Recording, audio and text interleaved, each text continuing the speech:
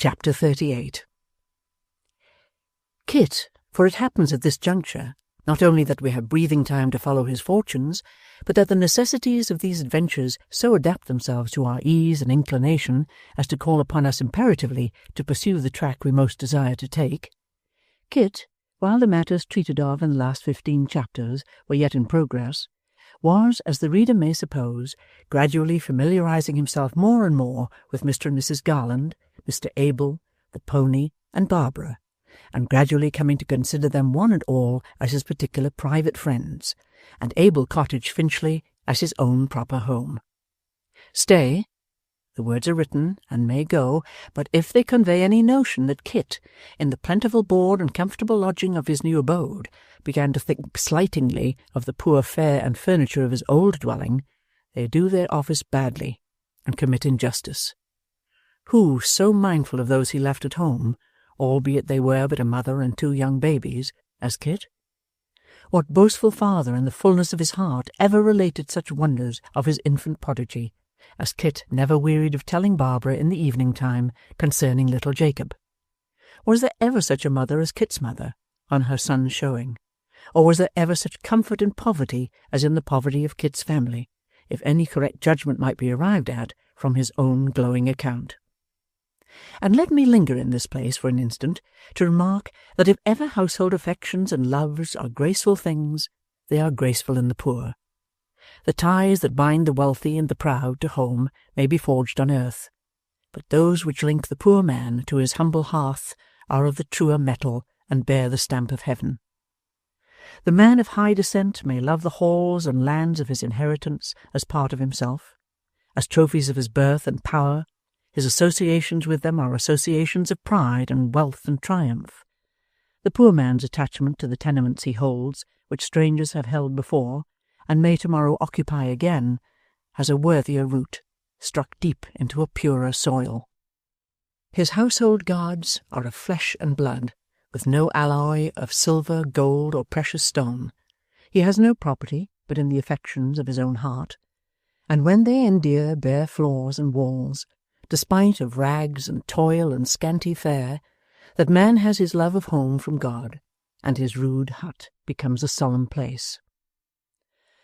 Oh, if those who rule the destinies of nations would but remember this, if they would but think how hard it is for the very poor to have engendered in their hearts that love of home from which all domestic virtues spring, when they live in dense and squalid masses where social decency is lost, or rather never found, if they would but turn aside from the wide thoroughfares and great houses and strive to improve the wretched dwellings in byways where only poverty may walk, many low roofs would point more truly to the sky than the loftiest steeple that now rears proudly up from the midst of guilt and crime and horrible disease to mock them by its contrast. In hollow voices from workhouse, hospital, and jail, this truth is preached from day to day, and has been proclaimed for years. It is no light matter, no outcry from the working vulgar, no mere question of the people's health and comforts that may be whistled down on Wednesday nights. In love of home, the love of country has its rise, and who are the truer patriots or the better in time of need?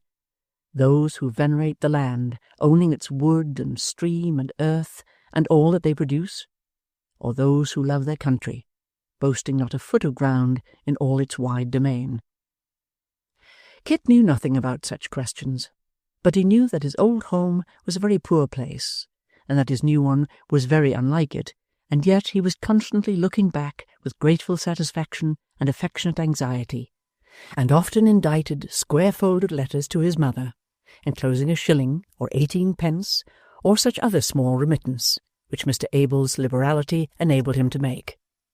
Sometimes, being in the neighbourhood, he had leisure to call upon her, and then great was the joy and pride of Kit's mother, and extremely noisy the satisfaction of little Jacob and the baby, and cordial the congratulations of the whole court, who listened with admiring ears to the accounts of Abel Cottage, and could never be told too much of its wonders and magnificence.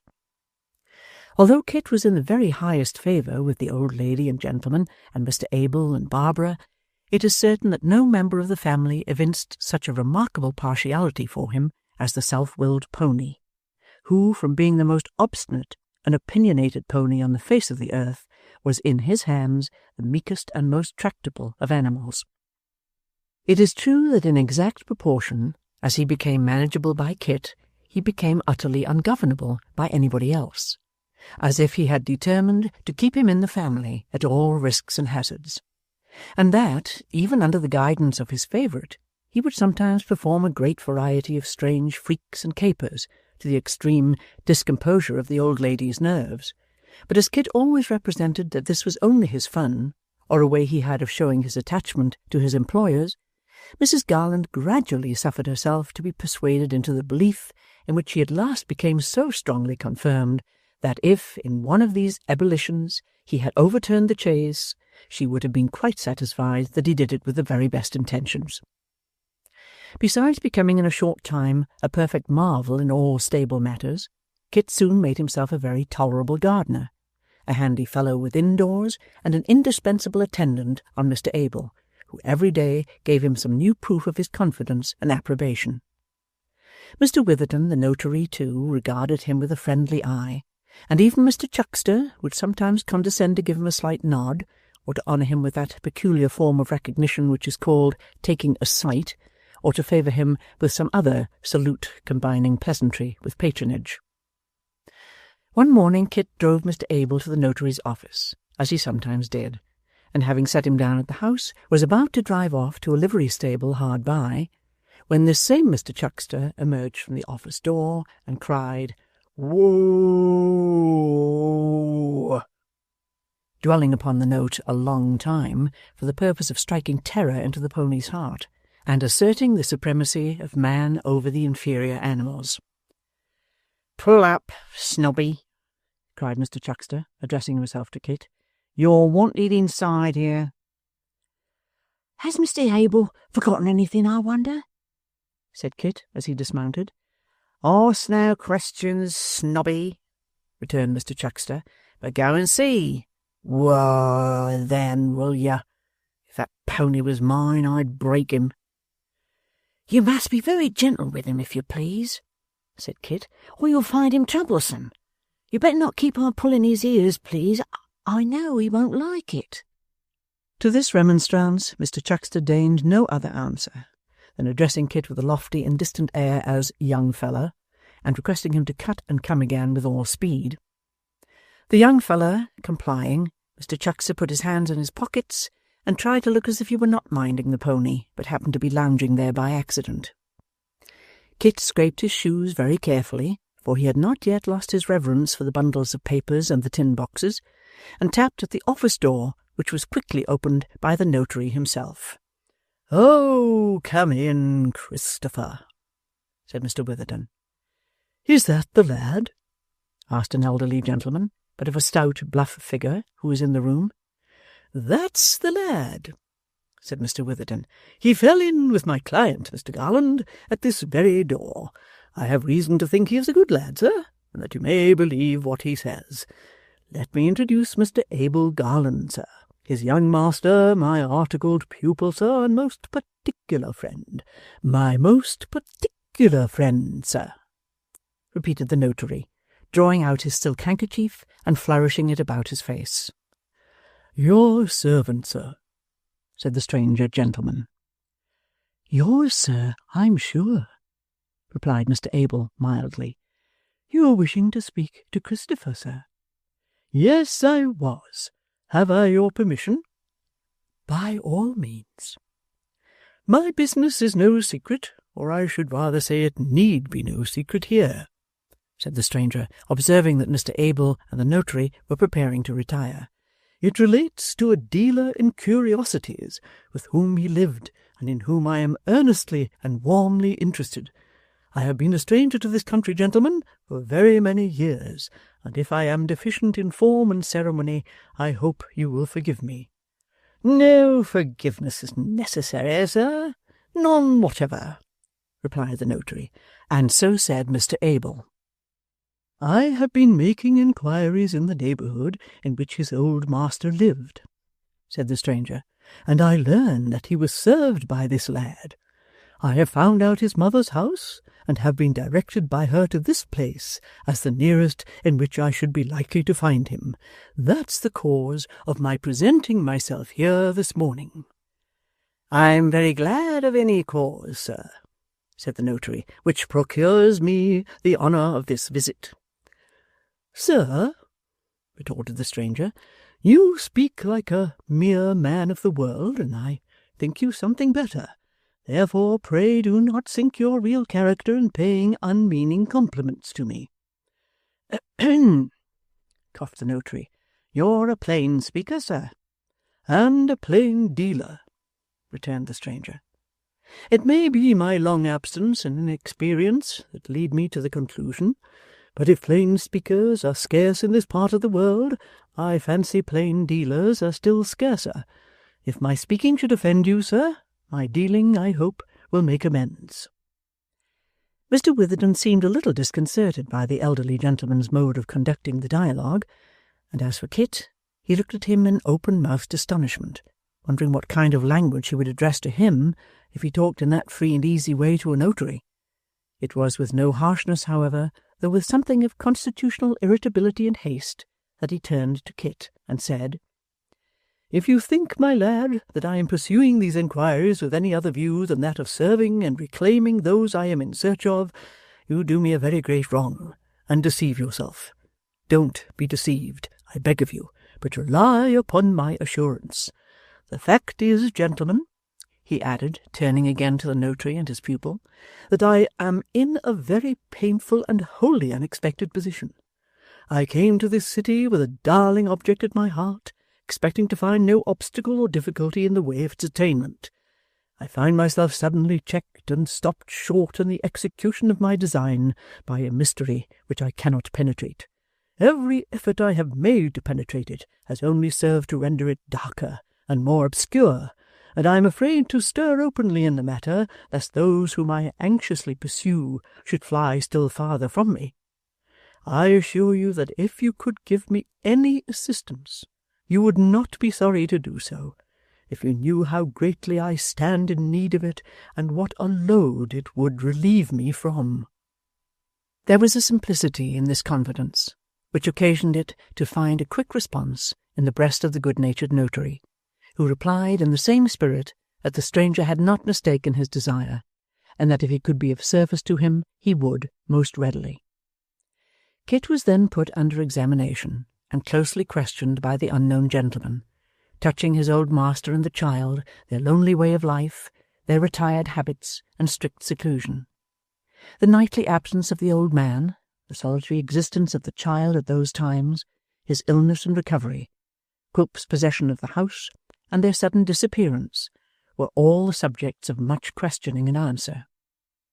Finally Kit informed the gentleman that the premises were now to let, and that a board upon the door referred all inquiries to Mr. Sampson Brass, solicitor of Bevis Marks, from whom he might perhaps learn some further particulars. "Not by inquiry," said the gentleman, shaking his head. "I live there." "Live at Brass's the attorney's?" cried Mr. Witherden in some surprise, having professional knowledge of the gentleman in question. "Aye," was the reply. "I entered on his lodgings t'other day, chiefly because I had seen this very board. It matters little to me where I live, and I had a desperate hope that some intelligence might be cast in my way there, which would not reach me elsewhere. Yes, I live at Brass's. More shame for me, I suppose." "That's a mere matter of opinion," said the notary, shrugging his shoulders. "He is looked upon as rather a doubtful character." "Doubtful?" echoed the other. "I am glad to hear there's any doubt about it. I suppose that had been thoroughly settled long ago, but will you let me speak a word or two with you in private?" Mr. Witherden consenting, they walked into that gentleman's private closet, and remained there, in close conversation, for some quarter of an hour, when they returned into the outer office. The stranger had left his hat in Mr. Witherden's room, and seemed to have established himself in this short interval on quite a friendly footing. "I'll not detain you any longer now," he said, putting a crown into Kit's hand and looking towards the notary. "You shall hear from me again. Not a word of this, you know, except to your master and mistress." "Mother, sir, would be glad to know," said Kit, faltering. "Glad to know what?" "Anything, so that it was no harm about Miss Nell." "Would she? Well then, you may tell her, if she can keep a secret. But mind, not a word of this to anybody else. Don't forget that. Be particular." "I'll take care, sir," said Kit. "Thank ye, sir, and good morning."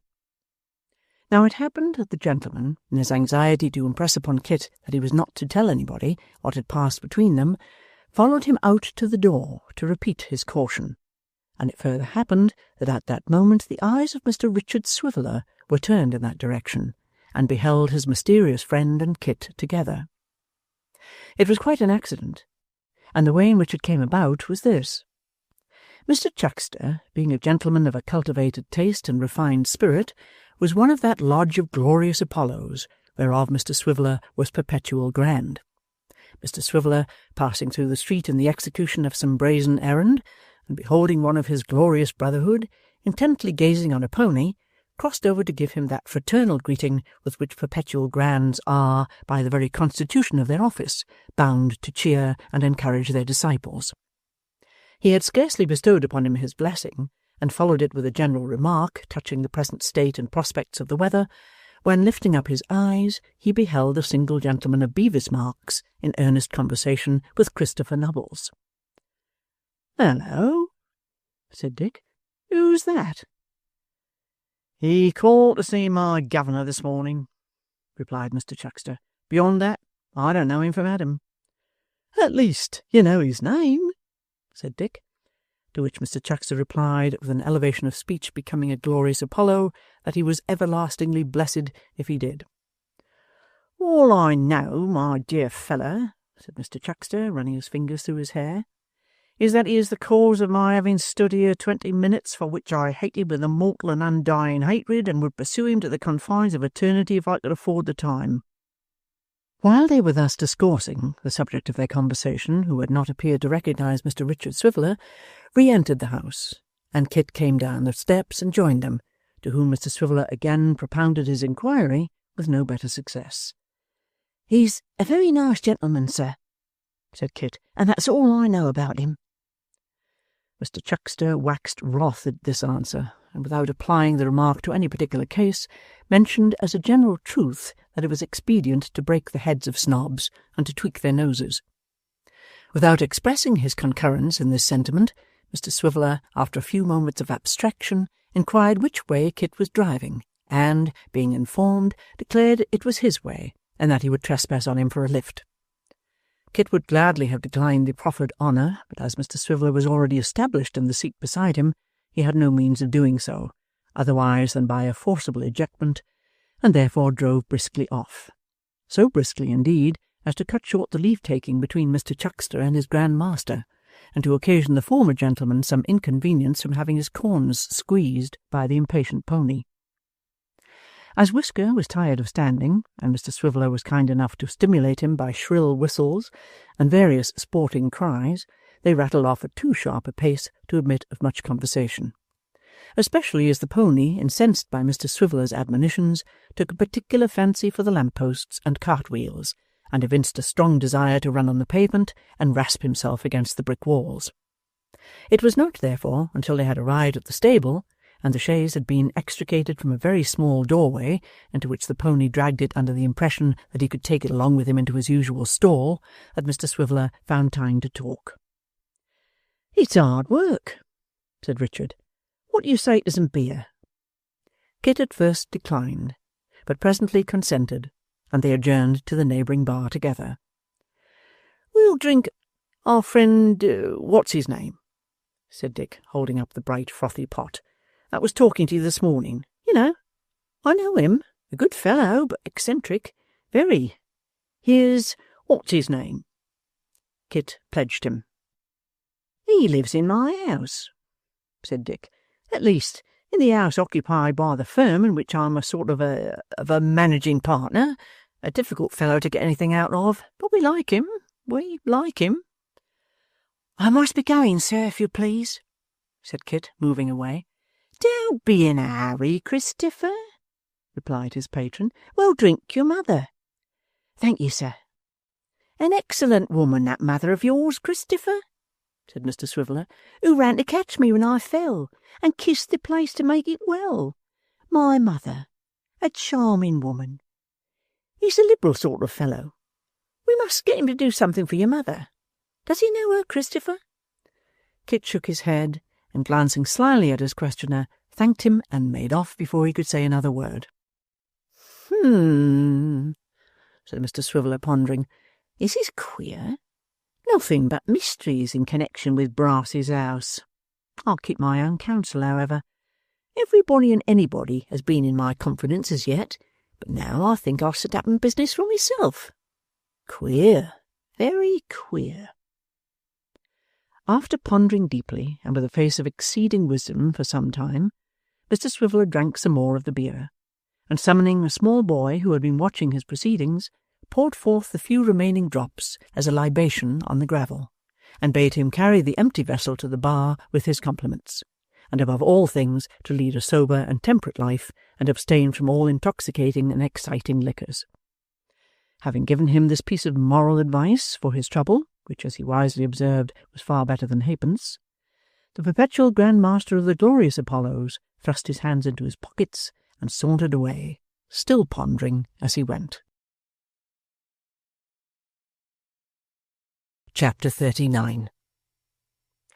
All that day, though he waited for Mr Abel until evening, Kit kept clear of his mother's house, determined not to anticipate the pleasures of the morrow, but to let them come in their full rush of delight, for tomorrow was the great and long-looked-for epoch in his life.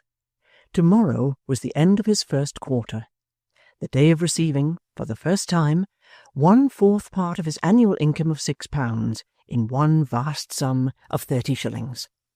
Tomorrow was to be a half-holiday, devoted to a whirl of entertainments, and little Jacob was to know what oysters meant, and to see a play. All manner of incidents combined in favour of the occasion. Not only had Mr and Mrs Garland forewarned him that they intended to make no deduction for his outfit from the great amount, but to pay it him unbroken in all its gigantic grandeur. Not only had the unknown gentleman increased the stock by the sum of 5 shillings, which was a perfect godsend, and in itself a fortune, not only had these things come to pass, which nobody could have calculated upon, or in their wildest dreams have hoped, but it was Barbara's quarter too. Barbara's quarter that very day, and Barbara had a half-holiday as well as Kit, and Barbara's mother was going to make one of the party, and to take tea with Kit's mother and cultivate her acquaintance. To be sure, Kit looked out of his window very early that morning to see which way the clouds were flying, and to be sure Barbara would have been at hers too, if she had not sat up so late overnight, starching and ironing small pieces of muslin and crimping them into frills and sewing them onto other pieces to form magnificent holes for next day's wear. But they were both up very early for all that, and had small appetites for breakfast and less for dinner, and were in a state of great excitement when Barbara's mother came in, with astonishing accounts of the fineness of the weather out of doors, but with a very large umbrella notwithstanding, for people like Barbara's mother seldom make holiday without one. And when the bell rang for them to go upstairs and receive their quarter's money in gold and silver. Well, wasn't Mr Garland kind when he said, "Christopher, here's your money, and you have earned it well." And wasn't Mrs Garland kind when she said, "Barbara, here's yours, and I'm much pleased with you." And didn't Kit sign his name bold to his receipt, and didn't Barbara sign her name all a-trembling to hers? And wasn't it beautiful to see how Mrs Garland poured out Barbara's mother a glass of wine, and didn't Barbara's mother speak up when she said, "Here's blessing you, ma'am, as a good lady, and you, sir, as a good gentleman, and Barbara, my love to you, and here's towards you, Mr Christopher." And wasn't she as long drinking it as if it had been a tumbler full? And didn't she look genteel, standing there with her gloves on? And wasn't there plenty of laughing and talking among them as they reviewed all these things upon the top of the coach, and didn't they pity the people who hadn't got a holiday? But Kit's mother, again, wouldn't anybody have supposed she had come of a good stock and been a lady all her life? There she was, quite ready to receive them, with a display of tea-things that might have warmed the heart of a china shop, and little Jacob and the baby in such a state of perfection that their clothes looked as good as new, though heaven knows they were old enough. Didn't she say, before they had sat down 5 minutes, that Barbara's mother was exactly the sort of lady she expected? And didn't Barbara's mother say that Kit's mother was the very picture of what she had expected? And didn't Kit's mother compliment Barbara's mother on Barbara? And didn't Barbara's mother compliment Kit's mother on Kit? And wasn't Barbara herself quite fascinated with little Jacob? And did ever a child show off when he was wanted, as that child did, or make such friends as he made? And we're both widows too, said Barbara's mother. We must have been made to know each other. I haven't a doubt about it, returned Mrs. Nubbles, and what a pity it is we didn't know each other sooner. But then, you know, it's such a pleasure, said Barbara's mother, to have it brought about by one's son and daughter that it's fully made up for, now ain't it?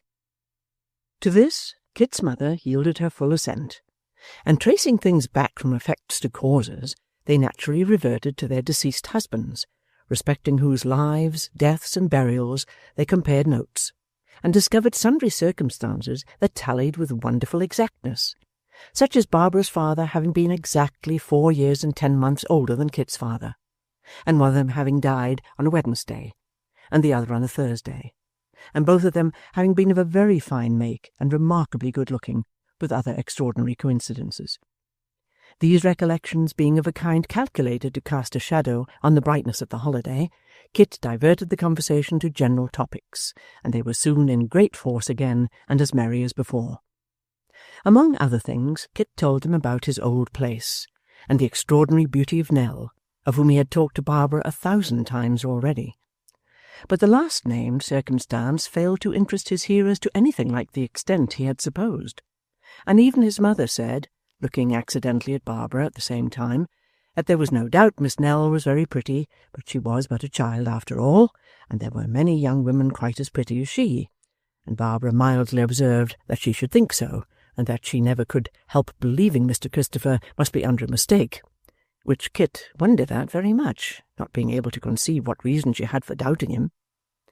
Barbara's mother, too, observed that it was very common for young folks to change at about 14 or 15, and whereas they had been very pretty before, to grow up quite plain, which truth she illustrated by many forcible examples, especially one of a young man who, being a builder with great prospects, had been particular in his attentions to Barbara, but whom Barbara would have nothing to say to, which, though everything happened for the best, she almost thought was a pity.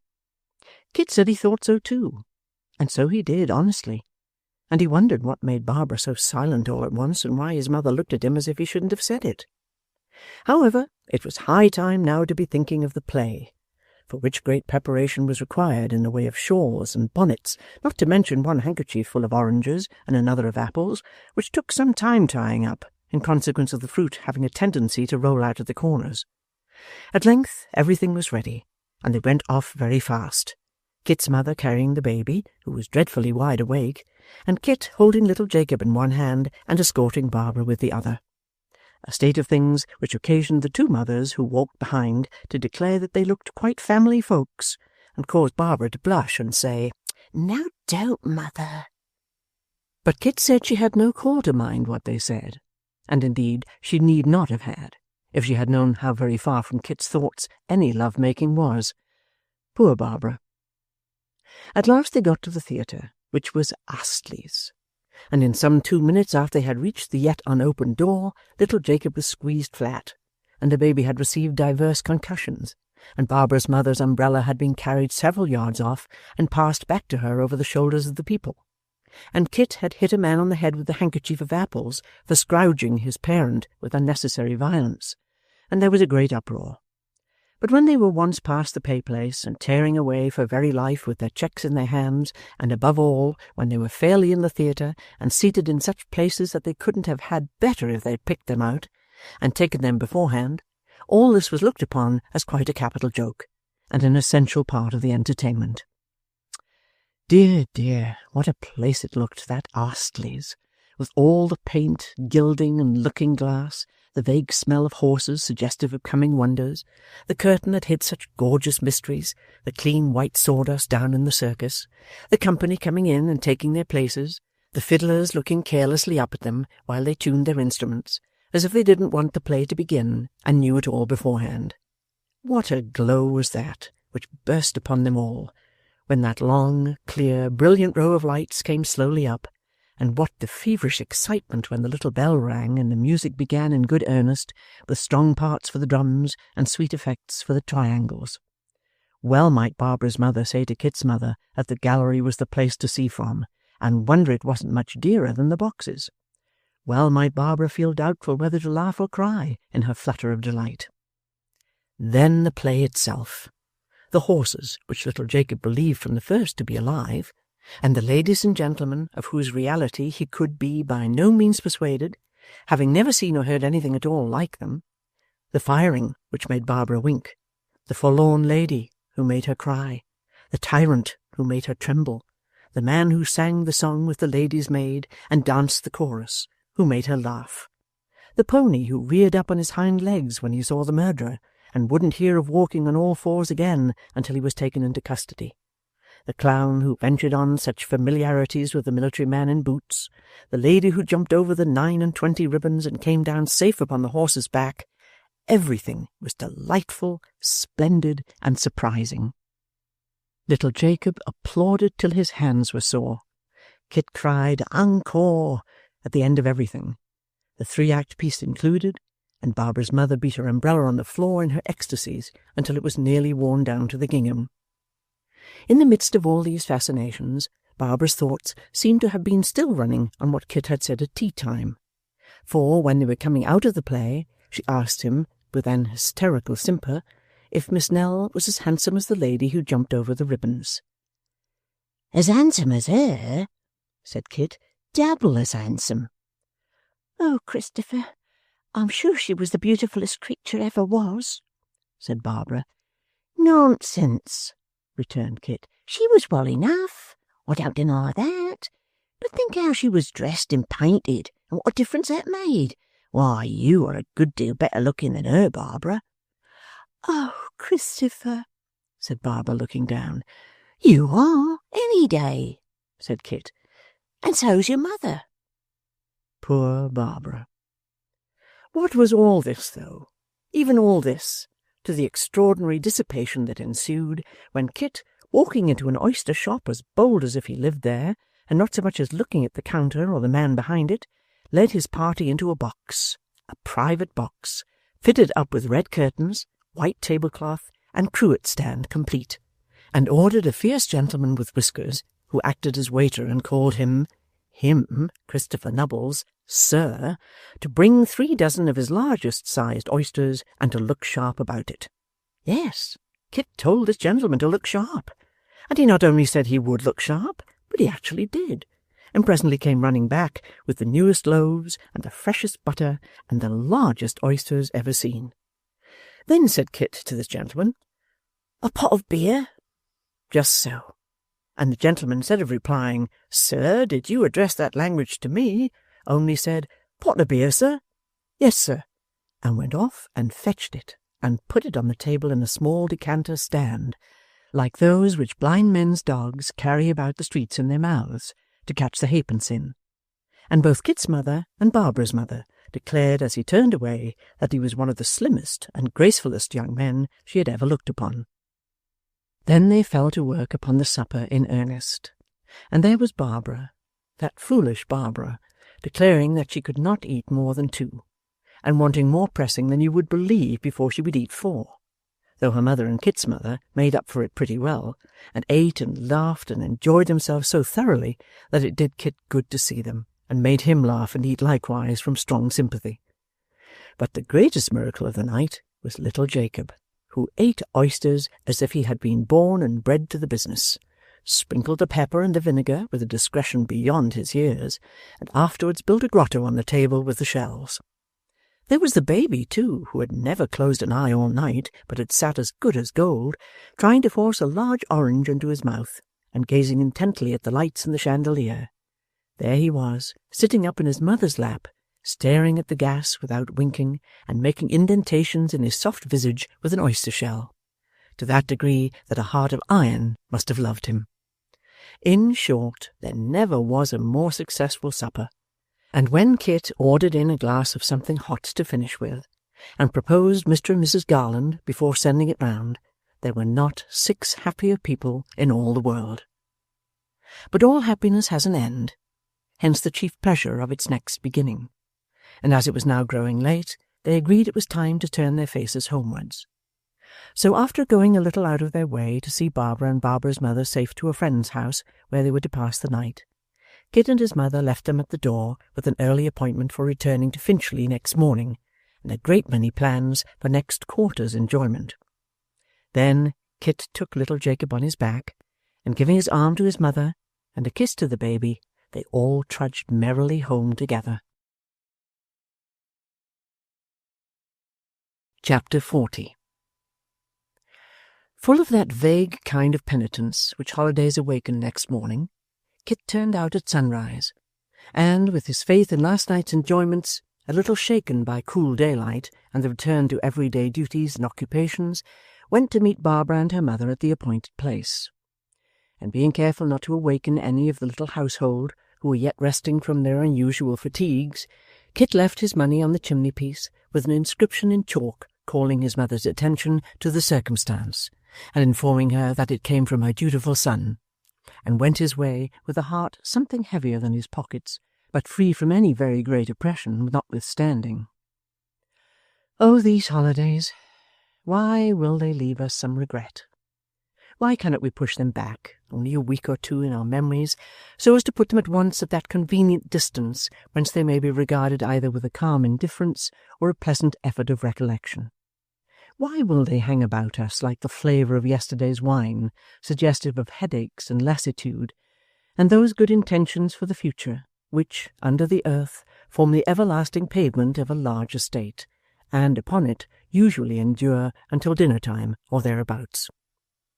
Who will wonder that Barbara had a headache, or that Barbara's mother was disposed to be cross, or that she slightly underrated Astley's, and thought the clown was older than they had taken him to be last night? Kit was not surprised to hear her say so, not he. He had already had a misgiving that the inconstant actors in that dazzling vision had been doing the same thing the night before last, and would do it again that night, and the next, and for weeks and months to come, though he would not be there. Such is the difference between yesterday and today. We are all going to the play, or coming home from it. However, the sun himself is weak when he first rises, and gathers strength and courage as the day gets on. By degrees they began to recall circumstances more and more pleasant in their nature, until, what between talking, walking, and laughing, they reached Finchley in such good heart that Barbara's mother declared she never felt less tired or in better spirits. And so said Kit. Barbara had been silent all the way, but she said so too. Poor little Barbara! She was very quiet.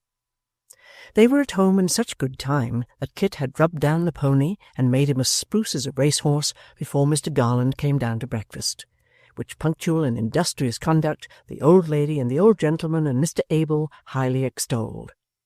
At his usual hour, or rather at his usual minute and second, for he was the soul of punctuality, Mr. Abel walked out, to be overtaken by the London coach, and Kit and the old gentleman went to work in the garden.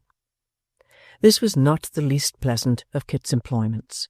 On a fine day they were quite a family party, the old lady sitting hard by with her work-basket on a little table, the old gentleman digging or pruning or clipping about with a large pair of shears, or helping Kit in some way or other with great assiduity, and Whisker looking on from his paddock in placid contemplation of them all.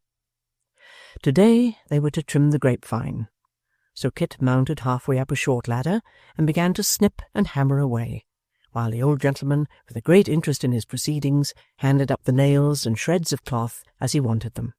The old lady and Whisker looked on as usual. "Well, Christopher," said Mr. Garland, "and so you have made a new friend, eh?" "I beg your pardon, sir," returned Kit, looking down from the ladder. "You have made a new friend, I hear, from Mr. Abel," said the old gentleman. "At the office." Oh, yes, sir, yes. He behaved very handsome, sir. "I'm glad to hear it," returned the old gentleman with a smile. "He is disposed to behave more handsomely still, though, Christopher." Indeed, sir.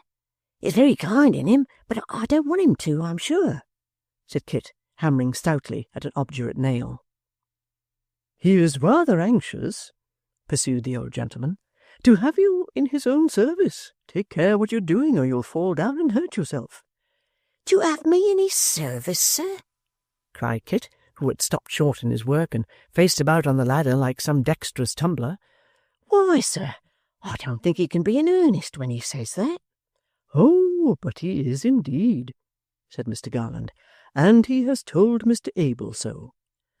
"I never heard of such a thing," muttered Kit, looking ruefully at his master and mistress. "I wonder at him, that I do." "You see, Christopher," said Mr. Garland, "this is a point of much importance to you, and you should understand and consider it in that light. This gentleman is able to give you more money than I. Not, I hope, to carry through the various relations of master and servant more kindness and confidence, but certainly, Christopher, to give you more money." "Well," said Kit, "after that, sir—" "Wait a moment," interposed Mr. Garland. "That is not all. You are a very faithful servant to your old employers, as I understand, and should this gentleman recover them, as it is his purpose to attempt doing by every means in his power, I have no doubt that you, being in his service, would meet with your reward. Besides," added the old gentleman with stronger emphasis, "besides having the pleasure of being again brought into communication with those to whom you seem to be very strongly and disinterestedly attached. You must think of all this, Christopher, and not be rash or hasty in your choice." Kit did suffer one twinge, one momentary pang, in keeping the resolution he had already formed, when this last argument passed swiftly into his thoughts, and conjured up the realization of all his hopes and fancies. But it was gone in a minute, and he sturdily rejoined that the gentleman must look out for somebody else, as he did think he might have done at first. "He has no right to think that I'll be led away to go to him, sir," said Kit, turning round again after half a minute's hammering. "Does he think I'm a fool?" "He may, perhaps, Christopher, if you refuse his offer," said Mr. Garland gravely. "Then let him, sir," retorted Kit. "What do I care, sir, what he thinks? Why should I care for his thinking, sir, when I know that I should be a fool, and worse than a fool, sir, to leave the kindest master and mistress that ever was or can be, who took me out of the streets, a very poor and hungry lad indeed, poorer and hungrier perhaps than even you think for, sir, to go to him or anybody. If Miss Nell was to come back, ma'am," added Kit, turning suddenly to his mistress, "why, that would be another thing, and perhaps if she wanted me, I might ask you now and then to let me work for her when all was done at home. But when she comes back, I see now that she'd be rich as old master always said she would, and being a rich young lady, what could she want of me? No, no," added Kit, shaking his head sorrowfully, "she'll never want me any more, and bless her, I hope she never may, though I should like to see her too." Here Kit drove a nail into the wall very hard, much harder than was necessary, and having done so, faced about again. "There's the pony, sir," said Kit. "Whisker, ma'am. And he knows so well I'm talking about him that he begins to neigh directly, sir. Would he let anybody come near him but me, ma'am? Here's the garden, sir, and Mr. Abel, ma'am. Would Mr. Abel part with me, sir, or is there anybody that could be fonder of the garden, ma'am? It would break mother's heart, sir, and even little Jacob would have sense enough to cry his eyes out, ma'am, if he thought that Mr. Abel could wish to part with me so soon, after having told me only the other day that he hoped we might be together for years to come." There was no telling how long Kit might have stood upon the ladder, addressing his master and mistress by turns, and generally turning towards the wrong person, if Barbara had not at that moment come running up to say that a messenger from the office had brought a note, which, with an expression of some surprise at Kit's oratorical appearance, she put into her master's hand. "Oh," said the old gentleman, after reading it, "ask the messenger to walk this way." Barbara tripping off to do as she was bid, he turned to Kit and said that they would not pursue the subject any further, and that Kit could not be more unwilling to part with them than they would be to part with Kit, a sentiment which the old lady very generously echoed. "At the same time, Christopher," added Mr. Garland, glancing at the note in his hand, "if the gentleman should want to borrow you now and then for an hour or so, or even a day or so at a time, we must consent to lend you, and you must consent to be lent. Oh, here is the young gentleman. How do you do, sir?" This salutation was addressed to Mr. Chuckster, who, with his hat extremely on one side, and his hair a long way beyond it, came swaggering up the walk. "Hope I see you well, sir," returned that gentleman. "Hope I see you well, ma'am. Charming box this, sir. Delicious country, to be sure." "You want to take Kit back with you, I find," observed Mr. Garland. "I have got a chariot cab waiting on purpose," replied the clerk. "A very spanking grey in that cab, sir, if you're a judge of horseflesh." Declining to inspect the spanking grey, on the plea that he was but poorly acquainted with such matters and would but imperfectly appreciate his beauties, Mr. Garland invited Mr. Chuckster to partake of a slight repast in the way of lunch. That gentleman readily consenting, certain cold viands, flanked with ale and wine, were speedily prepared for his refreshment. At this repast, Mr. Chuckster exerted his utmost abilities to enchant his entertainers and impress them with a conviction of the mental superiority of those who dwelt in town, with which view he led the discourse to the small scandal of the day in which he was justly considered by his friends to shine prodigiously. Thus he was in a condition to relate the exact circumstances of the difference between the Marquis of Misler and Lord Bobby, which it appeared originated in a disputed bottle of champagne and not in a pigeon pie, as erroneously reported in the newspapers. Neither had Lord Bobby said to the Marquis of Misler, "Misler, one of us two tells a lie, and I'm not the man," as incorrectly stated by the same authorities, but, "Misler, you know where I'm to be found, and damn, sir, find me if you want me," which, of course, entirely changed the aspect of this interesting question, and placed it in a very different light. He also acquainted them with the precise amount of the income guaranteed by the Duke of Thigsbury to Violetta Stetter of the Italian Opera, which it appeared was payable quarterly, and not half-yearly, as the public had been given to understand, and which was exclusive, and not inclusive, as had been monstrously stated, of jewellery, perfumery, hair-powder for 5 footmen, and 2 daily changes of kid gloves for a page. Having entreated the old lady and gentleman to set their minds at rest on these absorbing points, for they might rely on his statement being the correct one, Mr. Chuckster entertained them with theatrical chit-chat and the court circular, and so wound up a brilliant and fascinating conversation which he had maintained alone and without any assistance whatever for upwards of 3/4 of an hour. "And now that the nag has got his wind again," said Mr. Chuckster, rising in a graceful manner, "I'm afraid I must cut me stick." Neither Mr. nor Mrs. Garland offered any opposition to his tearing himself away, feeling no doubt that such a man could ill be spared from his proper sphere of action, and therefore Mr. Chuckster and Kit were shortly afterwards upon their way to town, Kit being perched upon the box of the cabriolet beside the driver, and Mr. Chuckster seated in solitary state inside, with one of his boots sticking out at each of the front windows. When they reached the notary's house, Kit followed into the office, and was desired by Mr. Abel to sit down and wait, for the gentleman who wanted him had gone out, and perhaps might not return for some time. This anticipation was strictly verified, for Kit had had his dinner, and his tea, and had read all the lighter matter in the law list and the post-office directory, and had fallen asleep a great many times before the gentleman whom he had seen before came in, which he did at last in a very great hurry. He was closeted with Mr. Witherden for some little time, and Mr. Abel had been called in to assist at the conference, before Kit, wondering very much what he was wanted for, was summoned to attend them.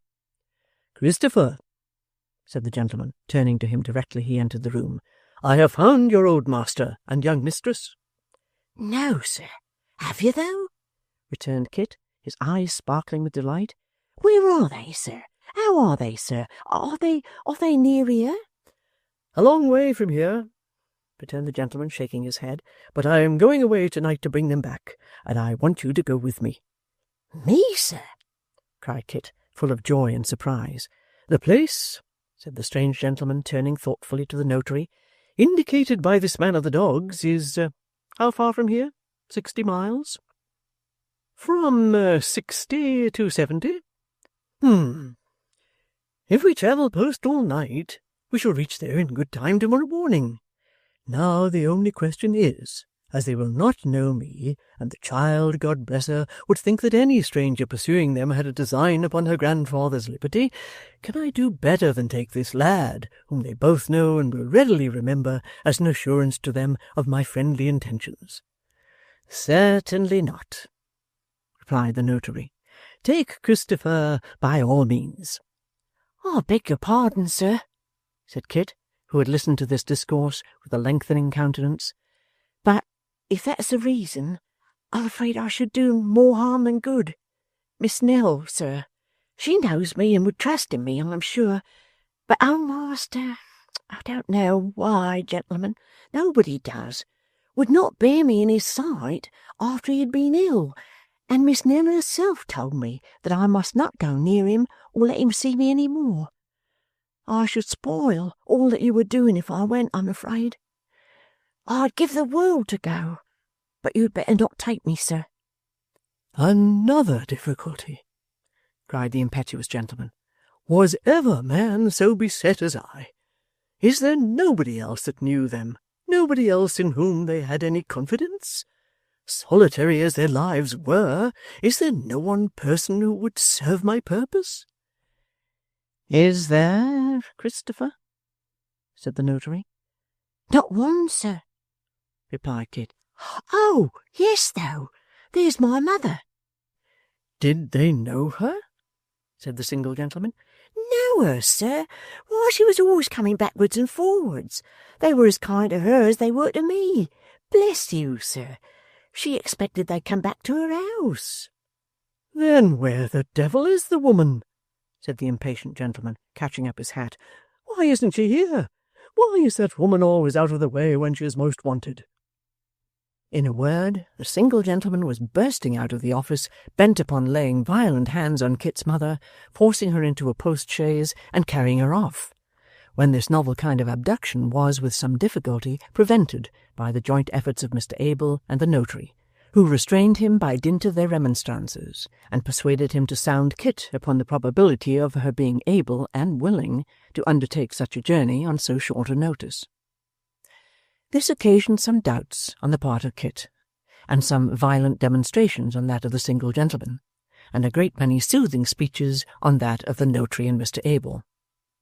The upshot of the business was that Kit, after weighing the matter in his mind and considering it carefully, promised on behalf of his mother that she should be ready within 2 hours from that time to undertake the expedition, and engaged to produce her in that place, in all respects equipped and prepared for the journey, before the specified period had expired.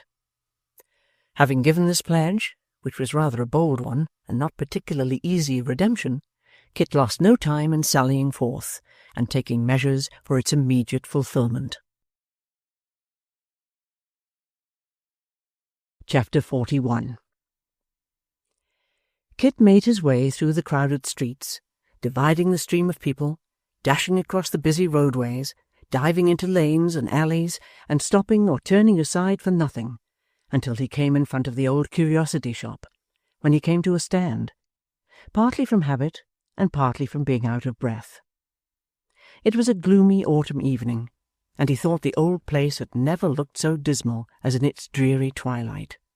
The windows broken, the rusty sashes rattling in their frames, the deserted house a dull barrier dividing the glaring lights and bustle of the street into 2 long lines, and standing in the midst, cold, dark, and empty, presented a cheerless spectacle which mingled harshly with the bright prospects the boy had been building up for its late inmates, and came like a disappointment or misfortune.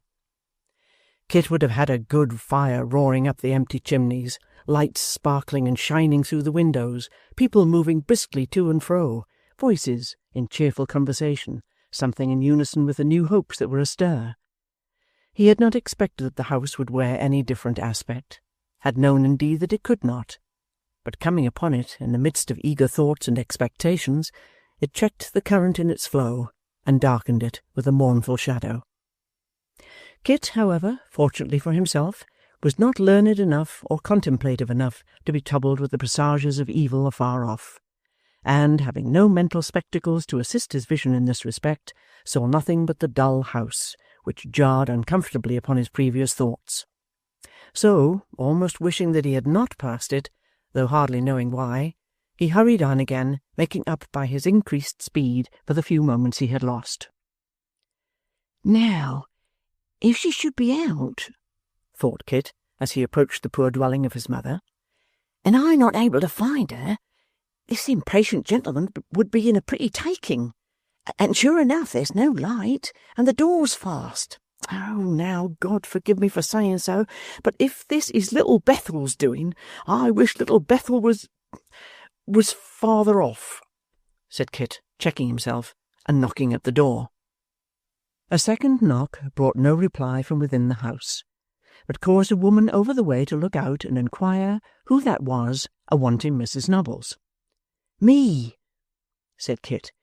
She's at little Bethel, I suppose, getting out the name of the obnoxious conventicle with some reluctance, and laying a spiteful emphasis upon the words. The neighbour nodded assent. Then pray, tell me where it is, said Kit, for I have come on a pressing matter, and must fetch her out, even if she was in the pulpit. It was not very easy to procure a direction to the fold in question, as none of the neighbours were of the flock that resorted thither, and few knew anything more of it than the name. At last, a gossip of Mrs. Nubbles's, who had accompanied her to chapel on one or two occasions when a comfortable cup of tea had preceded her devotions, furnished the needful information, which Kit had no sooner obtained than he started off again. Little Bethel might have been nearer, and might have been in a straighter road, though in that case the reverend gentleman who presided over its congregation would have lost his favourite allusion to the crooked ways by which it was approached, and which enabled him to liken it to paradise itself, in contradistinction to the parish church and the broad thoroughfare leading thereunto. Kit found it at last after some trouble, and pausing at the door to take breath that he might enter with becoming decency, passed into the chapel.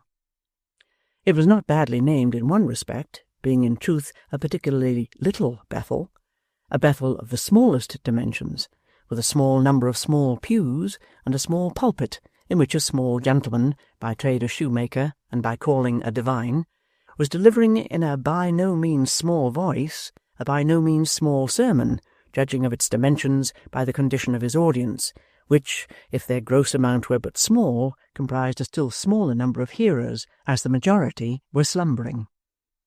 Among these was Kit's mother, who, finding it matter of extreme difficulty to keep her eyes open after the fatigues of last night, and feeling their inclination to close strongly backed and seconded by the arguments of the preacher, had yielded to the drowsiness that overpowered her, and fallen asleep, though not so soundly but that she could from time to time utter a slight and almost inaudible groan, as if in recognition of the orator's doctrines. The baby in her arms was as fast asleep as she, and little Jacob, whose youth prevented him from recognizing in this prolonged spiritual nourishment anything half as interesting as oysters, was alternately very fast asleep and very wide awake, as his inclination to slumber or his terror of being personally alluded to in the discourse gained the mastery over him. And now I'm here, thought Kit, gliding into the nearest empty pew, which was opposite his mother's, and on the other side of the little aisle. How am I ever to get at her or persuade her to come out? I might as well be 20 miles off. She'll never wake till it's all over, and there goes the clock again. If he would but leave off for a minute, or if they'd only sing. But there was little encouragement to believe that either event would happen for a couple of hours to come. The preacher went on telling them what he meant to convince them of before he had done, and it was clear that if he only kept to one half of his promises and forgot the other, he was good for that time at least. In his desperation and restlessness, Kit cast his eyes about the chapel, and happening to let them fall upon a little seat in front of the clerk's desk, could scarcely believe them when they showed him Quilp. He rubbed them twice or thrice, but still they insisted that Quilp was there, and there indeed he was, sitting with his hands upon his knees and his hat between them on a little wooden bracket, with the accustomed grin on his dirty face and his eyes fixed upon the ceiling. He certainly did not glance at Kit or at his mother, and appeared utterly unconscious of their presence. Still, Kit could not help feeling directly that the attention of the sly little fiend was fastened upon them, and upon nothing else. But, astounded as he was by the apparition of the dwarf among the little Bethelites, and not free from a misgiving that it was the forerunner of some trouble or annoyance, he was compelled to subdue his wonder, and to take active measures for the withdrawal of his parent, as the evening was now creeping on and the matter grew serious. Therefore, the next time little Jacob woke, Kit set himself to attract his wandering attention, and this not being a very difficult task, one sneeze effected it, he signed to him to rouse his mother. Ill luck would have it, however, that just then the preacher, in a forcible exposition of one head of his discourse, leaned over upon the pulpit desk, so that very little more of him than his legs remained inside, and while he made vehement gestures with his right hand, and held on with his left, stared, or seemed to stare, straight into little Jacob's eyes, threatening him by his strained look and attitude, so it appeared to the child that if he so much as moved a muscle, he, the preacher, would be literally, and not figuratively, down upon him that instant.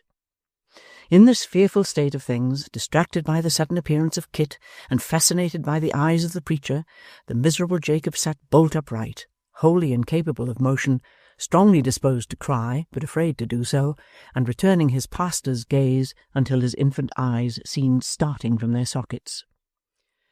"If I must do it openly, I must," thought Kit.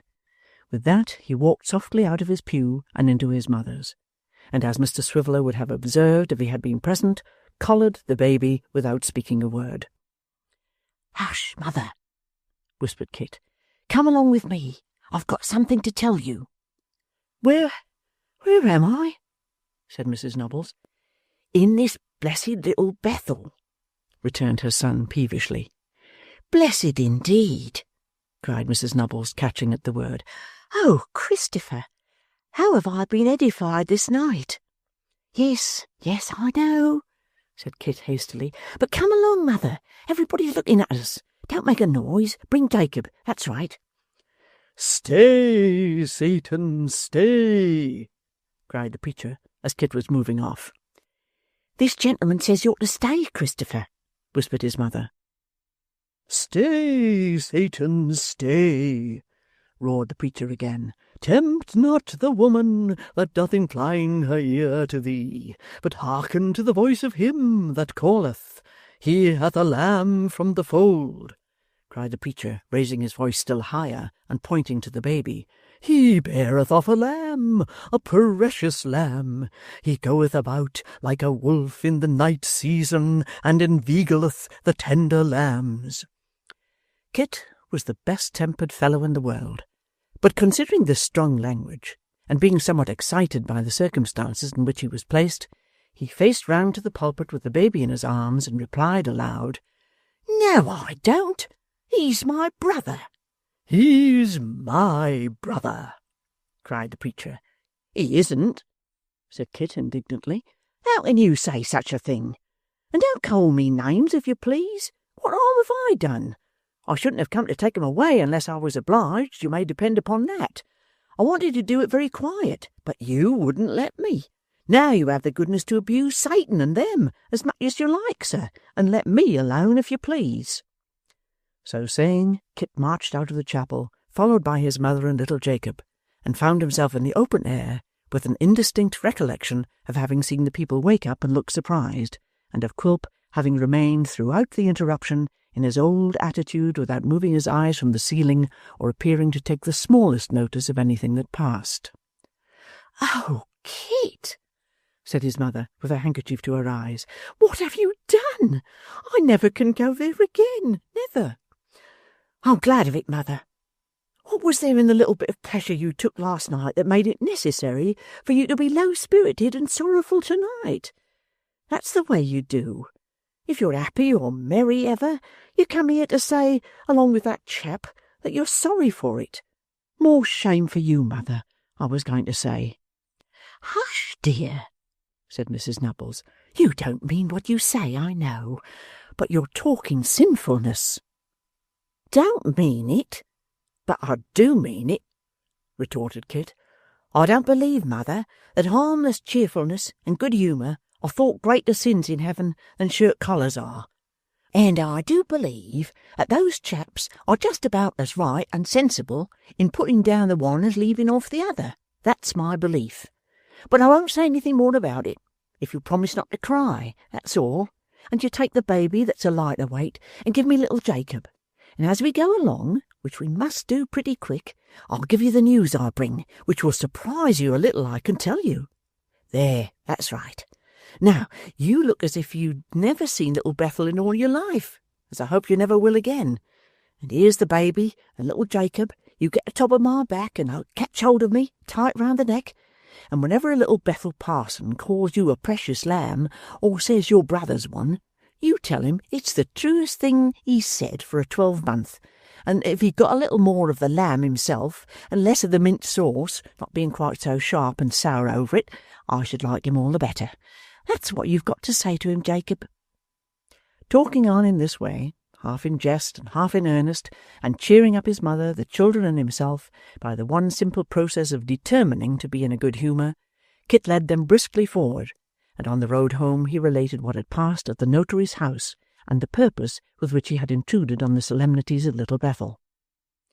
His mother was not a little startled on learning what service was required of her, and presently fell into a confusion of ideas, of which the most prominent were that it was a great honour and dignity to ride in a post-chaise, and that it was a moral impossibility to leave the children behind.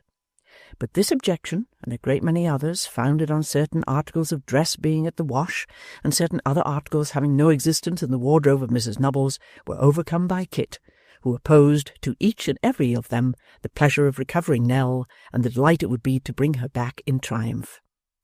"There's only 10 minutes now, mother," said Kit when they reached home. "There's the bandbox. Throw in what you want, and we'll be off directly." To tell how Kit then hustled into the box all sorts of things which could by no remote contingency be wanted, and how he left out everything likely to be of the smallest use, how a neighbour was persuaded to come and stop with the children, and how the children at first cried dismally, and then laughed heartily on being promised all kinds of impossible and unheard-of toys, how Kit's mother wouldn't leave off kissing them, and how Kit couldn't make up his mind to be vexed with her for doing it, would take more time and room than you and I can spare. So, passing over all such matters, it is sufficient to say that within a few minutes after the 2 hours had expired, Kit and his mother arrived at the notary's door, where a post-chaise was already waiting. "With 4 horses, I declare," said Kit, quite aghast at the preparations. "Well, you are going to do it, mother?" "Here she is, sir. Here's my mother. She's quite ready, sir." "That's well," returned the gentleman. "Now, don't be in a flutter, ma'am. You'll be taken great care of. Where's the box with the new clothing and necessaries for them?" "Here it is," said the notary. "In with it, Christopher." "All right, sir," replied Kit. "Quite ready now, sir." "Then come along," said the single gentleman, and thereupon he gave his arm to Kit's mother, handed her into the carriage as politely as you please, and took his seat beside her. Up went the steps, bang went the door, round whirled the wheels, and off they rattled, with Kit's mother hanging out at one window, waving a damp pocket-handkerchief, and screaming out a great many messages to little Jacob and the baby, of which nobody heard a word. Kit stood in the middle of the road, and looked after them with tears in his eyes, not brought there by the departure he witnessed, but by the return to which he looked forward. "They went away," he thought, "on foot, with nobody to speak to them or say a kind word at parting. And they'll come back, drawn by 4 horses, with this rich gentleman for their friend, and all their troubles over. She'll forget that she taught me to write. Whatever Kit thought about after this took some time to think of, for he stood gazing up the lines of shining lamps long after the chaise had disappeared, and did not return into the house until the notary and Mr. Abel, who had themselves lingered outside till the sound of the wheels was no longer distinguishable, had several times wondered what could possibly detain him. Chapter 42. It behoves us to leave Kit for a while, thoughtful and expectant, and to follow the fortunes of little Nell, resuming the thread of the narrative at the point where it was left some chapters back. In one of those wanderings in the evening time, when, following the two sisters at a humble distance, she felt, in her sympathy with them and her recognition in their trials, of something akin to her own loneliness of spirit, a comfort and consolation which made such moments a time of deep delight, though the softened pleasures they yielded was of that kind which lives and dies in tears. In one of those wanderings at the quiet hour of twilight, when sky and earth and air and rippling water and sound of distant bells claimed kindred with the emotions of the solitary child, and inspired her with soothing thoughts, but not of a child's world, or its easy joys. In one of those rambles, which had now become her only pleasure or relief from care, light had faded into darkness and evening deepened into night, and still the young creature lingered in the gloom, feeling a companionship in nature so serene and still, when noise of tongues and glare of garish lights would have been solitude indeed. The sisters had gone home, and she was alone. She raised her eyes to the bright stars, looking down so mildly from the wide worlds of air, and gazing on them found new stars burst upon her view, and more beyond again, until the whole great expanse sparkled with shining spheres, rising higher and higher in immeasurable space, eternal in their numbers as in changeless and incorruptible existence. She bent over the calm river, and saw them shining in the same majestic order as when the dove beheld them gleaming through the swollen waters upon the mountain tops down far below, and dead mankind 1,000,000 fathoms deep. The child sat silently beneath a tree, hushed in her very breath by the stillness of the night and all its attendant wonders. The time and place awoke reflection, and she thought with a quiet hope, less hope perhaps than resignation, on the past and present and what was yet before her. Between the old man and herself there had come a gradual separation, harder to bear than any former sorrow.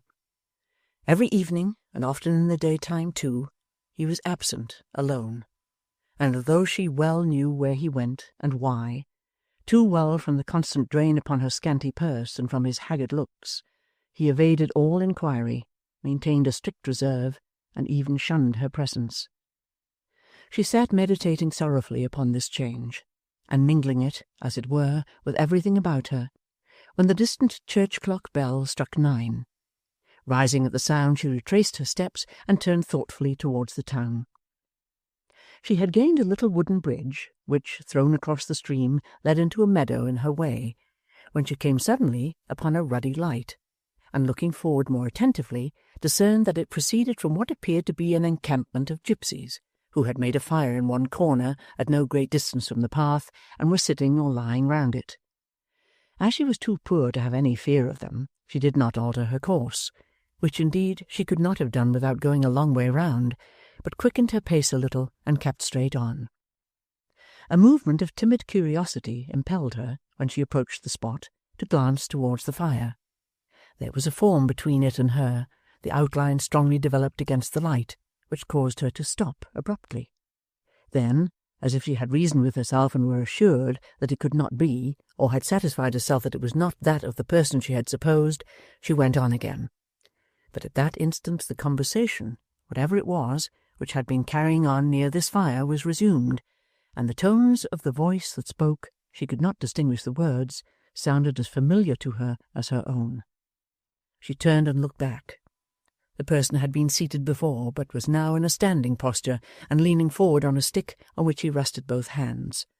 The attitude was no less familiar to her than the tone of voice had been. It was her grandfather. Her first impulse was to call to him, her next to wonder who his associates could be and for what purpose they were together. Some vague apprehension succeeded, and, yielding to the strong inclination it awakened, she drew nearer to the place, not advancing across the open field, however, but creeping towards it by the hedge. In this way she advanced within a few feet of the fire, and standing among a few young trees, could both see and hear without much danger of being observed. There were no women or children, as she had seen in other gipsy camps they had passed in their wayfaring, and but one gipsy, a tall, athletic man, who stood with his arms folded, leaning against a tree at a little distance off, looking now at the fire, and now, under his black eyelashes, at 3 other men who were there, with a watchful but half-concealed interest in their conversation. Of these, her grandfather was one. The others she recognized as the first card-players at the public house on the eventful night of the storm, the man whom they had called Isaac List, and his gruff companion. One of the low-arched gipsy tents, common to that people, was pitched hard by, but it either was, or appeared to be, empty. "Well, are you going?" said the stout man, looking up from the ground where he was lying at his ease into her grandfather's face. "You were in a mighty hurry a minute ago. Go if you like. You're your own master, I hope." "Don't vex him," returned Isaac List, who was squatting like a frog on the other side of the fire, and had so screwed himself up that he seemed to be squinting all over. "He didn't mean any offence." "You keep me poor, and plunder me, and make a sport and jest of me besides," said the old man, turning from one to the other. "Ye'll drive me mad among ye." The utter irresolution and feebleness of the grey-haired child, contrasted with the keen and cunning looks of those in whose hands he was, smote upon the little listener's heart. But she constrained herself to attend to all that passed, and to note each look and word. "Confound you! What do you mean?" said the stout man, rising a little and supporting himself on his elbow. "Keep you poor? You'd keep us poor if you could, wouldn't you? That's the way with you whining, puny, pitiful players. When you lose, you're martyrs. But I don't find that when you win. You look upon the other losers in that light. As to plunder," cried the fellow, raising his voice, "damn! What do you mean by such ungentlemanly language as plunder, eh?" The speaker laid himself down again at full length, and gave 1 or 2 short, angry kicks, as if in further expression of his unbounded indignation. It was quite plain that he acted the bully, and his friend the peacemaker, for some particular purpose, or rather it would have been to any one but the weak old man, for they exchanged glances quite openly, both with each other and with the gipsy, who grinned his approval of the jest until his white teeth shone again. The old man stood helplessly among them for a little time, and then said, turning to his assailant, "You yourself were speaking of plunder just now, you know. Don't be so violent with me. You were you not?" "Not of plundering among present company. Honour among gentlemen, sir," returned the other, who seemed to have been very near giving an awkward termination to the sentence. "Don't be hard about him, Jowl," said Isaac List. "He's very sorry for giving offence. There, go on with what you're saying. Go on."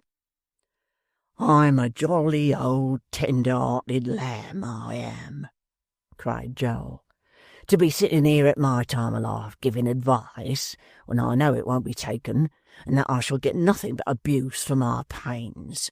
But that's the way I've gone through life. Experience has never put a chill upon my warm-heartedness."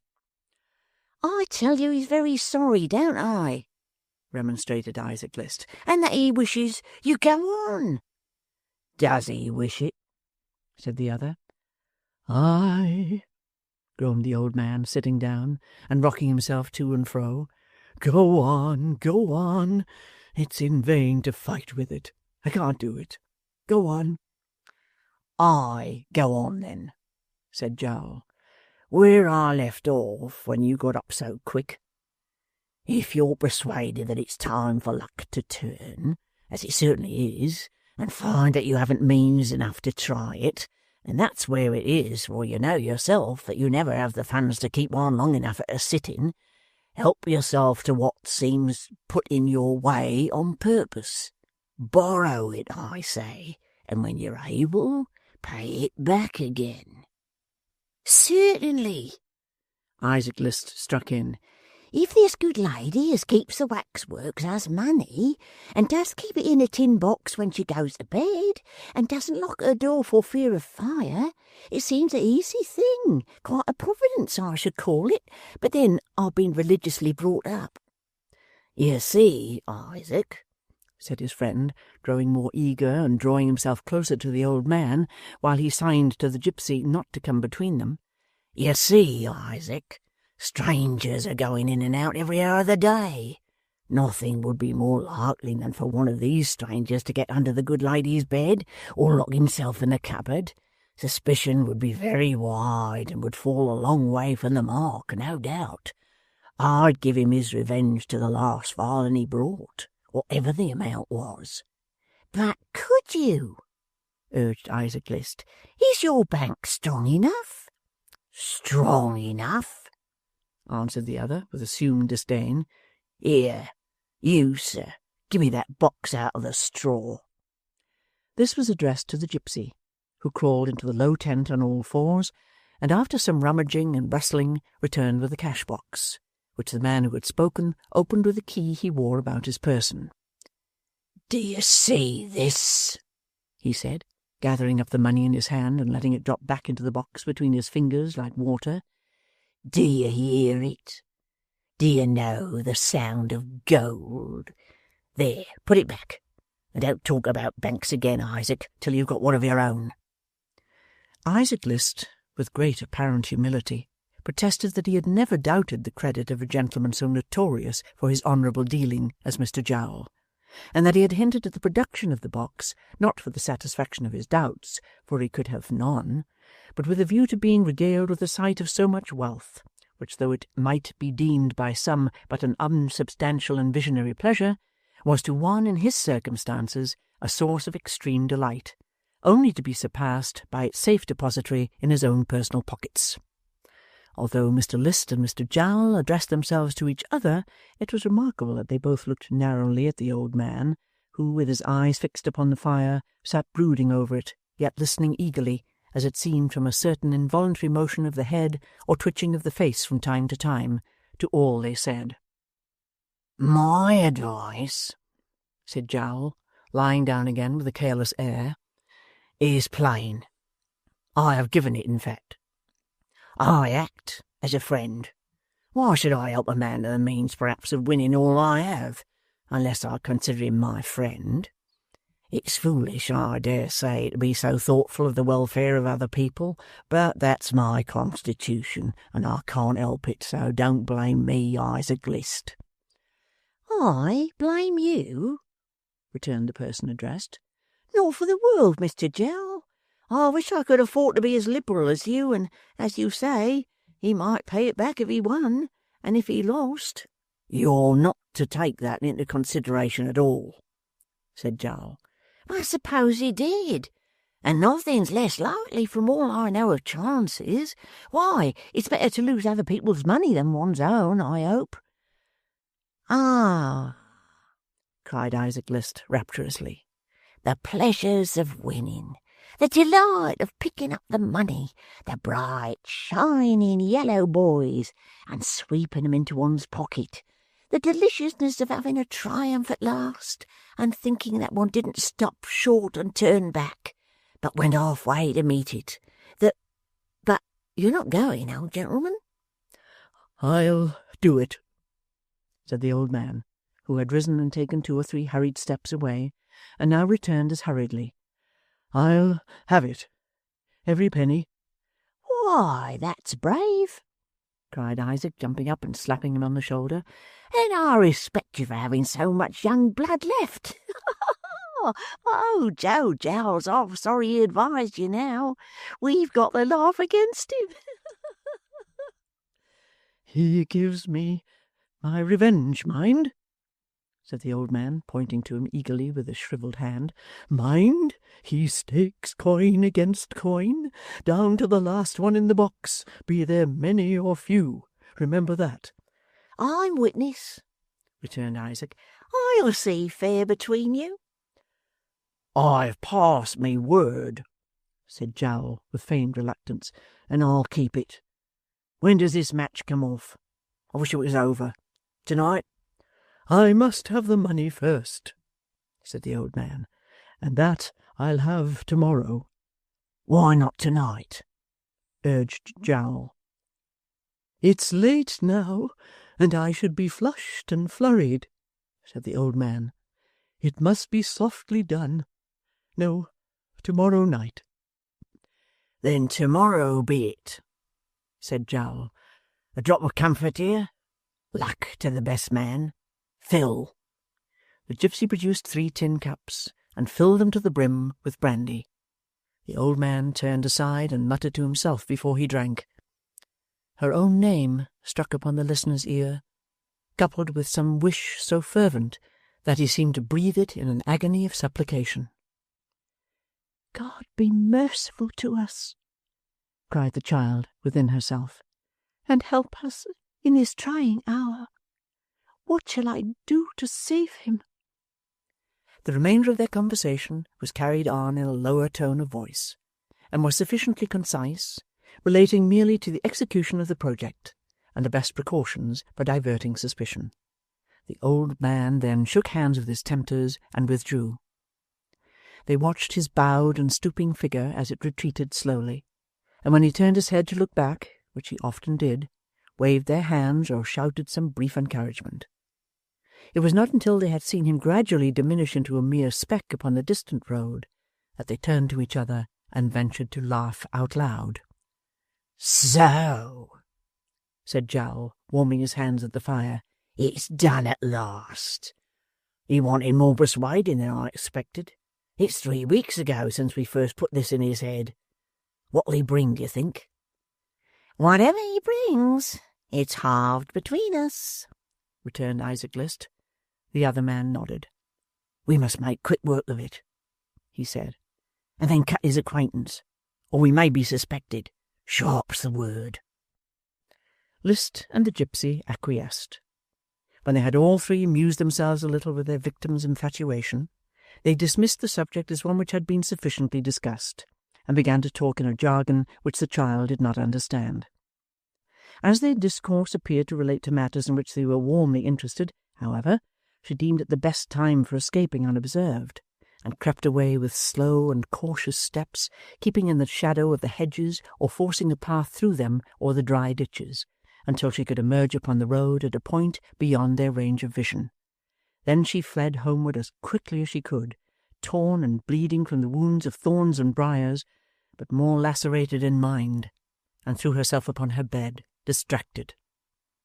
The first idea that flashed upon her mind was flight, instant flight, dragging him from that place, and rather dying of want upon the roadside than ever exposing him again to such terrible temptations. Then she remembered that the crime was not to be committed until next night, and there was the intermediate time for thinking and resolving what to do. Then she was distracted with a horrible fear that he might be committing at that moment, with a dread of hearing shrieks and cries piercing the silence of the night, with fearful thoughts of what he might be tempted and led on to do if he were detected in the act and had but a woman to struggle with. It was impossible to bear such torture. She stole to the room where the money was, opened the door, and looked in. God be praised, he was not there, and she was sleeping soundly. She went back to her own room and tried to prepare herself for bed. But who could sleep? Sleep? Who could lie passively down, distracted by such terrors? They came upon her more and more strongly yet. Half undressed and with her hair in wild disorder, she flew to the old man's bedside, clasped him by the wrist, and roused him from his sleep. What's this?" he cried, starting up in bed and fixing his eyes upon her spectral face. I have had a dreadful dream, said the child, with an energy that nothing but such terrors could have inspired. A dreadful, horrible dream. I have had it once before.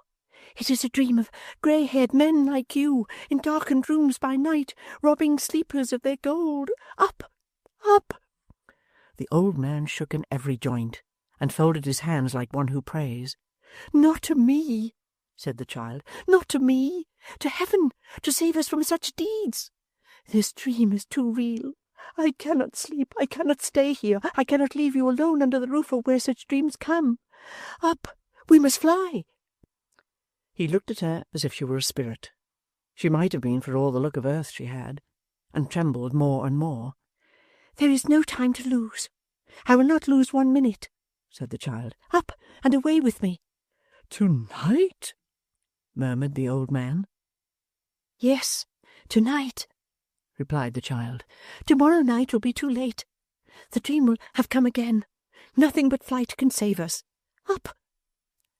The old man rose from his bed, his forehead bedewed with the cold sweat of fear, and, bending before the child, as if she had been an angel messenger sent to lead him where she would, made ready to follow her. She took him by the hand and led him on. As they passed the door of the room he had proposed to rob, she shuddered and looked up into his face. What a white face was that, and with what a look did he meet hers! She took him to her own chamber, and, still holding him by the hand, as if she feared to lose him for an instant, gathered together the little stock she had, and hung her basket on her arm. The old man took his wallet from her hands and strapped it on his shoulders. His staff, too, she had brought away, and then she led him forth. Through the straight streets and narrow, crooked outskirts their trembling feet passed quickly. Up the steep hill, too, crowned by the old grey castle, they toiled with rapid steps, and had not once looked behind. But as they drew nearer the ruined walls, the moon rose in all her gentle glory, and from their venerable age, garlanded with ivy, moss, and waving grass, the child looked back upon the sleeping town, deep in the valley's shade, and on the far-off river with its winding track of light, and on the distant hills, and as she did so, she clasped the hand she held less firmly, and bursting into tears, fell upon the old man's neck. Chapter 43. Her momentary weakness past, the child again summoned the resolution which had until now sustained her, and endeavouring to keep steadily in her view the one idea that they were flying from disgrace and crime, and that her grandfather's preservation must depend solely on her firmness, unaided by one word of advice or any helping hand, urged him onward and looked back no more. While he, subdued and abashed, seemed to crouch before her, and to shrink and cower down, as if in the presence of some superior creature, the child herself was sensible of a new feeling within her, which elevated her nature, and inspired her with an energy and confidence she had never known. There was no divided responsibility now. The whole burden of their 2 lives had fallen upon her, and henceforth she must think and act for both. I have saved him, she thought. In all dangers and distresses, I will remember that. At any other time, the recollection of having deserted the friend who had shown them so much homely kindness, without a word of justification, the thought that they were guilty in appearance of treachery and ingratitude, even the having parted from the 2 sisters, would have filled her with sorrow and regret. But now all other considerations were lost in the new uncertainties and anxieties of their wild and wandering life, and the very desperation of their condition roused and stimulated her. In the pale moonlight, which lent a wanness of its own to the delicate face, where thoughtful care already mingled with the winning grace and loveliness of youth, the too bright eye, the spiritual head, the lips that pressed each other with such high resolve and courage of the heart, the slight figure, firm in its bearing and yet so very weak, told their silent tale, but told it only to the wind that rustled by, which, taking up its burden, carried, perhaps to some mother's pillow, faint dreams of childhood fading in its bloom and resting in the sleep that knows no waking. The night crept on apace. The moon went down, the stars grew pale and dim, and morning, cold as they, slowly approached. Then from behind a distant hill the noble sun rose up, driving the mists in phantom shapes before it, and clearing the earth of their ghostly forms till darkness came again. When it had climbed higher into the sky, and there was warmth in its cheerful beams, they laid them down to sleep upon a bank hard by some water. But Nell retained her grasp upon the old man's arm, and long after he was slumbering soundly, watched him with untiring eyes. Fatigue stole over her at last, her grasp relaxed, tightened, relaxed again, and they slept side by side. A confused sound of voices, mingling with her dreams, awoke her. A man of very uncouth and rough appearance was standing over them, and two of his companions were looking on from a long heavy boat which had come close to the bank while they were sleeping. The boat had neither oar nor sail, but was towed by a couple of horses, who, with a rope to which they were harnessed slack and dripping in the water, were resting on the path. "Halloa!" said the man roughly. "What's the matter here?" "We were only asleep, sir," said Nell. "We have been walking all night." "A pair of queer travellers to be walking all night," observed the man who had first accosted them.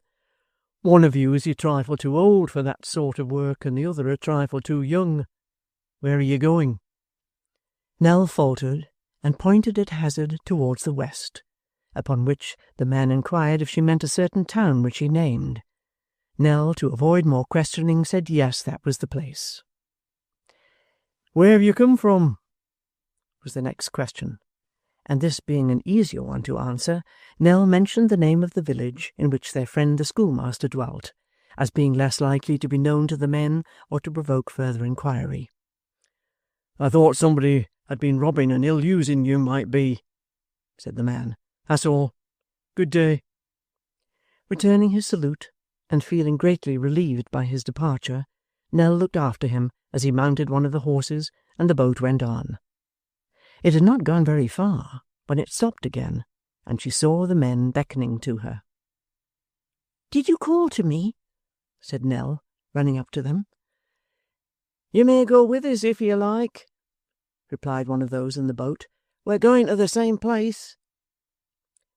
The child hesitated for a moment, thinking, as she had thought with great trepidation more than once before, that the men whom she had seen with her grandfather might, perhaps in their eagerness for the booty, follow them, and regaining their influence over him, set hers at naught, and that if they went with these men, all traces of them must surely be lost at that spot, determined to accept the offer.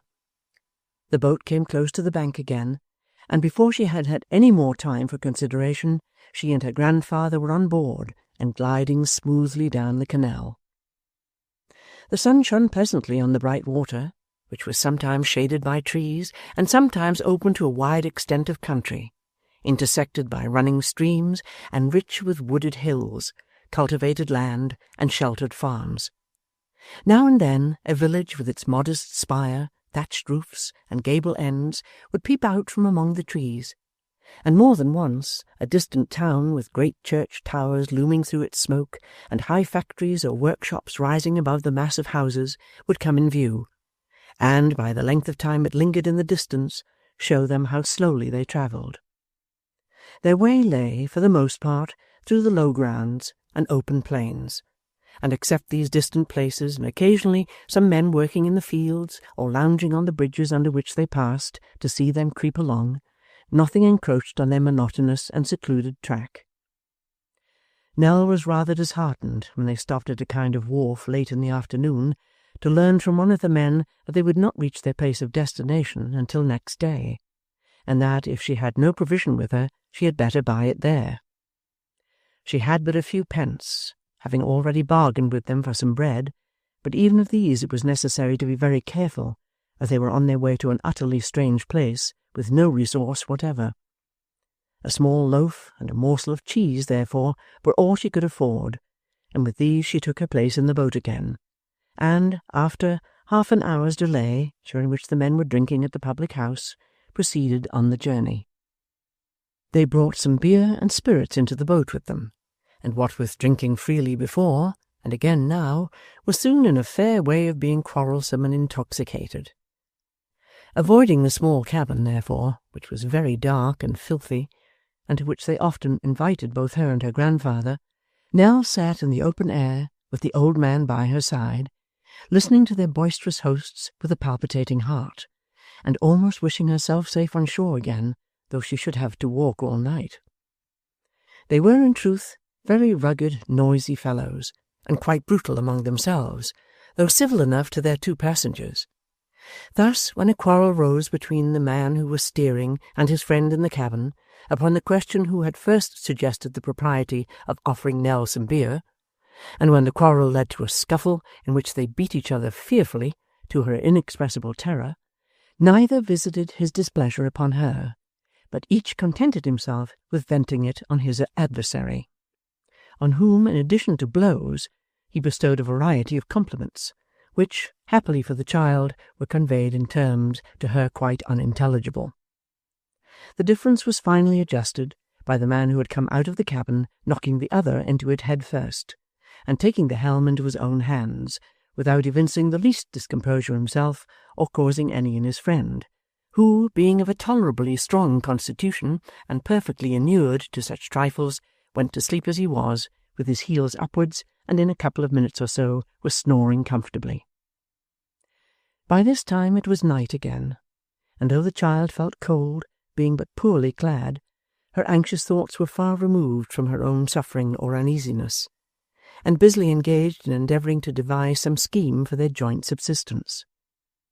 The same spirit which had supported her on the previous night upheld and sustained her now. Her grandfather lay sleeping safely at her side, and the crime to which his madness urged him was not committed. That was her comfort. How every circumstance of her short, eventful life came thronging into her mind as they travelled on.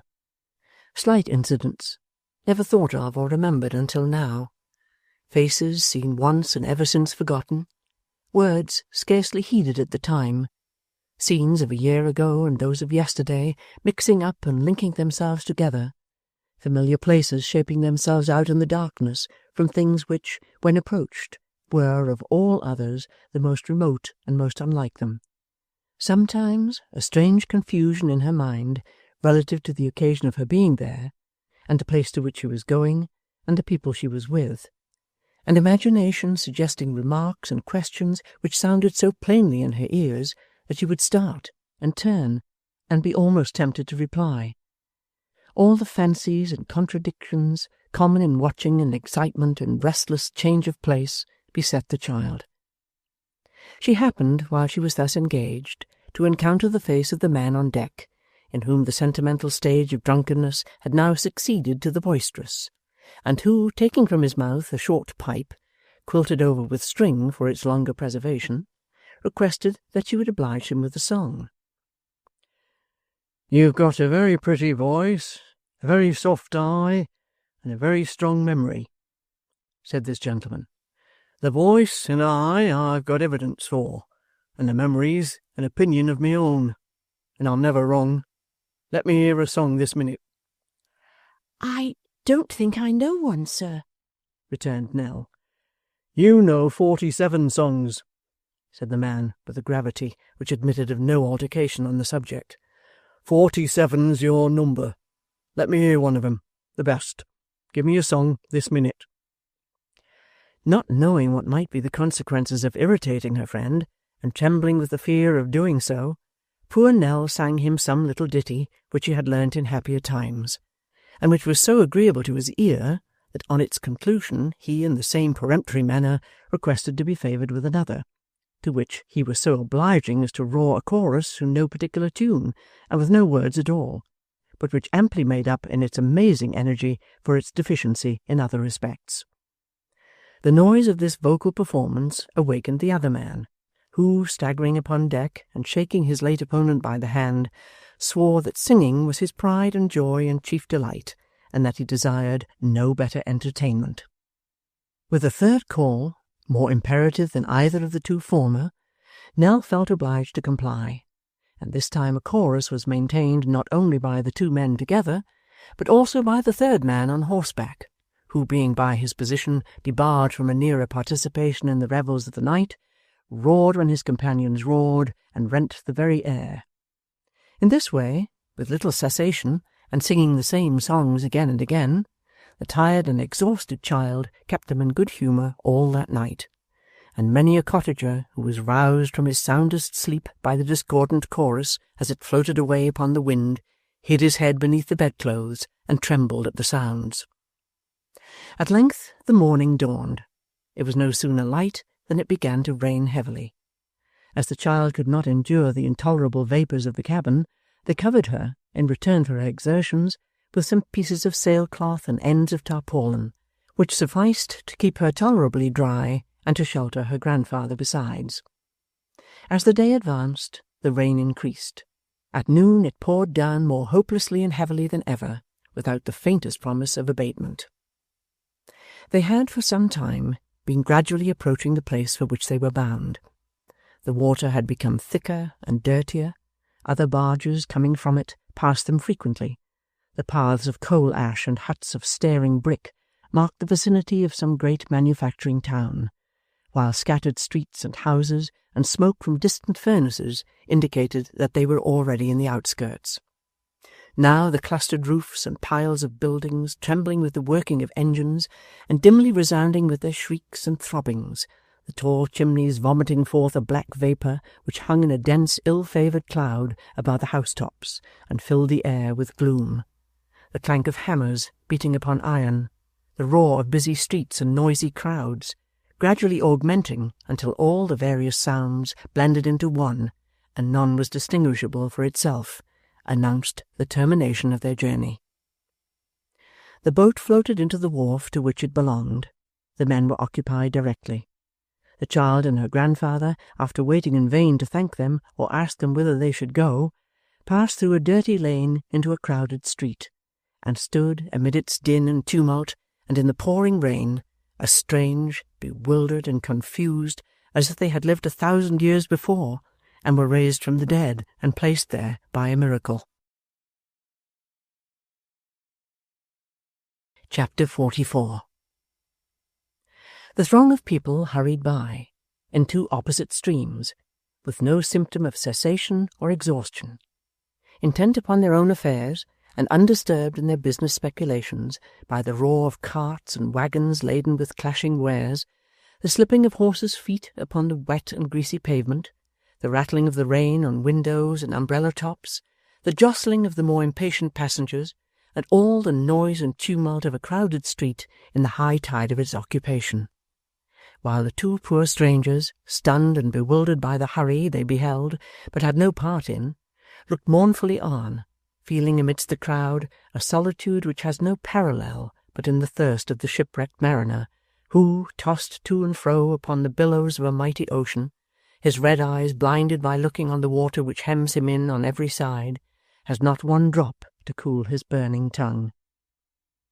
They withdrew into a low archway for shelter from the rain, and watched the faces of those who passed, to find in one among them a ray of encouragement or hope.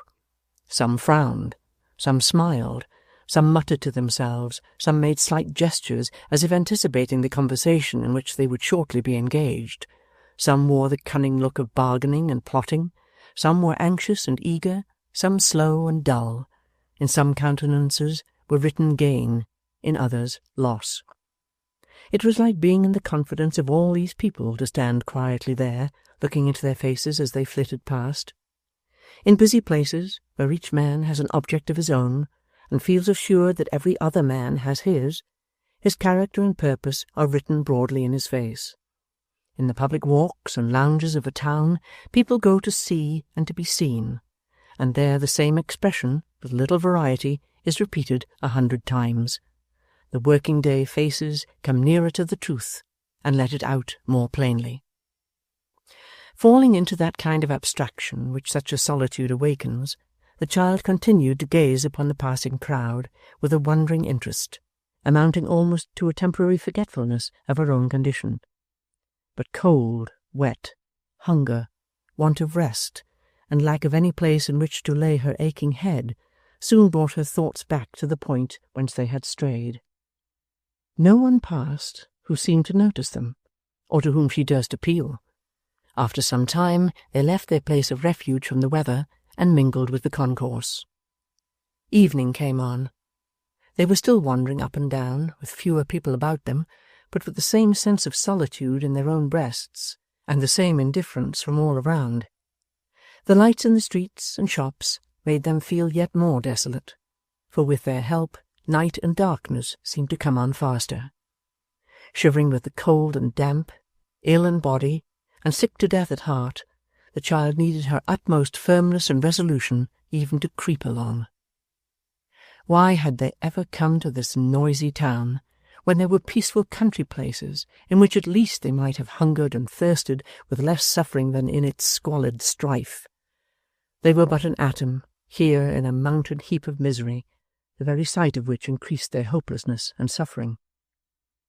The child had not only to endure the accumulated hardships of their destitute condition, but to bear the reproaches of her grandfather, who began to murmur at having been led away from their late abode, and demand that they should return to it. Being now penniless, and no relief or prospect of relief appearing, they retraced their steps through the deserted streets, and went back to the wharf, hoping to find the boat in which they had come, and be allowed to sleep on board that night. But here again they were disappointed, for the gate was closed, and some fierce dogs, barking at their approach, obliged them to retreat. "We must sleep in the open air tonight, dear," said the child in a weak voice, as they turned away from this last repulse. "And tomorrow we will beg our way to some quiet part of the country and try to earn our bread in very humble work." "Why did you bring me here?" returned the old man fiercely. "I cannot bear these close eternal streets. We came from a quiet part. Why did you force me to leave it?" "Because I must have that dream I told you of, no more," said the child, with a momentary firmness that lost itself in tears. "And we must live among poor people, or it will come again. Dear grandfather, you are old and weak, I know, but look at me. I never will complain if you will not, but I have some suffering indeed." "Ah, poor houseless, wandering, motherless child!" cried the old man, clasping his hands and gazing, as if for the first time, upon her anxious face, her travel-stained dress, and bruised and swollen feet. "Has all my agony of care brought her to this at last? Was I a happy man once, and have I lost happiness and all I had for this?" "If we were in the country now," said the child, with assumed cheerfulness, as they walked on looking about them for a shelter, "we should find some good old tree stretching out his green arms as if he loved us, and nodding and rustling as if he would have us fall asleep, thinking of him while he watched. Please God, we shall be there soon, tomorrow or next day at the farthest, and in the meantime let us think, dear, that it was a good thing we came here, for we are lost in the crowd and hurry of this place, and if any cruel people should pursue us, they could surely never trace us further. There's comfort in that. And here's a deep old doorway, very dark, but quite dry and warm too, for the wind don't blow in here. What's that?" Uttering a half-shriek, she recoiled from a black figure which came suddenly out of the dark recess in which they were about to take refuge, and stood still, looking at them. "Speak again," it said. "Do I know the voice?" "No," replied the child timidly. "We are strangers, and having no money for a night's lodging, we're going to rest here." There was a feeble lamp at no great distance, the only one in the place, which was a kind of square yard, but sufficient to show how poor and mean it was.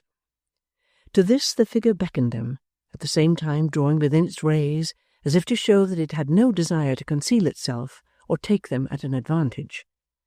The form was that of a man, miserably clad and begrimed with smoke, which, perhaps by its contrast with the natural colour of his skin, made him look paler than he really was. That he was naturally of a very wan and pallid aspect, however, his hollow cheeks, sharp features, and sunken eyes, no less than a certain look of patient endurance, sufficiently testified.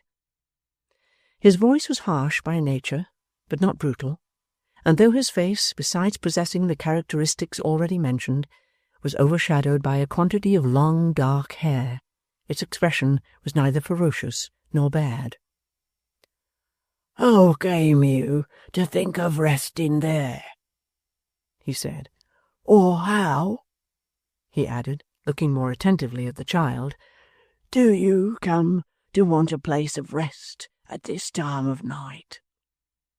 "Our misfortunes," the grandfather answered, "are the cause."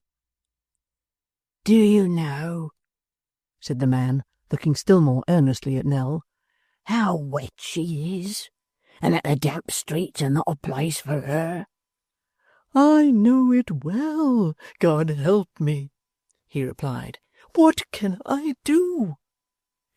The man looked at Nell again, and gently touched her garments, from which the rain was running off in little streams. "I can give you warmth," he said after a pause. "Nothing else. Such lodgings as I have is in that house," pointing to the doorway from which he had emerged. "But she is safer and better there than here. The fire is in a rough place, but you can pass the night beside it safely if you'll trust yourselves to me. You see that red light yonder?" They raised their eyes and saw a lurid glare hanging in the dark sky, the dull reflection of some distant fire. "It's not far," said the man. "Shall I take you there? You are going to sleep upon cold bricks. I can give you a bed of warm ashes. Nothing better." Without waiting for any further reply than he saw in their looks, he took Nell in his arms and bade the old man follow. Carrying her as tenderly and as easily too as if she had been an infant, and showing himself both swift and sure of foot, he led the way through what appeared to be the poorest and most wretched quarter of the town, and turning aside to avoid the overflowing kennels or running waterspouts, but holding his course, regardless of such obstructions, and making his way straight through them. They had proceeded thus, in silence, for some quarter of an hour, and had lost sight of the glare to which he had pointed, in the dark and narrow ways by which they had come, when it suddenly burst upon them again, streaming up from the high chimney of a building close before them. "This is the place," he said, pausing at a door to put Nell down and take her hand. "Don't be afraid. There's nobody here will harm you." It needed a strong confidence in this assurance to induce them to enter, and what they saw inside did not diminish their apprehension and alarm. In a large and lofty building, supported by pillars of iron, with great black apertures in the upper walls open to the external air, echoing to the roof with the beating of hammers and roar of furnaces, mingled with the hissing of red-hot metal plunged in water, and 100 strange, unearthly noises never heard elsewhere, in this gloomy place, moving like demons among the flames and smoke, dimly and fitfully seen, flushed and tormented by the burning fires, and wielding great weapons, a faulty blow from any one of which must have crushed some workman's skull, a number of men laboured like giants. Others, reposing upon heaps of coals or ashes, with their faces turned to the black vault above, slept or rested from their toil. Others again, opening the white-hot furnace doors, cast fuel on the flames, which came rushing and roaring forth to meet it, and licked it up like oil. Others drew forth, with clashing noise, upon the ground, great sheets of glowing steel, emitting an insupportable heat, and a dull, deep light, like that which reddens in the eyes of savage beasts. Through these bewildering sights and deafening sounds, their conductor led them to where, in a dark portion of the building, one furnace burnt by night and day. So at least they gathered from the motion of his lips, for as yet they could only see him speak, not hear him. The man who had been watching this fire, and whose task was ended for the present, gladly withdrew, and left them with their friend, who, spreading Nell's little cloak upon a heap of ashes, and showing her where she could hang her outer clothes to dry, signed to her and the old man to lie down and sleep. For himself, he took his station on a rugged mat before the furnace door, and resting his chin upon his hands, watched the flame as it shone through the iron chinks, and the white ashes as they fell into their bright hot grave below. The warmth of her bed, hard and humble as it was, combined with the great fatigue she had undergone, soon caused the tumult of the place to fall with a gentler sound upon the child's tired ears, and was not long in lulling her to sleep. The old man was stretched beside her, and with her hand upon his neck, she lay and dreamed. It was yet night when she awoke, nor did she know how long or for how short a time she had slept, but she found herself protected both from any cold air that might find its way into the building, and from the scorching heat by some of the workmen's clothes, and glancing at their friend saw that he sat in exactly the same attitude, looking with a fixed earnestness of attention towards the fire, and keeping so very still that he did not even seem to breathe. She lay in the state between sleeping and waking, looking so long at his motionless figure that at length she almost feared he had died as he sat there, and softly rising and drawing close to him, ventured to whisper in his ear. He moved, and glancing from her to the place she had lately occupied, as if to assure himself that it was really the child so near him, looked inquiringly into her face. "I feared you were ill," she said. "The other men are all in motion, and you are so very quiet." "They leave me to myself," he replied. "They know my humour. They laugh at me, but don't harm me in it. See yonder there. That's my friend." "The fire?" said the child. "It has been alive as long as I have," the man made answer. "We talk and think together all night long." The child glanced quickly at him in her surprise, but he had turned his eyes in their former direction, and was musing as before. "It's like a book to me," he said. "The only book I ever learned to read, and many an whole story it tells me. It's music, for I should know its voice among 1,000, and there are other voices in its roar. It has its pictures too. You don't know how many strange faces and different scenes I trace in the red-hot coals. It's my memory, that fire, and shows me all my life." The child, bending down to listen to his words, could not help remarking with what brightened eyes he continued to speak and muse. "Yes," he said with a faint smile.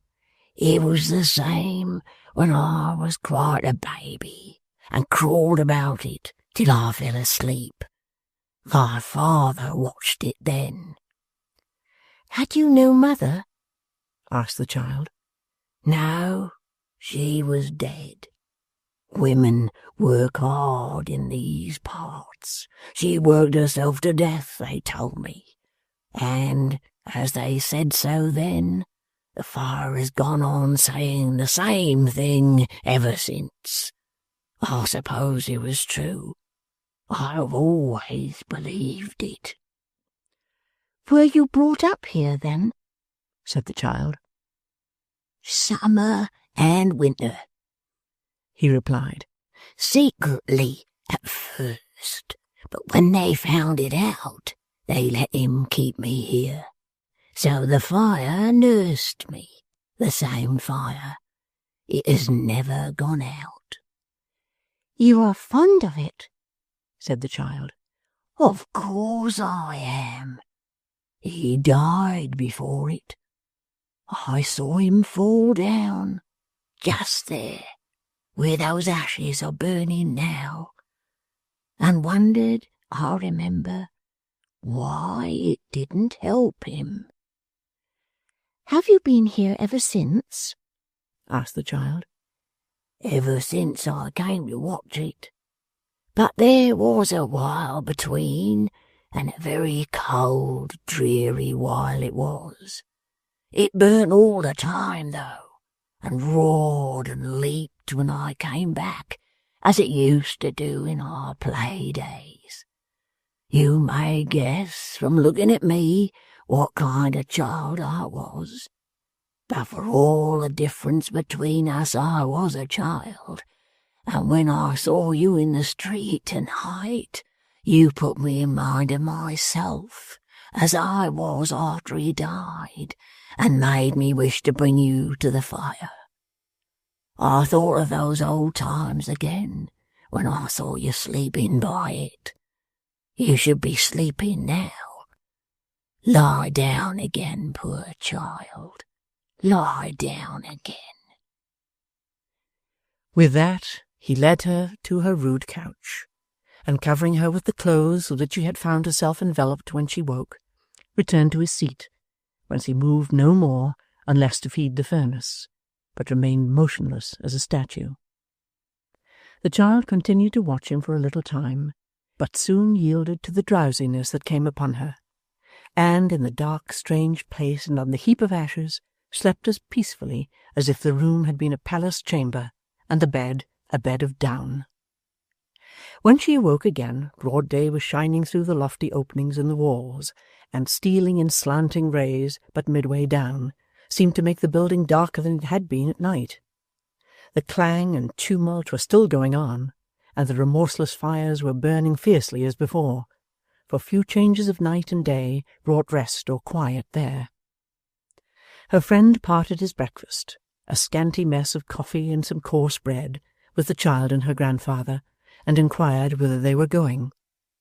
She told him that they sought some distant country place, remote from towns or even other villages, and with a faltering tongue inquired what road they would do best to take. I know little of the country, he said, shaking his head, for such as I pass all our lives before our furnace doors, and seldom go forth to breathe. But there are such places yonder. And far from here? Said Nell. Aye, surely. How could they be near us, and be green and fresh? The road lies, too, through miles and miles, all lighted up by fires like ours. A strange black road, and one that would frighten you by night. We are here, and we must go on, said the child boldly, for she saw that the old man listened with anxious ears to this account. Rough people, paths never made for little feet like yours, a dismal, blighted way. Is there no turning back, my child? There is none, cried Nell, pressing forward. If you can direct us, do. If not, pray do not seek to turn us from our purpose. Indeed, you do not know the danger that we shun, and how right and true we are in flying from it, or you would not try to stop us. I am sure you would not. God forbid if it is so, said their uncouth protector, glancing from the eager child to her grandfather, who hung his head and bent his eyes upon the ground. I'll direct you from the door the best I can. I wish I could do more. He showed them then by which road they must leave the town, and what course they should hold when they had gained it. He lingered so long on these instructions that the child, with a fervent blessing, tore herself away and stayed to hear no more. But before they had reached the corner of the lane, the man came running after them, and, pressing her hand, left something in it. 2 old, battered, smoke-encrusted penny pieces. Who knows but they shone as brightly in the eyes of angels as golden gifts that have been chronicled on tombs? And thus they separated, the child to lead her sacred charge farther from guilt and shame, the labourer to attach a fresh interest to the spot where his guests had slept, and read new histories in his furnace fire. Chapter 45. In all their journeying, they had never longed so ardently, they had never so pined and wearied for the freedom of pure air and open country as now. No, not even on that memorable morning when, deserting their old home, they abandoned themselves to the mercies of a strange world, and left all the dumb and senseless things they had known and loved behind.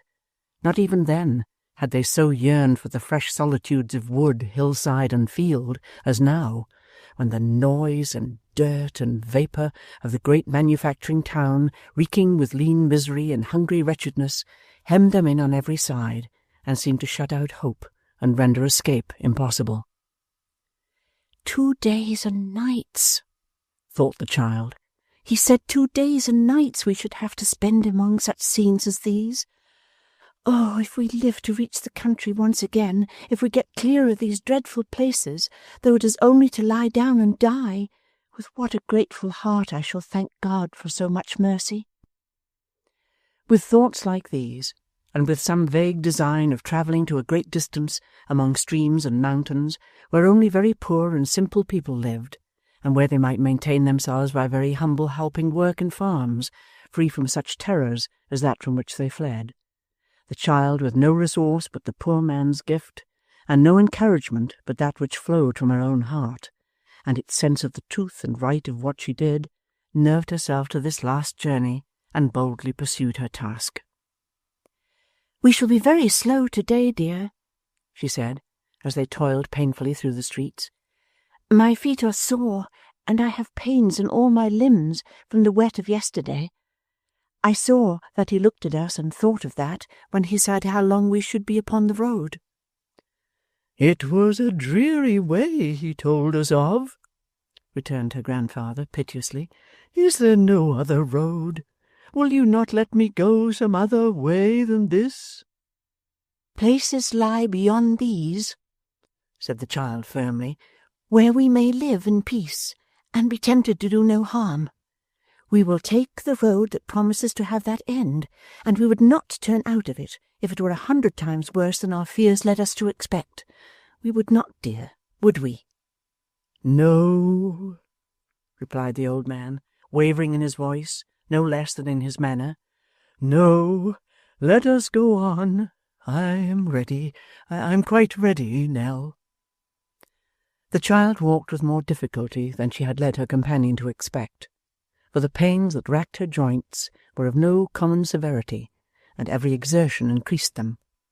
But they wrung from her no complaint or look of suffering, and though the two travellers proceeded very slowly, they did proceed. Clearing the town in course of time, they began to feel that they were fairly on their way. A long suburb of red brick houses, some with patches of garden ground, where coal dust and factory smoke darkened the shrinking leaves and coarse rank flowers, and where the struggling vegetation sickened and sank under the hot breath of kiln and furnace, making them by its presence seem yet more blighting and unwholesome than in the town itself. A long, flat, straggling suburb passed, they came, by slow degrees, upon a cheerless region, where not a blade of grass was seen to grow, where not a bud put forth its promise in the spring, where nothing green could live but on the surface of the stagnant pools, which here and there lay idly sweltering by the black roadside. Advancing more and more into the shadow of this mournful place, its dark depressing influence stole upon their spirits and filled them with a dismal gloom. On every side, and far as the eye could see into the heavy distance, tall chimneys, crowding on each other and presenting that endless repetition of the same dull, ugly form which is the horror of oppressive dreams, poured out their plague of smoke, obscured the light, and made foul the melancholy air. On mounds of ashes by the wayside, sheltered only by a few rough boards or rotten penthouse roofs, strange engines spun and writhed like tortured creatures, clanking their iron chains, shrieking in their rapid whirl from time to time, as though in torment unendurable, and making the ground tremble with their agonies. Dismantled houses here and there appeared, tottering to the earth, propped up by fragments of others that had fallen down, unroofed, windowless, blackened, desolate, but yet inhabited. Men, women, children, wan in their looks and ragged in attire, tended the engines, fed their tributary fire, begged upon the road, or scowled half-naked from the doorless houses.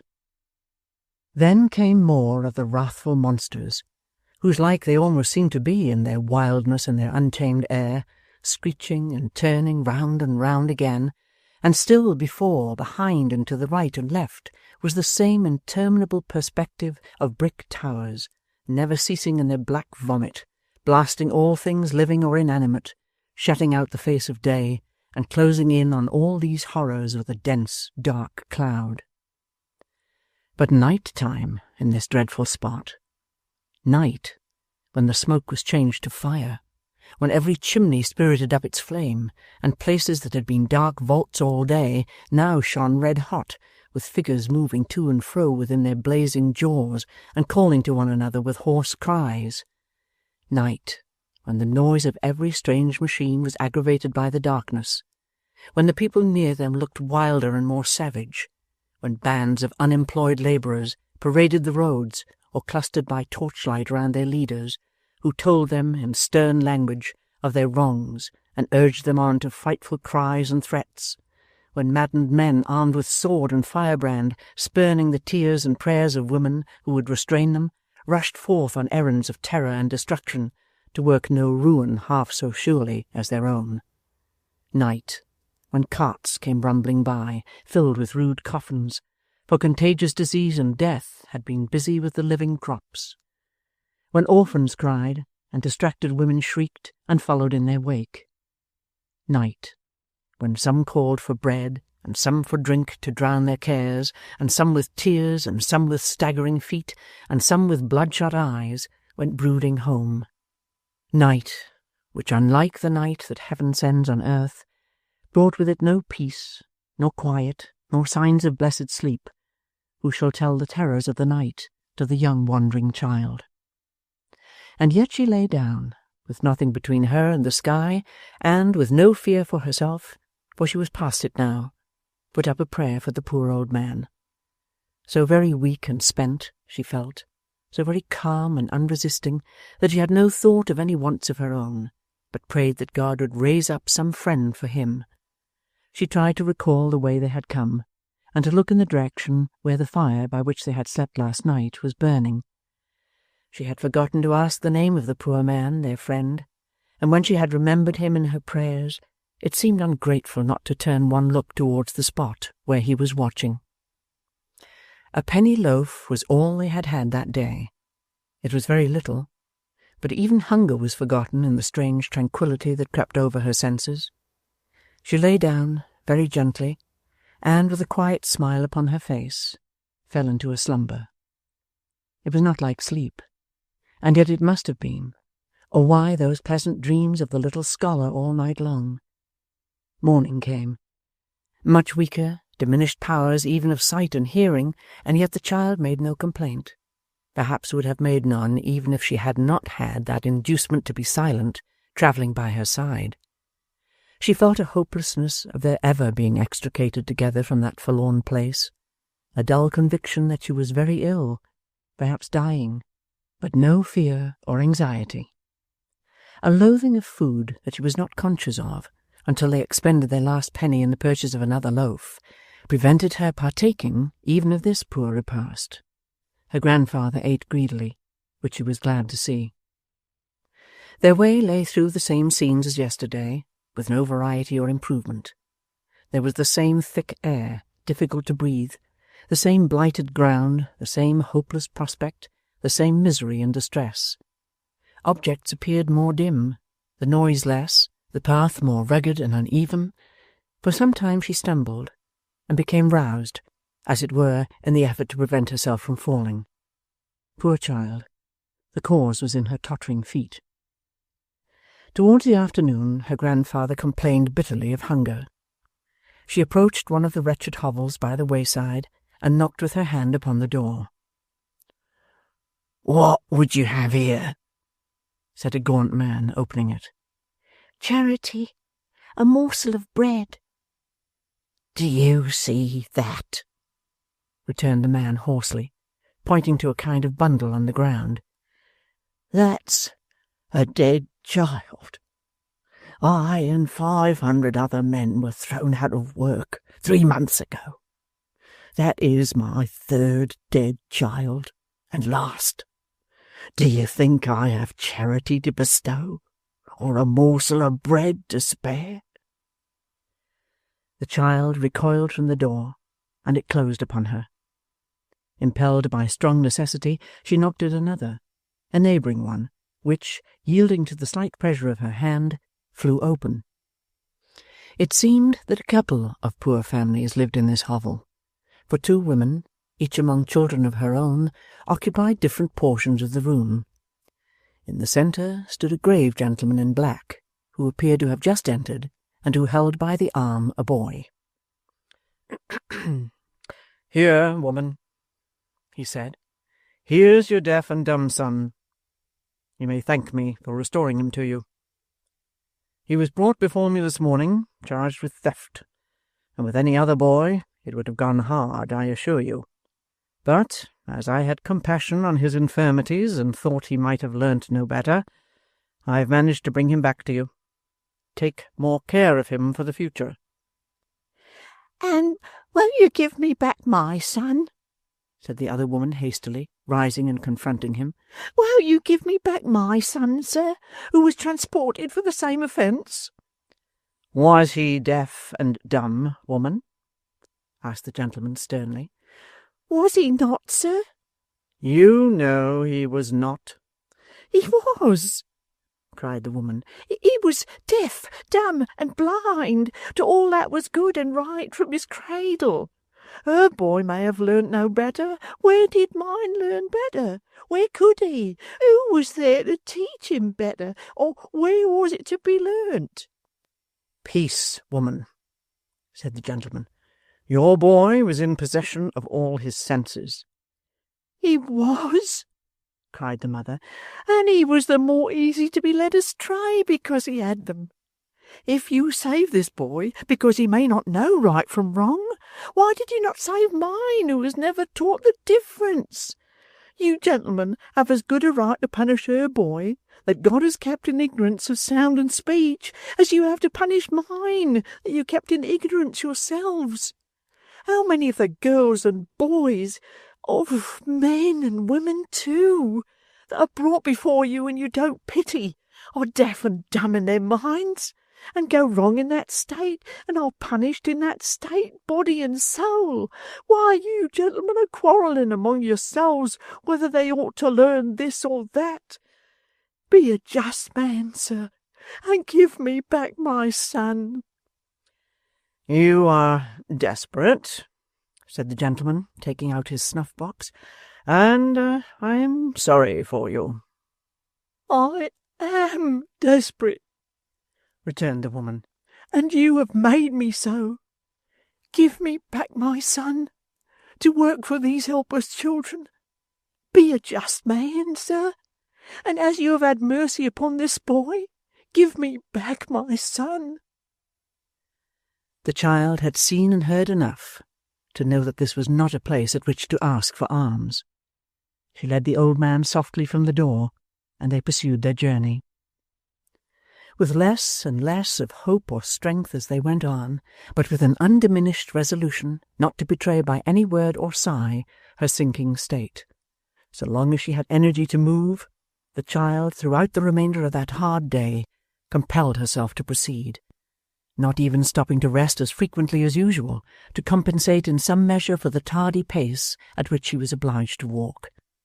Evening was drawing on, but had not closed in when, still travelling among the same dismal objects, they came to a busy town. Faint and spiritless as they were, its streets were insupportable. After humbly asking for relief at some doors and being repulsed, they agreed to make their way out of it as speedily as they could, and try if the inmates of any lone house beyond would have more pity on their exhausted state. They were dragging themselves along through the last street, and the child felt that the time was close at hand when her enfeebled powers would bear no more.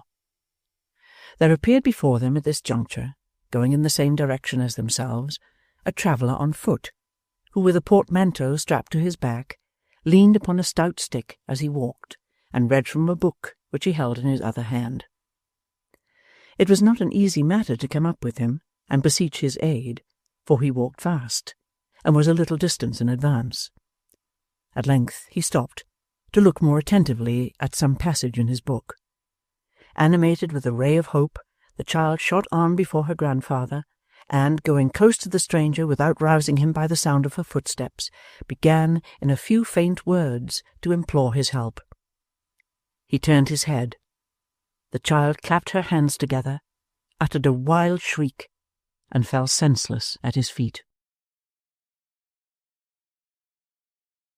Chapter 46. It was the poor schoolmaster. No other than the poor schoolmaster. Scarcely less moved and surprised by the sight of the child than she had been on recognizing him, he stood for a moment silent and confounded by this unexpected apparition, without even the presence of mind to raise her from the ground. But, quickly recovering his self-possession, he threw down his stick and book, and dropping on one knee beside her, endeavoured by such simple means as occurred to him to restore her to herself, while her grandfather, standing idly by, wrung his hands and implored her with many endearing expressions to speak to him, were it only a word. "She is quite exhausted," said the schoolmaster, glancing upward into his face. "You have taxed her powers too far, friend." "She is perishing of want," rejoined the old man. "I never thought how weak and ill she was till now."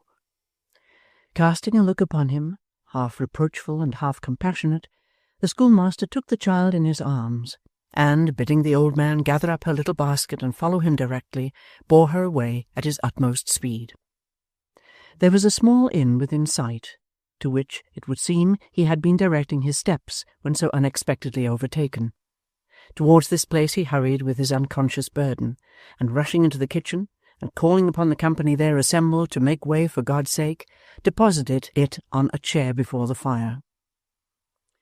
The company, who rose in confusion at the schoolmaster's entrance, did as people usually do under such circumstances. Everybody called for his or her favourite remedy, which nobody brought. Each cried for more air, at the same time carefully excluding what air there was by closing round the object of sympathy, and all wondered why somebody else didn't do whatever it never appeared to occur to them might be done by themselves. The landlady, however, who possessed more readiness and activity than any of them, and who had withal a quicker perception of the merits of the case, soon came running in with a little hot brandy and water, followed by her servant girl, carrying vinegar, hartshorn, smelling salts, and such other restoratives, which, being duly administered, recovered the child so far as to enable her to thank them in a faint voice, and to extend her hand to the poor schoolmaster, who stood with an anxious face hard by. Without suffering her to speak another word, or so much as to stir a finger any more, the woman straightway carried her off to bed, and having covered her up warm, bathed her cold feet, and wrapped them in flannel, they dispatched a messenger for the doctor. The doctor, who was a red-nosed gentleman with a great bunch of seals dangling below a waistcoat of ribbed black satin, arrived with all speed, and taking his seat by the bedside of poor Nell, drew out his watch and felt her pulse. Then he looked at her tongue. Then he felt her pulse again, and while he did so, he eyed the half-empty wine-glass as if in profound abstraction. "I should give her," said the doctor at length, "a teaspoonful every now and then of hot brandy and water." Why, that's exactly what we've done, sir, said the delighted landlady. "I should also," observed the doctor, who had passed the footbath on the stairs, "I should also," said the doctor in the voice of an oracle, "put her feet in hot water, and wrap them up in flannel. I should likewise," said the doctor with increased solemnity, "give her something light for supper. The wing of a roasted fowl now—" Why, goodness gracious me, sir, it's cooking at the kitchen fire this instant, cried the landlady.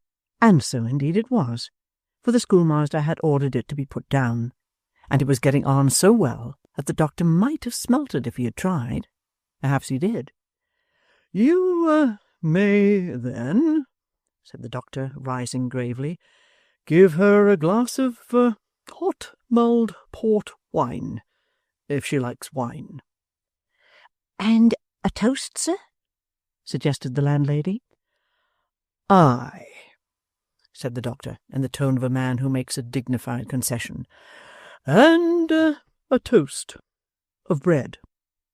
But be very particular to make it of bread, if you please, ma'am."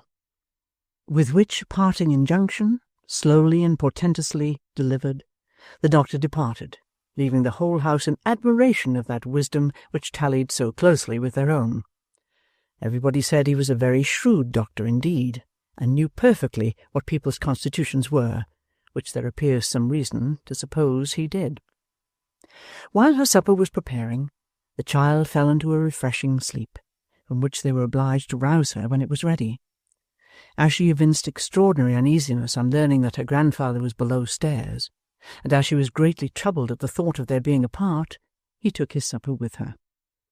Finding her still very restless on this head, they made him up a bed in an inner room, to which he presently retired. The key of this chamber happened, by good fortune, to be on that side of the door which was in Nell's room. She turned it on him when the landlady had withdrawn, and crept to bed again with a thankful heart.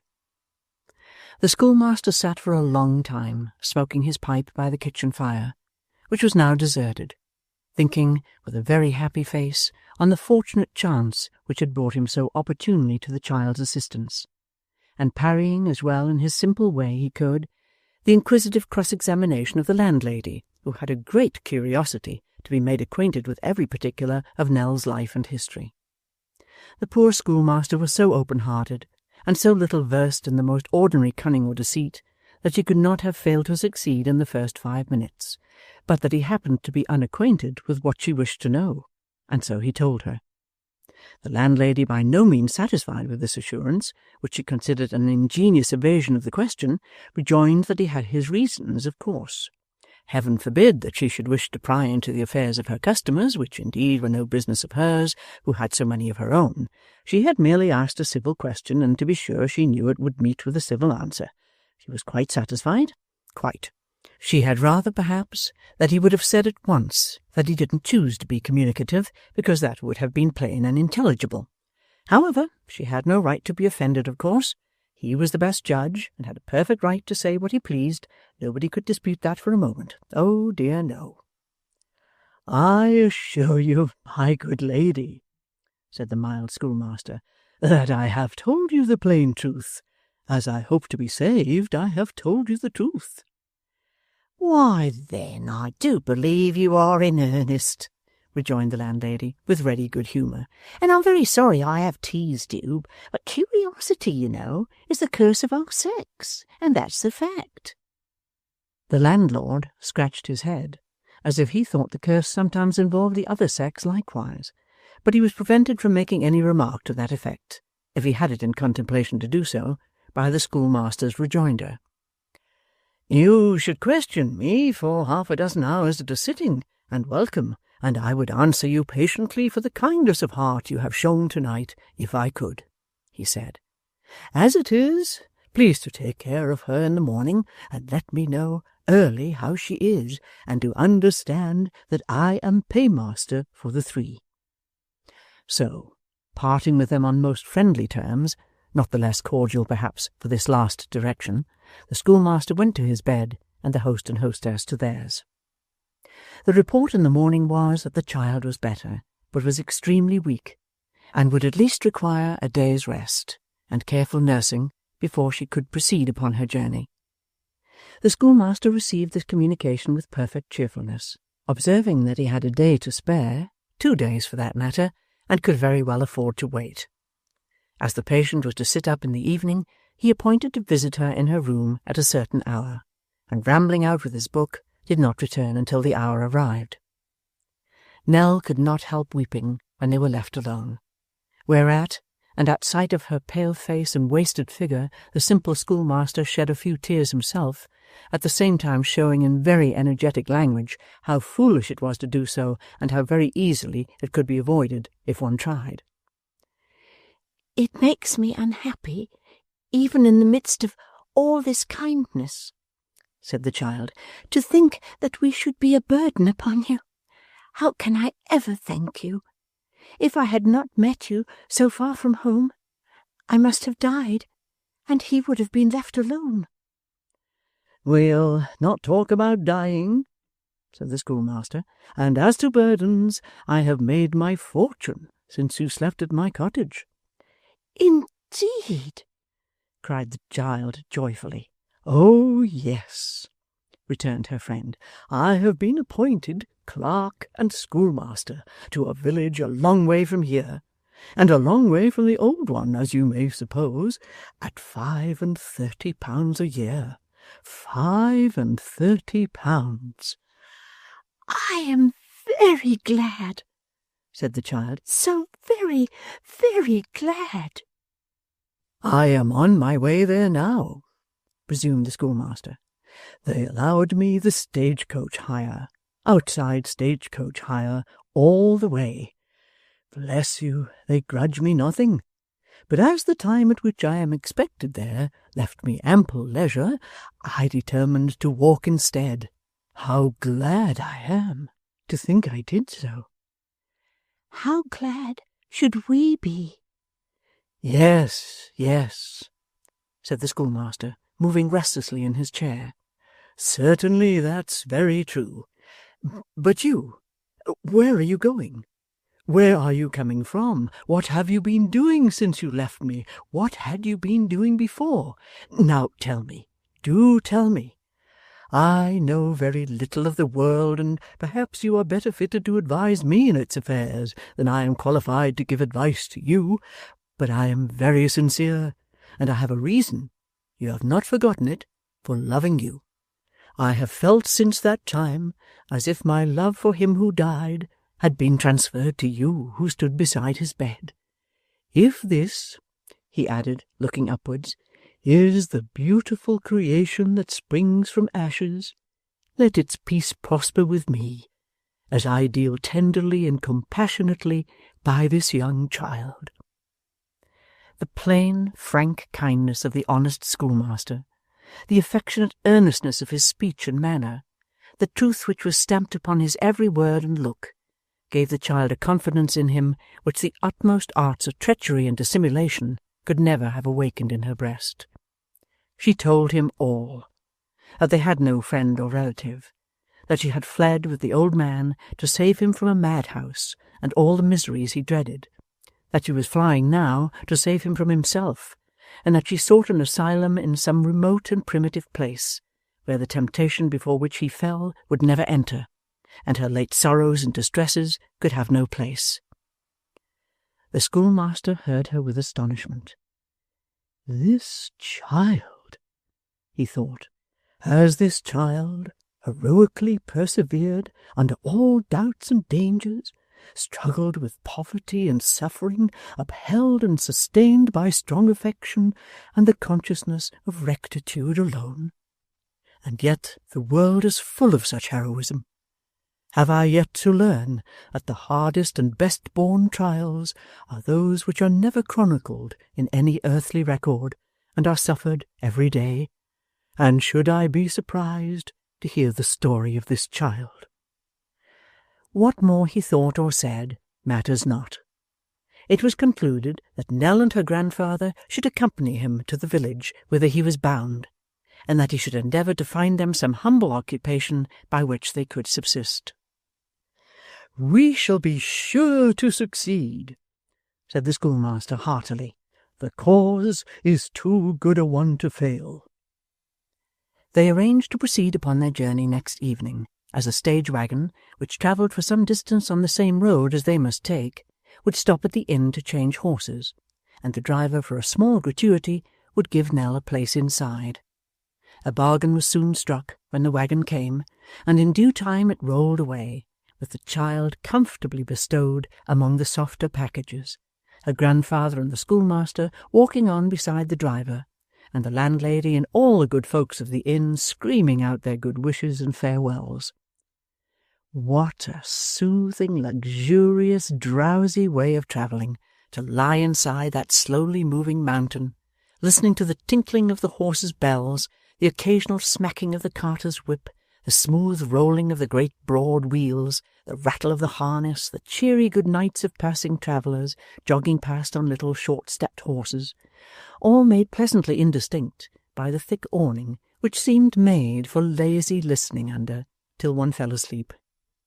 The very going to sleep, still with an indistinct idea, as the head jogged to and fro upon the pillow, of moving onward with no trouble or fatigue, and hearing all these sounds like dreamy music, lulling to the senses, and the slow waking up and finding one's self staring out through the breezy curtain half opened in the front, far up into the cold bright sky with its countless stars, and downward at the driver's lantern dancing on like its namesake, Jack of the swamps and marshes, and sideways at the dark grim trees, and forward at the long bare road rising up, until it stopped abruptly at a sharp high ridge, as if there were no more road, and all beyond was sky, and the stopping at the inn to bait, and being helped out, and going into a room with fire and candles, and winking very much, and being agreeably reminded that the night was cold, and anxious for very comfort's sake to think it colder than it was.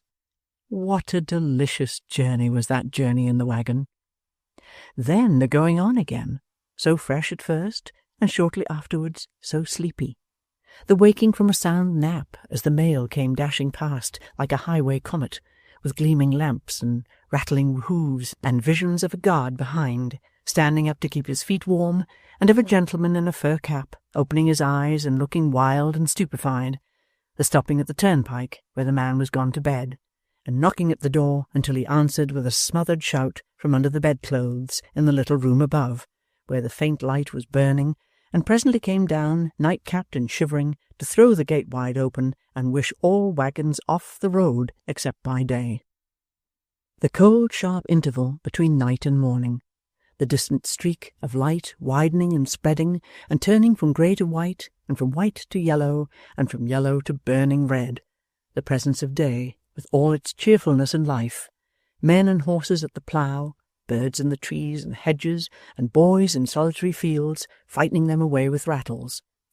The coming to a town, people busy in the markets, light carts and chaises round the tavern yard, tradesmen standing at their doors, men running horses up and down the street for sale, pigs plunging and grunting in the dirty distance, getting off with long strings at their legs, running into clean chemist shops and being dislodged with brooms by prentices, the night coach changing horses, the passengers cheerless, cold, ugly, and discontented, with 3 months' growth of hair in one night, the coachman fresh as from a bandbox and exquisitely beautiful by contrast. So much bustle, so many things in motion, such a variety of incidents. When was there a journey with so many delights as that journey in the waggon? Sometimes walking for a mile or two while her grandfather rode inside, and sometimes even prevailing upon the schoolmaster to take her place and lie down to rest, Nell travelled on very happily until they came to a large town, where the waggon stopped and where they spent a night. They passed a large church, and in the streets were a number of old houses, built of a kind of earth or plaster, crossed and recrossed in a great many directions with black beams, which gave them a remarkable and very ancient look. The doors, too, were arched and low, some with oaken portals and quaint benches, where the former inhabitants had sat on summer evenings. The windows were latticed in little diamond panes that seemed to wink and blink upon the passengers as if they were dim of sight. They had long since got clear of the smoke and furnaces, except in one or two solitary instances, where a factory planted among fields withered the space about it like a burning mountain. When they had passed through this town, they entered again upon the country, and began to draw near their place of destination. It was not so near, however, but that they spent another night upon the road, not that their doing so was quite an act of necessity, but that the schoolmaster, when they approached within a few miles of his village, had a fidgety sense of his dignity as the new clerk, and was unwilling to make his entry in dusty shoes and travel-disordered dress. It was a fine, clear autumn morning, and they came upon the scene of his promotion and stopped to contemplate its beauties.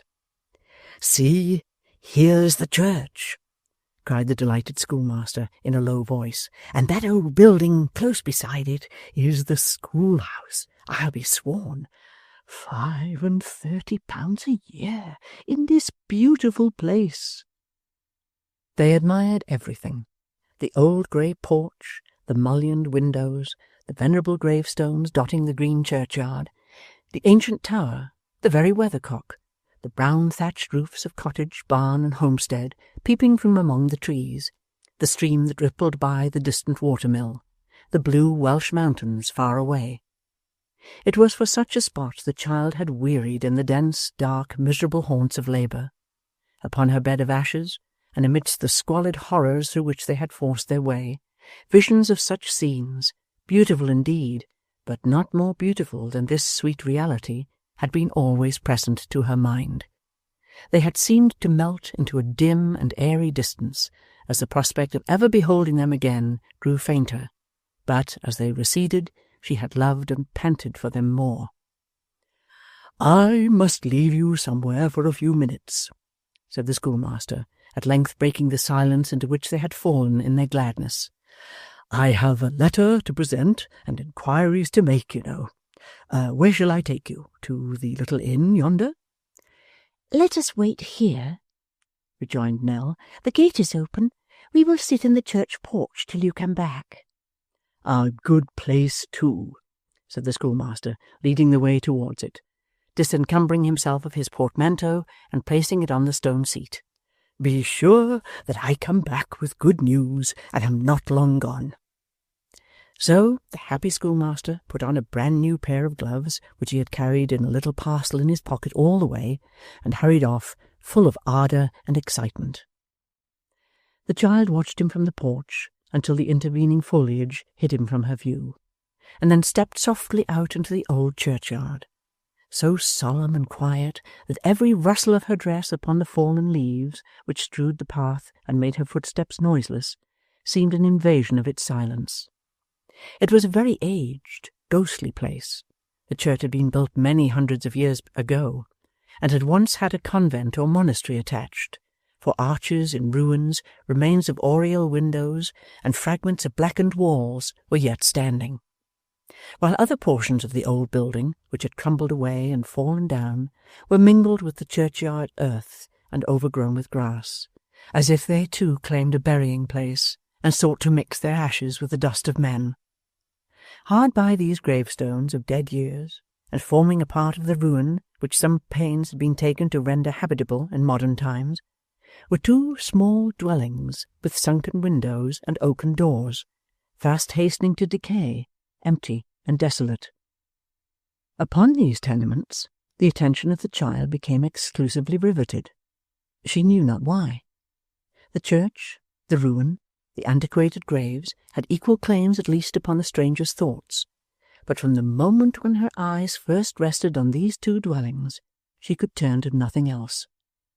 Even when she had made the circuit of the enclosure, and, returning to the porch, sat pensively waiting for their friend, she took her station where she could still look upon them, and felt as if fascinated towards that spot. Chapter 47. Kit's mother and the single gentleman, upon whose track it is expedient to follow with hurried steps, lest this history should be chargeable with inconstancy and the offence of leaving its characters in situations of uncertainty and doubt. Kit's mother and the single gentleman, speeding onward in the post-chaise and four, whose departure from the notary's door we have already witnessed, soon left the town behind them, and struck fire from the flints of the broad highway. The good woman, being not a little embarrassed by the novelty of her situation, and certain material apprehensions that perhaps by this time little Jacob or the baby, or both, had fallen into the fire, or tumbled downstairs, or had been squeezed behind doors, or had scalded their windpipes in endeavouring to allay their thirst at the spouts of tea-kettles, preserved an uneasy silence, and meeting from the window the eyes of turnpike men, omnibus drivers, and others, felt in the new dignity of her position like a mourner at a funeral, who, not being greatly afflicted by the loss of the departed, recognizes his everyday acquaintance from the window of the mourning coach, but is constrained to preserve a decent solemnity and the appearance of being indifferent to all external objects. To have been indifferent to the companionship of the single gentleman would have been tantamount to being gifted with nerves of steel. Never did chaise inclose or horses draw such a restless gentleman as he. He never sat in the same position for 2 minutes together, but was perpetually tossing his arms and legs about, pulling up the sashes and letting them violently down, or thrusting his head out of one window to draw it in again and thrust it out of another.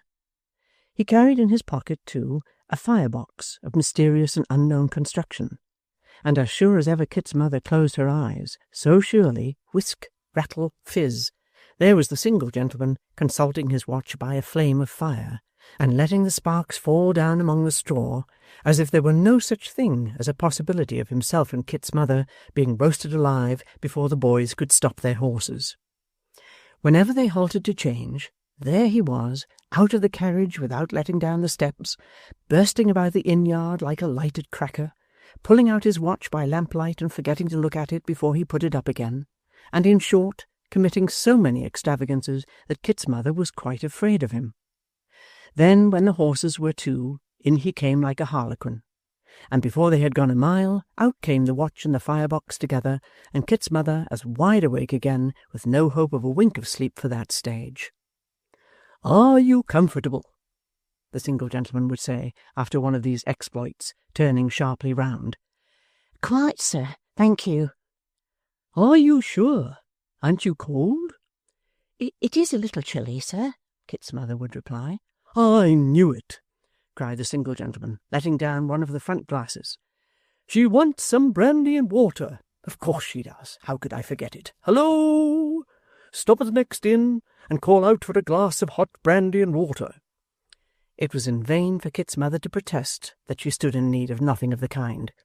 The single gentleman was inexorable, and whenever he had exhausted all other modes and fashions of restlessness, it invariably occurred to him that Kit's mother wanted brandy and water. In this way they travelled on until near midnight, when they stopped to supper, for which meal the single gentleman ordered everything eatable that the house contained, and because Kit's mother didn't eat everything at once, and eat it all, he took it into his head that she must be ill. "You're faint," said the single gentleman, who did nothing himself but walk about the room. "I see what's the matter with you, ma'am. You're faint." "Thank you, sir, I'm not indeed." "I know you are. I'm sure of it. I drag this poor woman from the bosom of her family at a minute's notice, and she goes on getting fainter and fainter before my eyes. I'm a pretty fellow. How many children have you got, ma'am?" "2, sir, besides Kit." "Boys, ma'am?" "Yes, sir." "Are they christened?" "Only half baptized as yet, sir." "I'm godfather to both of them. Remember that, if you please, ma'am. You'd better have some mulled wine." "I couldn't touch a drop indeed, sir." "You must," said the single gentleman. "I see you want it. I ought to have thought of it before."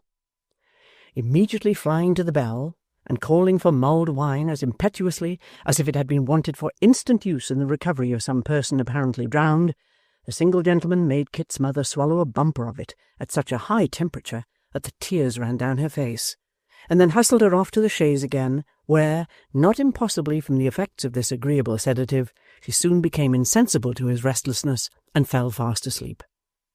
Nor were the happy effects of this prescription of a transitory nature, as, notwithstanding that the distance was greater and the journey longer than the single gentleman had anticipated, she did not awake until it was broad day, and they were clattering over the pavement of a town. "This is the place," cried her companion, letting down all the glasses. "Drive to the waxwork." The boy on the wheeler touched his hat, and setting spurs to his horse, to the end that they might go in brilliantly, all four broke into a smart canter, and dashed through the streets with a noise that brought the good folks wondering to their doors and windows, and drowned the sober voices of the town clocks as they chimed out 8:30. They drove up to a door round which a crowd of persons were collected, and there stopped. "What's this?" said the single gentleman, thrusting out his head. "Is anything the matter here?" "A wedding, sir, a wedding!" cried several voices. "Hurrah!" The single gentleman, rather bewildered by finding himself the centre of this noisy throng, alighted with the assistance of one of the postilions, and handed out Kit's mother, at sight of whom the populace cried out, "Here's another wedding!" and roared and leaped for joy. "The world has gone mad, I think," said the single gentleman, pressing through the concourse with his supposed bride. "Stand back here, will you, and let me knock." Anything that makes a noise is satisfactory to a crowd. A score of dirty hands were raised directly to knock for him, and seldom has a knocker of equal powers been made to produce more deafening sounds than this particular engine on the occasion in question. Having rendered these voluntary services, the throng modestly retired a little, preferring that the single gentleman should bear their consequences alone. "Now, sir, what you want?" said a man with a large white bow at his buttonhole, opening the door and confronting him with a very stoical aspect. "Who has been married here, my friend?" said the single gentleman. "I have." "You? And to whom, in the devil's name?" "What right have you to ask?" returned the bridegroom, eyeing him from top to toe. "What right?" cried the single gentleman, drawing the arm of Kit's mother more tightly through his own, for that good woman evidently had it in contemplation to run away. "A right you little dream of. Mind, good people, if this fellow has been marrying a minor, that can't be. Where is the child you have here, my good fellow? You call her Nell. Where is she?" As he propounded this question, which Kit's mother echoed, somebody in a room near at hand uttered a great shriek, and a stout lady in a white dress came running to the door and supported herself upon the bridegroom's arm. "Where is she?" cried this lady. "What news have you brought me? What has become of her?" The single gentleman started back, and gazed upon the face of the late Mrs. Jarley, that morning wedded to the philosophic George, to the eternal wrath and despair of Mr. Slum the poet. With looks of conflicting apprehension, disappointment, and incredulity, at length he stammered out, "I ask you where she is. What do you mean?" "Oh, sir," cried the bride, "if you have come here to do her any good, why weren't you here a week ago?" "She is not dead," said the person to whom she addressed herself, turning very pale. "No, not so bad as that." "I thank God," cried the single gentleman feebly. "Let me come in." They drew back to admit him, and when he had entered, closed the door. "You see in me, good people," he said, turning to the newly married couple, "one to whom life itself is not dearer than the two persons whom I seek. They would not know me. My features are strange to them, but if they or either of them are here, take this good woman with you, and let them see her first, for her they both know. If you deny them from any mistaken regard or fear for them, judge of my intentions by their recognition of this person as their old humble friend." "I always said it," cried the bride. "I knew she was not a common child. Alas, sir, we have no power to help you, for all that we could do has been tried in vain." With that they related to him, without disguise or concealment, all that they knew of Nell and her grandfather, from their first meeting with them down to the time of their sudden disappearance, adding, which was quite true, that they had made every possible effort to trace them, but without success, having been at first in great alarm for their safety, as well as on account of the suspicions to which they themselves might one day be exposed in consequence of their abrupt departure.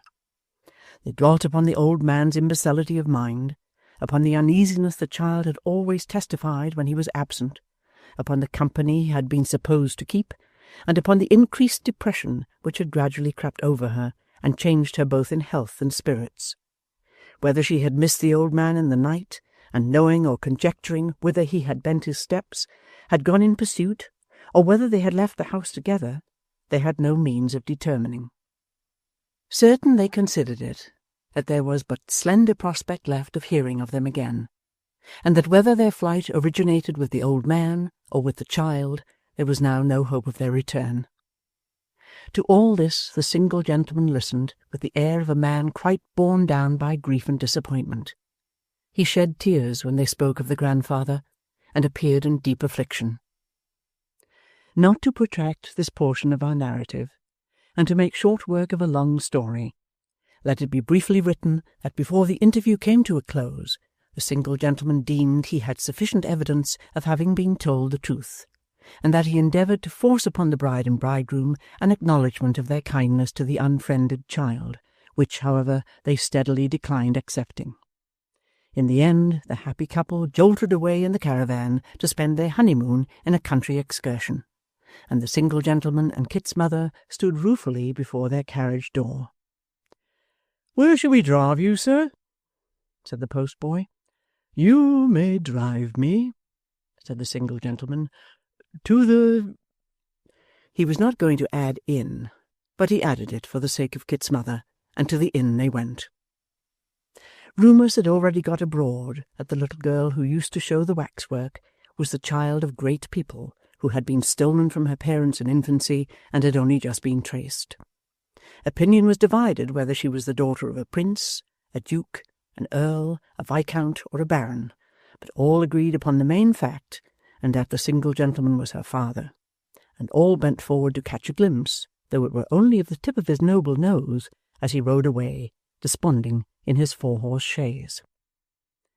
What would he have given to know, and what sorrow would have been saved if he had only known that at that moment both child and grandfather were seated in the old church porch, patiently awaiting the schoolmaster's return.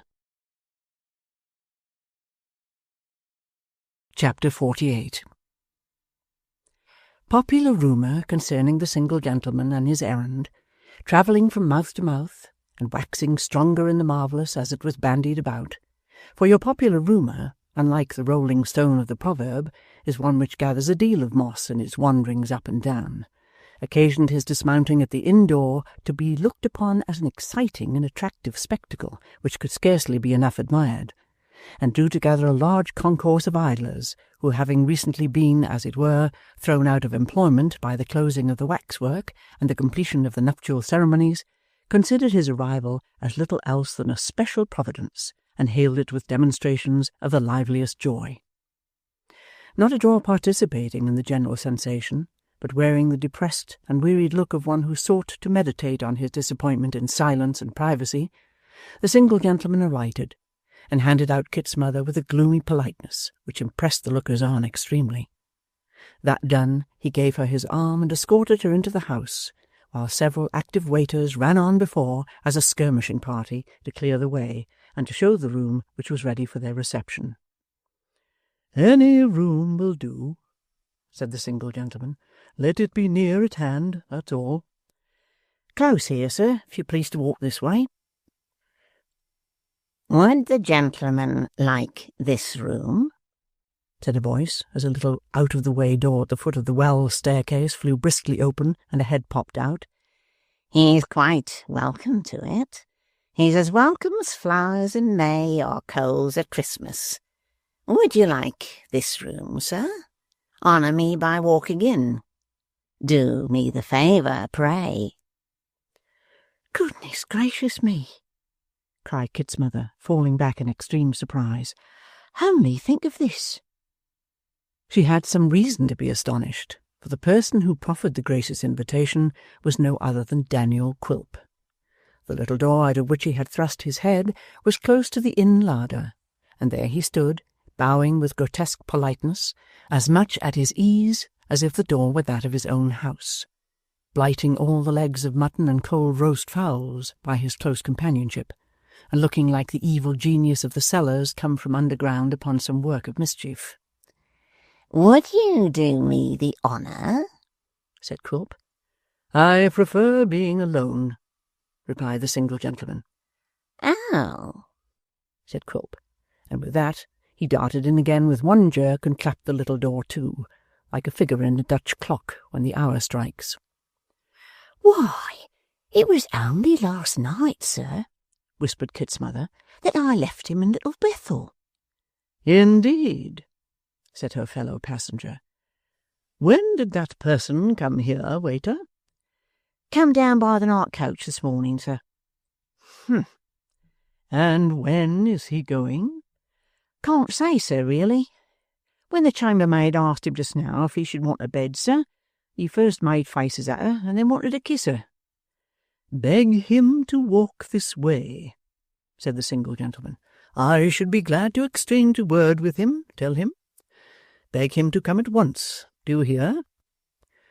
The man stared on receiving these instructions, for the single gentleman had not only displayed as much astonishment as Kit's mother at sight of the dwarf, but, standing in no fear of him, had been at less pains to conceal his dislike and repugnance. He departed on his errand, however, and immediately returned, ushering in its object. "Your servant, sir," said the dwarf.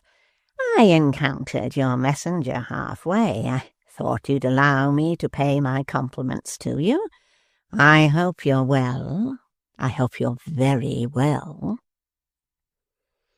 There was a short pause, while the dwarf, with half-shut eyes and puckered face, stood waiting for an answer. Receiving none, he turned towards his more familiar acquaintance. "Christopher's mother," he cried. "Such a dear lady, such a worthy woman, so blessed in her honest son. How is Christopher's mother? Have change of air and scene improved her? Her little family, too, and Christopher, do they thrive? Do they flourish? Are they growing into worthy citizens, eh?"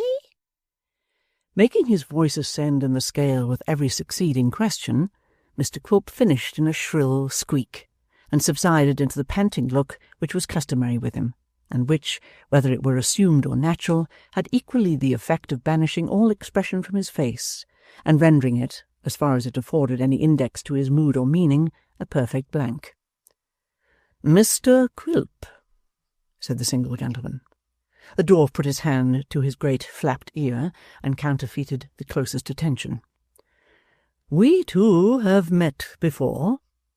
"Surely," cried Quilp, nodding his head. "Oh, surely, sir. Such an honour and pleasure. It's both. Christopher's mother, it's both, is not to be forgotten so soon. By no means." "You may remember that the day I arrived in London, and found the house to which I drove empty and deserted, I was directed by some of the neighbours to you, and waited upon you without stopping for rest or refreshment." "How precipitate that was, and yet what an earnest and vigorous measure," said Quilp, conferring with himself in imitation of his friend Mr. Sampson Brass. "I found," said the single gentleman, "you most unaccountably in possession of everything that had so recently belonged to another man, and that other man, who up to the time of your entering upon his property had been looked upon as affluent, reduced to sudden beggary, and driven from house and home." "We had warrant for what we did, my good sir," rejoined Quilp. "We had our warrant. Don't say driven, either. He went of his own accord. Vanished in the night, sir." "No matter," said the single gentleman angrily. "He was gone." "Yes, he was gone," said Quilp with the same exasperating composure. "No doubt he was gone. The only question was where, and it's a question still." "Now, what am I to think," said the single gentleman sternly, regarding him, "of you, who plainly indisposed to give me any information then, nay, obviously holding back and sheltering yourself with all kinds of cunning, trickery, and evasion, are dogging my footsteps now?" "I? Dogging?" cried Quilp. "Why are you not?" returned his questioner, fretted into a state of the utmost irritation. "Were you not a few hours since 60 miles off, and in the chapel to which this good woman goes to say her prayers?" "She was there too, I think," said Quilp, still perfectly unmoved. "I might say, if I was inclined to be rude, how do I know but you are dogging my footsteps? Yes, I was at chapel. What then? I've read in books that pilgrims were used to go to chapel before they went on journeys to put up petitions for their safe return. Wise men. Journeys are very perilous, especially outside the coach. Wheels come off, horses take fright, coachmen drive too fast, coaches overturn. I always go to chapel before I start on journeys. It's the last thing I do on such occasions, indeed. That Quilp lied most heartily in this speech it needed no very great penetration to discover, although for anything that he suffered to appear in his face, voice, or manner, he might have been clinging to the truth with the quiet constancy of a martyr. "In the name of all that's calculated to drive one crazy, man," said the unfortunate single gentleman, "have you not, for some reason of your own, taken upon yourself my errand? Don't you know with what object I have come here, and if you do know, can you throw no light upon it?"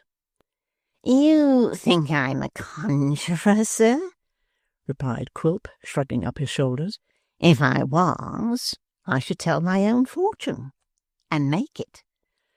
"Ah, we have said all we need to say, I see," returned the other, throwing himself impatiently upon a sofa. "Pray leave us, if you please." Willingly, returned Quilp. Most willingly. Christopher's mother, my good soul, farewell. A pleasant journey back, sir. With these parting words, and with a grin upon his features altogether indescribable, but which seemed to be compounded of every monstrous grimace of which men or monkeys are capable, the dwarf slowly retreated and closed the door behind him. "Oh, ho!" he said, when he had regained his own room, and sat himself down in a chair with his arms akimbo. "Oh, ho! Are you there, my friend? Indeed."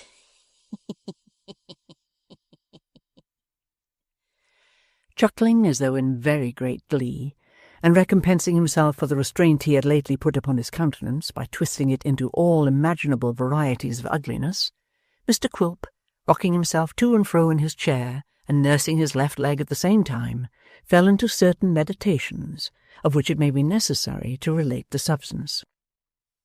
First, he reviewed the circumstances which had led to his repairing to that spot, which were briefly these. Dropping in at Mr. Sampson Brass's office on the previous evening, in the absence of that gentleman and his learned sister, he had lighted upon Mr. Swiveller, who chanced at the moment to be sprinkling a glass of warm gin and water on the dust of the law, and to be moistening his clay, as the phrase goes, rather copiously. But as clay in the abstract, when too much moistened, becomes of a weak and uncertain consistency, breaking down in unexpected places, retaining impressions but faintly, and preserving no strength or steadiness of character, so Mr. Swiveller's clay, having imbibed a considerable quantity of moisture, was in a very loose and slippery state, insomuch that the various ideas impressed upon it were fast losing their distinctive character and running into each other. It is not uncommon for human clay in this condition to value itself above all things upon its great prudence and sagacity, and Mr. Swiveller, especially prizing himself upon these qualities, took occasion to remark that he had made strange discoveries in connection with the single gentleman who lodged above, which he had determined to keep within his own bosom, and which neither tortures nor cajolery should ever induce him to reveal. Of this determination Mr. Quilp expressed his high approval, and setting himself in the same breath to goad Mr. Swiveller on to further hints, soon made out that the single gentleman had been seen in communication with Kit, and that this was the secret which was never to be disclosed. Possessed of this piece of information, Mr. Quilp directly supposed that the single gentleman above stairs must be the same individual who had waited on him, and having assured himself by further inquiries that this surmise was correct, had no difficulty in arriving at the conclusion that the intent and object of his correspondence with Kit was the recovery of his old client and the child. Burning with curiosity to know what proceedings were afoot, he resolved to pounce upon Kit's mother as the person least able to resist his arts, and consequently the most likely to be entrapped into such revelations as he sought. So taking an abrupt leave of Mr. Swiveller, he hurried to her house. The good woman being from home, he made inquiries of a neighbour, as Kit himself did soon afterwards, and being directed to the chapel, he took himself there, in order to waylay her at the conclusion of the service. He had not sat in the chapel more than a quarter of an hour, and with his eyes piously fixed upon the ceiling, was chuckling inwardly over the joke of his being there at all, when Kit himself appeared, watchful as a lynx, One glance showed the dwarf that he had come on business. Absorbed in appearance, as we have seen, and feigning a profound abstraction, he noted every circumstance of his behaviour, and when he withdrew with his family, shot out after him. In fine, he traced them to the notary's house, learnt the destination of the carriage from one of the postilions, and knowing that a fast night coach started for the same place at the very hour which was on the point of striking from a street hard by, darted round to the coach office without more ado, and took his seat upon the roof. After passing and repassing the carriage on the road, and being passed and repassed by it sundry times in the course of the night, according as their stoppages were longer or shorter, or their rate of travelling varied, they reached the town almost together. Quilp kept the chaise in sight, mingled with the crowd, learnt the single gentleman's errand and its failure, and having possessed himself of all that it was material to know, hurried off, reached the inn before him, had the interview just now detailed, and shut himself up in the little room in which he hastily reviewed all these occurrences. "You are there, are you, my friend?" he repeated, greedily biting his nails. "I am suspected and thrown aside, and Kit's the confidential agent, is he? I shall have to dispose of him, I fear. If we had come up with them this morning," he continued, after a thoughtful pause, "I was ready to prove a pretty good claim. I could have made my profit. But for these canting hypocrites, the lad and his mother, I could get this fiery gentleman as comfortably into my net as our old friend, our mutual friend, and chubby, rosy Nell. At the worst, it's a golden opportunity not to be lost. Let us find them first, and I'll find means of draining you of some of your superfluous cash, sir, while there are prison bars and bolts and locks to keep your friend or kinsman safely. I hate your virtuous people," said the dwarf, throwing off a bumper of brandy and smacking his lips. "I hate them every one." This was not a mere empty vaunt, but a deliberate avowal of his real sentiments. For Mr. Quilp, who loved nobody, had by little and little come to hate everybody nearly or remotely connected with his ruined client. The old man himself, because he had been able to deceive him and elude his vigilance; the child, because she was the object of Mrs. Quilp's commiseration and constant self-reproach; the single gentleman, because of his unconcealed aversion to himself; Kit and his mother, most mortally for the reasons shown. Above and beyond that general feeling of opposition to them, which would have been inseparable from his ravenous desire to enrich himself by these altered circumstances, Daniel Quilp hated them every one. In this amiable mood, Mr. Quilp enlivened himself and his hatreds with more brandy, and then, changing his quarters, withdrew to an obscure alehouse, under cover of which seclusion he instituted all possible inquiries that might lead to the discovery of the old man and his grandchild. But all was in vain. Not the slightest trace or clue could be obtained. They had left the town by night. No one had seen them go. No one had met them on the road. The driver of no coach, cart, or waggon had seen any travellers answering their description. Nobody had fallen in with them or heard of them. Convinced at last that for the present all such attempts were hopeless, he appointed 2 or 3 scouts, with promises of large rewards in case of their forwarding him any intelligence, and returned to London by next day's coach. It was some gratification to Mr. Quilp to find, as he took his place upon the roof, that Kit's mother was alone inside, from which circumstance he derived in the course of the journey much cheerfulness of spirit, inasmuch as her solitary condition enabled him to terrify her with many extraordinary annoyances, such as hanging over the side of the coach at the risk of his life, and staring in with his great goggle eyes, which seemed in hers the more horrible from his face being upside down, dodging her in this way from one window to another, getting nimbly down whenever they changed horses, and thrusting his head in at the window with a dismal squint, which ingenious tortures had such an effect upon Mrs. Nubbles that she was quite unable for the time to resist the belief that Mr. Quilp did, in his own person, represent and embody that evil power who was so vigorously attacked at Little Bethel, and who, by reason of her backslidings in respect of Astleys and oysters, was now frolicsome and rampant. Kit, having been apprised by letter of his mother's intended return, was waiting for her at the coach-office, and great was his surprise when he saw, leering over the coachman's shoulder like some familiar demon, invisible to all eyes but his, the well-known face of Quilp.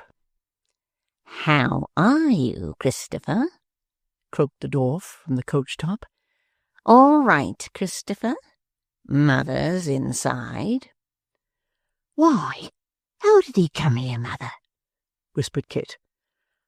"I don't know how he came or why, my dear," rejoined Mrs. Nubbles, dismounting with her son's assistance, "but he has been a-terrifying of me out of my 7 senses all this blessed day."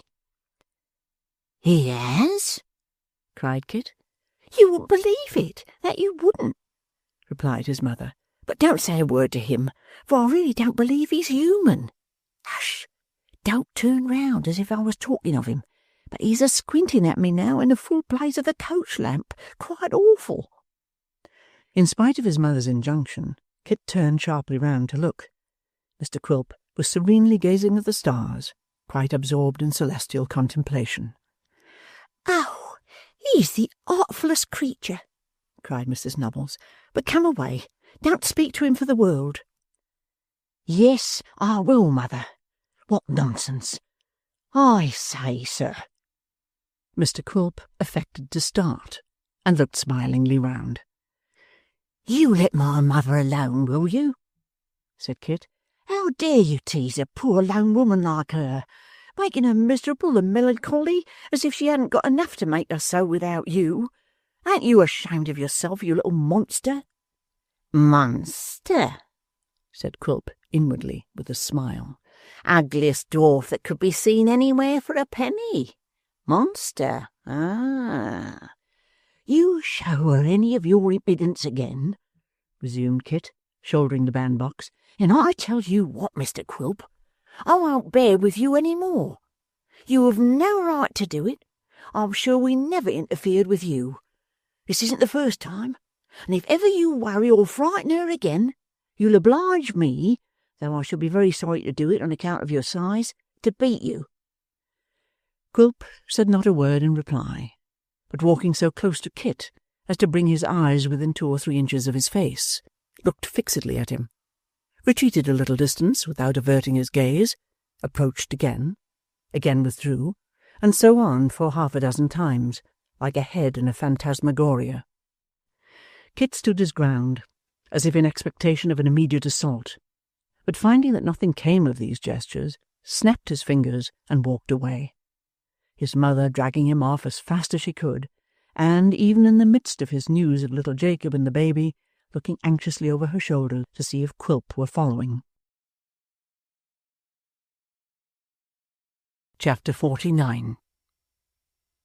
Kit's mother might have spared herself the trouble of looking back so often, for nothing was further from Mr. Quilp's thoughts than any intention of pursuing her and her son, or renewing the quarrel with which they had parted. He went his way, whistling from time to time some fragments of a tune, and with a face quite tranquil and composed, jogged pleasantly towards home, entertaining himself as he went with visions at the fears and terrors of Mrs. Quilp, who, having received no intelligence of him for 3 whole days and 2 nights, and having had no previous notice of his absence, was doubtless by that time in a state of distraction, and constantly fainting away with anxiety and grief. This facetious probability was so congenial to the dwarf's humour, and so exquisitely amusing to him, that he laughed as he went along until the tears ran down his cheeks, and more than once, when he found himself in a by-street, vented his delight in a shrill scream, which, greatly terrifying any lonely passenger who happened to be walking on before him expecting nothing so little, increased his mirth, and made him remarkably cheerful and light-hearted. In this happy flow of spirits, Mr. Quilp reached Tower Hill, when, gazing up at the window of his own sitting-room, he thought he descried more light than is usual in a house of mourning. Drawing nearer, and listening attentively, he could hear several voices in earnest conversation, among which he could distinguish not only those of his wife and mother-in-law, but the tongues of men. "Ha!" cried the jealous dwarf. "What's this? Do they entertain visitors while I'm away?" A smothered cough from above was the reply. He felt in his pockets for his latch-key, but had forgotten it. There was no resource but to knock at the door. "A light in the passage," said Quilp, peeping through the keyhole. "A very soft knock, and by your leave, my lady, I may yet steal upon you unawares. So ho!" A very low and gentle rap received no answer from within. But after a second application to the knocker, no louder than the first, the door was softly opened by the boy from the wharf, whom Quilp instantly gagged with one hand and dragged into the street with the other. "You throw me, master," whispered the boy. "Let go, will you?" "Who's upstairs, you dog?" retorted Quilp in the same tone. "Tell me, and don't speak above your breath, or I'll choke you in good earnest." The boy could only point to the window and reply with a stifled giggle, expressive of such intense enjoyment that Quilp clutched him by the throat and might have carried his threat into execution, or at least have made very good progress towards that end, but for the boy's nimbly extricating himself from his grasp and fortifying himself behind the nearest post, at which, after some fruitless attempts to catch him by the hair of the head, his master was obliged to come to a parley. "Will you answer me?" said Quilp. "What's going on above?" "You won't speak," replied the boy. They think you're dead." "Dead?" replied Quilp, relaxing into a grim laugh himself. "Now, do they? Do they really, you dog?" "They think you're drowned," replied the boy, who in his malicious nature had a strong infusion of his master. "You was last seen on the brink of the wharf, and they think you tumbled over." The prospect of playing the spy under such delicious circumstances, and of disappointing them all by walking in alive, gave more delight to Quilp than the greatest stroke of good fortune could possibly have inspired him with. He was no less tickled than his hopeful assistant, and they both stood for some seconds, grinning and gasping and wagging their heads at each other on either side of the post, like an unmatchable pair of Chinese idols. "Not a word," said Quilp, making towards the door on tiptoe.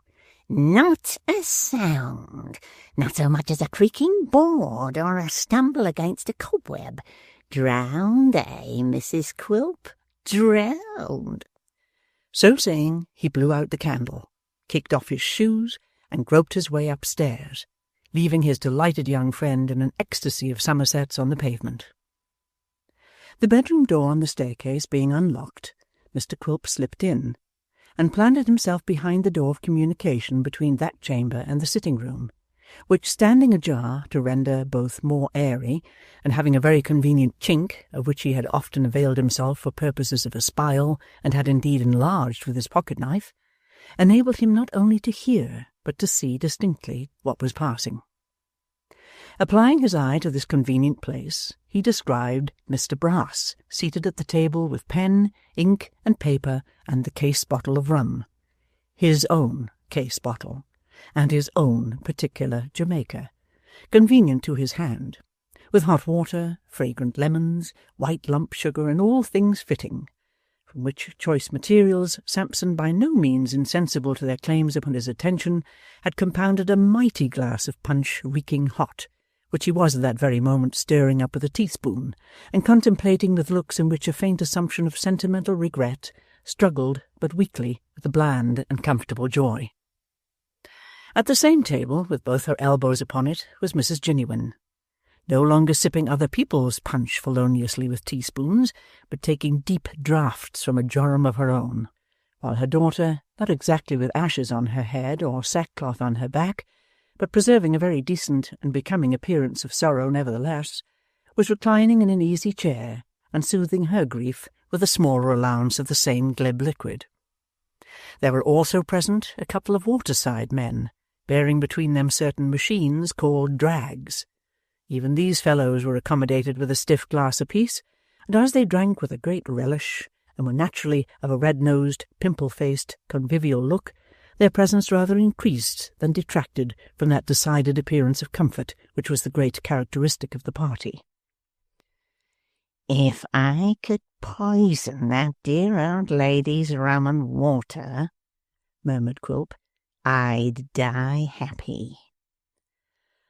"Ah," said Mr. Brass, breaking the silence and raising his eyes to the ceiling with a sigh. "Who knows but he may be looking down upon us now? Who knows but he may be surveying of us from somewheres or another, and contemplating us with a watchful eye? Oh, law!" Here Mr. Brass stopped to drink half his punch, and then resumed, looking at the other half as he spoke, with a dejected smile. "I can almost fancy," said the lawyer, shaking his head, "that I see his eye glistening down at the very bottom of my liquor. When shall we look upon his like again? Never, never. 1 minute we are here," holding his tumbler before his eyes, "the next we are there," gulping down its contents and striking himself emphatically a little below the chest. "In the silent tomb. To think that I should be drinking his very rum. It seems like a dream." With the view, no doubt, of testing the reality of his position, Mr. Brass pushed his tumbler as he spoke towards Mrs. Jiniwin for the purpose of being replenished, and turned towards the attendant mariners. "The search has been quite unsuccessful, then?" "Quite, master. But I should say, if he turns up anywhere, he'll come ashore somewhere about Greenwich tomorrow, at ebb tide. Eh, mate?" The other gentleman assented, observing that he was expected at the hospital, and that several pensioners would be ready to receive him whenever he arrived. "Then we have nothing for it but resignation," said Mr. Brass. "Nothing but resignation and expectation. It would be a comfort to have his body. It would be a dreary comfort." "Oh, beyond a doubt," assented Mrs. Jiniwin hastily. "If we once had that, we should be quite sure." "With regard to the descriptive advertisement," said Sampson Brass, taking up his pen, "it is a melancholy pleasure to recall his traits. Respecting his legs, now." "Crooked, certainly," said Mrs. Jiniwin. "Do you think they were crooked?" said Brass, in an insinuating tone. "I think I see them now, coming up the street, very wide apart, in nankeen pantaloons a little shrunk and without straps. Ah, what a vale of tears we live in! Do we say crooked?" "I think they were a little so," observed Mrs. Quilp with a sob. "Legs crooked," said Brass, writing as he spoke. "Large head, short body, legs crooked." "Very crooked," suggested Mrs. Jiniwin. "We'll not say very crooked, ma'am," said Brass piously. "Let us not bear hard upon the weaknesses of the deceased. He is gone, ma'am, to where his legs will never come in question. We will content ourselves with crooked, Mrs. Jiniwin." "I thought you wanted the truth," said the old lady. "That's all." "Bless your eyes, how I love you," muttered Quilp. "There she goes again. Nothing but punch." "This is an occupation," said the lawyer, laying down his pen and emptying his glass, which seems to bring him before my eyes like the ghost of Hamlet's father and the very clothes that he wore on work-a-days. His coat, his waistcoat, his shoes and stockings, his trousers, his hat, his wit and humour, his pathos and his umbrella, all come before me like visions of my youth. His linen, said Mr. Brass, smiling fondly at the wall, his linen, which was always of a particular colour, for such was his whim and fancy.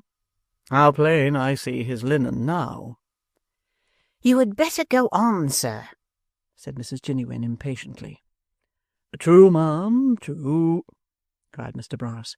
Our faculties must not freeze with grief. I'll trouble you for a little more of that, ma'am. A question now arises with relation to his nose. Flat, said Mrs. Jiniwin. Aquiline, cried Quilp, thrusting in his head and striking the feature with his fist. Aquiline, you hag. Do you see it?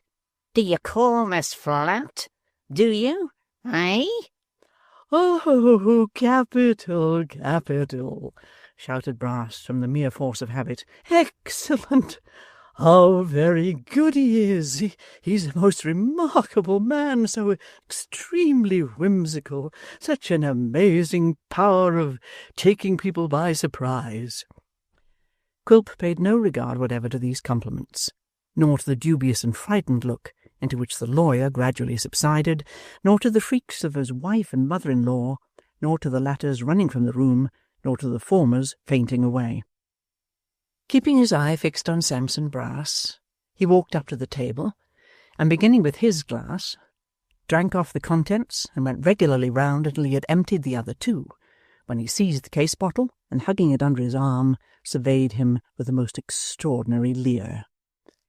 Not yet, Sampson, said Quilp. Not just yet. Oh, very good indeed, cried Brass, recovering his spirits a little. Oh, exceedingly good. There's not another man alive who could carry it off like that. A most difficult position to carry off. But he has such a flow of good humour, such an amazing flow. Good night, said the dwarf, nodding expressively. Good night, sir, good night, cried the lawyer, retreating backwards towards the door. This is a joyful occasion indeed, extremely joyful. Oh, very rich indeed, remarkably so. Waiting until Mr. Brass's ejaculations died away in the distance, for he continued to pour them out all the way downstairs, Quilp advanced towards the two men, who yet lingered in a kind of stupid amazement. Have ye been dragging the river all day, gentlemen? Said the dwarf, holding the door open with great politeness. And yesterday too, master. Dear me, you've had a deal of trouble. Pray consider everything yours that you find upon the body. Good night. The men looked at each other, but had evidently no inclination to argue the point just then, and shuffled out of the room. The speedy clearance effected, Quilp locked the doors, and still embracing the case-bottle with shrugged-up shoulders and folded arms, stood looking at his insensible wife like a dismounted nightmare. Chapter 50. Matrimonial differences are usually discussed by the parties concerned in the form of dialogue, in which the lady bears at least her full half-share. Those of Mr. and Mrs. Quilp, however, were an exception to the general rule. The remarks which they occasioned being limited to a long soliloquy on the part of the gentleman, with perhaps a few deprecatory observations from the lady, not extending beyond a trembling monosyllable uttered at long intervals, and in a very submissive and humble tone. On the present occasion, Mrs. Quilp did not for a long time venture even on this gentle defence, but when she had recovered from her fainting fit, sat in a tearful silence, meekly listening to the reproaches of her lord and master. Of these Mr. Quilp delivered himself with the utmost animation and rapidity, and with so many distortions of limb and feature, that even his wife, although tolerably well accustomed to his proficiency in these respects, was well nigh beside herself with alarm. But the Jamaica rum, and the joy of having occasioned a heavy disappointment, by degrees cooled Mr. Quilp's wrath, which from being at savage heat dropped slowly to the bantering or chuckling point, at which it steadily remained. "So, you thought I was dead and gone, did you?" said Quilp. "You thought you were a widow, eh? You jade." "Indeed, Quilp," returned his wife, "I'm very sorry." "Who doubts it?" cried the dwarf. "You very sorry? To be sure you are. Who doubts that you're very sorry?" "I don't mean sorry that you have come home again alive and well," said his wife, "but sorry that I should have been led into such a belief. I am glad to see you, Quilp. Indeed I am."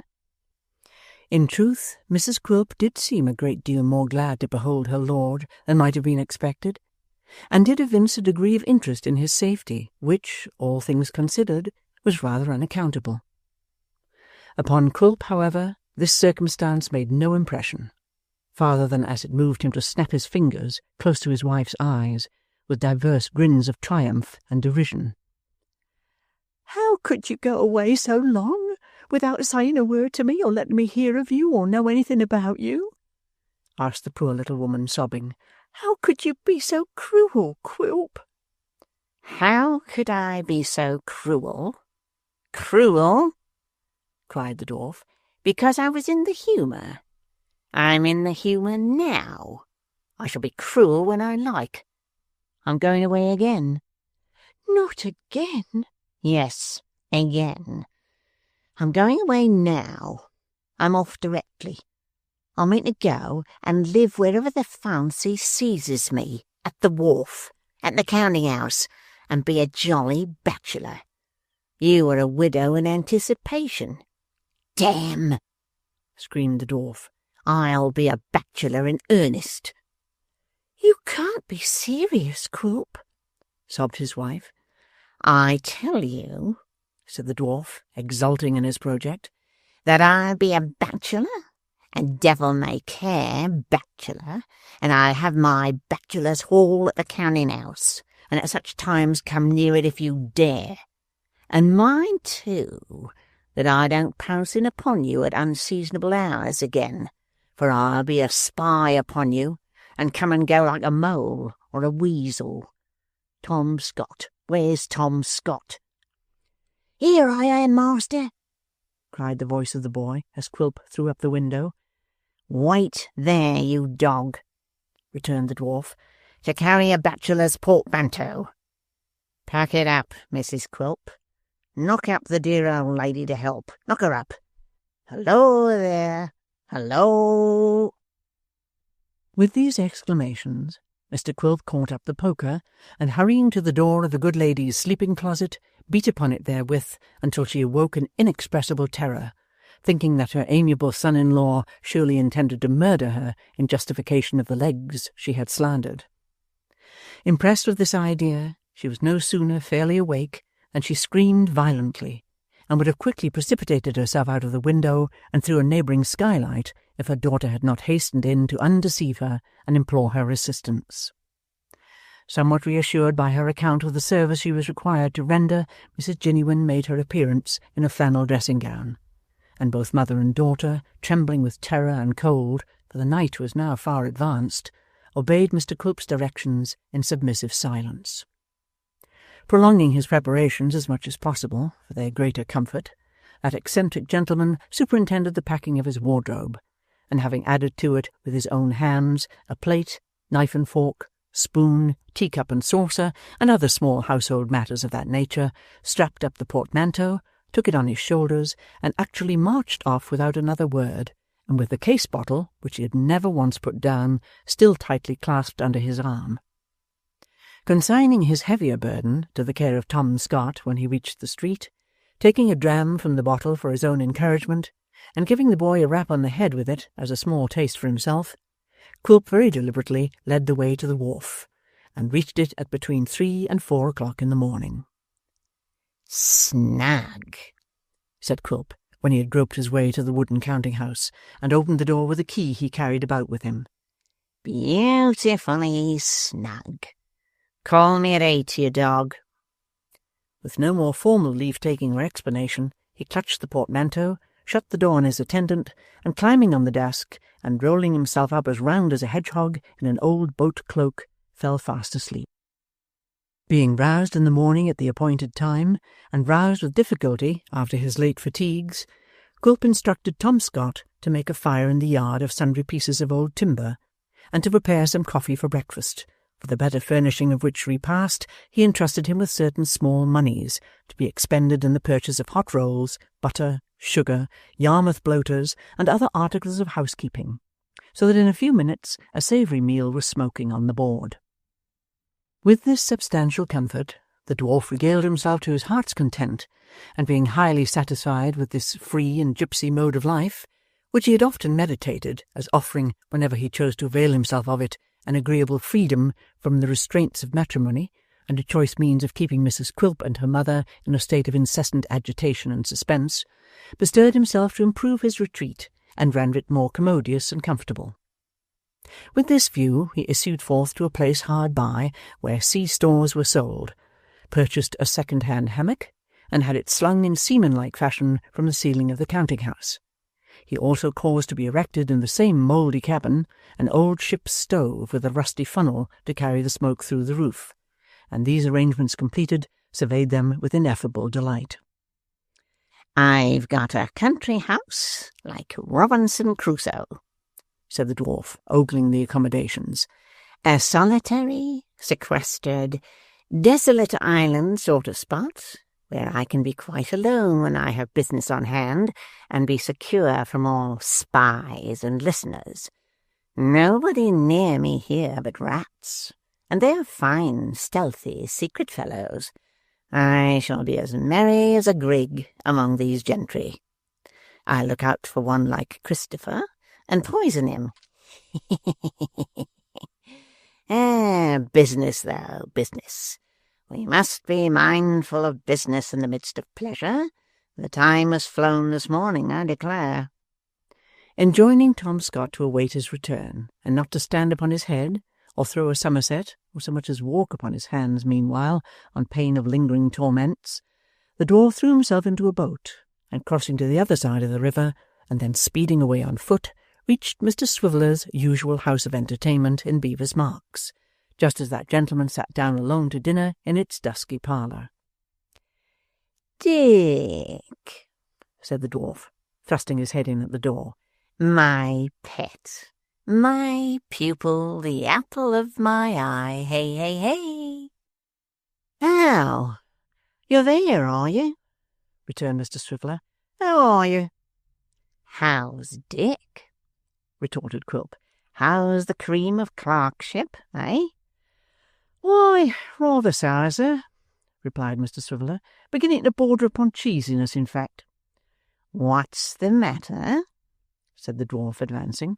"Has Sally proved unkind? Of all the girls that are so smart, there's none like, eh, Dick?" "Certainly not," replied Mr. Swiveller, eating his dinner with great gravity. "None like her. She's the sphinx of private life, is Sally B." "You're out of spirits," said Quilp, drawing up a chair. "What's the matter?" "The law don't agree with me," returned Dick. "It isn't moist enough, and there's too much confinement. I've been thinking of running away." "Bah!" said the dwarf. "Where would you run to, Dick?" "I don't know," returned Mr. Swiveller. "Towards Highgate, I suppose. Perhaps the bells might strike up, Turn again Swiveller, Lord Mayor of London. Whittington's name was Dick. I wish cats were scarcer." Quilp looked at his companion with his eyes screwed up into a comical expression of curiosity, and patiently awaited his further explanation. Upon which, however, Mr. Swiveller appeared in no hurry to enter, as he ate a very long dinner in profound silence, finally pushed away his plate, threw himself back into his chair, folded his arms, and stared ruefully at the fire, in which some ends of cigars were smoking on their own account and sending up a fragrant odour. "Perhaps you'd like a bit of cake," said Dick, at last turning to the dwarf. "You're quite welcome to it. You ought to be, for it's of your making." What do you mean? said Quilp. Mr Swiveller replied by taking from his pocket a small and very greasy parcel, slowly unfolding it, and displaying a little slab of plum cake, extremely indigestible in appearance, and bordered with a paste of white sugar 1.5 inches deep. "What should you say this was?" demanded Mr Swiveller. It looks like bride cake, replied the dwarf, grinning. "And whose should you say it was?" inquired Mr Swiveller, rubbing the pastry against his nose with a dreadful calmness. "Whose?" "Not." "Yes," said Dick, "the same. You needn't mention her name. There's no such name now. Her name is Cheggs now, Sophy Cheggs. Yet loved I as man never loved that hadn't wooden legs, and my heart is breaking for the love of Sophy Cheggs." With this extemporary adaptation of a popular ballad to the distressing circumstances of his own case, Mr Swiveller folded up the parcel again, beat it very flat between the palms of his hands, thrust it into his breast, buttoned his coat over it, and folded his arms upon the whole. "Now, I hope you're satisfied, sir," said Dick, "and I hope Fred's satisfied. You went partners in the mischief, and I hope you like it. This is the triumph I was to have, is it? It's like the old country dance of that name, where there are 2 gentlemen and 1 lady, and one has her, and the other hasn't, but comes limping up behind to make out the figure. But it's destiny, and mine's a crusher." Disguising his secret joy in Mr Swiveller's defeat, Daniel Quilp adopted the surest means of soothing him by ringing the bell and ordering in a supply of rosy wine, that is to say, of its usual representative, which he put about with great alacrity, calling upon Mr Swiveller to pledge him in various toasts derisive of Cheggs, and eulogistic of the happiness of single men. Such was their impression on Mr Swiveller, coupled with the reflection that no man could oppose his destiny, that in a very short space of time his spirits rose surprisingly, and he was enabled to give the dwarf an account of the receipt of the cake, which, it appeared, had been brought to Bevis Marks by the 2 surviving Miss Wackleses in person, and delivered at the office door with much giggling and joyfulness. "Ha!" said Quilp. "It will be our turn to giggle soon. And that reminds me. You spoke of young Trent. Where is he?" Mr Swiveller explained that his respectable friend had recently accepted a responsible situation in a locomotive gaming house, and was at that time absent on a professional tour among the adventurous spirits of Great Britain. "That's unfortunate," said the dwarf, "for I came, in fact, to ask you about him. A thought has occurred to me, Dick. Your friend over the way—" "Which friend?" "In the first floor." "Yes?" "Your friend in the first floor, Dick. I know him." "No, he don't," said Mr Swiveller, shaking his head. "Don't?" "No, because he has never seen him," rejoined Quilp. "But if we were to bring them together, who knows, Dick, but Fred, properly introduced, would serve his turn almost as well as little Nell or her grandfather. Who knows but it might make the young fellow's fortune, and, through him, yours, eh?" "Why, the fact is, you see," said Mr Swiveller, "that they have been brought together." "Have been?" cried the dwarf, looking suspiciously at his companion. "Through whose means?" "Through mine," said Dick, slightly confused. "Didn't I mention it to you the last time you called over yonder?" "You know you didn't," returned the dwarf. "I believe you're right," said Dick. "No, I didn't, I recollect. Oh, yes, I brought 'em together that very day. It was Fred's suggestion." "And what came of it?" "Why, instead of my friend's bursting into tears when he knew who Fred was, Embracing him kindly and telling him that he was his grandfather, or his grandmother in disguise, which we fully expected, he flew into a tremendous passion, called him all manner of names, said it was in a great measure his fault that little Nell and the old gentleman had ever been brought to poverty, didn't hint at our taking anything to drink, and in short, rather turned us out of the room than otherwise. That's strange, said the dwarf, musing. So we remarked to each other at the time, returned Dick coolly, but quite true. Quilp was plainly staggered by this intelligence, over which he brooded for some time in moody silence, often raising his eyes to Mr. Swiveller's face and sharply scanning its expression. As he could read in it, however, no additional information or anything to lead him to believe he had spoken falsely, and as Mr. Swiveller, left to his own meditations, sighed deeply and was evidently growing maudlin on the subject of Mrs. Cheggs, the dwarf soon broke up the conference and took his departure, leaving the bereaved one to his melancholy ruminations. Have been brought together, eh? said the dwarf as he walked the streets alone. My friend has stolen a march upon me. It led him to nothing, and therefore is no great matter, save in the intention. I'm glad he has lost his mistress. The blockhead mustn't leave the Lord present. I'm sure of him where he is, whenever I want him for my own purpose, and besides, he's a good unconscious spy on brass, and tells in his cups all that he sees and hears. You are useful to me, Dick, and cost nothing but a little treating now and then. I am not sure that it may not be worth while, before long, to take credit with the stranger, Dick, by discovering your designs upon the child. But for the present, we'll remain the best friends in the world, with your good leave. Pursuing these thoughts, and gasping as he went along after his own peculiar fashion, Mr. Quilp once more crossed the Thames and shut himself up in his bachelor's hall, which, by reason of its newly erected chimney depositing the smoke inside the room and carrying none of it off, was not quite so agreeable as more fastidious people might have desired.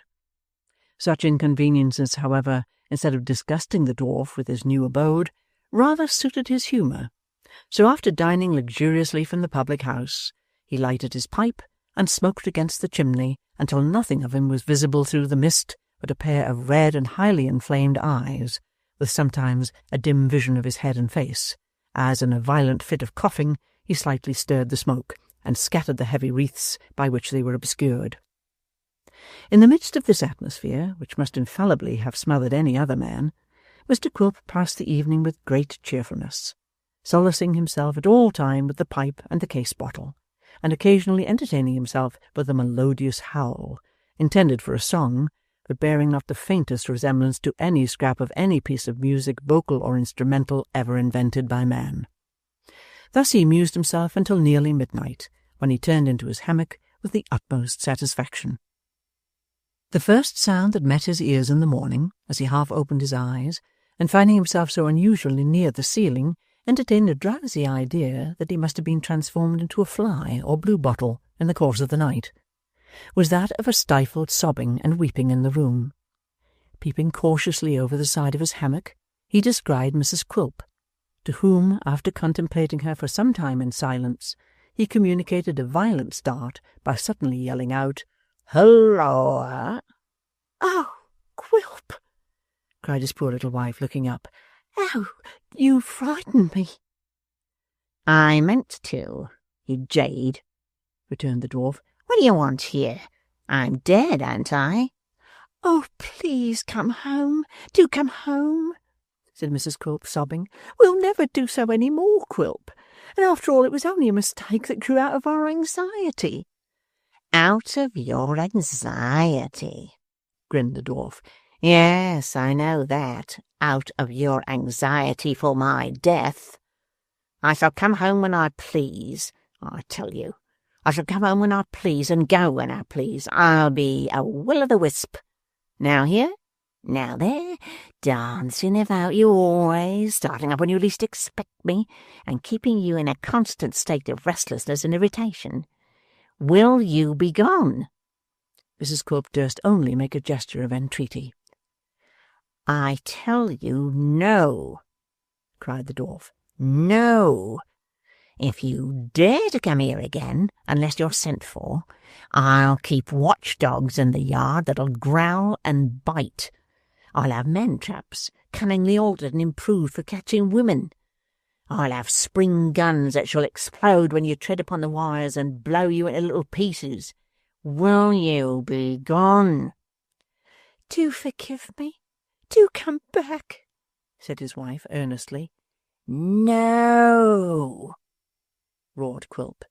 "Not till my own good time, and then I'll return again as often as I choose, and be accountable to nobody for my goings or comings.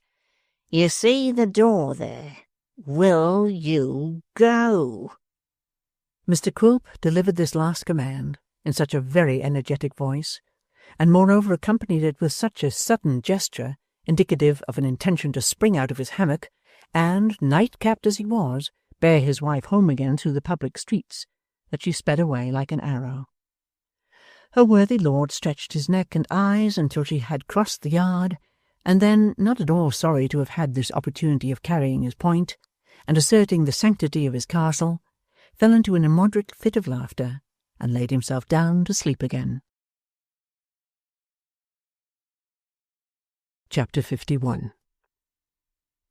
The bland and open-hearted proprietor of Bachelor's Hall slept on amidst the congenial accompaniments of rain, mud, dirt, damp, fog, and rats, until late in the day, when, summoning his valet Tom Scott to assist him to rise, and to prepare breakfast, he quitted his couch and made his toilet.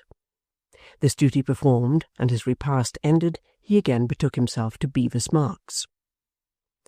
This visit was not intended for Mr. Swiveller, but for his friend and employer, Mr. Sampson Brass. Both gentlemen, however, were from home, nor was the life and light of law, Miss Sally, at her post either. The fact of their joint desertion of the office was made known to all comers by a scrap of paper in the handwriting of Mr. Swiveller, which was attached to the bell-handle, and which, giving the reader no clue to the time of day when it was first posted, furnished him with the rather vague and unsatisfactory information that that gentleman would return in an hour. "There's a servant, I suppose?" said the dwarf, knocking at the house door. "She'll do." After a sufficiently long interval, the door was opened, and a small voice immediately accosted him with, "Oh, please, will you leave a card or message?" "Eh?" said the dwarf, looking down. It was something quite new to him, upon the small servant. To this the child, conducting her conversation as upon the occasion of her first interview with Mr. Swiveller, again replied, "Oh, please, will you leave a card or message?" "I'll write a note," said the dwarf, pushing past her into the office. "And mind your master has it directly he comes home."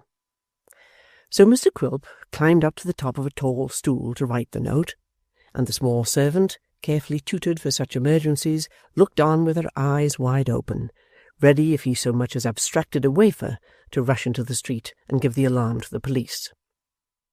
As Mr. Quilp folded his note, which was soon written, being a very short one, he encountered the gaze of the small servant. He looked at her, long and earnestly. "How are you?" said the dwarf, moistening a wafer with horrible grimaces.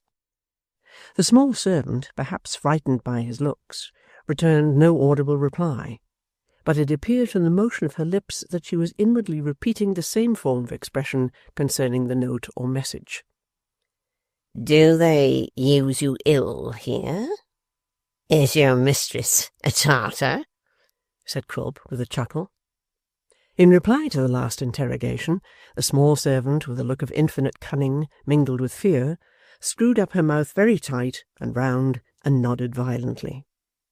Whether there was anything in the peculiar slyness of her action which fascinated Mr. Quilp, or anything in the expression of her features at the moment which attracted his attention for some other reason, or whether it merely occurred to him as a pleasant whim to stare the small servant out of countenance, certain it is that he planted his elbows square and firmly on the desk, and squeezing up his cheeks with his hands, looked at her fixedly. "Where do you come from?" he said after a long pause, stroking his chin. "I don't know." "What's your name?" "Nothing." "Nonsense," retorted Quilp. "What does your mistress call you when she wants you?" "A little devil," said the child. She added in the same breath, as if fearful of any further questioning, "But please, will you leave a card or message?" These unusual answers might naturally have provoked some more inquiries. Quilp, however, without uttering another word, withdrew his eyes from the small servant, stroked his chin more thoughtfully than before, and then, bending over the note as if to direct it with scrupulous and hair-breadth nicety, looked at her, covertly but very narrowly, from under his bushy eyebrows. The result of this secret survey was that he shaded his face with his hands, and laughed slyly and noiselessly until every vein in it was swollen almost to bursting. Pulling his hat over his brow to conceal his mirth and its effects, he tossed the letter to the child and hastily withdrew. Once in the street, moved by some secret impulse, he laughed, and held his sides and laughed again, and tried to peer through the dusty area railings as if to catch another glimpse of the child, until he was quite tired out. At last he travelled back to the wilderness, which was within rifle-shot of his bachelor retreat, and ordered tea in the wooden summer-house that afternoon for 3 persons, an invitation to Miss Sally Brass and her brother to partake of that entertainment at that place, having been the object both of his journey and his note. It was not precisely the kind of weather in which people usually take tea in summer-houses, far less in summer-houses in an advanced state of decay, and overlooking the slimy banks of a great river at low water. Nevertheless, it was in this choice retreat that Mr. Quilp ordered a cold collation to be prepared, and it was beneath its cracked and leaky roof that he, in due course of time, received Mr. Sampson and his sister Sally. "You're fond of the beauties of nature," said Quilp with a grin. "Is this charming, Brass? Is it unusual, unsophisticated, primitive?" "It's delightful indeed, sir," replied the lawyer. "Cool?" said Quilp. Not particularly so, I think, sir," rejoined Brass, with his teeth chattering in his head. "Perhaps a little damp and aguish?" said Quilp. "Just damp enough to be cheerful, sir," rejoined Brass. "Nothing more, sir, nothing more." "And Sally," said the delighted dwarf, "does she like it?" "She'll like it better," returned that strong-minded lady, "when she has tea. So let us have it, and don't bother." "Sweet Sally," cried Quilp, extending his arms as if about to embrace her. "Gentle, charming, overwhelming Sally." "He's a very remarkable man indeed," soliloquized Mr. Brass. "He's quite a troubadour, you know, quite a troubadour."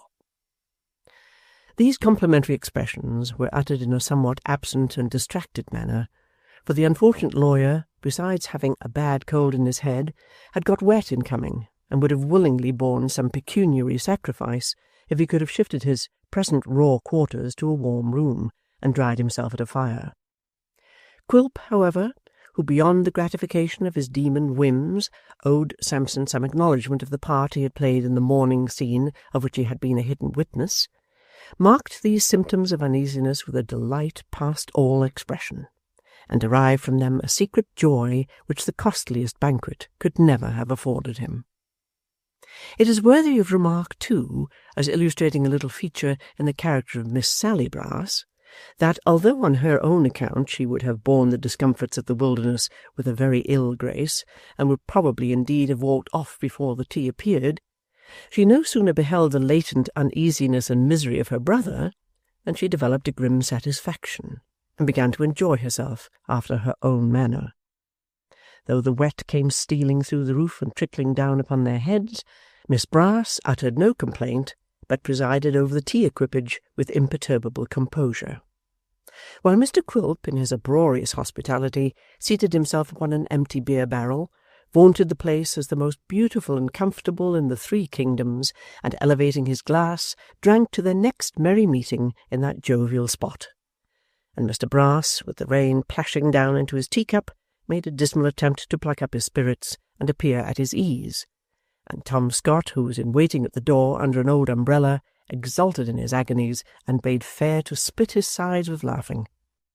While all this was passing, Miss Sally Brass, unmindful of the wet which dripped down upon her own feminine person and fair apparel, sat placidly behind the tea-board, erect and grisly, contemplating the unhappiness of her brother with a mind at ease, and content, in her amiable disregard of self, to sit there all night, witnessing the torments which his avaricious and grovelling nature compelled him to endure and forbade him to resent.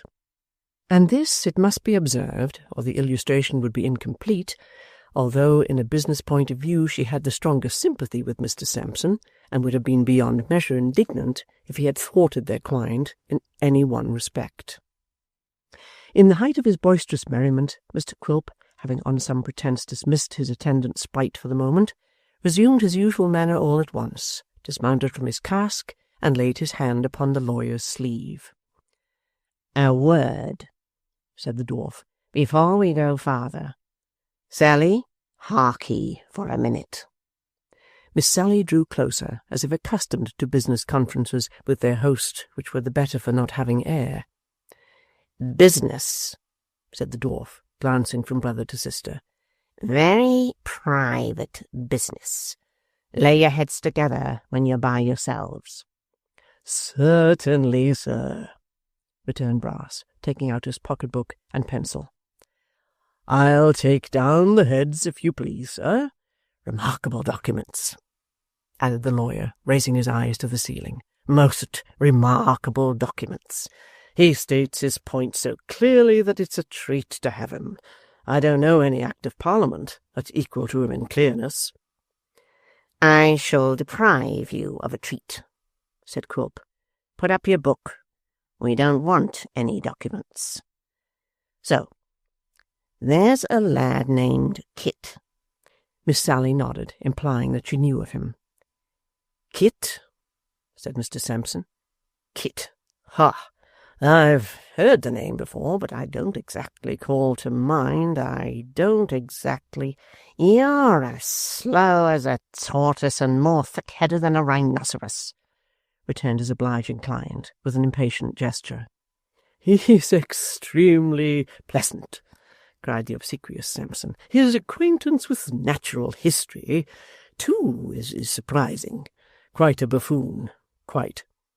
There is no doubt that Mr. Brass intended some compliment or other, and it has been argued with a show of reason that he would have said buffon, but made use of a superfluous vowel. Be this as it may, Quilp gave him no time for correction, as he performed that office himself by more than tapping him on the head with the handle of his umbrella. "Don't let's have any wrangling," said Miss Sally, staying his hand. "I've showed you that I know him, and that's enough." "She's always foremost," said the dwarf, patting her on the back and looking contemptuously at Sampson. "I don't like Kit, Sally." "Nor I," rejoined Miss Brass. "Nor I," said Sampson. "Why, that's right," cried Quilp. "Half our work is done already. This Kit is one of your honest people, one of your fair characters, a prowling, prying hound, a hypocrite, a double-faced, white-livered, sneaking spy, a crouching cur to those that feed and coax him, and a barking, yelping dog to all besides." "Fearfully eloquent," cried Brass with a sneeze. "Quite appalling." "Come to the point," said Miss Sally, "and don't talk so much." "Right again," exclaimed Quilp, with another contemptuous look at Sampson. always foremost. I say, Sally, he is a yelping, insolent dog to all besides, and most of all to me. In short, I owe him a grudge. That's enough, sir, said Sampson. No, it's not enough, sir, sneered Quilp. Will you hear me out?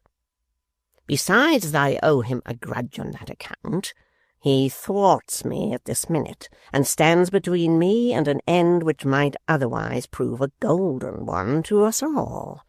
Apart from that, I repeat that he crosses my humour, and I hate him. Now, you know the lad, and can guess the rest.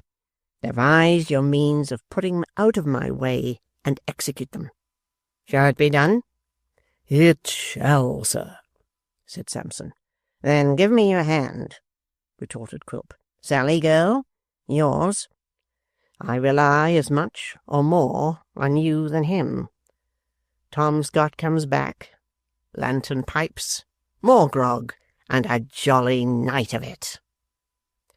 No other word was spoken, no other look exchanged, which had the slightest reference to this, the real occasion of their meeting. The trio were well accustomed to act together, and were linked to each other by ties of mutual interest and advantage, and nothing more was needed. Resuming his boisterous manner with the same ease with which he had thrown it off, Quilp was in an instant the same uproarious, reckless little savage he had been a few seconds before. It was 10 o'clock at night before the amiable Sally supported her beloved and loving brother from the wilderness, by which time he needed the utmost support her tender frame could render, his walk being from some unknown reason anything but steady, and his legs constantly doubling up in unexpected places. Overpowered, notwithstanding his late prolonged slumbers, by the fatigues of the last few days, the dwarf lost no time in creeping to his dainty house, and was soon dreaming in his hammock. Leaving him to visions in which perhaps the quiet figures we quitted in the old church porch were not without their share, be it our task to rejoin them as they sat and watched. Chapter 52. After a long time, the schoolmaster appeared at the wicket gate of the churchyard, and hurried towards them, tingling in his hand as he came along a bundle of rusty keys. He was quite breathless with pleasure and haste when he reached the porch, and at first could only point towards the old building which the child had been contemplating so earnestly. "You see those two old houses?" he said at last. Yes, surely, replied Nell. I've been looking at them nearly all the time you've been away. And you would have looked at them more curiously yet if you could have guessed what I have to tell you, said her friend. One of those houses is mine. Without saying any more, or giving the child time to reply, the schoolmaster took her hand, and, his honest face quite radiant with exultation, led her to the place of which he spoke. They stopped before its low-arched door. After trying several of the keys in vain, the schoolmaster found one to fit the huge lock, which turned back, creaking, and admitted them into the house. The room into which they entered was a vaulted chamber, once nobly ornamented by cunning architects, and still retaining, in its beautiful groined roof and rich stone tracery, choice remnants of its ancient splendour. Foliage carved in the stone, and emulating the mastery of nature's hand, yet remained to tell how many times the leaves outside had come and gone, while it lived on unchanged. The broken figures supporting the burden of the chimney-piece, though mutilated, were still distinguishable for what they had been, far different from the dust without, and showed sadly by the empty hearth like creatures who had outlived their kind and mourned their own too slow decay.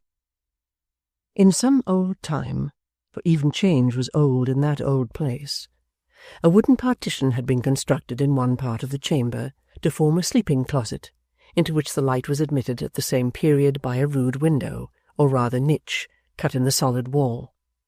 This screen, together with 2 seats in the broad chimney, had at some forgotten date been part of the church or convent, for the oak, hastily appropriated to its present purpose, had been little altered from its former shape, and presented to the eye a pile of fragments of rich carving from old monkish stalls. An open door leading to a small room or cell, dim with the light that came through leaves of ivy, completed the interior of this portion of the ruin. It was not quite destitute of furniture. A few strange chairs, whose arms and legs looked as though they had dwindled away with age, a table, the very spectre of its race, a great old chest that had once held records in the church, with other quaintly fashioned domestic necessaries, and store of firewood for the winter, were scattered around, and gave evident tokens of its occupation as a dwelling-place at no very distant time. The child looked around her, with that solemn feeling with which we contemplate the work of ages that have become but drops of water in the great ocean of eternity. The old man had followed them, but they were all three hushed for a space, and drew their breath softly, as if they feared to break the silence, even by so slight a sound. "It is a very beautiful place," said the child in a low voice. "I almost feared you thought otherwise," returned the schoolmaster. "You shivered when we first came in, as if you felt it cold or gloomy." "It was not that," said Nell, glancing round with a slight shudder. "Indeed, I cannot tell you what it was, but when I saw the outside from the church porch, the same feeling came over me. It is its being so old and grey, perhaps." "A peaceful place to live in, don't you think so?" said her friend. "Oh, yes," rejoined the child, clasping her hands earnestly. "A quiet, happy place, a place to live and learn to die in." She would have said more, but that the energy of her thoughts caused her voice to falter, and come in trembling whispers from her lips. "A place to live and learn to live and gather health of mind and body in," said the schoolmaster, "for this old house is yours." "Ours?" cried the child. "Aye," returned the schoolmaster gaily, "for many a merry year to come, I hope. I shall be a close neighbour, only next door, but this house is yours."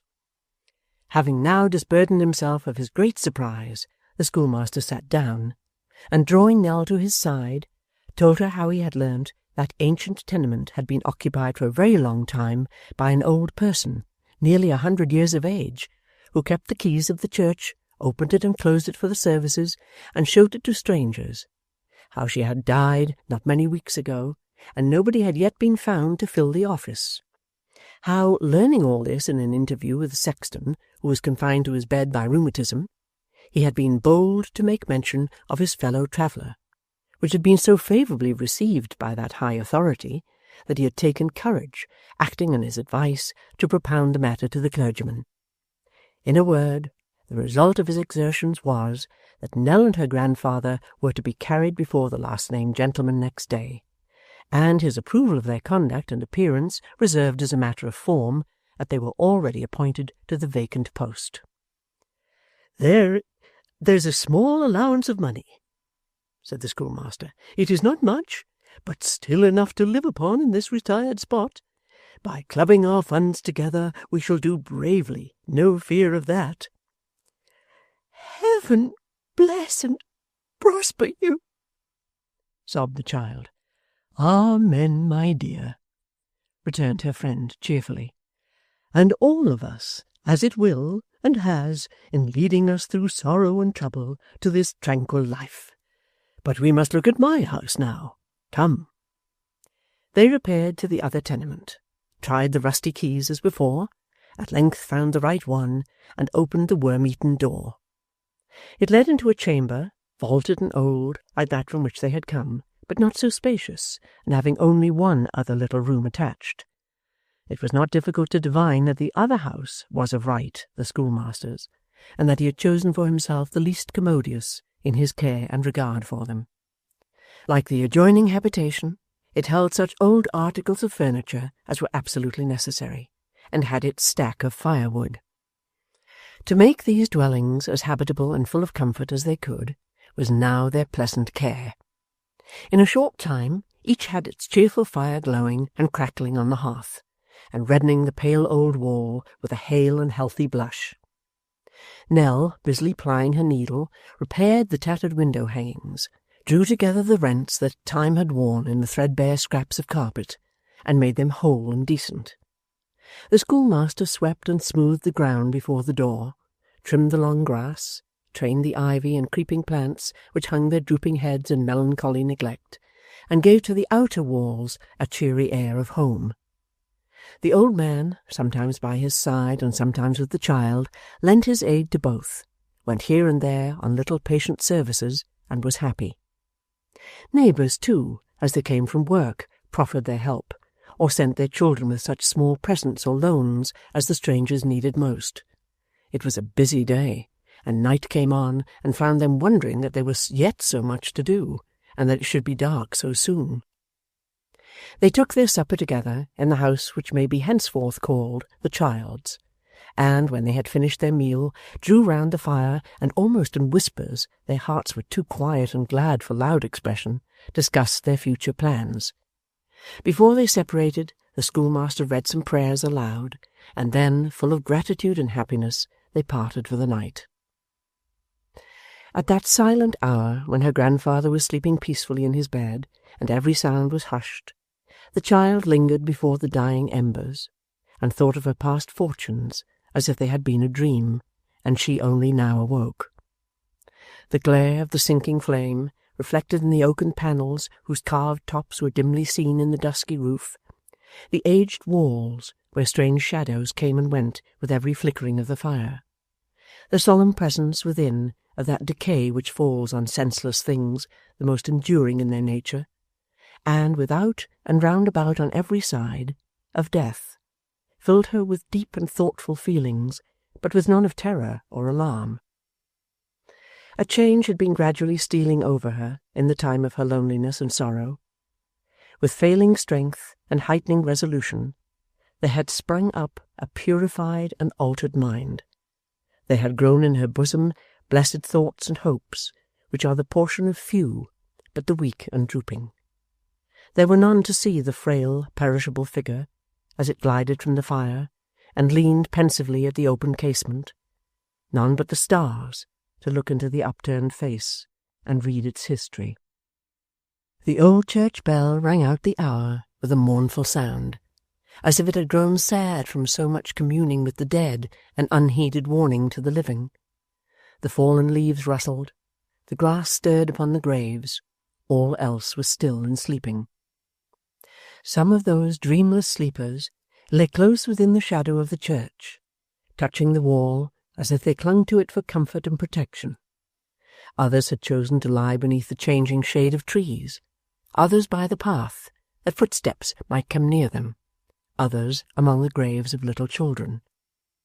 Some had desired to rest beneath the very ground they had trodden in their daily walks, some where the setting sun might shine upon their beds, some where its light would fall upon them when it rose.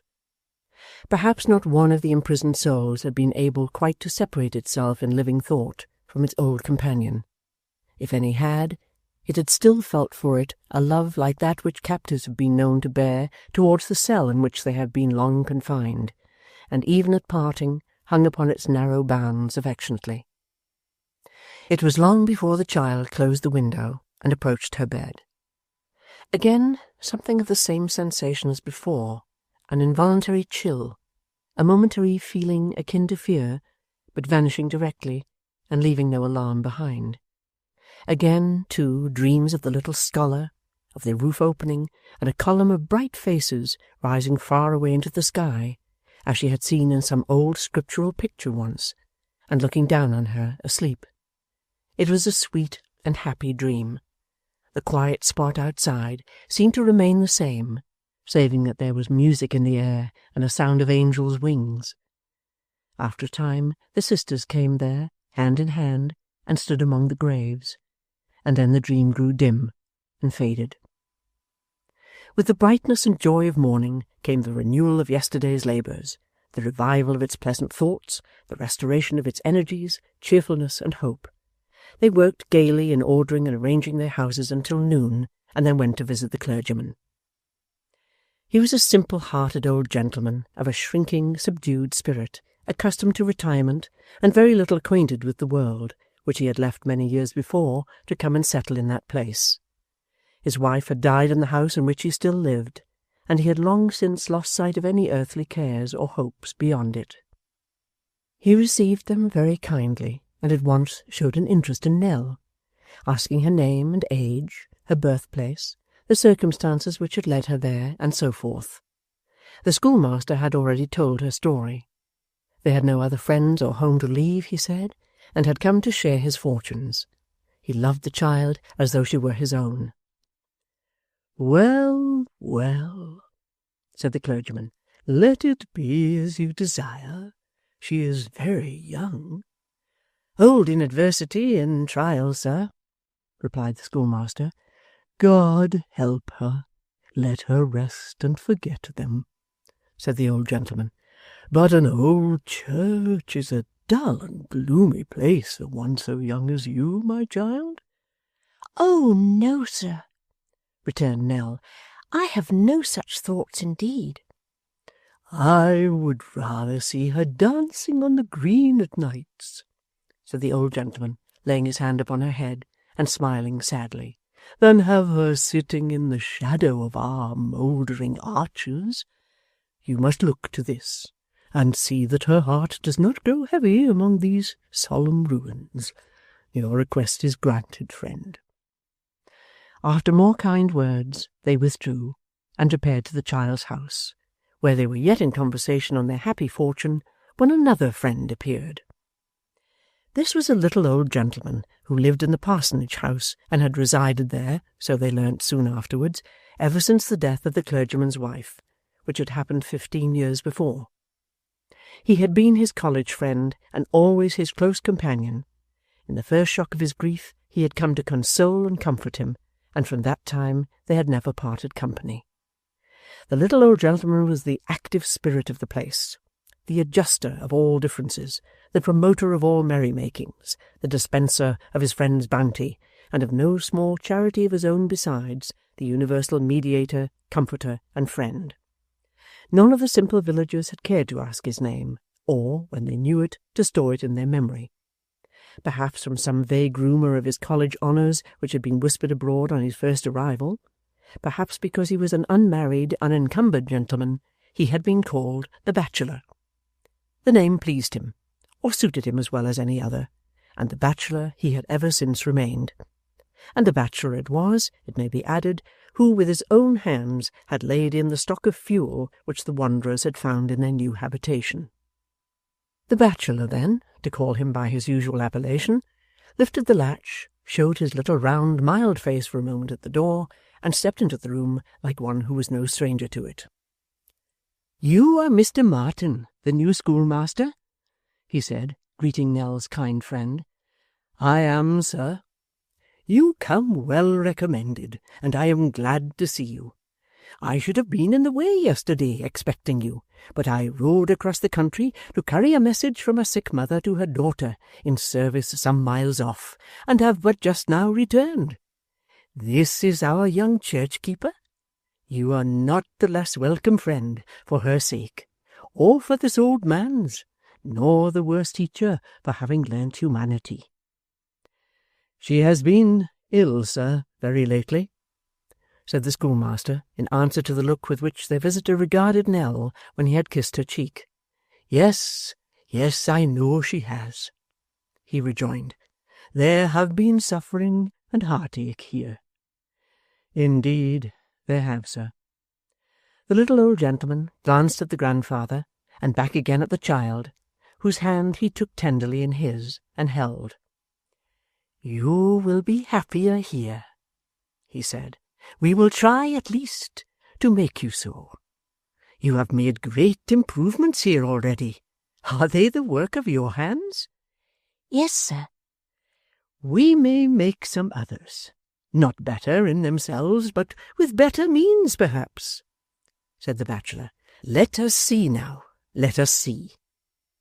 Nell accompanied him into the other little rooms, and over both the houses, in which he found various small comforts wanting, which he engaged to supply from a certain collection of odds and ends he had at home, and which must have been a very miscellaneous and extensive one, as it comprehended the most opposite articles imaginable.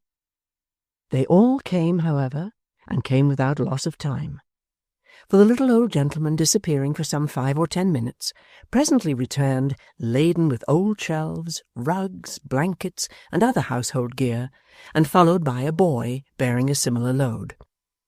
These being cast on the floor in a promiscuous heap, yielded a quantity of occupation in arranging, erecting, and putting away, the superintendence of which task evidently afforded the old gentleman extreme delight, and engaged him for some time with great briskness and activity. When nothing more was left to be done, he charged the boy to run off and bring his schoolmates to be marshalled before their new master and solemnly reviewed. "As good a set of fellows, Martin, as you'd wish to see," he said, turning to the schoolmaster when the boy was gone. "But I don't let 'em know I think so. That wouldn't do at all." The messenger soon returned at the head of a long row of urchins, great and small, who, being confronted by the bachelor at the house door, fell into various convulsions of politeness, clutching their hats and caps, squeezing them into the smallest possible dimensions, and making all manner of bows and scrapes, which the little old gentleman contemplated with excessive satisfaction, and expressed his approval of by a great many nods and smiles. Indeed, his approbation of the boys was by no means so scrupulously disguised as he had led the schoolmaster to suppose, inasmuch as it broke out in sundry loud whispers and confidential remarks, which were perfectly audible to them every one. "This first boy, schoolmaster," said the bachelor, "is John Owen, a lad of good parts, sir, and frank, honest temper, but too thoughtless, too playful, too light-headed by far. That boy, my good sir, would break his neck with pleasure, and deprive his parents of their chief comfort. And between ourselves, when you come to see him at hare and hounds, taking the fence and ditch by the finger-post, and sliding down the face of the little quarry, you'll never forget it. It's beautiful." John Owen, having been thus rebuked, and being in perfect possession of the speech aside, the bachelor singled out another boy. "Now look at that lad, sir," said the bachelor. "You see that fellow? Richard Evans, his name is, sir. An amazing boy to learn, blessed with a good memory, and a ready understanding, and moreover with a good voice and ear for psalm singing, in which he is the best among us. Yet, sir, that boy will come to a bad end. He'll never die in his bed. He's always falling asleep in sermon time, and to tell you the truth, Mr. Martin, I always did the same at his age, and feel quite certain that it was natural to my constitution, and I couldn't help it." This hopeful pupil, edified by the above terrible reproval, the bachelor turned to another. "But if we talk of examples to be shunned," said he, "if we come to boys that should be a warning and a beacon to all their fellows, here's the one, and I hope you won't spare him. This is the lad, sir, this one with the blue eyes and light hair. This is a swimmer, sir.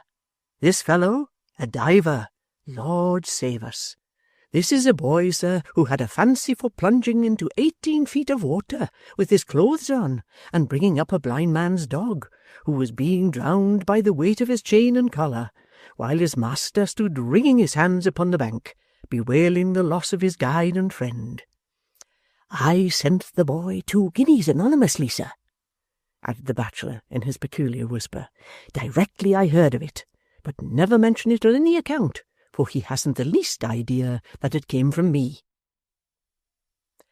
Having disposed of this culprit, the bachelor turned to another, and from him to another, and so on through the whole array, laying for their wholesome restriction within due bounds the same cutting emphasis on such of their propensities as were dearest to his heart and were unquestionably referable to his own precept and example.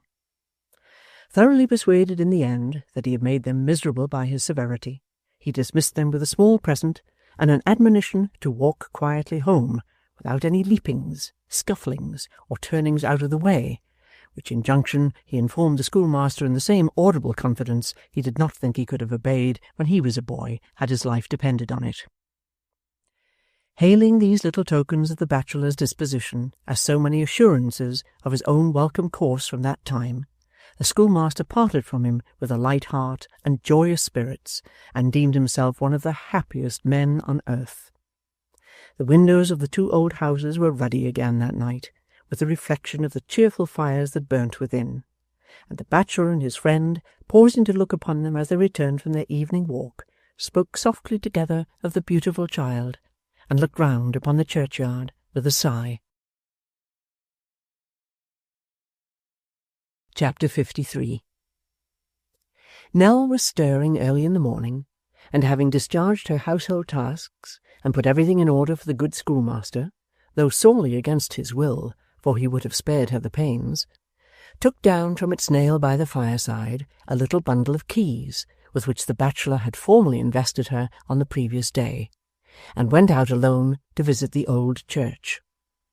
The sky was serene and bright, the air clear, perfumed with the fresh scent of newly fallen leaves, and grateful to every sense. The neighbouring stream sparkled and rolled onward with a tuneful sound. The dew glistened on the green mounds, like tears shed by good spirits over the dead. Some young children sported among the tombs, and hid from each other with laughing faces. They had an infant with them, and had laid it down asleep upon a child's grave in a little bed of leaves. It was a new grave, the resting-place, perhaps, of some little creature who, meek and patient in its illness, had often sat and watched them, and now seemed, to their minds, scarcely changed. She drew near and asked one of them whose grave it was. The child answered that that was not its name. It was a garden, his brother's. It was greener, he said, than all the other gardens, and the birds loved it better because he had been used to feed them. When he had done speaking, he looked at her with a smile, and kneeling down and nestling for a moment with his cheek against the turf, bounded merrily away. She passed the church, gazing upward at its old tower, went through the wicket gate, and so into the village. The old sexton, leaning on a crutch, was taking the air at his cottage door, and gave her good morrow. "You are better," said the child, stopping to speak with him. "Aye, surely," returned the old man. "I'm thankful to say, much better." "You will be quite well soon." "With heaven's leave and a little patience. But come in, come in." The old man limped on before, and warning her of the downward step, which he achieved himself with no small difficulty, led the way into his little cottage. "It is but one room, you see. There is another up above, but the stairs got harder to climb o' late years, and I never use it. I'm thinking of taking to it again next summer, though."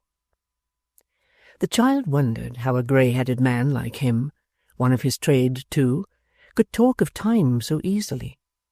He saw her eyes wandering to the tools that hung upon the wall, and smiled. "I warrant now," he said, "that you think all those are used in making graves." "Indeed, I wondered that you wanted so many." "And well you might. I am a gardener. I dig the ground and plant things that are to live and grow. My works don't all moulder away and rot in the earth. You see that spade in the centre?"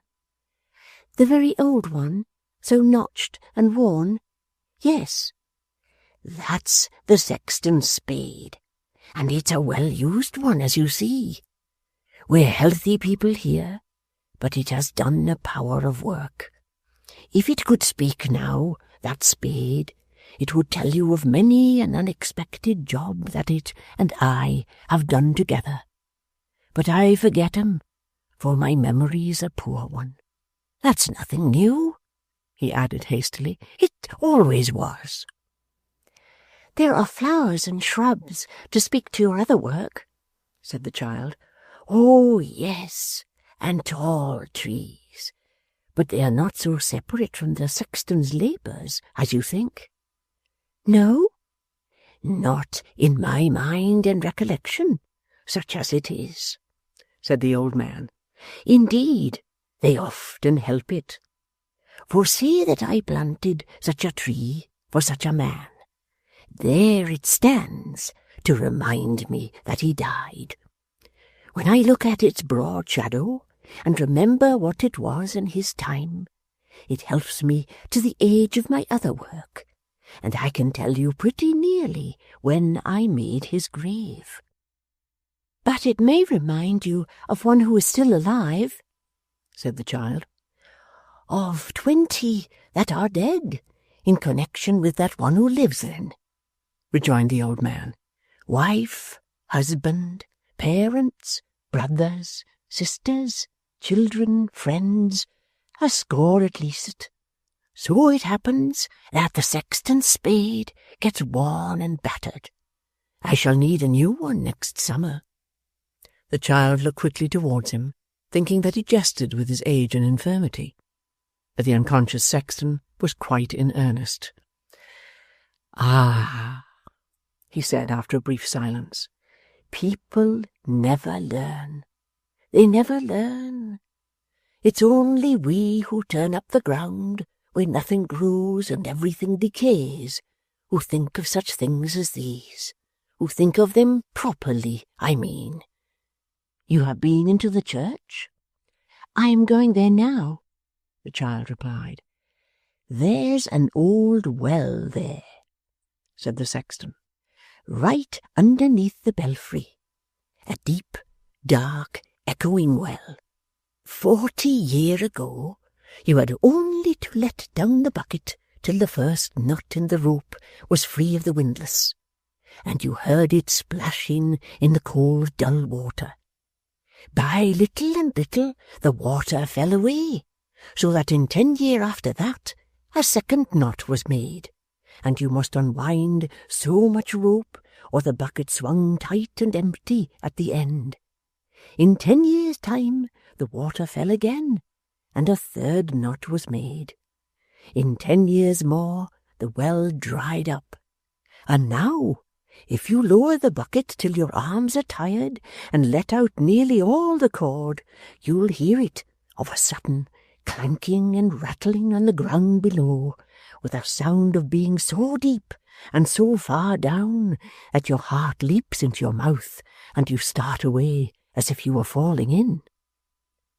A dreadful place to come on in the dark, exclaimed the child, who had followed the old man's looks and words until she seemed to stand upon its brink. What is it but a grave? Said the sexton. What else? And which of our old folks, knowing all this, thought, as the spring subsided, of their own failing strength and lesson in life? Not one. Are you very old yourself? Asked the child involuntarily. I shall be 79 next summer. You still work when you are well? Work? To be sure. You shall see my gardens hereabout. Look at the window there. I made and have kept that plot of ground entirely with my own hands. By this time next year I shall hardly see the sky. The boughs will have grown so thick. I have my winter work at night besides. He opened as he spoke a cupboard close to where he sat, and produced some miniature boxes carved in a homely manner and made of old wood. Some gentlefolks who are fond of ancient days and what belongs to them, he said, like to buy these keepsakes from our church and ruins. Sometimes I make them of scraps of oak that turn up here and there, sometimes of bits of coffins which the vaults have long preserved. See here, this is a little chest of the last kind, clasped at the edges with fragments of brass plates that had writing on 'em once, though it would be hard to read it now. I haven't many by me at this time of year, but these shelves will be full next summer. The child admired and praised his work, and shortly afterwards departed, thinking as she went how strange it was that this old man, drawing from his pursuits and everything around him one stern moral, never contemplated its application to himself, and while he dwelt upon the uncertainty of human life, seemed both in word and deed to deem himself immortal. But her musings did not stop here, for she was wise enough to think that by a good and merciful adjustment this must be human nature, and that the old sexton, with his plans for next summer, was but a type of all mankind. Full of these meditations, she reached the church. It was easy to find the key belonging to the outer door, for each was labelled on a scrap of yellow parchment. Its very turning in the lock awoke a hollow sound, and when she entered with a faltering step, the echoes that it raised in closing made her start. If the peace of the simple village had moved the child more strongly, because of the dark and troubled ways that lay beyond, and through which she had journeyed with such failing feet, what was the deep impression of finding herself alone in that solemn building, where the very light, coming through sunken windows, seemed old and grey, and the air, redolent of earth and mould, seemed laden with decay, purified by time of all its grosser particles, and sighing through arch and aisle and clustered pillars like the breath of ages gone. Here was the broken pavement, worn so long ago by pious feet, that time, stealing on the pilgrims' steps, had trodden out their track and left but crumbling stones. Here were the rotten beam, the sinking arch, the sapped and mouldering wall, the lowly trench of earth, the stately tomb on which no epitaph remained, all, marble, stone, iron, wood, and dust, one common monument of ruin. The best work and the worst, the plainest and the richest, the stateliest and the least imposing, both of heaven's work and man's, all found one common level here and told one common tale. Some part of the edifice had been a baronial chapel, and here were effigies of warriors stretched upon their beds of stone with folded hands, cross-legged, those who had fought in the holy wars, girded with their swords and cased in armour as they had lived. Some of these knights had their own weapons, helmets, coats of mail, hanging upon the walls hard by, and dangling from rusty hooks. Broken and dilapidated as they were, they yet retained their ancient form, and something of their ancient aspect. Thus violent deeds live after men upon the earth, and traces of war and bloodshed will survive in mournful shapes, long after those who worked the desolation are but atoms of earth themselves. The child sat down in this old, silent place among the stark figures on the tombs. They made it more quiet there than elsewhere to her fancy, and gazing round with a feeling of awe tempered with a calm delight, felt that now she was happy and at rest. She took a Bible from the shelf and read, then laying it down, thought of the summer days and the bright springtime that would come, of the rays of sun that would fall in a slant upon the sleeping forms, of the leaves that would flutter at the window and play in glistening shadows on the pavement, of the songs of birds and growth of buds and blossoms out of doors, of the sweet air that would steal in and gently wave the tattered banners overhead. What if the spot awakened thoughts of death? Die who would, it would still remain the same. These sights and sounds would still go on as happily as ever. It would be no pain to sleep amidst them.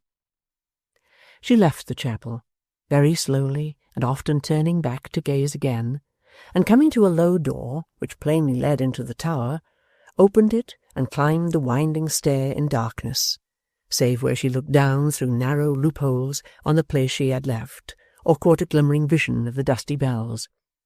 At length she gained the end of the ascent, and stood upon the turret top. Oh, the glory of the sudden burst of light!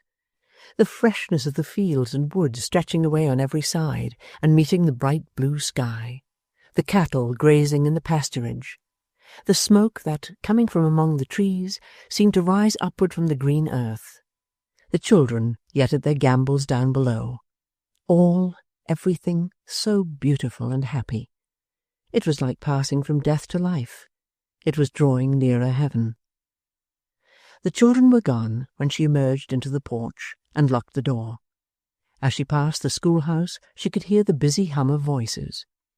Her friend had begun his labours only on that day.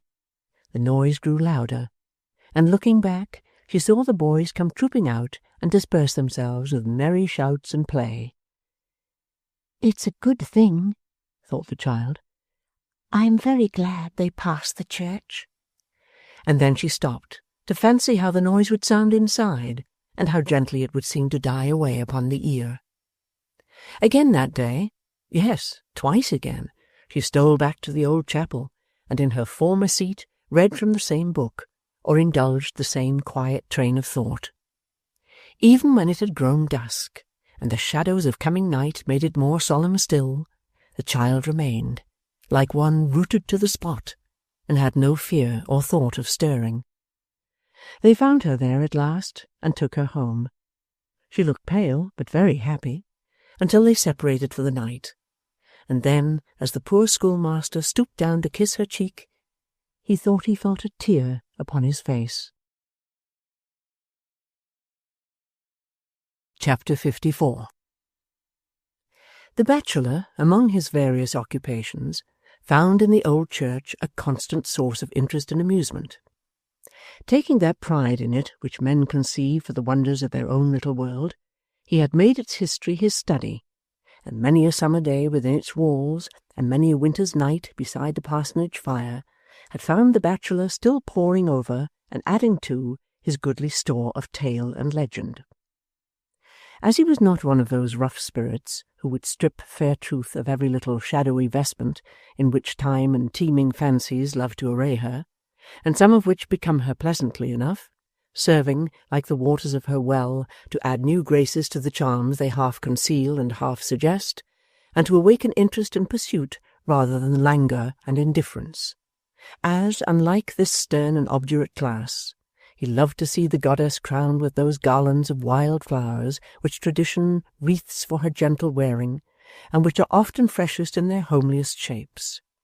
He trod with a light step and bore with a light hand upon the dust of centuries, unwilling to demolish any of the airy shrines that had been raised above it, if any good feeling or affection of the human heart were hiding thereabouts. Thus, in the case of an ancient coffin of rough stone, supposed for many generations to contain the bones of a certain baron, who, after ravaging with cut and thrust and plunder in foreign lands, came back with a penitent and sorrowing heart to die at home, but which had been lately shown by learned antiquaries to be no such thing, as the baron in question, so they contended, had died hard in battle, gnashing his teeth and cursing with his latest breath. The bachelor stoutly maintained that the old tale was the true one, that the baron, repenting him of the evil, had done great charities, and meekly given up the ghost, and that if ever baron went to heaven, that baron was then at peace. In like manner, when the aforesaid antiquaries did argue and contend that a certain secret vault was not the tomb of a grey-haired lady who had been hanged and drawn and quartered by glorious Queen Bess for succouring a wretched priest who fainted of thirst and hunger at her door, the bachelor did solemnly maintain, against all comers, that the church was hallowed by the said poor lady's ashes, that her remains had been collected in the night from 4 of the city's gates, and thither in secret brought and there deposited, and the bachelor did further, being highly excited at such times, deny the glory of Queen Bess, and assert the immeasurably greater glory of the meanest woman in her realm who had a merciful and tender heart. As to the assertion that the flat stone near the door was not the grave of the miser who had disowned his only child and left a sum of money to the church to buy a peal of bells, the bachelor did readily admit the same, and that the place had given birth to no such man. In a word, he would have had every stone and plate of brass the monument only of deeds whose memory should survive. All others he was willing to forget. They might be buried in consecrated ground, but he would have had them buried deep and never brought to light again. It was from the lips of such a tutor that the child learnt her easy task. Already impressed beyond all telling by the silent building and the peaceful beauty of the spot in which it stood, majestic age surrounded by perpetual youth, it seemed to her, when she heard these things sacred to all goodness and virtue. It was another world, where sin and sorrow never came, a tranquil place of rest, where nothing evil entered. When the bachelor had given her in connection with almost every tomb and flat gravestone some history of its own, he took her down into the old crypt, now a mere dull vault, and showed her how it had been lighted up in the time of the monks, and how, amid lamps depending from the roof, and swinging censers exhaling scented odours, and habits glittering with gold and silver, and pictures and precious stuffs, and jewels all flashing and glistening through the low arches, the chaunt of aged voices had been many a time heard there, at midnight, in old days, while hooded figures knelt and prayed around, and told their rosaries of beads. Thence he took her above ground again, and showed her high up in the old walls small galleries where the nuns had been wont to glide along, dimly seen in their dark dresses so far off, or to pause, like gloomy shadows, listening to the prayers. He showed her, too, how the warriors, whose figures rested on the tombs, had worn those rotting scraps of armour up above, how this had been a helmet, and that a shield, and that a gauntlet, and how they had wielded the great two-handed swords, and beaten men down with yonder iron mace. All that he told the child she treasured in her mind, and sometimes when she awoke at night from dreams of those old times, and rising from her bed looked out at the dark church, she almost hoped to see the windows lighted up, and hear the organs swell and sound of voices on the rushing wind. The old sexton soon got better, and was about again. From him the child learnt many other things, though of a different kind. He was not able to work, but one day there was a grave to be made, and he came to overlook the man who dug it. He was in a talkative mood, and the child, at first standing by his side, and afterwards sitting on the grass at his feet, with her thoughtful face raised towards his, began to converse with him. Now, the man who did the sexton's duty was a little older than he, though much more active, but he was deaf, and when the sexton, who peradventure, on a pinch, might have walked a mile with great difficulty in 6 hours, exchanged a remark with him about his work, the child could not help noticing that he did so with an impatient kind of pity for his infirmity, as if he were himself the strongest and heartiest man alive. "I'm sorry to see there is this to do," said the child when she approached. "I heard of no one having died." "She lived in another hamlet, my dear," returned the sexton, 3 mile away. "Was she young?" Yes," said the sexton. "Not more than 64, I think. David, was she more than 64? David, who was digging hard, heard nothing of the question. The sexton, as he could not reach to touch him with his crutch, and was too infirm to rise without assistance, called his attention by throwing a little mould upon his red nightcap. "What's the matter now?" said David, looking up. "How old was Becky Morgan?" asked the sexton. "Becky Morgan?" repeated David. "Yes," replied the sexton, adding in a half-compassionate, half-irritable tone, which the old man couldn't hear, "You're getting very deaf, Davy, very deaf to be sure." The old man stopped in his work, and cleansing his spade with a piece of slate he had by him for the purpose, and scraping off in the process the essence of heaven knows how many Becky Morgans, set himself to consider the subject. "Let me think," quoth he. "I saw last night what they had put upon the coffin. Was it 79? "No, no," said the sexton. "Ah, yes, it was, though," returned the old man with a sigh. "For I remember thinking she was very near our age. Yes, it was 79.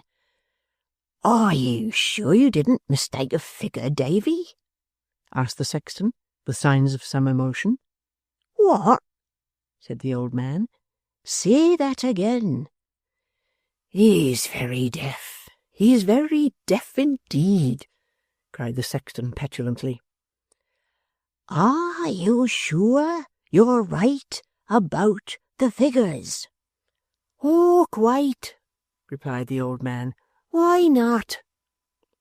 He's exceedingly deaf, muttered the sexton to himself. I think he's getting foolish. The child rather wondered what had led him to this belief, as, to say the truth, the old man seemed quite as sharp as he, and was infinitely more robust. As the sexton said nothing more just then, however, she forgot it for the time, and spoke again. You were telling me, she said, about your gardening. Do you ever plant things here? In the churchyard, returned the sexton. Not I. I have seen some flowers and little shrubs about, the child rejoined. There are some over there, you see. I thought they were of your rearing, though indeed they grow but poorly. They grow as heaven wills, said the old man, and it kindly ordains that they shall never flourish here. I do not understand you. Why, this it is, said the sexton. They mark the graves of those who had very tender, loving friends. I was sure they did, the child exclaimed. I'm very glad to know they do. Aye, returned the old man. But stay. Look at them. See how they hang their heads and droop and wither. Do you guess the reason? No, the child replied. Because the memory of those who lie below passes away so soon. At first they tend them morning, noon, and night. They soon begin to come less frequently. From once a day to once a week, from once a week to once a month, then at long and uncertain intervals, then not at all. Such tokens seldom flourish long. I have known the briefest summer flowers outlive them. I grieve to hear it, said the child. Ah, so say the gentlefolks who come down here to look about them, returned the old man, shaking his head. But I say otherwise. It's a pretty custom you have in this part of the country, they say to me sometimes, to plant the graves. But it's melancholy to see these things all withering or dead. I crave their pardon, and tell them that, as I take it, 'tis a good sign for the happiness of the living. And so it is. It's nature. Perhaps the mourners learn to look to the blue sky by day and to the stars by night, and to think that the dead are there and not in graves, said the child in an earnest voice. Perhaps so, replied the old man doubtfully. It may be. Whether it be as I believe it is or no, thought the child within herself, I'll make this place my garden. It will be no harm, at least, to work here day by day, and pleasant thoughts will come of it, I am sure. Her glowing cheek and moistened eye passed unnoticed by the sexton, who turned towards old David and called him by his name. It was plain that Becky Morgan's age still troubled him, though why the child could scarcely understand. The second or third repetition of his name attracted the old man's attention. Pausing from his work, he leant on his spade and put his hand to his dull ear. "Did you call?" he said. "I have been thinking, Davy," replied the sexton, "that she," he pointed to the grave, "must have been a deal older than you or me." 79, answered the old man with a shake of the head. "I tell you that I saw it." "Saw it?" replied the sexton. "Aye, but Davy, women don't always tell the truth about their age." "That's true indeed," said the other old man, with a sudden sparkle in his eye. "She might have been older. I'm sure she must have been. I only think how old she looked. You and I seemed but boys to her." "She did look old," rejoined David. "You're right. She did look old." "Call to mind how old she looked for many a long, long year, and say if she could be but 79 at last, only our age, said the sexton. 5 year older, at the very least, cried the other. 5, retorted the sexton. 10. Good 89. I call to mind the time her daughter died. She was 89 if she was a day, and tries to pass upon us now for 10 years younger. Oh, human vanity. The other old man was not behindhand with some moral reflections on this fruitful theme, and both adduced a mass of evidence, of such weight as to render it doubtful, not whether the deceased was of the age suggested, but whether she had not almost reached the patriarchal term of 100. When they had settled this question to their mutual satisfaction, the sexton, with his friend's assistance, rose to go. It's chilly sitting here, and I must be careful till the summer, he said, as he prepared to limp away. What? Asked old David. He's very deaf, poor fellow, cried the sexton. Goodbye. Ah, said old David, looking after him. He's failing very fast. He ages every day. And so they parted, each persuaded that the other had less life in him than himself, and both greatly consoled and comforted by the little fiction they had agreed upon respecting Becky Morgan, whose decease was no longer a precedent of uncomfortable application, and would be no business of theirs for 60 years to come. The child remained for some minutes watching the deaf old man as he threw out the earth with his shovel, and often stopping to cough and fetch his breath, still muttered to himself, with a kind of sober chuckle, that the sexton was wearing fast.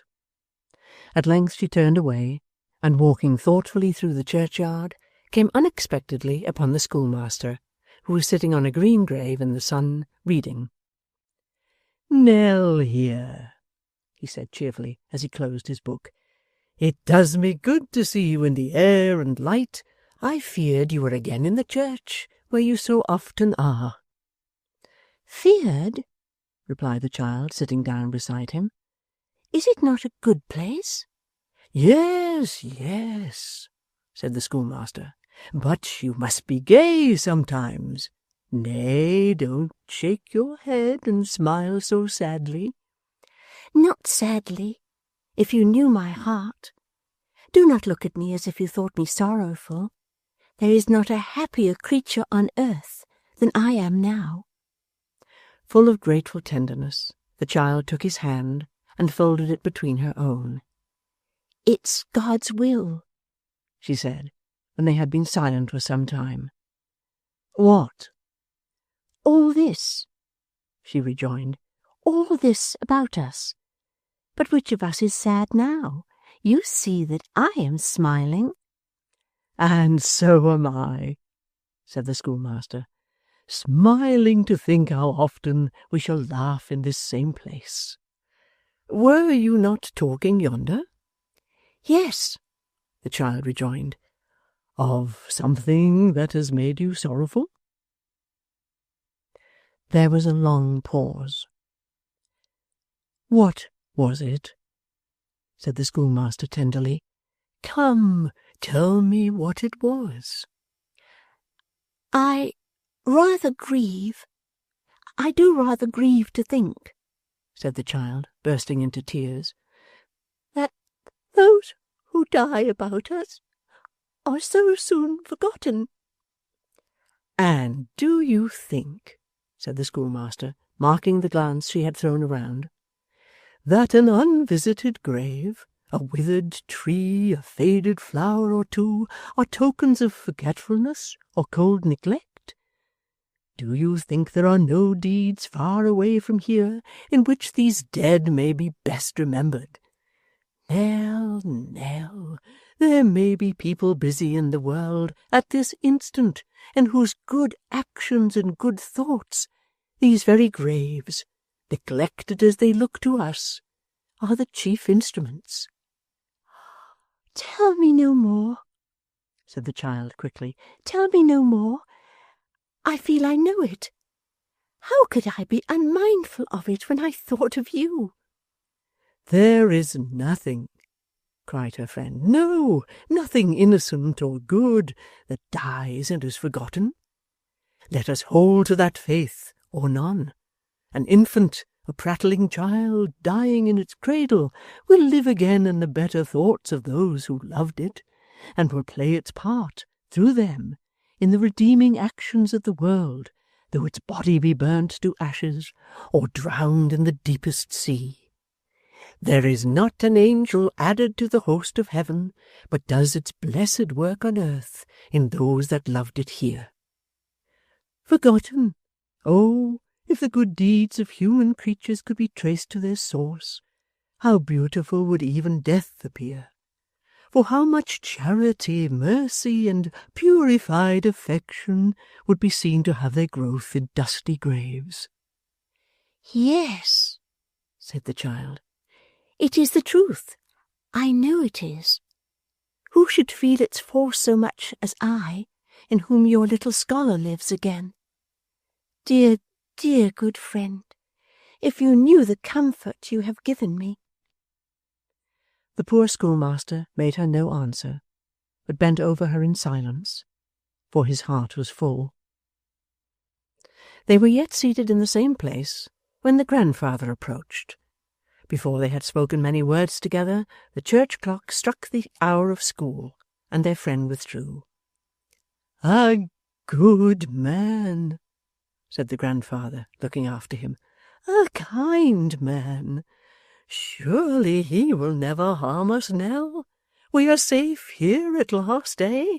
We will never go away from here."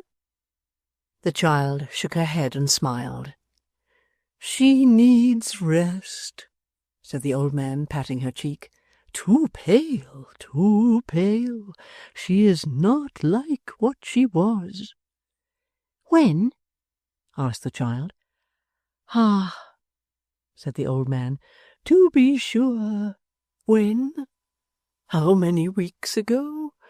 Could I count them on my fingers? Let them rest, though. They're better gone."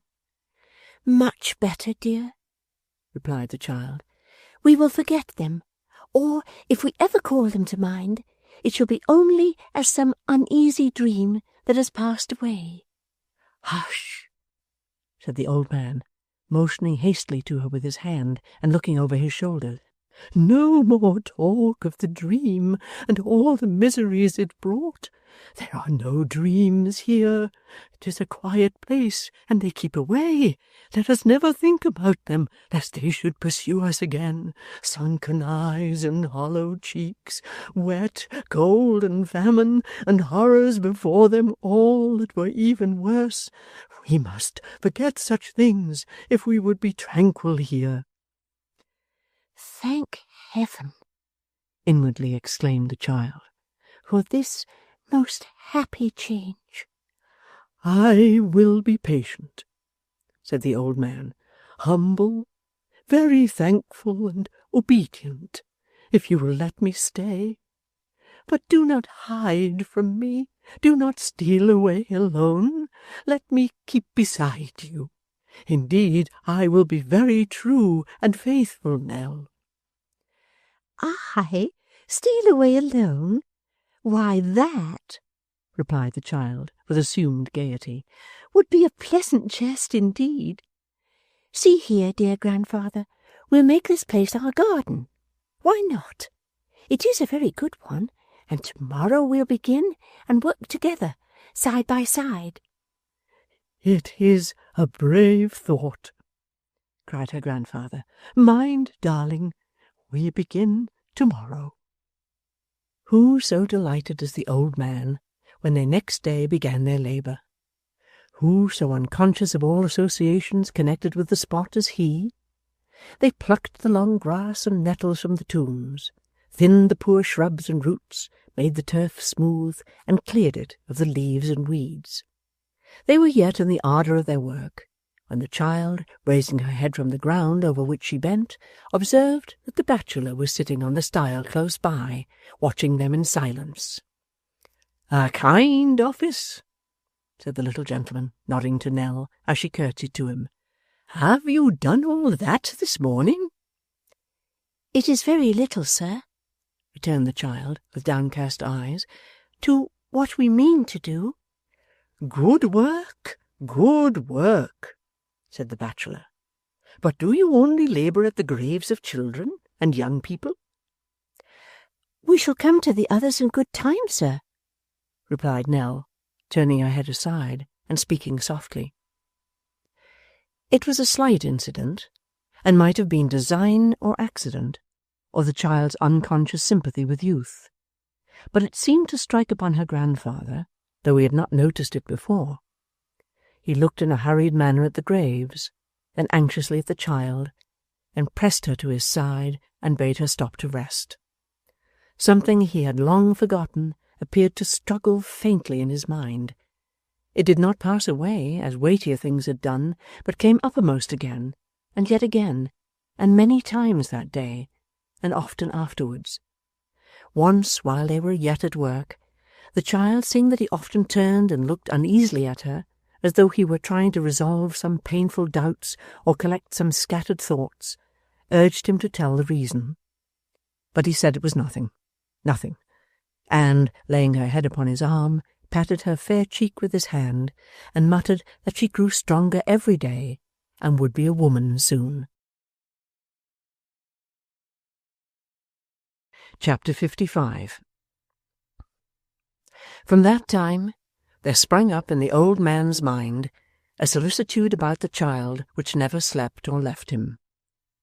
There are chords in the human heart, strange, varying strings, which are only struck by accident, which will remain mute and senseless to appeals the most passionate and earnest, and respond at last to the slightest casual touch.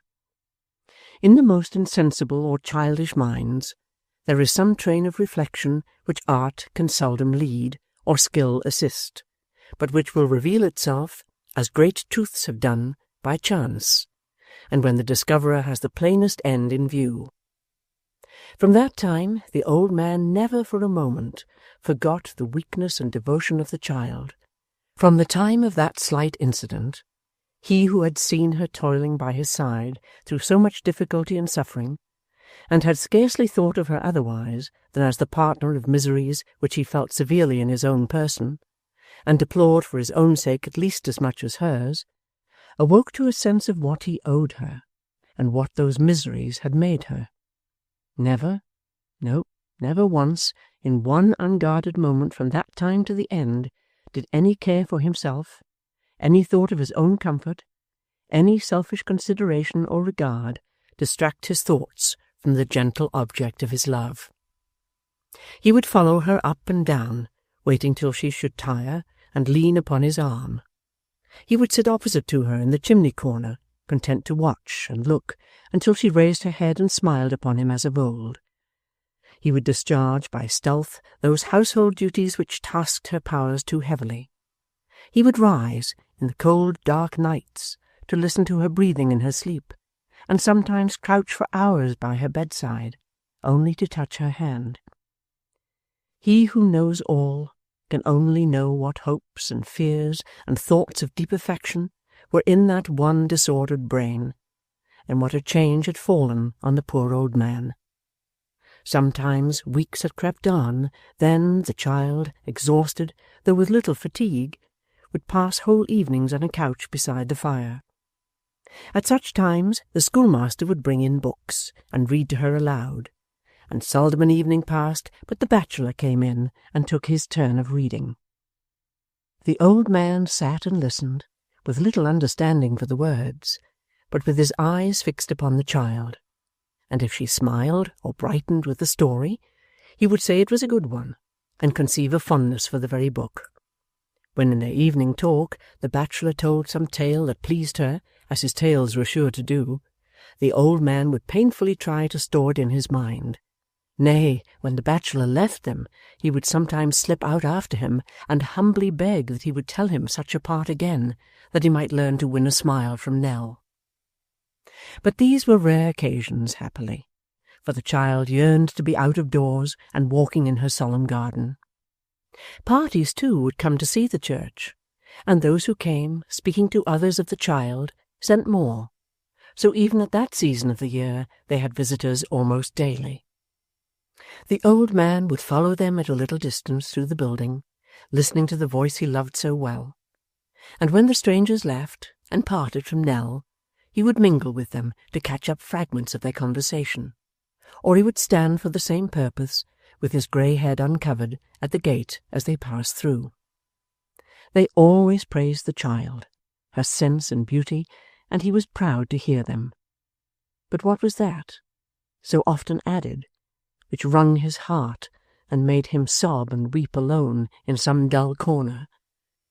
Alas, even careless strangers, they who had no feeling for her but the interest of the moment, they who would go away and forget next week that such a being lived, even they saw it, even they pitied her, even they bade him good day compassionately, and whispered as they passed. The people of the village, too, of whom there was not one but grew to have a fondness for poor Nell, even among them there was the same feeling, a tenderness towards her, a compassionate regard for her, increasing every day. The very schoolboys, light-hearted and thoughtless as they were, even they cared for her. The roughest among them was sorry if he missed her in the usual place upon his way to school, and would turn out of the path to ask for her at the latticed window. If she was sitting in the church, they perhaps might peep in softly at the open door, but they never spoke to her, unless she rose and went to speak to them. Some feeling was abroad which raised the child above them all. So when Sunday came, they were all poor country people in the church, for the castle in which the old family had lived was an empty ruin, and there were none but humble folks for 7 miles around. There, as elsewhere, they had an interest in Nell. They would gather round her in the porch before and after service. Young children would cluster at her skirts, and aged men and women forsake their gossips to give her kindly greeting. None of them, young or old, thought of passing the child without a friendly word. Many who came from 3 or 4 miles distant brought her little presents. The humblest and rudest had good wishes to bestow. She had sought out the young children whom she first saw playing in the churchyard. One of these, he who had spoken of his brother, was her little favourite and friend, and often sat by her side in the church, or climbed with her to the tower top. It was his delight to help her, or to fancy that he did so, and they soon became close companions. It happened that as she was reading in the old spot by herself one day, this child came running in, with his eyes full of tears, and after holding her from him and looking at her eagerly for a moment, clasped his little arms passionately about her neck. "What now?" said Nell, soothing him. "What is the matter?" "She is not one yet," cried the boy, embracing her still more closely. "No, no, not yet." She looked at him wonderingly, and putting his hair back from his face and kissing him, asked what he meant. "You must not be one, dear Nell," cried the boy. "We can't see them. They never come to play with us or talk to us. Be what you are. You are better so." "I do not understand you," said the child. "Tell me what you mean." "Why, they say," replied the boy, looking up into her face, "that you will be an angel before the birds sing again. But you won't be, will you? Don't leave us, Nell, though the sky is bright. Do not leave us." The child dropped her head and put her hands before her face. "She cannot bear the thought," cried the boy, exulting through his tears. "You will not go. You know how sorry we should be. Dear Nell, tell me that you'll stay amongst us. Oh, pray, pray, tell me that you will." The little creature folded his hands and knelt down at her feet. "Only look at me, Nell," said the boy, "and tell me that you'll stop, and then I shall know that they are wrong, and will cry no more. Won't you say yes, Nell?" Still the drooping head and hidden face, and the child quite silent, save for her sobs. "After a time," pursued the boy, trying to draw away her hand, "the kind angels will be glad to think that you are not among them, and that you stay here to be with us. Willie went away to join them, but if he had known how I should miss him in our little bed at night, he never would have left me, I am sure." Yet the child could make him no answer, and sobbed as though her heart were bursting. "Why would you go, dear Nell? I know you would not be happy when you heard that we were crying for your loss. They say that Willie is in heaven now, and that it's always summer there, and yet I'm sure he grieves when I lie down upon his garden bed, and he cannot turn to kiss me. But if you do go, Nell," said the boy, caressing her and pressing his face to hers, "be fond of him for my sake.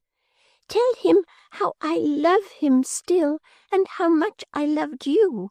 And when I think that you two are together and are happy, I'll try to bear it, and never give you pain by doing wrong. Indeed, I never will." The child suffered him to move her hands, and put them round his neck. There was a tearful silence, but it was not long before she looked upon him with a smile, and promised him in a very gentle, quiet voice that she would stay, and be his friend as long as heaven would let her. He clapped his hands for joy, and thanked her many times, and being charged to tell no person what had passed between them, gave her an earnest promise that he never would. Nor did he, so far as the child could learn, but was her quiet companion in all her walks and musings, and never again adverted to the theme, which he felt had given her pain, although he was unconscious of its cause. Something of distrust lingered about him still, for he would often come, even in the dark evenings, and call in a timid voice outside the door to know if she were safe within, and being answered yes, and bade to enter, would take his station on a low stool at her feet, and sit there patiently until they came to seek and take him home. Sure as the morning came, it found him lingering near the house to ask if she were well, and, morning, noon, or night, go where she would, he would forsake his playmates and his sports to bear her company. "And a good little friend he is, too," said the old sexton to her once. "When his elder brother died, elder seems a strange word, for he was only 7 years old, I remember this one took it sorely to heart." The child thought of what the schoolmaster had told her, and felt how its truth was shadowed out even in this infant. "It has given him something of a quiet way, I think," said the old man, "though for that he is merry enough at times, I'd wager now that you and he have been listening by the old well." "Indeed we have not," the child replied. "I have been afraid to go near it, for I am not often down in that part of the church, and do not know the ground." "Come down with me," said the old man. "I have known it from a boy. Come." They descended the narrow steps which led into the crypt, and paused among the gloomy arches in a dim and murky spot. "This is the place," said the old man. "Give me your hand while you throw back the cover, lest you should stumble and fall in. I am too old, rheumatic, to stoop myself." "A black and dreadful place," exclaimed the child. "Look in," said the old man, pointing downward with his finger. The child complied, and gazed down into the pit. "It looks like a grave itself," said the old man. "It does," replied the child. I have often had the fancy, said the sexton, that it might have been dug at first to make the old place more gloomy and the old monks more religious. It's to be closed up and built over. The child still stood, looking thoughtfully into the vault. We shall see, said the sexton, on what gay heads other earth will have closed when the light is shut out from here. God knows they'll close it up next spring. The birds sing again in spring, thought the child, as she leaned at her casement window and gazed at the declining sun. Spring, a beautiful and happy time. Chapter 56. A day or two after the Quilp tea party at the Wilderness, Mr. Swiveller walked into Sampson Brass's office at the usual hour, and being alone in that temple of probity, placed his hat upon the desk, and taking from his pocket a small parcel of black crape, applied himself to folding and pinning the same upon it, after the manner of a hatband. Having completed the construction of this appendage, he surveyed his work with great complacency, and put his hat on again, very much over one eye, to increase the mournfulness of the effect. These arrangements perfected to his entire satisfaction, he thrust his hands into his pockets, and walked up and down the office with measured steps. "It has always been the same with me," said Mr. Swiveller. "Always. 'Twas ever thus. From childhood's hour I have seen my fondest hopes decay. I never loved a tree or flower, but 'twas the first to fade away. I never nursed a dear gazelle to glad me with his soft black eye, but when it came to know me well and love me, it was sure to marry a market gardener." Overpowered by these reflections, Mr. Swiveller stopped short of the client's chair and flung himself into its open arms. "And this," said Mr. Swiveller, with a kind of bantering composure, "is life, I believe." "Oh, certainly. Why not? I am quite satisfied. I shall wear," added Richard, taking off his hat again and looking hard at it, as if he were only deterred by pecuniary considerations from spurning it with his foot, "I shall wear this emblem of woman's perfidy in remembrance of her with whom I shall never again thread the windings of the mazy, whom I shall never more pledge in the rosy, who, during the short remainder of my existence, will murder the balmy. Ha, ha, ha!" It may be necessary to observe, lest there should appear any incongruity in the close of this soliloquy, that Mr. Swiveller did not wind up with a cheerful, hilarious laugh, which would have been undoubtedly at variance with his solemn reflections, but that, being in a theatrical mood, he merely achieved that performance which is designated in melodramas, laughing like a fiend, for it seems that your fiend always laugh in syllables, and always in 3 syllables, never more nor less, which is a remarkable property in such gentry, and one worthy of remembrance. The baleful sounds had hardly died away, and Mr. Swiveller was still sitting in a very grim state in the client's chair, when there came a ring, or, if we may adapt the sound to this then humour, a knell, at the office bell. Opening the door with all speed, he beheld the expressive countenance of Mr. Chuckster, between whom and himself a fraternal greeting ensued. "You're devilish early at this pestiferous old slaughter-house," said that gentleman, poising himself on one leg and shaking the other in an easy manner. "Rather," returned Dick. "Rather," retorted Mr. Chuckster, with that air of graceful trifling which so well became him. "I should think so. Why, my good feller, do you know what o'clock it is? 9:30 a.m. in the morning." "Won't you come in?" said Dick. "All alone? Swiveller solus. 'Tis now the witching hour of night, when churchyards yawn and graves give up their dead." At the end of this quotation in dialogue, each gentleman struck an attitude, and immediately subsiding into prose, walked into the office. Such morsels of enthusiasm are common among the glorious Apollos, and were indeed the links that bound them together and raised them above the cold, dull earth. "Well, and how are you, my buck?" said Mr. Chuckster, taking a stool. I was forced to come into the city upon some little private matters of my own, and couldn't pass the corner of the street without looking in. But upon my soul, I didn't expect to find you. It is so everlastingly early.'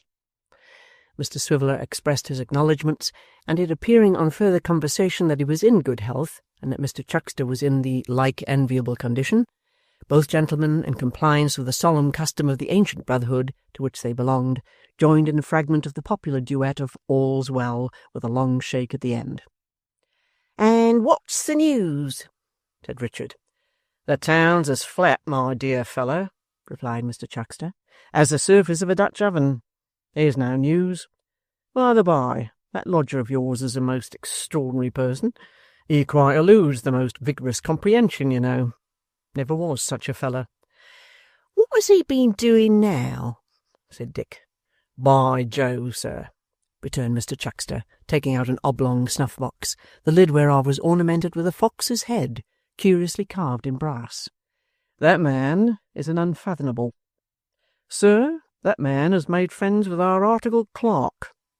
There's no harm in him. He is so amazingly slow and soft. Now, if he wanted a friend, why couldn't he have one that knew a thing or two, and could do him some good by his manners and conversation? I have my faults, sir,' said Mr Chuckster. 'No,' interposed Mr Swiveller. 'Oh, yes, I have me faults. No man knows his faults better than I know mine. But,' said Mr Chuckster, 'I'm not meek. My worst enemies, every man has his enemies, sir, and I have mine, never accused me of being meek. And I'll tell you what, sir, if I hadn't more of these qualities that commonly endear man to man than our articled clerk has, I'd steal a Cheshire cheese, tie it round my neck, and drown myself. I'd die degraded as I had lived. I would, upon my honour.' Mr Chuckster paused, rapped the fox's head exactly on the nose with the knuckle of the forefinger, took a pinch of snuff, and looked steadily at Mr Swiveller, as much as to say that if he thought he was going to sneeze, he would find himself mistaken. 'Not contented, sir,' said Mr Chuckster, 'with making friends with Abel, he has cultivated the acquaintance of his father and mother. Since he came home from that wild goose chase, he has been there, actually been there. He patronises young Snobby besides. You'll find, sir, that he'll be constantly coming backwards and forwards to this place. Yet I don't suppose that beyond the common forms of civility he has ever exchanged half a dozen words with me. Now, upon my soul, you know,' said Mr Chuckster, shaking his head gravely, as men are wont to do when they consider things are going a little too far, "this is altogether such a low-minded affair that if I didn't feel for the governor, and know that he could never get on without me, I should be obliged to cut the connection. I should have no alternative." Mr Swiveller, who sat on another stool opposite to his friend, stirred the fire in an excess of sympathy, but said nothing. "As to young Snob, sir," pursued Mr Chuckster with a prophetic look, "you'll find he'll turn out bad. In our profession we know something of human nature, and take my word for it. That feller that came back to work out that shilling will show himself one of these days in his true colours. He's a low thief, sir. He must be." Mr Chuckster, being roused, would probably have pursued this subject further, and in more emphatic language, but for a tap at the door, which, seeming to announce the arrival of somebody on business, caused him to assume a greater appearance of meekness than was perhaps quite consistent with his late declaration. Mr Swiveller, hearing the same sound, caused his stool to revolve rapidly on one leg until it brought him to his desk, into which, having forgotten in the sudden flurry of his spirits to part with the poker, he thrust it as he cried, "Come in!" Who should present himself but that very Kit who had been the theme of Mr Chuckster's wrath. Never did man pluck up his courage so quickly, or look so fierce as Mr Chuckster when he found it was he. Mr Swiveller stared at him for a moment, and then leaping from his stool, and drawing out the poker from its place of concealment, performed the broadsword exercise with all the cuts and guards complete, in a species of frenzy. "Is the gentleman at home?" said Kit, rather astonished by this uncommon reception. Before Mr Swiveller could make any reply, Mr Chuckster took occasion to enter his indignant protest against this form of inquiry, which he held to be of a disrespectful and snobbish tendency, inasmuch as the inquirer, seeing two gentlemen then and there present, should have spoken of the other gentleman, or rather, for it was not impossible that the object of his search might be of inferior quality, should have mentioned his name, leaving it to his hearers to determine his degree as they thought proper. Mr. Chuckster likewise remarked that he had some reason to believe this form of address was personal to himself, and that he was not a man to be trifled with, as certain snobs, whom he did not more particularly mention or describe, might find to their cost. "I mean the gentleman upstairs," said Kit, turning to Richard Swiveller. "Is he at home?" "Why?" rejoined Dick. "Because if he is, I have a letter for him." "From whom?" said Dick. "From Mr. Garland." "Oh," said Dick, with extreme politeness. "Then you may hand it over, sir. And if you're to wait for an answer, sir, you may wait in the passage, sir, which is an airy and well-ventilated apartment, sir." "Thank you," returned Kit, "but I am to give it to himself, if you please." The excessive audacity of this retort so overpowered Mr. Chuckster, and so moved his tender regard for his friend's honour, that he declared, if he were not restrained by official considerations, he must certainly have annihilated Kit upon the spot. A resentment of the affront, which he did consider, under the extraordinary circumstances of aggravation attending it, could but have met with proper sanction and approval of a jury of Englishmen, who, he had no doubt, would have returned a verdict of justifiable homicide, coupled with a high testimony to the morals and character of the avenger.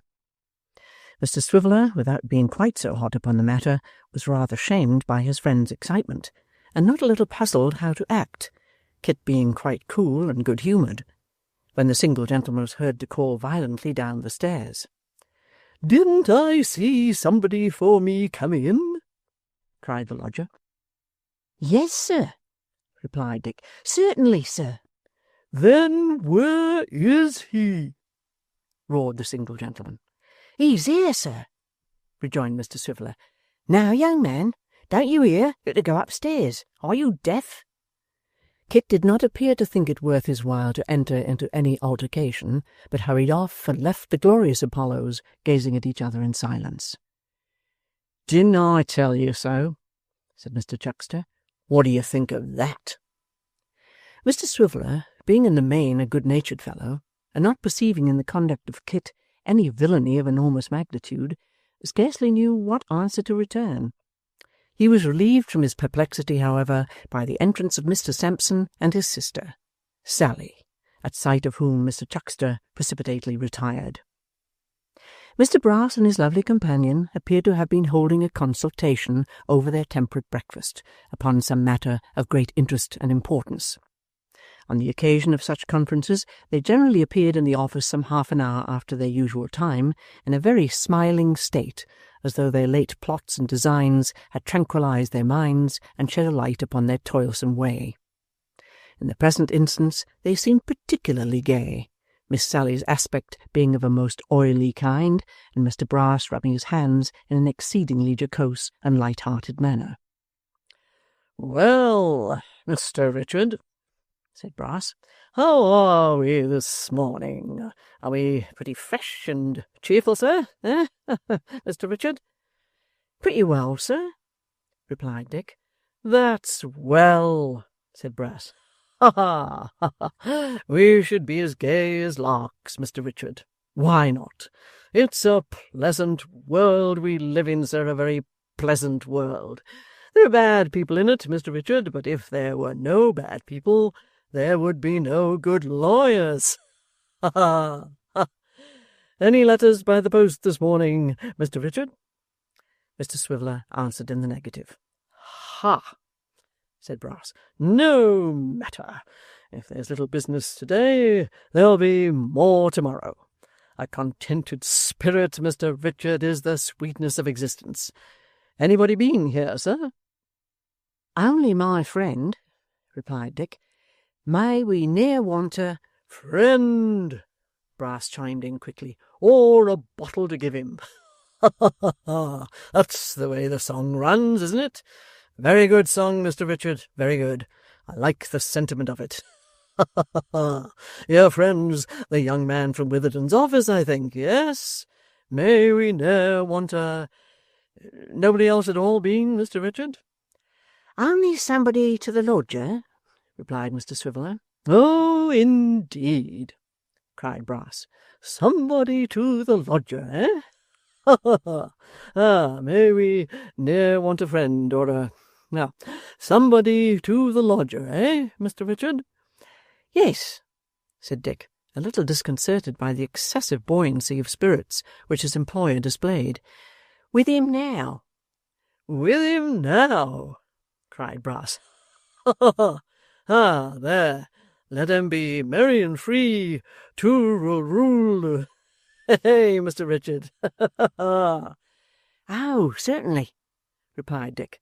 And who, said Brass, shuffling among his papers, who is the lodger's visitor? Not a lady visitor, I hope, eh, Mr. Richard?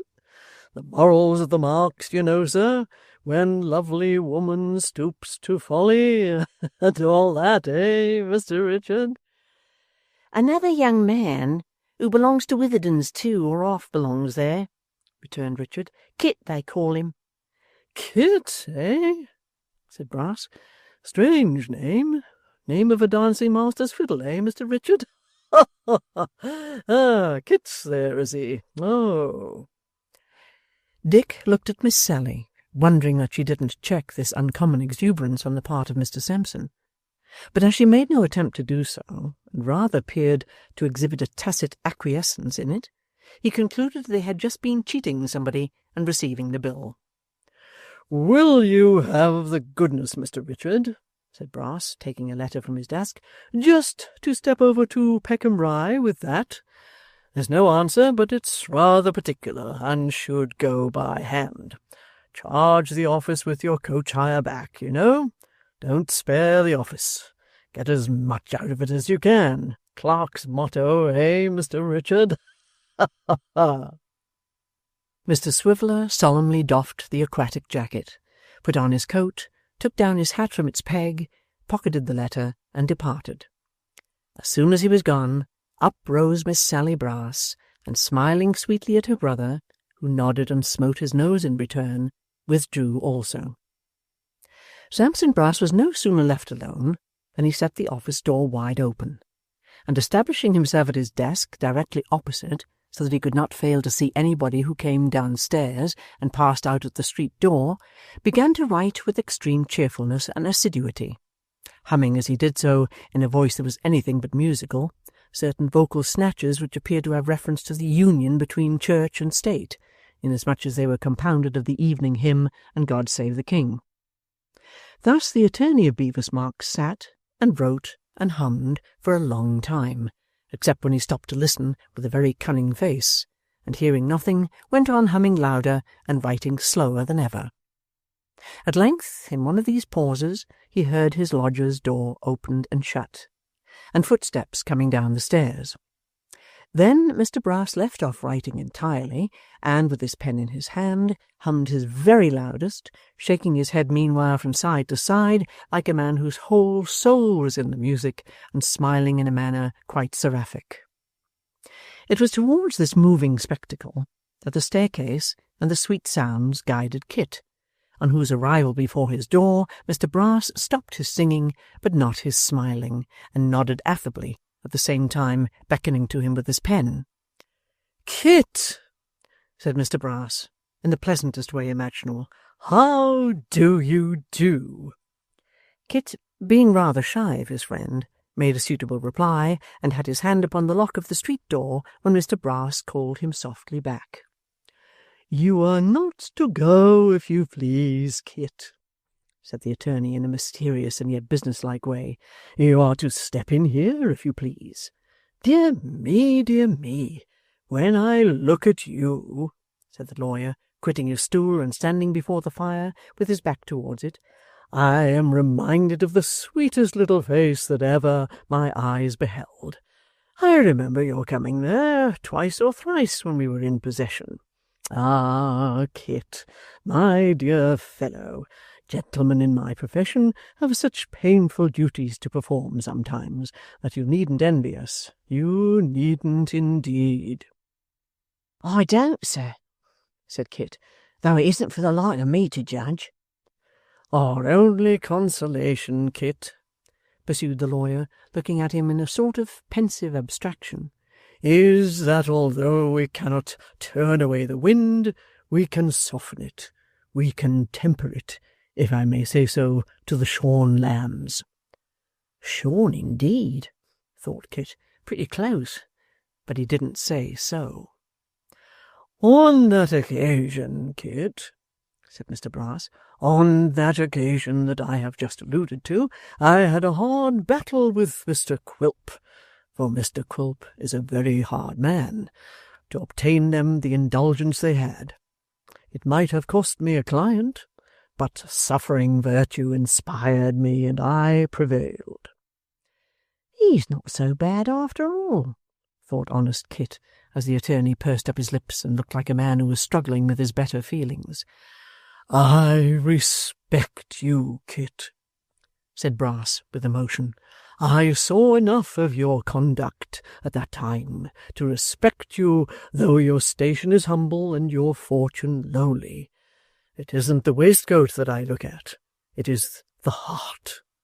The checks in the waistcoat are but the wires of the cage, but the heart is the bird.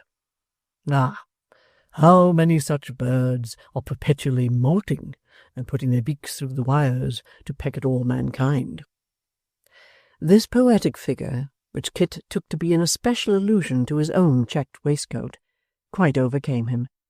Mr Brass's voice and manner added not a little to its effect, for he discoursed with all the mild austerity of a hermit, and wanted but a cord round the waist of his rusty surtout and a skull on the chimney-piece to be completely set up in that line of business. Well, well, said Sampson, smiling as good men smile when they compassionate their own weakness or that of their fellow creatures. This is wide of the bull's-eye. You're to take that, if you please. As he spoke, he pointed to a couple of half-crowns on the desk. Kit looked at the coins, and then at Sampson, and hesitated. For yourself, said Brass. From? No matter about the person they came from, replied the lawyer. Say me, if you like. We have eccentric friends overhead, Kit, and we mustn't ask questions or talk too much. You understand? You're to take them, that's all, and between you and me, I don't think they'll be the last you'll have to take from the same place. I hope not. Goodbye, Kit. Goodbye.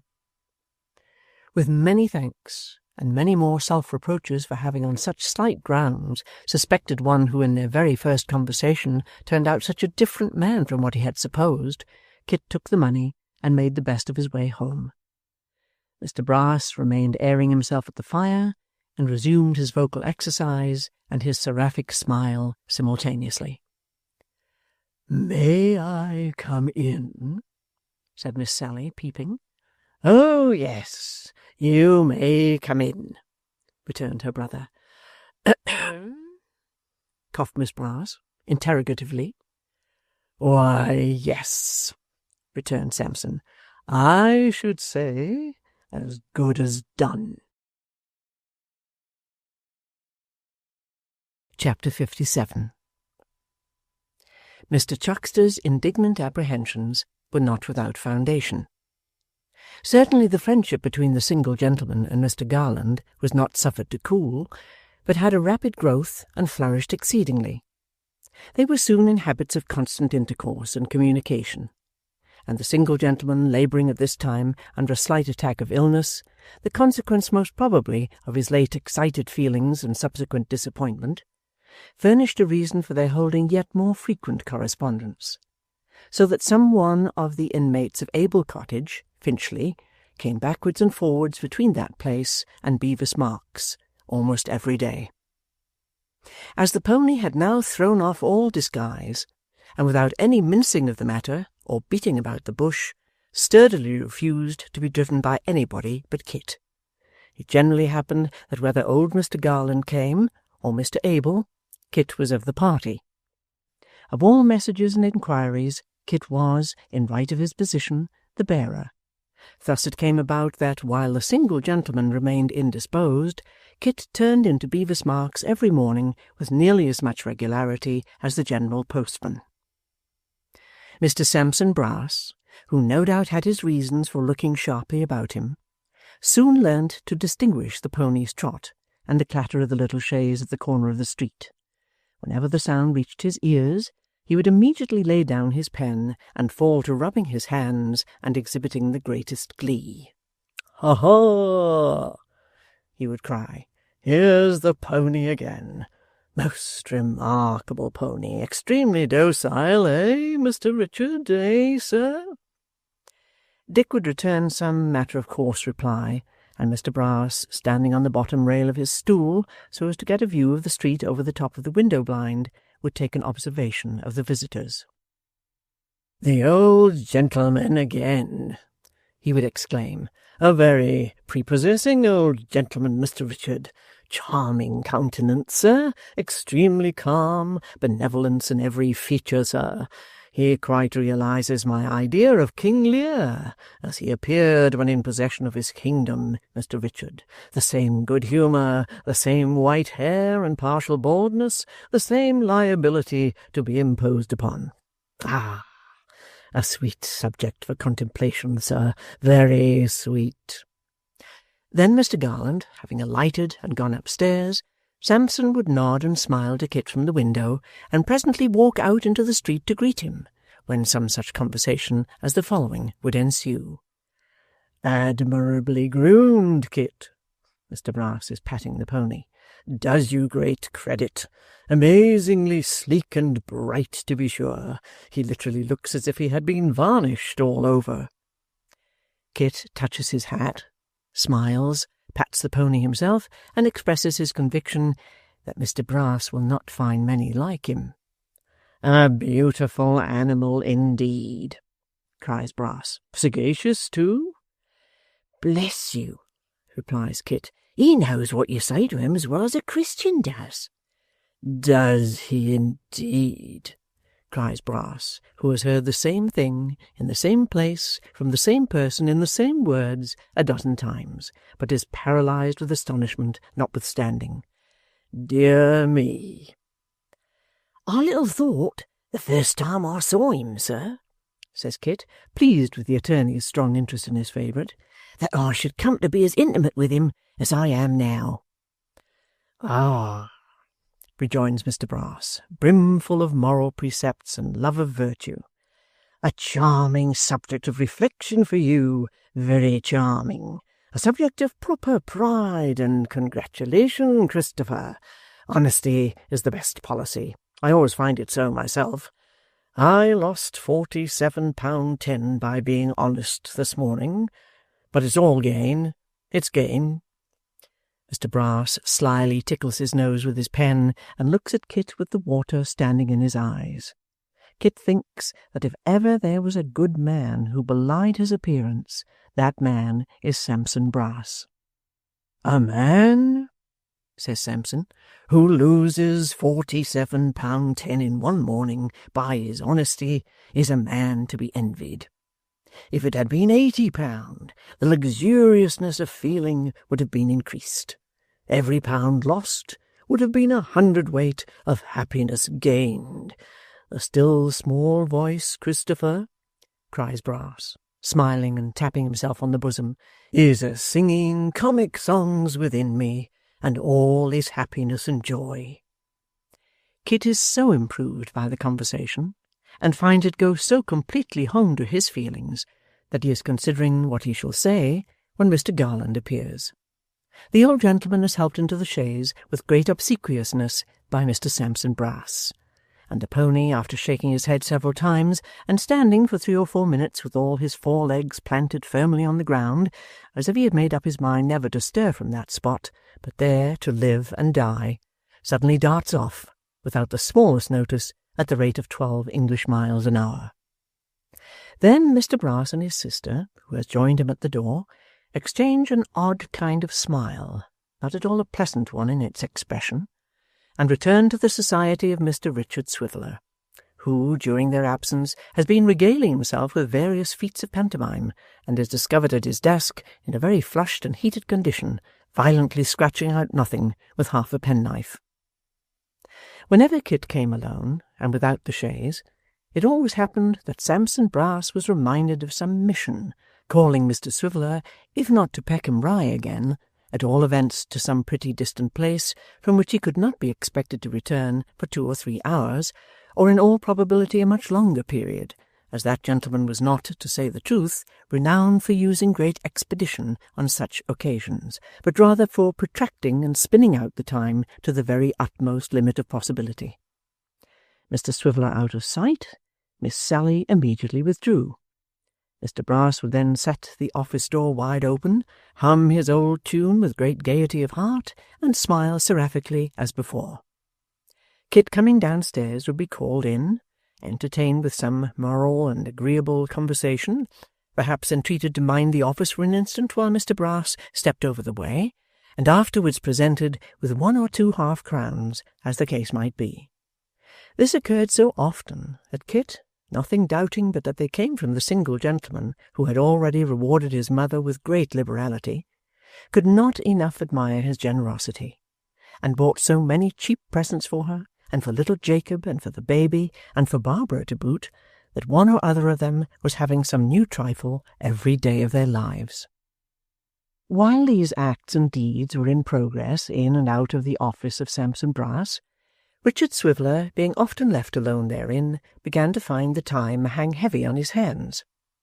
For the better preservation of his cheerfulness, therefore, and to prevent his faculties from rusting, he provided himself with a cribbage board and pack of cards, and accustomed himself to play at cribbage with a dummy, for 20, 30, or sometimes even £50,000 a side, besides many hazardous bets to a considerable amount.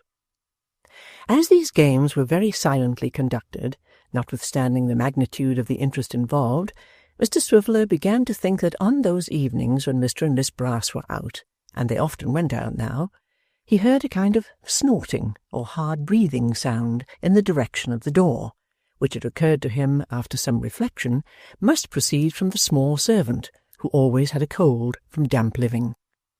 Looking intently that way one night, he plainly distinguished an eye gleaming and glistening at the keyhole, and having now no doubt that his suspicions were correct, he stole softly to the door and pounced upon her before she was aware of his approach. "Oh, I didn't mean any harm, indeed. Upon my word, I didn't," cried the small servant, struggling like a much larger one. "It's so very dull downstairs. Please don't you tell upon me. Please don't." "Tell upon you?" said Dick. "Do you mean to say you were looking through the keyhole for company?" "Yes, upon my word I was," replied the small servant. "How long have you been cooling your eye there?" said Dick. "Oh, ever since you first began to play them cards, and long before." Vague recollections of several fantastic exercises with which he had refreshed himself after the fatigue of business, and to all of which, no doubt, the small servant was a party, rather disconcerted Mr. Swiveller, but he was not very sensitive on such points, and recovered himself speedily. "Well, come in," he said after a little consideration. "Here, sit down, and I'll teach you how to play." "Oh, I dursn't do it," rejoined the small servant. "Miss Sally'd kill me if she'd known I'd come up here." "Have you got a fire downstairs?" said Dick. "A very little one," replied the small servant. "Miss Sally couldn't kill me if she knowed I went down there, so I'll come," said Richard, putting the cards into his pocket. "Why, how thin you are! What do you mean by it?"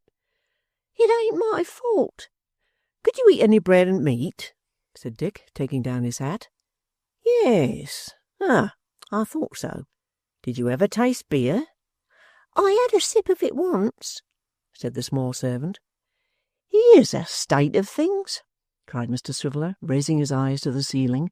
"She never tasted it. It can't be tasted in a sip." "Why, how old are you?" "I don't know."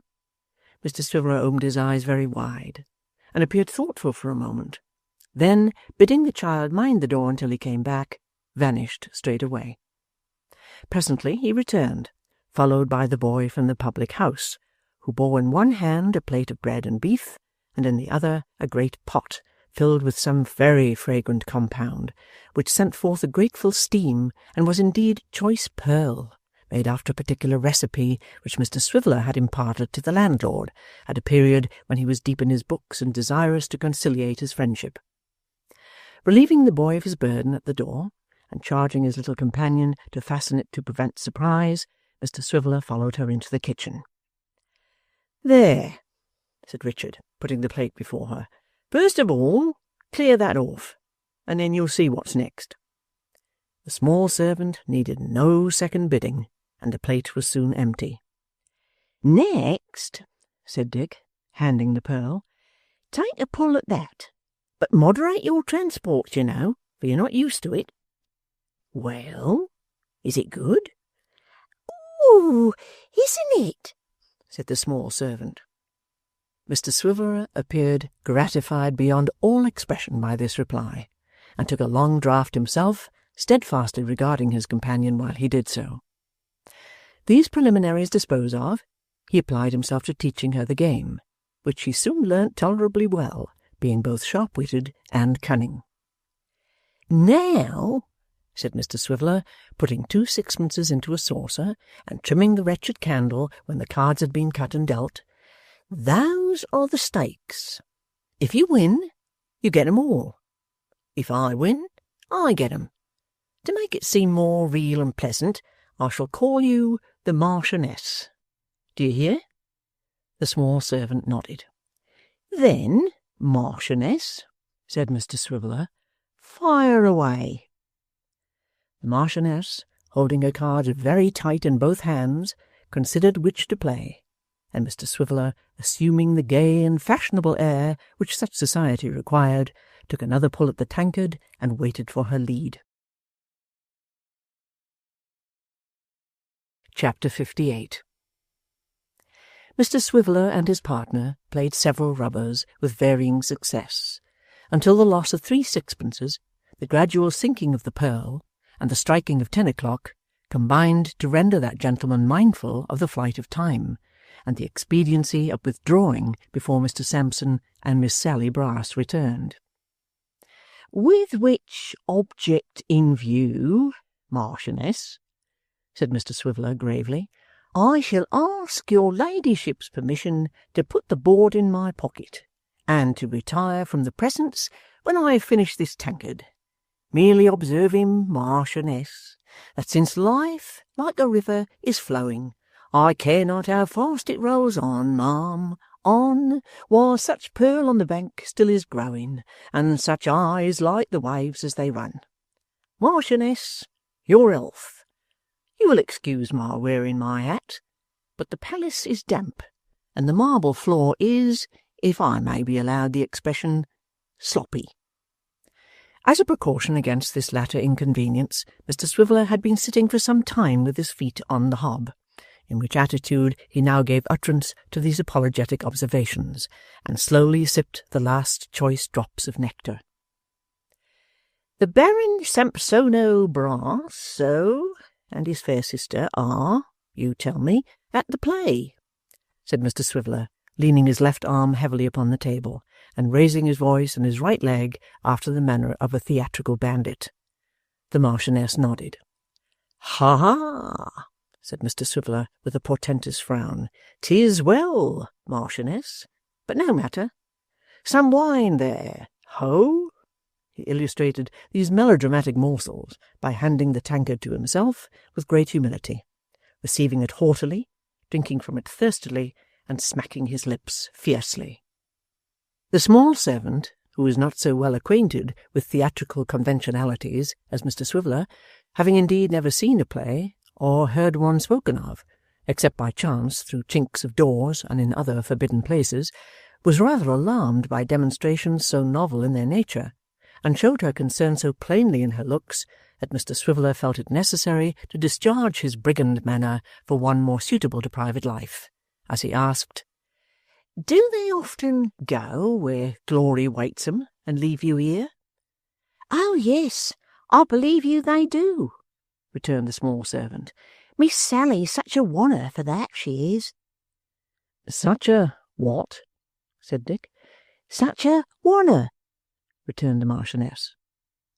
After a moment's reflection, Mr Swiveller determined to forego his responsible duty of setting her right, and to suffer her to talk on, as it was evident that her tongue was loosened by the pearl, and her opportunities for conversation were not so frequent as to render a momentary check of little consequence. They sometimes go to see Mr Quilp, said the small servant, with a shrewd look. They go to a many places, bless you. Is Mr Brass a wonner? Said Dick. Not half what Miss Sally is, he isn't, replied the small servant, shaking her head. Bless you, he'd never do anything without her. Oh, he wouldn't he? Said Dick. Miss Sally keeps him in such order, said the small servant. He always asks her advice, he does, and he catches it sometimes. Bless you, you wouldn't believe how much he catches it. I suppose, said Dick, that they consult together a good deal and talk about a great many people. About me, for instance, sometimes. Eh, Marchioness? The Marchioness nodded amazingly. Complimentary, said Mr Swiveller. The Marchioness changed the motion of her head, which had not yet left off nodding, and suddenly began to shake it from side to side with a vehemence which threatened to dislocate her neck. Dick muttered. Would it be any breach of confidence, Marchioness, to relate what they say of the humble individual who has now the honour to— Miss Sally says you're a funny chap, replied his friend. Well, Marchioness, said Mr Swiveller, that's not uncomplimentary. Merriment, Marchioness, is not a bad or a degrading quality. Old King Cole was himself a merry old soul, if we may put any faith in the pages of history. But she says, pursued his companion, that you ain't to be trusted. Why, really, Marchioness, said Mr Swiveller thoughtfully, several ladies and gentlemen, not exactly professional persons, but tradespeople, ma'am, tradespeople, have made the same remark. The obscure citizen who keeps the hotel over the way inclined strongly to that opinion tonight when I ordered him to prepare the banquet. It's a popular prejudice, Marchioness, and yet I am sure I don't know why, for I have been trusted in my time to a considerable amount, and I can safely say that I never forsook my trust until it deserted me. Never. Mr Brass is of the same opinion, I suppose? His friend nodded again, with a cunning look which seemed to hint that Mr Brass held stronger opinions on the subject than his sister, and seemed to recollect herself, adding imploringly, But don't you ever tell upon me, or I shall be beat to death. Marchioness, said Mr Swiveller, rising, the word of a gentleman is as good as his bond, sometimes better, as in the present case, where his bond might prove but a doubtful sort of security. I am your friend, and I hope we shall play many more rubbers together in this same saloon. But, Marchioness, added Richard, stopping in his way to the door and wheeling slowly round upon the small servant, who was following with the candle, it occurs to me that you must be in the constant habit of airing your eye at keyholes to know all this. I only wanted, replied the trembling Marchioness, to know where the key of the safe was hid.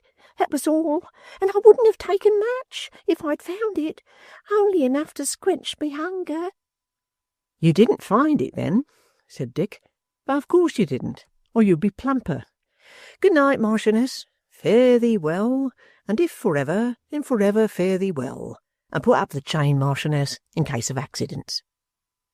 With this parting injunction, Mr Swiveller emerged from the house, and feeling that he had by this time taken quite as much to drink as promised to be good for his constitution, Pearl being a rather strong and heady compound, wisely resolved to betake himself to his lodgings and to bed at once. Homeward he went, therefore, and his apartments, for he still retained the plural fiction, Being at no great distance from the office, he was soon seated in his own bedchamber, where, having pulled off one boot and forgotten the other, he fell into deep cogitation. "This Marchioness," said Mr Swiveller, folding his arms, "is a very extraordinary person, surrounded by mysteries, ignorant of the taste of beer, unacquainted with her own name, which is less remarkable, and taking a limited view of society through the keyholes of doors. Can these things be her destiny, or has some unknown person started an opposition to the decrees of fate? It is a most inscrutable and unmitigated staggerer." When his meditations had attained this satisfactory point, he became aware of his remaining boot, of which, with unimpaired solemnity, he proceeded to divest himself, shaking his head with exceeding gravity all the time, and sighing deeply. "These rubbers," said Mr Swiveller, putting on his nightcap in exactly the same style as he wore his hat, "remind me of the matrimonial fireside. Chegg's wife plays cribbage. All fours likewise. She rings the changes on him now. From sport to sport they hurry her to banish her regrets, and when they win a smile from her they think that she forgets. But she don't. By this time, I should say," added Richard, getting his left cheek into profile and looking complacently at the reflection of a very little scrap of whisker in the looking-glass, "by this time, I should say, the iron has entered into her soul. It serves her right." Melting from this stern and obdurate into the tender and pathetic mood, Mr Swiveller groaned a little, walked wildly up and down, and even made a show of tearing his hair, which, however, he thought better of, and wrenched the tassel from his nightcap instead. At last, undressing himself with a gloomy resolution, he got into bed. Some men, in his blighted position, would have taken to drinking, but as Mr Swiveller had taken to that before, he only took, on receiving the news that Sophy Wackles was lost to him for ever, to playing the flute. Thinking, after mature consideration, that it was a good, sound, dismal occupation, not only in unison with his own sad thoughts, but calculated to awaken a fellow-feeling in the bosoms of his neighbours. In pursuance of this resolution, he now drew a little table to his bedside, and arranging the light and a small oblong music-book to the best advantage, took his flute from its box and began to play most mournfully. The air was "Away with Melancholy," a composition which, when it is played very slowly on the flute, in bed, with the further disadvantage of being performed by a gentleman but imperfectly acquainted with the instrument, who repeats one note a great many times before he can find the next, has not a lively effect. Yet for half the night, or more, Mr Swiveller, lying sometimes on his back with his eyes upon the ceiling, and sometimes half out of bed to correct himself by the book, played this unhappy tune over and over again, never leaving off, save for a minute or two at a time to take breath and soliloquize about the Marchioness, and then beginning again with renewed vigour. It was not until he had quite exhausted his several subjects of meditation, and had breathed into the flute the whole sentiment of the pearl down to its very dregs, and had nearly maddened the people of the house, and at both the next doors and over the way, that he shut up the music-book, extinguished the candle, and finding himself greatly lightened and relieved in his mind, turned round and fell asleep. He awoke in the morning much refreshed, and having taken half an hour's exercise of the flute, and graciously received a notice to quit from his landlady, who had been waiting on the stairs for that purpose since the dawn of day, repaired to Bevis Marks, where the beautiful Sally was already at her post, bearing in her looks a radiance, mild as that which beameth from the virgin moon. Mr Swiveller acknowledged her presence by a nod, and exchanged his coat for the aquatic jacket, which usually took some time fitting on, for in consequence of a tightness in the sleeves it was only to be got into by a series of struggles. This difficulty overcome, he took his seat at the desk. "I say," quoth Miss Brass, abruptly breaking silence, "you haven't seen a silver pencil case this morning, have you?" "I didn't meet many in the street," rejoined Mr Swiveller. "I saw one, a stout pencil case of respectable appearance, but as he was in company with an elderly penknife and a young toothpick with whom he was in earnest conversation, I felt a delicacy in speaking to him. No, but have you? Returned Miss Brass. Seriously, you know. What a dull dog you must be to ask me such a question seriously, said Mr Swiveller. Haven't I this moment come? Well, all I know is, replied Miss Sally, that it's not to be found, and that it disappeared one day this week when I left it on the desk. Hello, thought Richard. I hope the Marchioness hasn't been at work here. There was a knife, too, said Miss Sally, of the same pattern. They were given to me by my father years ago, and are both gone.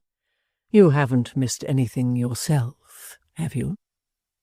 Mr Swiveller involuntarily clapped his hands to the jacket to be quite sure that it was a jacket and not a skirted coat, and having satisfied himself of the safety of this, his only movable in Bevis Marks, made answer in the negative. It's a very unpleasant thing, Dick, said Miss Brass, pulling out the tin box and refreshing herself with a pinch of snuff. But between you and me, between friends, you know, for if Sammy knew it, I should never hear the last of it. Some of the office money, too, that has been left about, has gone in the same way. In particular, I've missed 3 half-crowns at 3 different times. You don't mean that, cried Dick. Be careful what you say, old boy, for this is a serious matter. Are you quite sure? Is there no mistake? It is so, and there can't be any mistake at all, rejoined Miss Brass emphatically.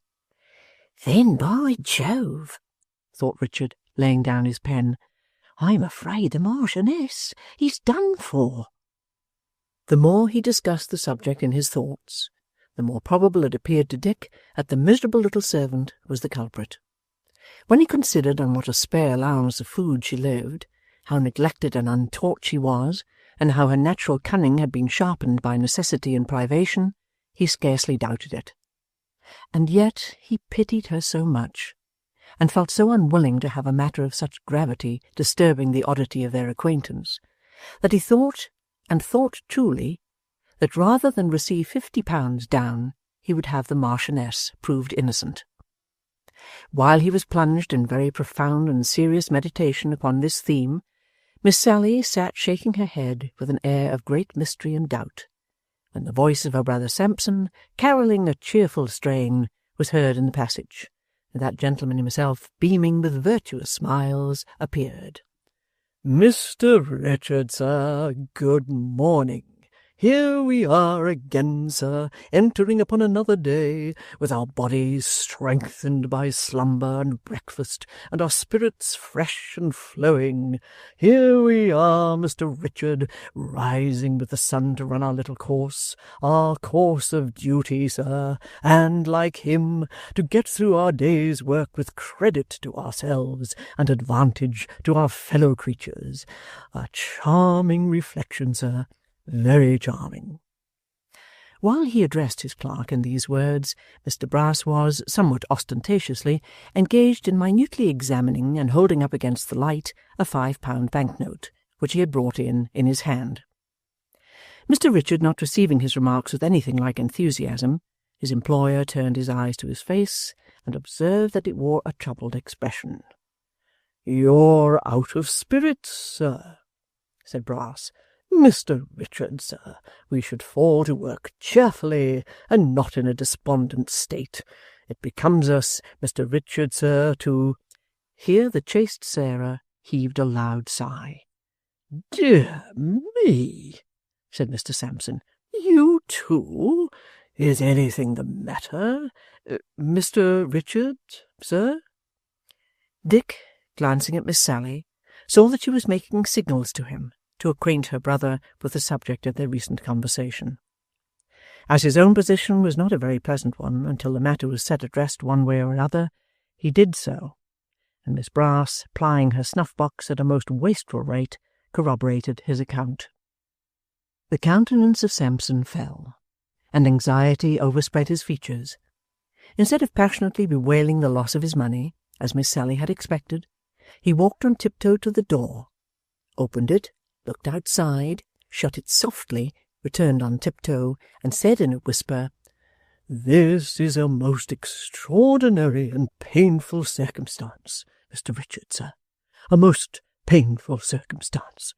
The fact is that I myself have missed several small sums from the desk of late, and have refrained from mentioning it, hoping that accident would discover the offender.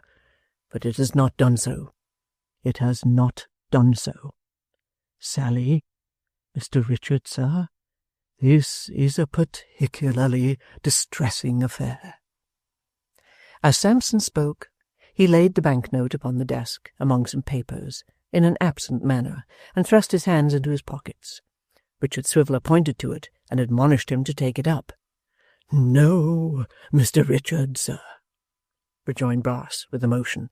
"I will not take it up. I will let it lie there, sir. To take it up, Mr. Richard, sir, would imply a doubt of you, and in you, sir, I have unlimited confidence. We will let it lie there, sir, if you please, and we will not take it up by any means." With that, Mr. Brass patted him twice or thrice on the shoulder in a most friendly manner, and entreated him to believe that he had as much faith in his honesty as he had in his own.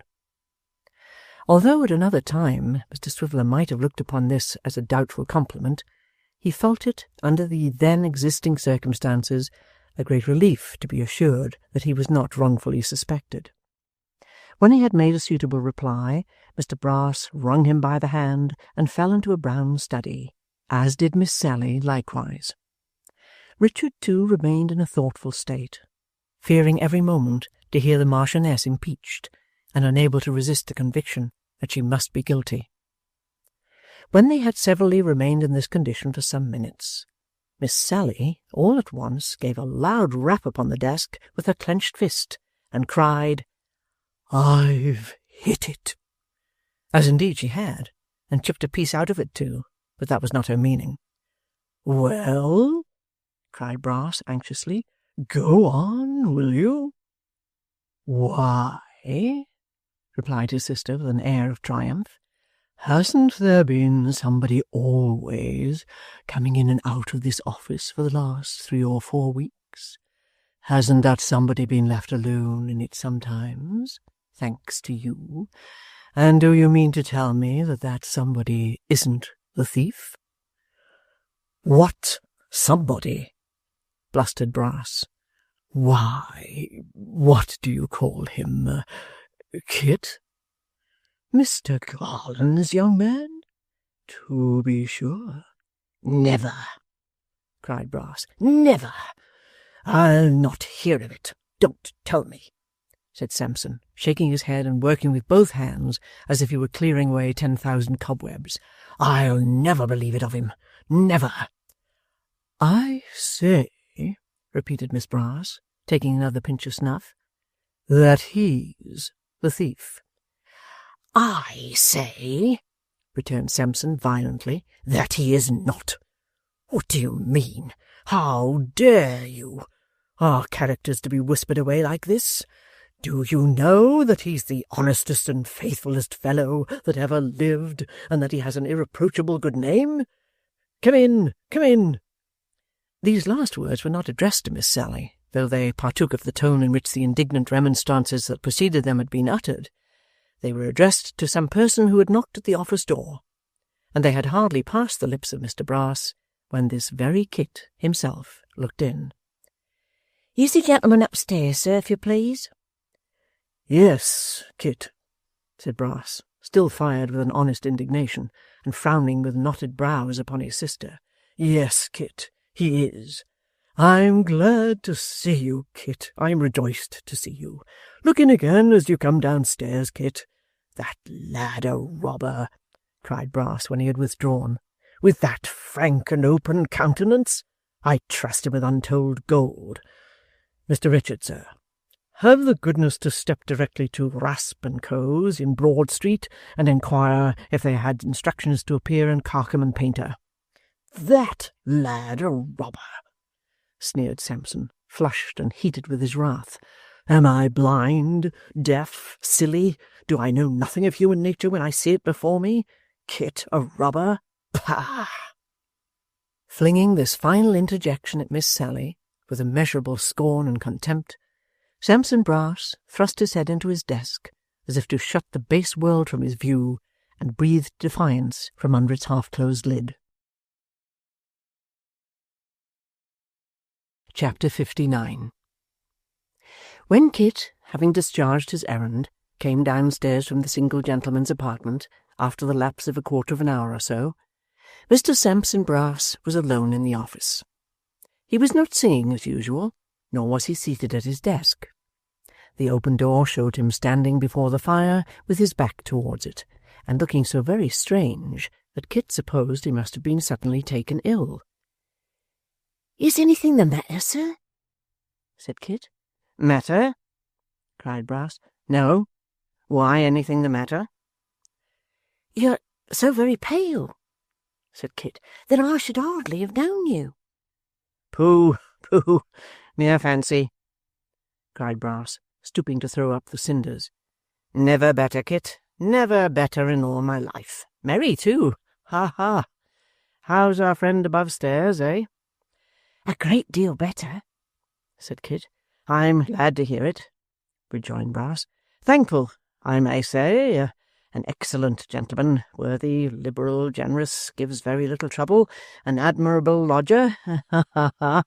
Mr. Garland, he's well, I hope. Kit, and the pony, my friend, my particular friend, you know. Ha, ha!"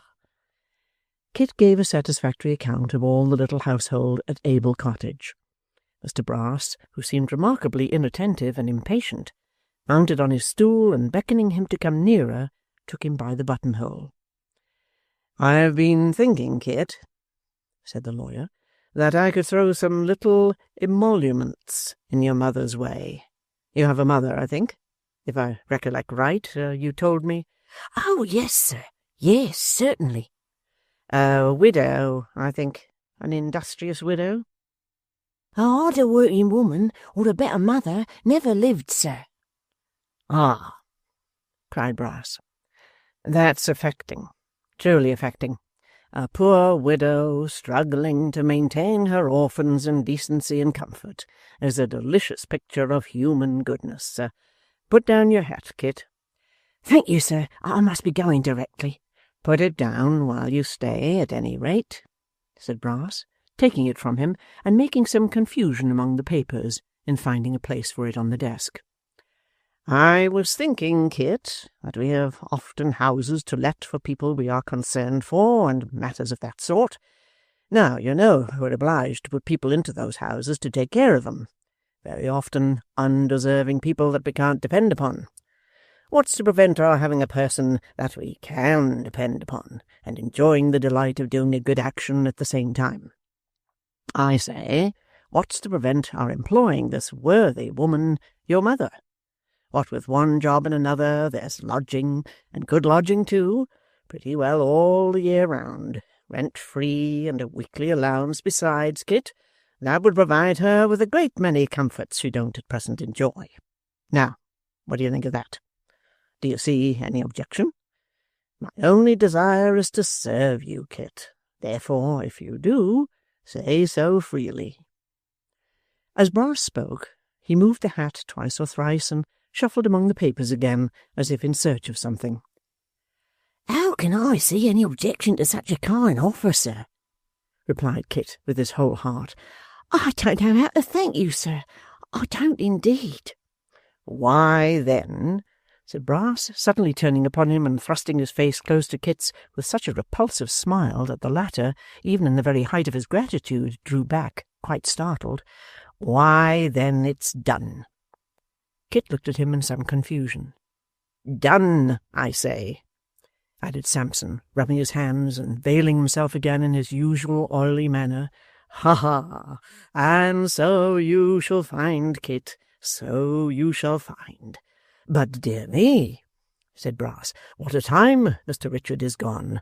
A sad loiterer, to be sure. Will you mind the office 1 minute while I run upstairs? Only 1 minute. I'll not detain you an instant longer on any account, Kit.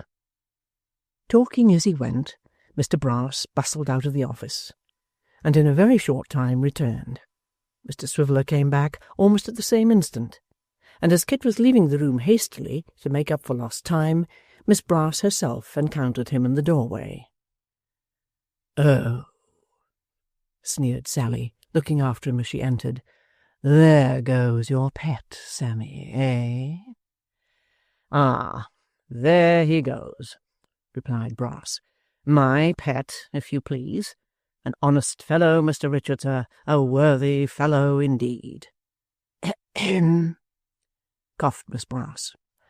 "I tell you, you aggravating vagabond," said the angry Sampson, "that I'd stake my life upon his honesty.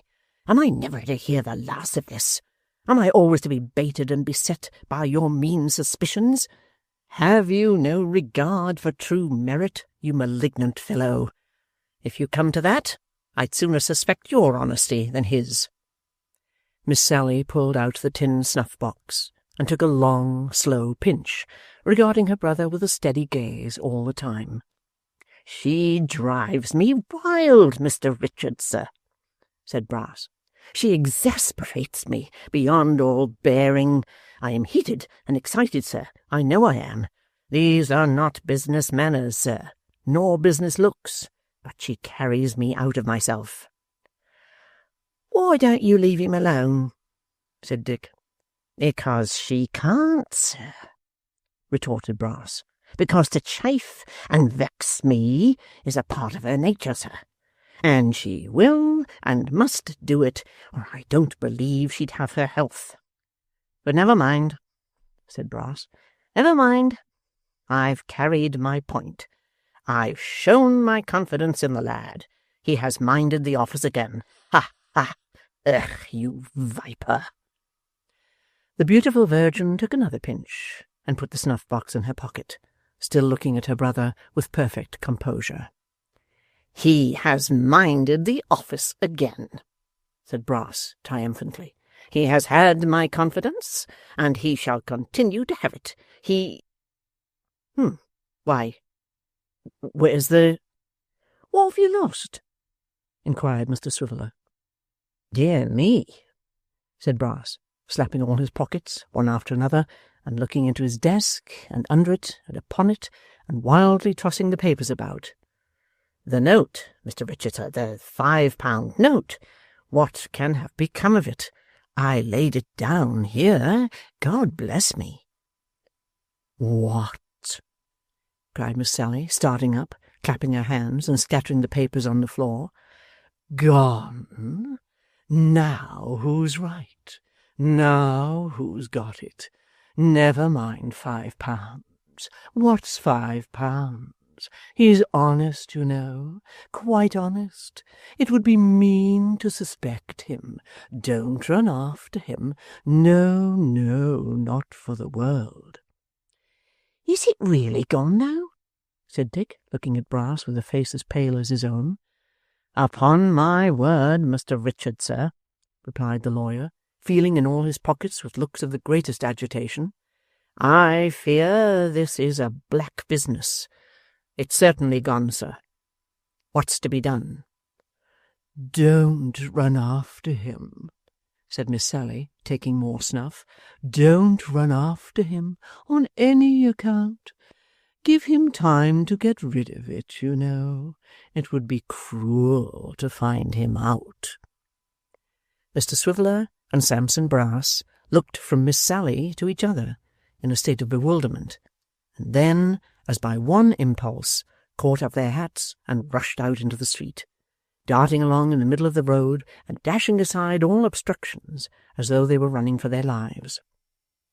It happened that Kit had been running too, though not so fast, and having the start of them by some few minutes, was a good distance ahead. As they were pretty certain of the road he must have taken, however, and kept on at a great pace, they came up with him at the very moment when he had taken breath and was breaking into a run again. "Stop!" cried Sampson, laying his hand on the one shoulder, while Mr Swiveller pounced upon the other. "Not so fast, sir. You're in a hurry?" Yes, I am, said Kit, looking from one to the other in great surprise. I can hardly believe it," panted Sampson. "Something of value is missing from the office. I hope you don't know what."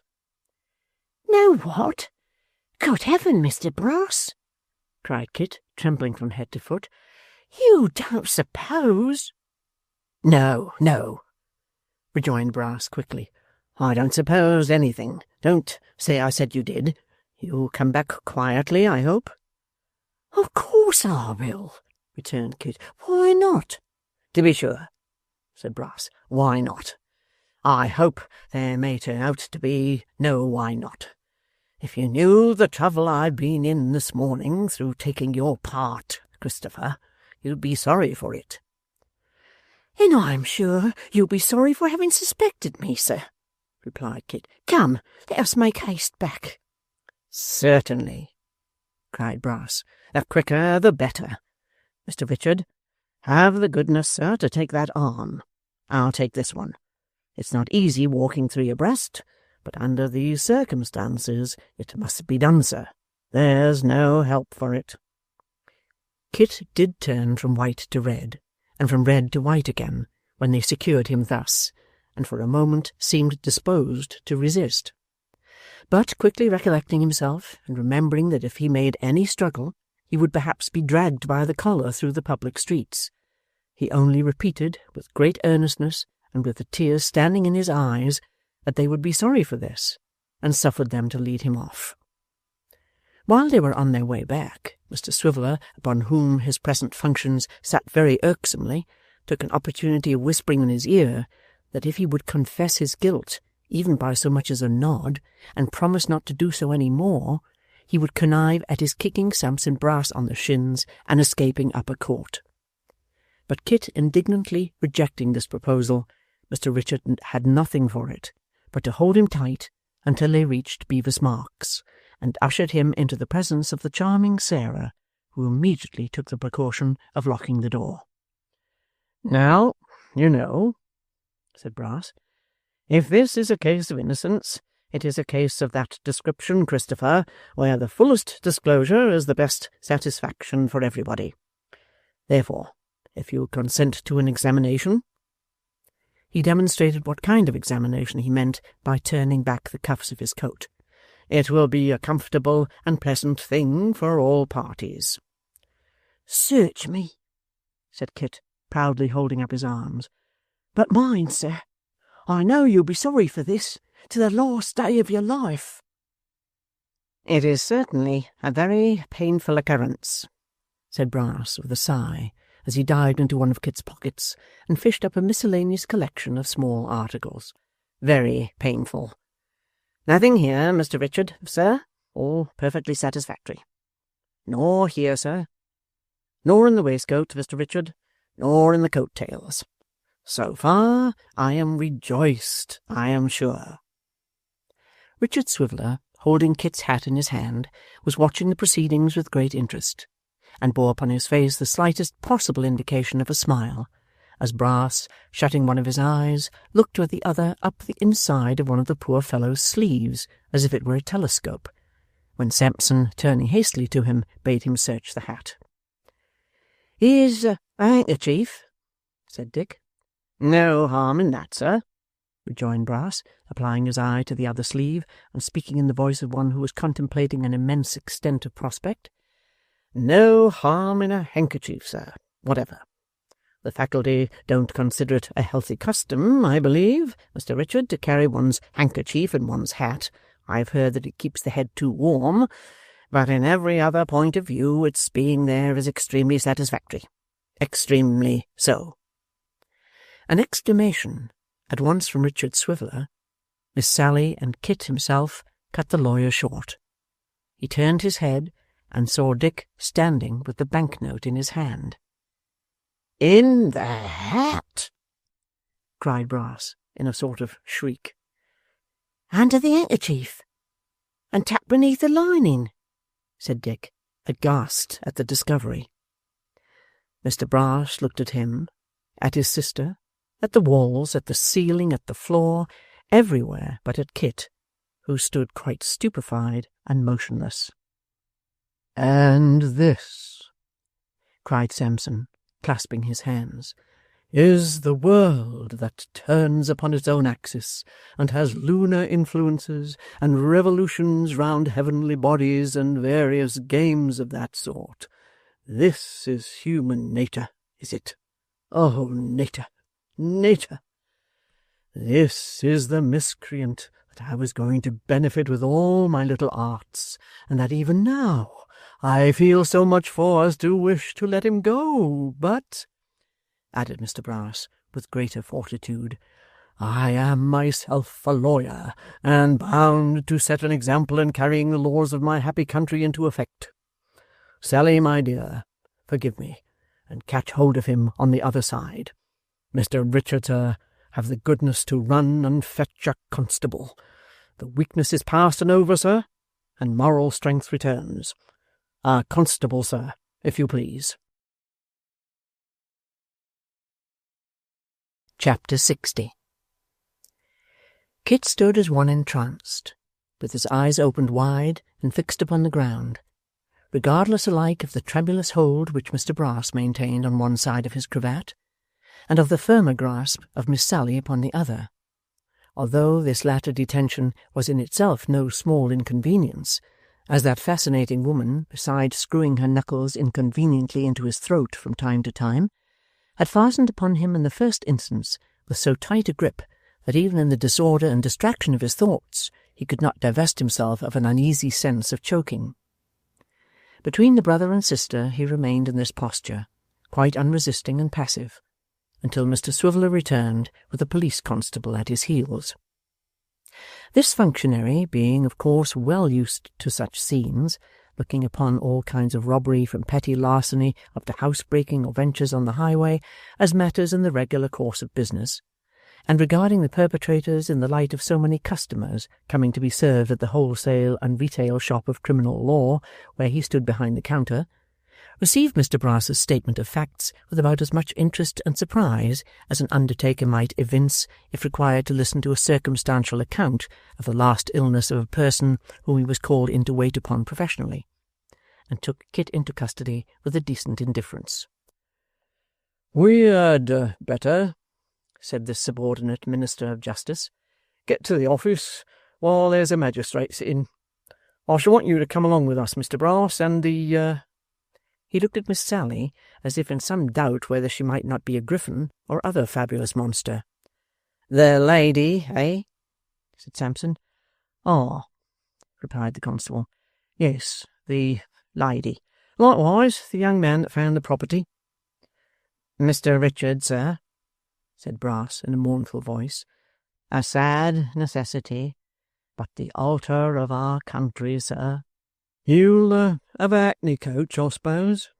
interrupted the constable, holding Kit, whom his other captors had released, carelessly by the arm, a little above the elbow. "Be so good as send for one, will you?" "But hear me speak a word," cried Kit, raising his eyes and looking imploringly about him. "Hear me speak a word. I am no more guilty than any one of you. Upon my soul I am not. I a thief? Oh, Mr. Brass, you know me better. I'm sure you know me better. This is not right of you, indeed." "I give you my word, constable," said Brass. But here the constable interposed with the constitutional principle, words be blowed, observing that words were but spoon meat for babes and sucklings, and that oaths were the food for strong men. "Quite true, constable," assented Brass in the same mournful tone. "Strictly correct. I give you my oath, constable, that down to a few minutes ago, when this fatal discovery was made, I had such confidence in that lad that I'd have trusted him with—" "A hackney coach, Mr. Richard, sir. You're very slow, sir." "Who Who is there that knows me?" cried Kit, "that would not trust me, that does not? Ask anybody whether they have ever doubted me, whether I have ever wronged them of a farthing. Was I ever once dishonest when I was poor and hungry? And is it likely I would begin now? Oh, consider what you do! How can I meet the kindest friends that ever human creature had, with this dreadful charge upon me?" Mr Brass rejoined that it would have been well for the prisoner if he had thought of that before, and was about to make some other gloomy observations when the voice of the single gentleman was heard, demanding from above stairs what was the matter and what was the cause of all that noise and hurry. Kit made an involuntary start towards the door in his anxiety to answer for himself, but being speedily detained by the constable, had the agony of seeing Sampson Brass run out alone to tell the story in his own way. "And he can hardly believe it either," said Sampson when he returned, "nor nobody will. I wish I could doubt the evidence of my senses, but their depositions are unimpeachable. It's of no use cross-examining my eyes," cried Sampson, winking and rubbing them. "They stick to their first account, and will. Now, Sarah, I hear the coach in the marks. Get on your bonnet, and we'll be off. A sad errand, a moral funeral, quite." "Mr Brass," said Kit, "do me one favour. Take me to Mr Witherden's first."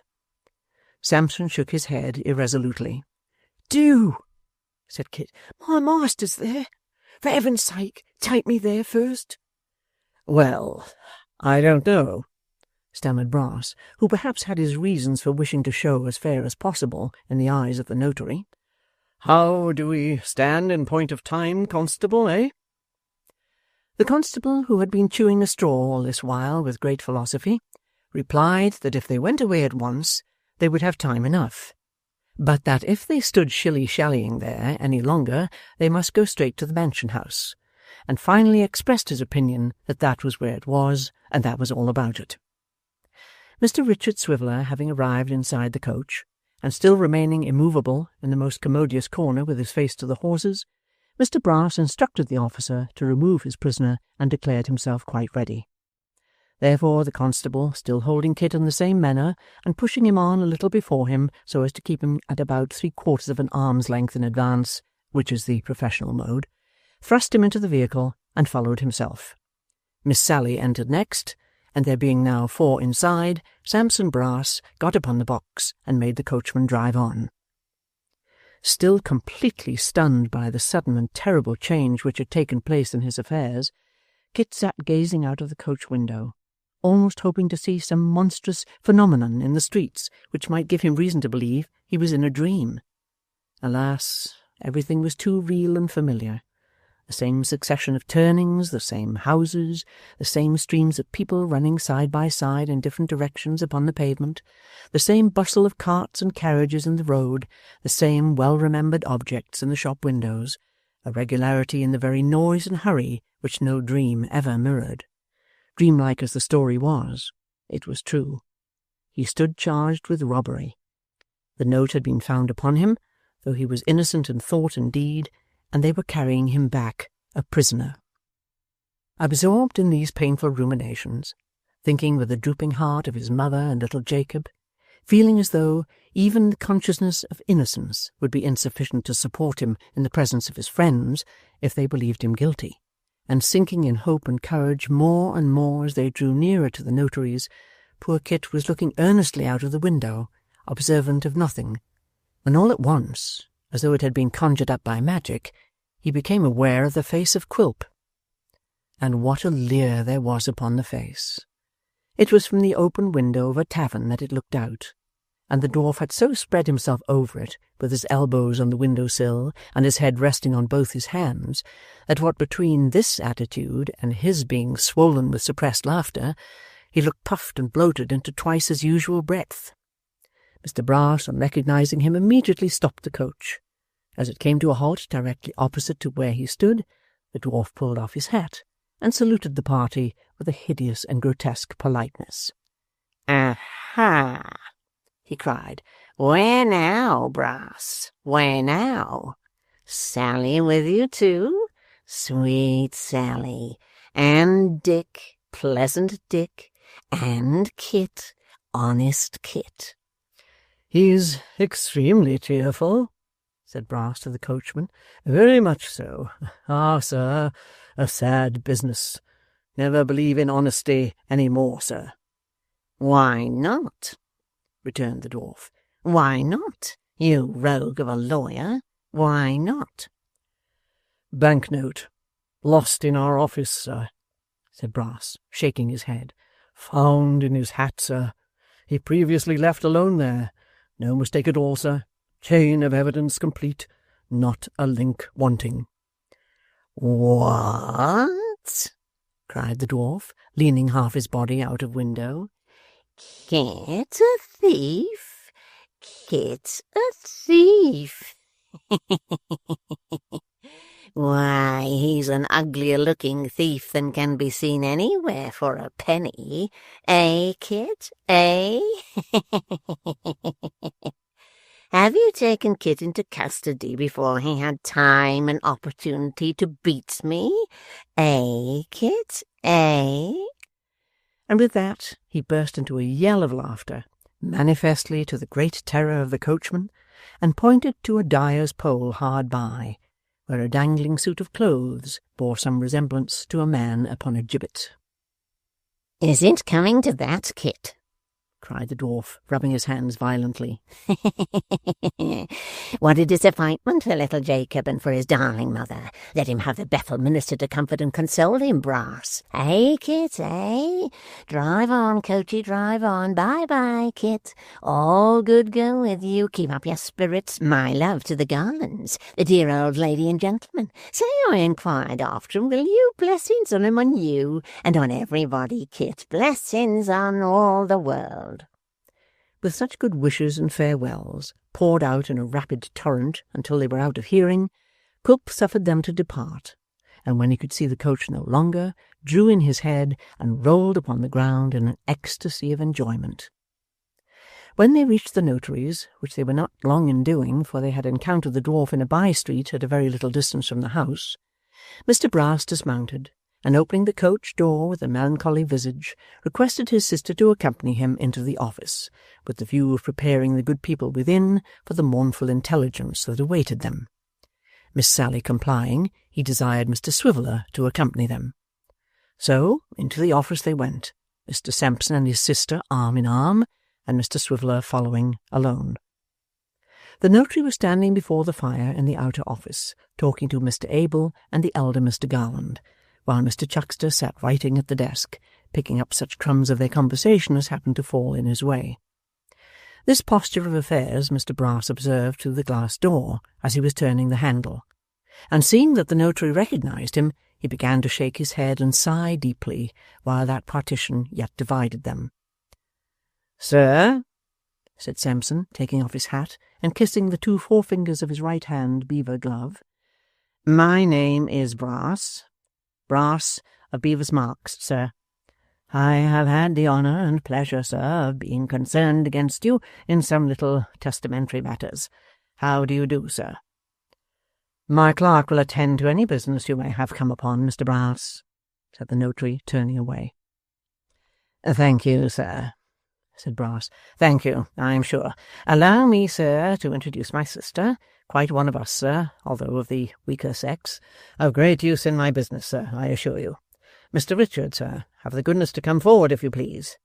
"No, really," said Brass, stepping between the notary and his private office, towards which he had begun to retreat, and speaking in the tone of an injured man.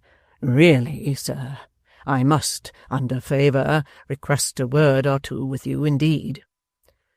"Mr Brass," said the other in a decided tone, "I am engaged. You see that I am occupied with these gentlemen. If you will communicate your business to Mr Chuckster yonder, you will receive every attention." "Gentlemen," said Brass, laying his right hand on his waistcoat and looking towards the father and son with a smooth smile, "gentlemen, I appeal to you. Really, gentlemen, consider, I beg of you. I am of the law. I am styled a gentleman by Act of Parliament. I maintain the title by the annual payment of £12 sterling for a certificate. I am not one of your players of music, stage actors, writers of books, or painters of pictures who assume a station that the laws of their country don't recognise. I am none of your strollers or vagabonds. If any man brings his action against me, he must describe me as a gentleman, or his action is null and void. I appeal to you. Is this quite respectful? Really, gentlemen? Well, will you have the goodness to state your business then, Mr. Brass? Said the notary. Sir, rejoined Brass, I will. Ah, Mr. Witherden, you little know the... But I will not be tempted to travel from the point, sir. I believe the name of one of these gentlemen is Garland. Of both, said the notary. Indeed, rejoined Brass, cringing excessively. But I might have known that from the uncommon likeness. Extremely happy, I am sure, to have the honour of an introduction to two such gentlemen, although the occasion is a most painful one. One of you gentlemen has a servant called Kit? Both, replied the notary.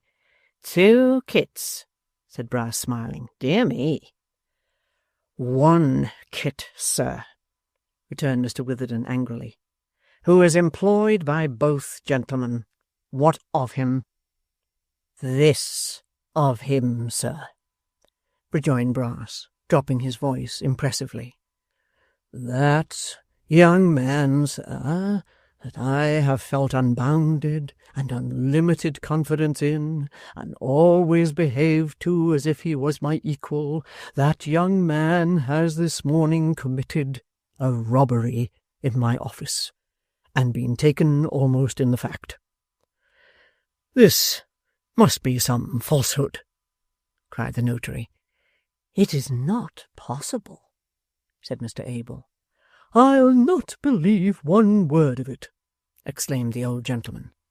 Mr. Brass looked mildly round upon them and rejoined, Mr. Witherden, sir, your words are actionable, and if I was a man of low and mean standing who couldn't afford to be slandered, I should proceed for damages. Howsoever, sir, being what I am, I merely scorn such expressions. The honest warmth of the other gentleman I respect, and I'm truly sorry to be the messenger of such unpleasant news. I shouldn't have put myself in this painful position, I assure you, but that the lad himself desired to be brought here in the first instance, and I yielded to his prayers. Mr. Chuckster, sir, will you have the goodness to tap at the window for the constable that's waiting in the coach? The 3 gentlemen looked at each other with blank faces when these words were uttered, and Mr. Chuckster, doing as he was desired, and leaping off his stool with something of the excitement of an inspired prophet whose foretellings had in the fullness of time been realized, held the door open for the entrance of the wretched captive. Such a scene as there was when Kit came in, and bursting into the rude eloquence with which truth at length inspired him, called heaven to witness that he was innocent, and that how the property came to be found upon him he knew not. Such a confusion of tongues before the circumstances were related and the proofs disclosed. Such a dead silence when all was told, and his 3 friends exchanged looks of doubt and amazement. Is it not possible, said Mr. Witherden, after a long pause, that this note may have found its way into the hat by some accident, such as the removal of papers on the desk, for instance? But this was clearly shown to be quite impossible. Mr. Swiveller, though an unwilling witness, could not help proving to demonstration, from the position in which it was found, that it must have been designedly secreted. It's very distressing, said Brass. Immensely distressing, I am sure. When he comes to be tried, I shall be very happy to recommend him to mercy on account of his previous good character. I did lose money before, certainly, but it doesn't quite follow that he took it.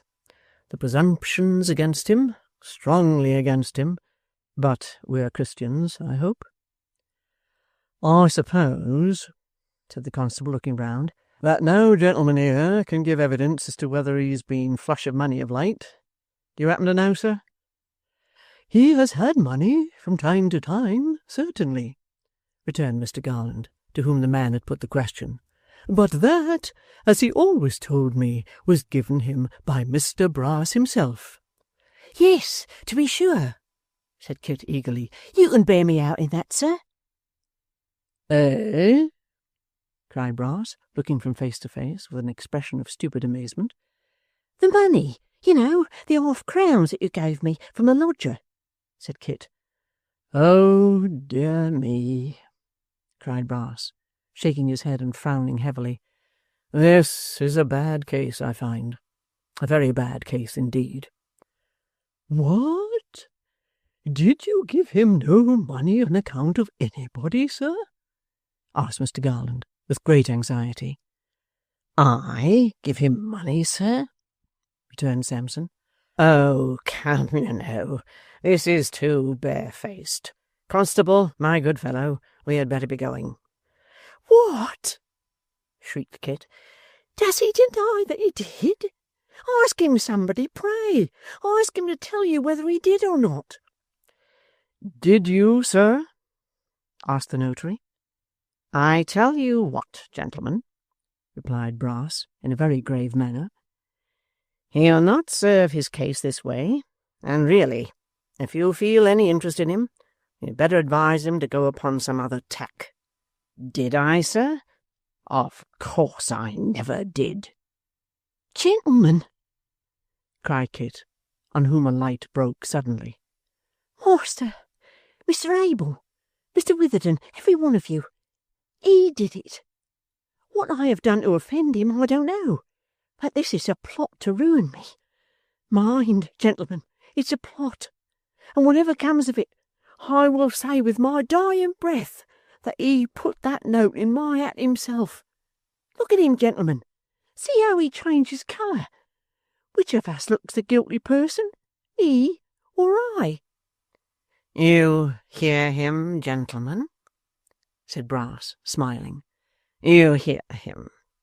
Now, does this case strike you as assuming rather a black complexion, or does it not? Is it at all a treacherous case, do you think, or is it one of mere ordinary guilt? Perhaps, gentlemen, if he had not said this in your presence, and I had reported it, you'd have held this to be impossible likewise, eh? With such pacific and bantering remarks did Mr. Brass refute the foul aspersion on his character. But the virtuous Sarah, moved by stronger feelings, and having at heart perhaps a more jealous regard for the honour of her family, flew from her brother's side without any previous intimation of her design, and darted at the prisoner with the utmost fury. It would undoubtedly have gone hard with Kit's face, but that the wary constable, foreseeing her design, drew him aside at the critical moment, and thus placed Mr. Chuckster in circumstances of some jeopardy, for that gentleman happening to be next the object of Miss Brass's wrath, and rage being, like love and fortune, blind, was punched upon by the fair enslaver, and had a false collar plucked up by the roots, and his hair very much dishevelled, before the exertions of the company could make her sensible of her mistake. The constable, taking warning by this desperate attack, and thinking perhaps that it would be more satisfactory to the ends of justice if the prisoner were taken before a magistrate whole rather than in small pieces, led him back to the hackney coach without more ado, and moreover insisted on Miss Brass becoming an outside passenger, to which proposal the charming creature, after a little angry discussion, yielded her consent, and so took her brother Sampson's place upon the box. Mr. Brass, with some reluctance, agreeing to occupy her seat inside. These arrangements perfected, they drove to the justice room with all speed, followed by the notary and his two friends in another coach. Mr. Chuckster alone was left behind, greatly to his indignation, for he held the evidence he could have given relative to Kit's returning to work out the shilling to be so very material as bearing upon his hypocritical and designing character, that he considered its suppression little better than a compromise of felony. At the justice room they found the single gentleman, who had gone straight there, and was expecting them with desperate impatience.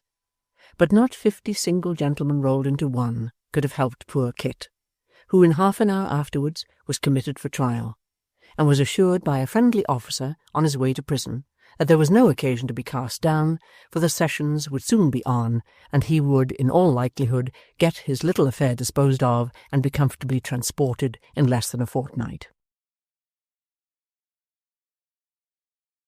Chapter 61.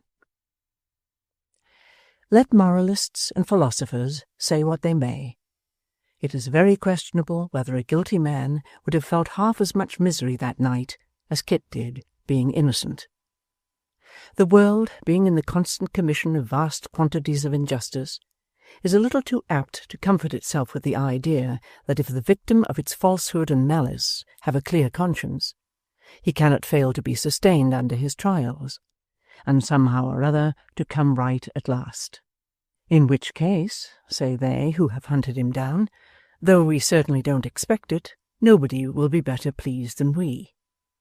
Whereas the world would do well to reflect that injustice is in itself, to every generous and properly constituted mind, an injury, of all others the most insufferable, the most torturing, and the most hard to bear, and that many clear consciences have gone to their account elsewhere, and many sound hearts have broken because of this very reason, the knowledge of their own deserts only aggravating their sufferings and rendering them the less endurable.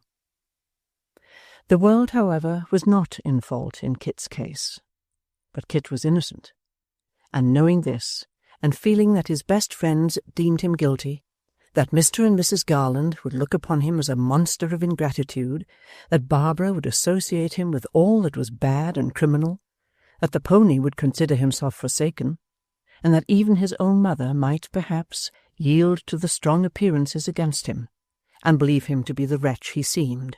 Knowing and feeling all this, he experienced at first an agony of mind which no words can describe, and walked up and down the little cell in which he was locked up for the night, almost beside himself with grief. Even when the violence of these emotions had in some degree subsided, and he was beginning to grow more calm, there came into his mind a new thought, the anguish of which was scarcely less. The child, the bright star of the simple fellow's life, she who always came back upon him like a beautiful dream, who had made the poorest part of his existence the happiest and best, who had ever been so gentle and considerate and good, if she were ever to hear of this, what would she think? As this idea occurred to him, the walls of the prison seemed to melt away, and the old place to reveal itself in their stead, as it was wont to be on winter nights. The fireside, the little supper-table, the old man's hat and coat and stick, the half-opened door leading to her little room, they were all there. And Nell herself was there, and he, both laughing heartily as they had often done. And when he had got as far as this, Kit could go no farther, but flung himself upon his poor bedstead and wept. It was a long night, which seemed as though it would have no end, but he slept too, and dreamed, always of being at liberty, and roving about, now with one person and now with another, but ever with a vague dread of being recalled to prison. Not that prison, but one which was in itself a dim idea, not of a place, but of a care and sorrow, of something oppressive and always present, and yet impossible to define. At last the morning dawned, and there was the jail itself, cold, black, and dreary, and very real indeed. He was left to himself, however, and there was comfort in that. He had liberty to walk in a small paved yard at a certain hour, and learnt from the turnkey, who came to unlock his cell and show him where to wash, that there was a regular time for visiting every day, and that if any of his friends came to see him, he would be fetched down to the grate. When he had given him this information, and a tin porringer containing his breakfast, the man locked him up again, and went clattering along the stone passage, opening and shutting a great many other doors, and raising numberless loud echoes, which resounded through the building for a long time, as if they were in prison too, and unable to get out. This turnkey had given him to understand that he was lodged, like some few others in the jail, apart from the mass of prisoners, because he was not supposed to be utterly depraved and irreclaimable, and had never occupied apartments in that mansion before. Kit was thankful for this indulgence, and sat reading the church catechism very attentively, though he had known it by heart from a little child, until he heard the key in the lock, and the man entered again. "Now then," he said, "come on." "Where to, sir?" asked Kit. The man contented himself by briefly replying, "Visitors," and taking him by the arm in exactly the same manner as the constable had done the day before, led him through several winding ways and strong gates into a passage where he placed him at a grating and turned upon his heel. Beyond this grating, at the distance of about 4 or 5 feet, was another exactly like it. In the space between sat a turnkey reading a newspaper, and outside, the further railing, Kit saw with a palpitating heart his mother with the baby in her arms, Barbara's mother with her never-failing umbrella, and poor little Jacob staring in with all his might, as though he were looking for the bird or the wild beast, and thought the men were mere accidents with whom the bars could have no possible concern. But when little Jacob saw his brother, and, thrusting his arms between the rails to hug him, found that he came no nearer, but still stood afar off with his head resting on the arm by which he held to one of the bars, he began to cry most piteously, whereupon Kit's mother and Barbara's mother, who had restrained themselves as much as possible, burst out sobbing and weeping afresh. Poor Kit could not help joining them, and not one of them could speak a word. During this melancholy pause, the turnkey read his newspaper with a waggish look. He had evidently got among the facetious paragraphs, until, happening to take his eyes off for an instant, as if to get by dint of contemplation at the very marrow of some joke of a deeper sort than the rest, it appeared to occur to him for the first time that somebody was crying. "Now, ladies, ladies," he said, looking round with surprise, "I'd advise you not to waste time like this. It's allowance, dear, you know. You mustn't let that child make that noise either. It's against all rules." "I'm his poor mother, sir," sobbed Mrs. Nubbles, curtsying humbly. "And this is his brother, sir.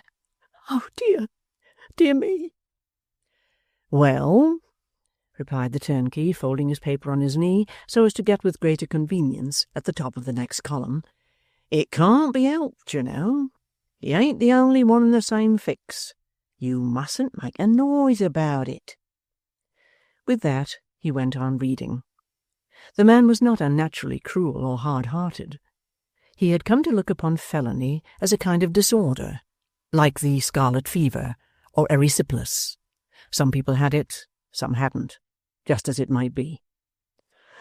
"Oh, my darling Kit," said his mother, whom Barbara's mother had charitably relieved of the baby, "that I should see my poor boy here." "You don't believe that I did what they accused me of, mother dear?" cried Kit in a choking voice. "I believe it?" exclaimed the poor woman. "I, that never knew you tell a lie or do a bad action from your cradle, that have never had a moment's sorrow on your account, except it was the poor meals that you have taken with such good humour and content, that I forgot how little there was, when I thought how kind and thoughtful you were, though you were but a child. I believe it of the son that's been a comfort to me from the hour of his birth until this time, and that I never laid down one night in anger with. I believe it of you, Kit." "Why then, thank God," said Kit, clutching the bars with an earnestness that shook them. "I can bear it, mother. Come what may, I shall always have one drop of happiness in my heart when I think that you said that." At this the poor woman fell a-crying again, and Barbara's mother too, and little Jacob, whose disjointed thoughts had by this time resolved themselves into a pretty distinct impression that Kit couldn't go out for a walk if he wanted, and that there were no birds, lions, tigers, or other natural curiosities behind those bars. Nothing, indeed, but a caged brother, added his tears to theirs with as little noise as possible. Kit's mother, drying her eyes, and moistening them, poor soul, more than she dried them, now took from the ground a small basket, and submissively addressed herself to the turnkey, saying, would he please to listen to her for a minute? The turnkey, being in the very crisis and passion of a joke, motioned to her with his hand to keep silent 1 minute longer for her life. Nor did he remove his hand into its former posture, but kept it in the same warning attitude until he had finished the paragraph, when he paused for a few seconds with a smile upon his face, as who should say, this editor is a comical blade, a funny dog, and then asked her what she wanted. "I've brought him a little something to eat," said the good woman. "If you please, sir, might he have it?" Yes, he may have it. There's no rule against that. Give it to me when you go, and I'll take care he has it. "No, but if you please, sir, don't be angry with me, sir. I am his mother, and you had a mother once. If I might only see him eat a little bit, I should go away so much more satisfied that he was all comfortable." And again the tears of Kit's mother burst forth, and of Barbara's mother, and of little Jacob. As to the baby, it was crowing and laughing with all its might, under the idea apparently that the whole scene had been invented and got up for its particular satisfaction. The turnkey looked as if he thought the request a strange one, and rather out of the common way, but nevertheless he laid down his paper, and coming round where Kit's mother stood, took the basket from her, and after inspecting its contents, handed it to Kit, and went back to his place. It may be easily conceived that the prisoner had no great appetite, but he sat down on the ground and ate as hard as he could, while at every morsel he put into his mouth, his mother sobbed and wept afresh, though with a softened grief that bespoke the satisfaction the sight afforded her. While he was thus engaged, Kit made some inquiries about his employers, and whether they had expressed any opinion concerning him. But all he could learn was that Mr. Abel had himself broken the intelligence to his mother with great kindness and delicacy late on the previous night, but had himself expressed no opinion of his innocence or guilt. Kit was on the point of mustering courage to ask Barbara's mother about Barbara, when the turnkey who had conducted him reappeared. A second turnkey appeared behind his visitors, and the third turnkey with the newspaper cried, "Time's up," adding in the same breath, "Now for the next party," and then plunging deep into his newspaper again. Kit was taken off in an instant, with a blessing from his mother and a scream from little Jacob ringing in his ears. As he was crossing the next yard with the basket in his hand, under the guidance of his former conductor, another officer called to them to stop, and came up with a pint pot of porter in his hand. "This is Christopher Nubbles, isn't it? That come in last night for felony?" said the man. His comrade replied that this was the chicken in question. "Then here's your beer," said the other man to Christopher. "What are you looking at? There ain't a discharge in it." "I beg your pardon," said Kit. "Who sent it to me?" "Why, your friend," replied the man. "You ought to have it every day, he says, and so you will, if he pays for it." "My friend?" repeated Kit. "You're all abroad, seemingly," returned the other man. "There's his letter. Take hold." Kit took it, and when he was locked up again, read as follows. "Drink of this cup, you'll find there's a spell in its every drop 'gainst the ills of mortality. Talk of the cordial that sparkled for Helen. Her cup was a fiction, but this is reality. Barclay and Co.'s. If they ever send it in a flat state, complain to the governor. Yours, R.S." "R.S.?" said Kit, after some consideration. "It must be Mr. Richard Swiveller. Well, it's very kind of him, and I thank him heartily." Chapter 62. A faint light, twinkling from the window of the counting-house on Quilp's wharf, and looking inflamed and red through the night fog, as though it suffered from it like an eye, forewarned Mr. Sampson Brass, as he approached the wooden cabin with a cautious step, that the excellent proprietor, his esteemed client, was inside, and probably waiting, with his accustomed patience and sweetness of temper, the fulfilment of the appointment which now brought Mr. Brass within his fair domain. A treacherous place to pick one's steps in of a dark night, muttered Sampson, as he stumbled for the 20th time over some stray lumber and limped in pain. I believe that boy strews the ground differently every day, on purpose to bruise and maim one, unless his master does it with his own hands, which is more than likely. I hate to come to this place without Sally. She's more protection than a dozen men. As he paid this compliment to the merit of the absent charmer, Mr. Brass came to a halt, looking doubtfully towards the light and over his shoulder. "What's he about, I wonder?" murmured the lawyer, standing on tiptoe and endeavouring to obtain a glimpse of what was passing inside, which at that distance was impossible. "Drinking, I suppose, making himself more fiery and furious, and heating his malice and mischievousness till they boil. I'm always afraid to come here by myself when his account's a pretty large one.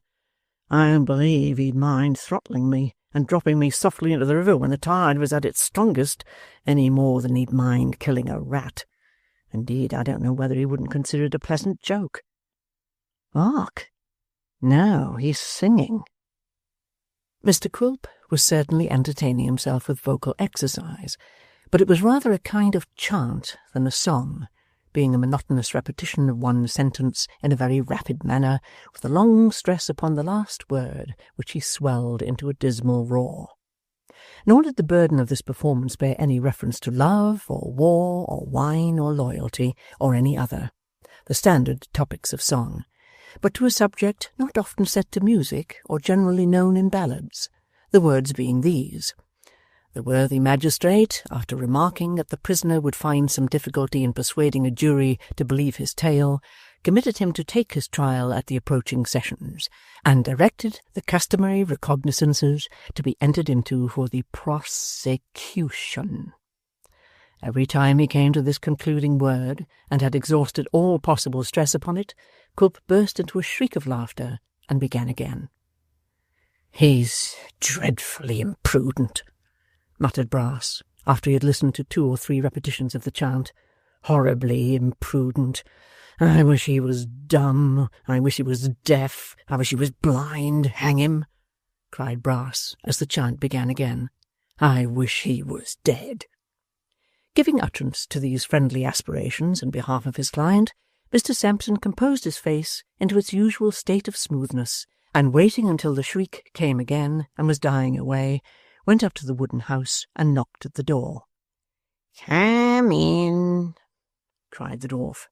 "How do you do tonight, sir?" said Sampson, peeping in. "Ha, ha, ha, ha! How do you do, sir? Oh, dear me, how very whimsical, amazingly whimsical, to be sure."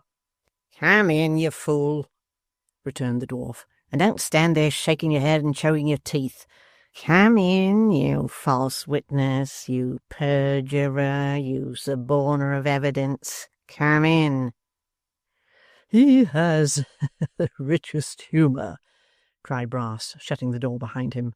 "The most amazing vein of comicality.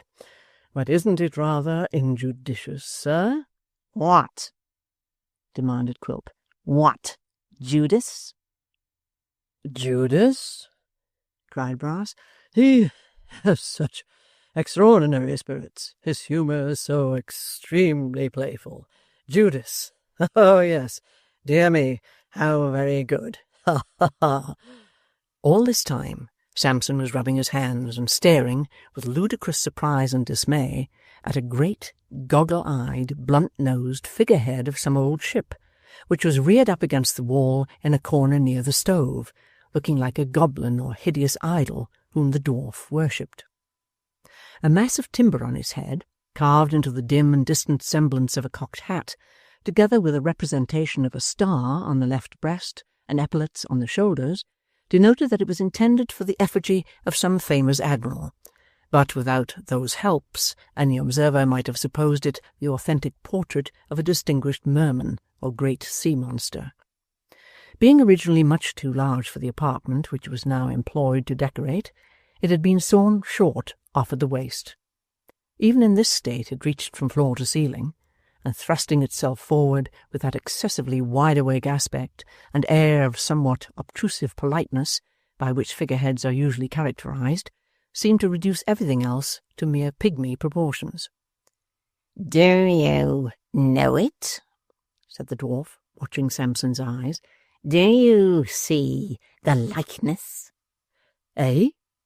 said Brass, holding his head on one side and throwing it a little back as connoisseurs do. "Now I look at it again, I fancy I see yes, there certainly is something in the smile that reminds me of, and yet upon my word Now, the fact was that Sampson, having never seen anything in the smallest degree resembling this substantial phantom, was much perplexed, being uncertain whether Mr Quilp considered it like himself, and had therefore bought it for a family portrait, or whether he was pleased to consider it as the likeness of some enemy. He was not very long in doubt, for while he was surveying it with that knowing look which people assume when they are contemplating for the first time portraits which they ought to recognize but don't, the dwarf threw down the newspaper from which he had been chanting the words already quoted, and seizing a rusty iron bar which he used in lieu of poker, dealt the figure such a stroke on the nose that it rocked again. "Is it like Kit? Is it his picture, his image, his very self?" cried the dwarf, aiming a shower of blows at the insensible countenance, and covering it with deep dimples. "Is it the exact model and counterpart of the dog? Is it? Is it? Is it?" And with every repetition of the question he battered the great image until the perspiration streamed down his face with the violence of the exercise.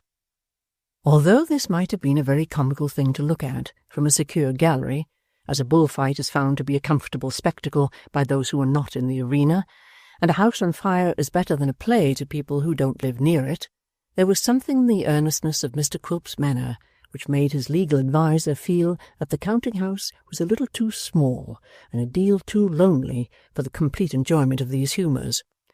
Therefore he stood as far off as he could, while the dwarf was thus engaged, whimpering out but feeble applause, and when Quilp left off and sat down again from pure exhaustion, approached with more obsequiousness than ever.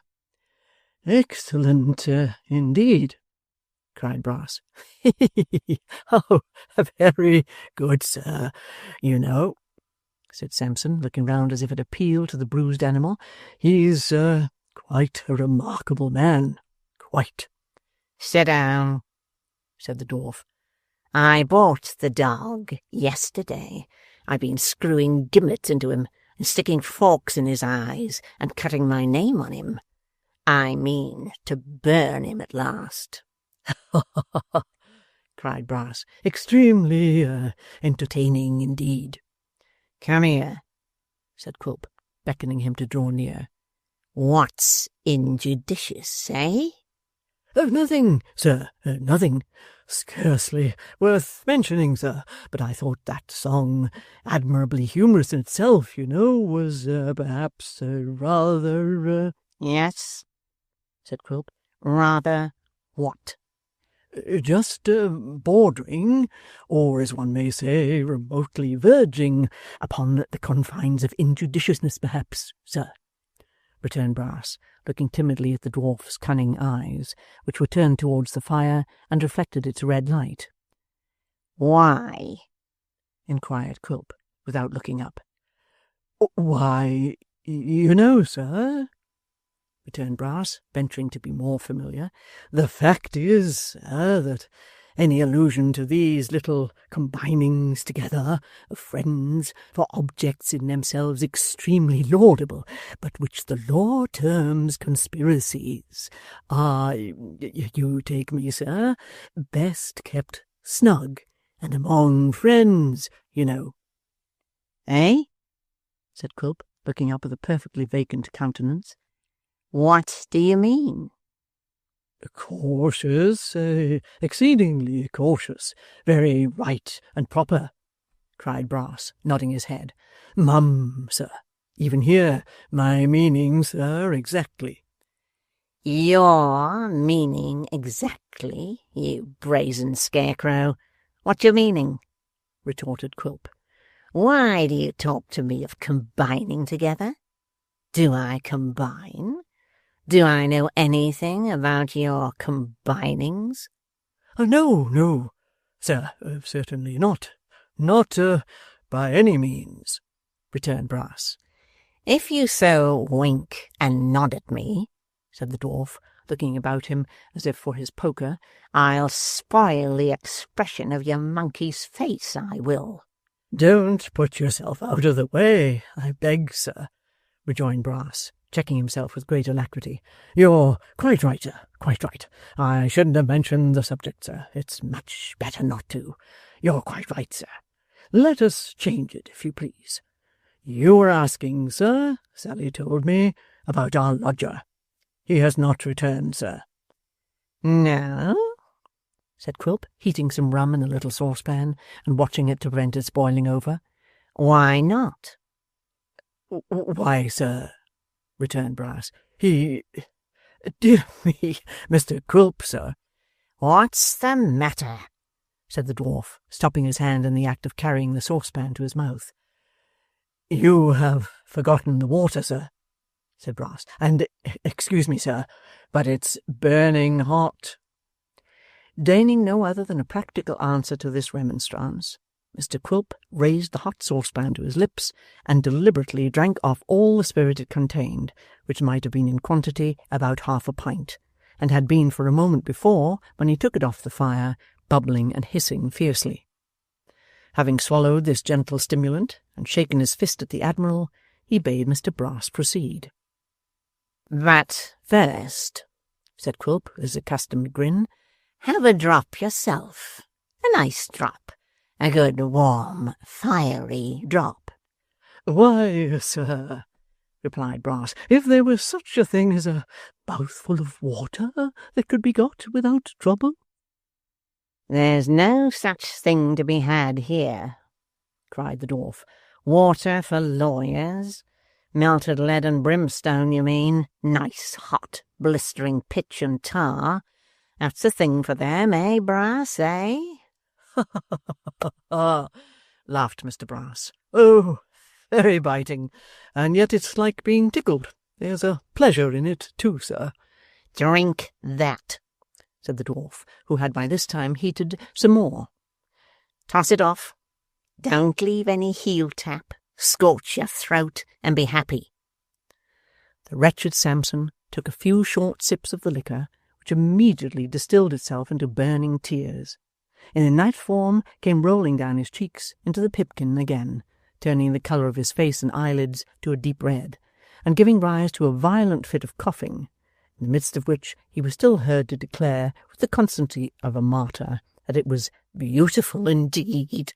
While he was yet in unspeakable agonies, the dwarf renewed their conversation. 'The lodger,' said Quilp. 'What about him?' 'He is still, sir,' returned Brass, with intervals of coughing, 'stopping with the Garland family. He has only been home once, sir, since the day of the examination of that culprit. He informed Mr Richard, sir, that he couldn't bear the house after what had taken place, that he was wretched in it, and that he looked upon himself as being in a certain kind of way the cause of the occurrence.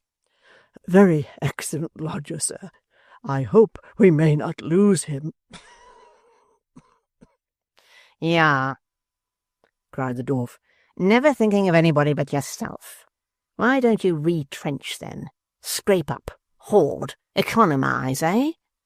'Why, sir,' replied Brass, 'upon my word, I think Sarah's as good an economizer as any going. I do indeed, Mr Quilp.'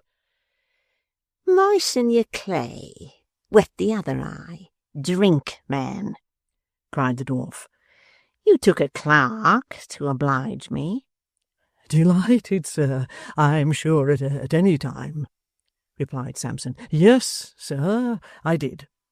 Then, now you may discharge him, said Quilp. There's a means of retrenchment for you at once.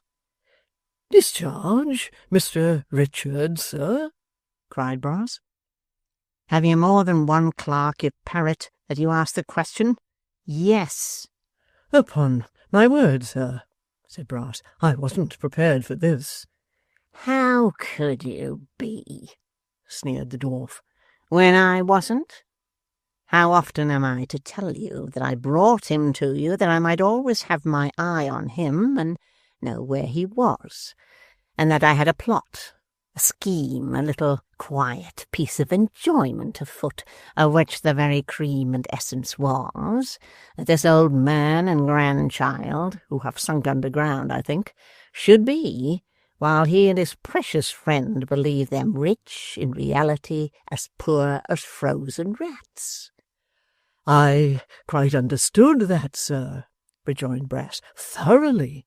Well, sir, retorted Quilp, and do you understand now that they're not poor, and they can't be, if they have such men as your lodger searching for them and scouring the country far and wide?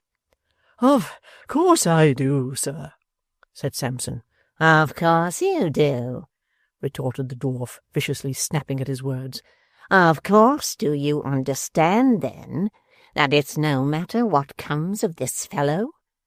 Of course do you understand that for any other purpose he's no man for me, nor for you?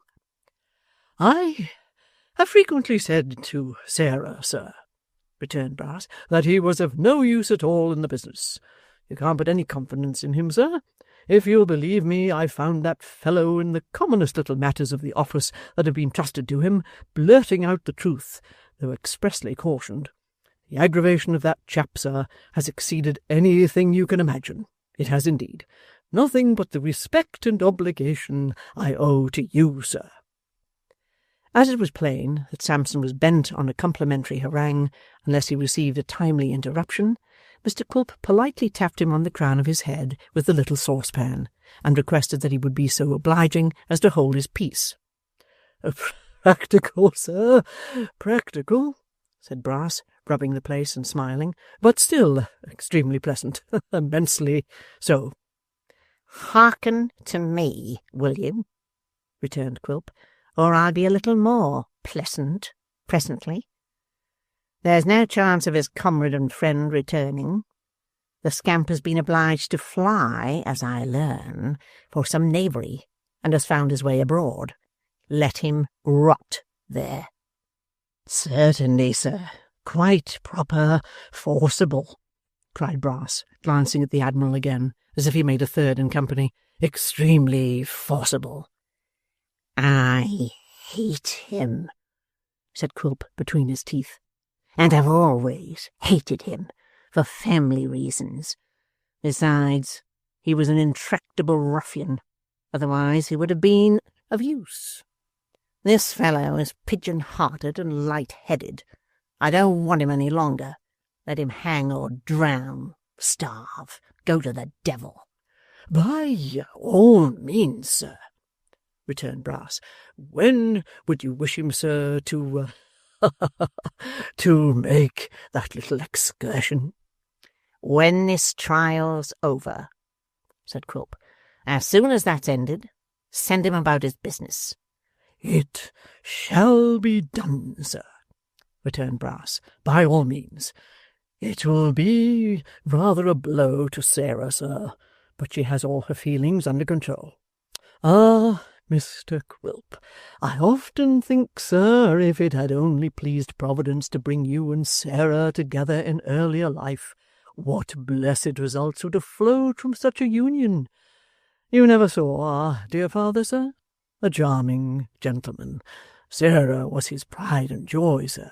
He would have closed his eyes in bliss, would Foxy, Mr. Quilp, if he could have found her such a partner. You esteem her, sir? I love her, croaked the dwarf. "You're very good, sir," returned Brass, "I am sure. Is there any other order, sir, that I can take a note of, besides this little matter of Richard?" "None," replied the dwarf, seizing the saucepan. "Let us drink the lovely Sarah."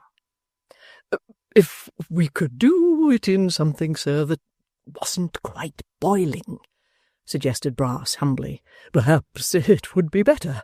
I think it will be more agreeable to Sarah's feelings when she comes to hear from me of the honour you have done her, if she learns it was in liquor, rather cooler than the last, sir." But to these remonstrances Mr Quilp turned a deaf ear.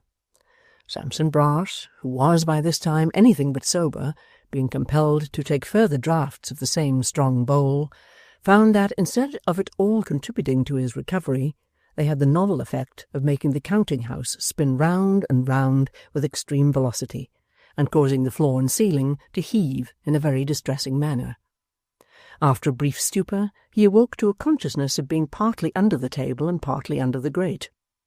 This position not being the most comfortable one he could have chosen for himself, he managed to stagger to his feet, and, holding on by the Admiral, looked round for his host. Mr Brass's first impression was that his host was gone and had left him there alone, perhaps locked him in for the night. A strong smell of tobacco, however, suggested a new train of ideas. He looked upward, and saw that the dwarf was smoking in his hammock. "Good-bye, sir," cried Brass faintly. "Good-bye, sir." "Won't you stop all night?" said the dwarf, peeping out. "Do stop all night." "I couldn't indeed, sir," replied Brass, who was almost dead from nausea and the closeness of the room, "if you'd have the goodness to show me a light, so that I may see my way across the yard, sir." Quilp was out in an instant, not with his legs first, or his head first, or his arms first, but bodily, altogether. "To be sure," he said, taking up a lantern, which was now the only light in the place. "Be careful how you go, my dear friend. Be sure to pick your way among the timber, for all the rusty nails are upwards. There's a dog in the lane. He bit a man last night, and a woman the night before. And last Tuesday he killed a child, but that was in play. Don't go too near him." "Which side of the road is he, sir?" asked Brass, in great dismay. "He lives on the right hand," said Quilp, "but sometimes he hides on the left, ready for a spring. He's uncertain in that respect. Mind you take care of yourself. I'll never forgive you if you don't. There's the light out. Never mind. You know the way. Straight on." Quilp had slyly shaded the light by holding it against his breast, and now stood chuckling and shaking from head to foot in a rapture of delight, as he heard the lawyer stumbling up the yard, and now and then falling heavily down. At length, however, he got quit of the place, and was out of hearing. The dwarf shut himself up again, and sprang once more into his hammock. Chapter 63. The professional gentleman who had given Kit the consolatory piece of information relative to the settlement of his trifle of business at the Old Bailey, and the probability of its being very soon disposed of, turned out to be quite correct in his prognostications. In 8 days' time the sessions commenced. In 1 day afterwards the grand jury found a true bill against Christopher Nubbles for felony, and in 2 days from that finding, the aforesaid Christopher Nubbles was called upon to plead guilty or not guilty to an indictment for that he, the said Christopher, did feloniously abstract and steal from the dwelling-house and office of one Sampson Brass, gentleman, 1 bank note for £5, issued by the Governor and Company of the Bank of England, in contravention of the statutes in that case made and provided, and against the peace of our sovereign lord the King, his crown and dignity. To this indictment Christopher Nubbles, in a low and trembling voice, pleaded not guilty. And here let those who are in the habit of forming hasty judgments from appearances, and who would have had Christopher, if innocent, speak out very strong and loud, observe that confinement and anxiety will subdue the stoutest hearts, and that to one who has been close shut up, though it be only for 10 or 11 days, seeing but stone walls and a very few stony faces, the sudden entrance into a great hall filled with life is rather a disconcerting and startling circumstance. To this it must be added that life in a wig is to a large class of people much more terrifying and impressive than life with its own head of hair. And if, in addition to these considerations, there be taken into account Kit's natural emotion on seeing the two Mr. Garlands and the little notary looking on with pale and anxious faces, it will perhaps seem matter of no very great wonder that he should have been rather out of sorts and unable to make himself quite at home. Although he had never seen either of the Mr. Garlands or Mr. Witherden since the time of his arrest, he had been given to understand that they had employed counsel for him. Therefore, when one of the gentlemen in wigs got up and said, "I am for the prisoner, my lord," Kit made him a bow. And when another gentleman in a wig got up and said, "And I'm against him, my lord," Kit trembled very much and bowed to him too. And didn't he hope in his own heart that his gentleman was a match for the other gentleman, and would make him ashamed of himself in no time? The gentleman who was against him had to speak first, and being in dreadfully good spirits, for he had in the last trial very nearly procured the acquittal of a young gentleman who had had the misfortune to murder his father, he spoke up, you may be sure, telling the jury that if they acquitted this prisoner, they must expect to suffer no less pangs and agonies than he had told the other jury they would certainly undergo if they convicted that prisoner. And when he had told them all about the case, and that he had never known a worse case, he stopped a little while, like a man who had something terrible to tell them, and then said that he understood an attempt would be made by his learned friend, and here he looked sideways at Kit's gentleman, to impeach the testimony of those immaculate witnesses whom he should call before them. But he did hope and trust that his learned friend would have a greater respect and veneration for the character of the prosecutor, than whom, as he well knew, there did not exist and never had existed a more honourable member of that most honourable profession to which he was attached. And then he said, did the jury know Bevis Marks? And if they did know Bevis Marks, as he trusted for their own character they did they know the historical and elevating associations connected with that most remarkable spot? Did they believe that a man like Brass could reside in a place like Bevis Marks and not be a virtuous and most upright character? And when he had said a great deal to them on this point, he remembered that it was an insult to their understandings to make any remarks on what they must have felt so strongly without him, and therefore called Sampson Brass into the witness-box straightway. Then up comes Mr. Brass, very brisk and fresh, and, having bowed to the judge like a man who has had the pleasure of seeing him before, and who hopes he has been pretty well since their last meeting, folds his arms and looks at his gentleman as much as to say, "Here I am, full of evidence, tap me." And the gentleman does tap him presently, and with great discretion too, drawing off the evidence by little and little, and making it run quite clear and bright in the eyes of all present. Then Kit's gentleman takes him in hand, but can make nothing of him, and after a great many very long questions and very short answers, Mr. Sampson Brass goes down in glory. To him succeeds Sarah, who in like manner is easy to be managed by Mr. Brass's gentleman, but very obdurate to Kit's. In short, Kit's gentleman can get nothing out of her but a repetition of what she has said before, only a little stronger this time as against his client, and therefore lets her go in some confusion. Then Mr. Brass's gentleman calls Richard Swiveller, and Richard Swiveller appears accordingly.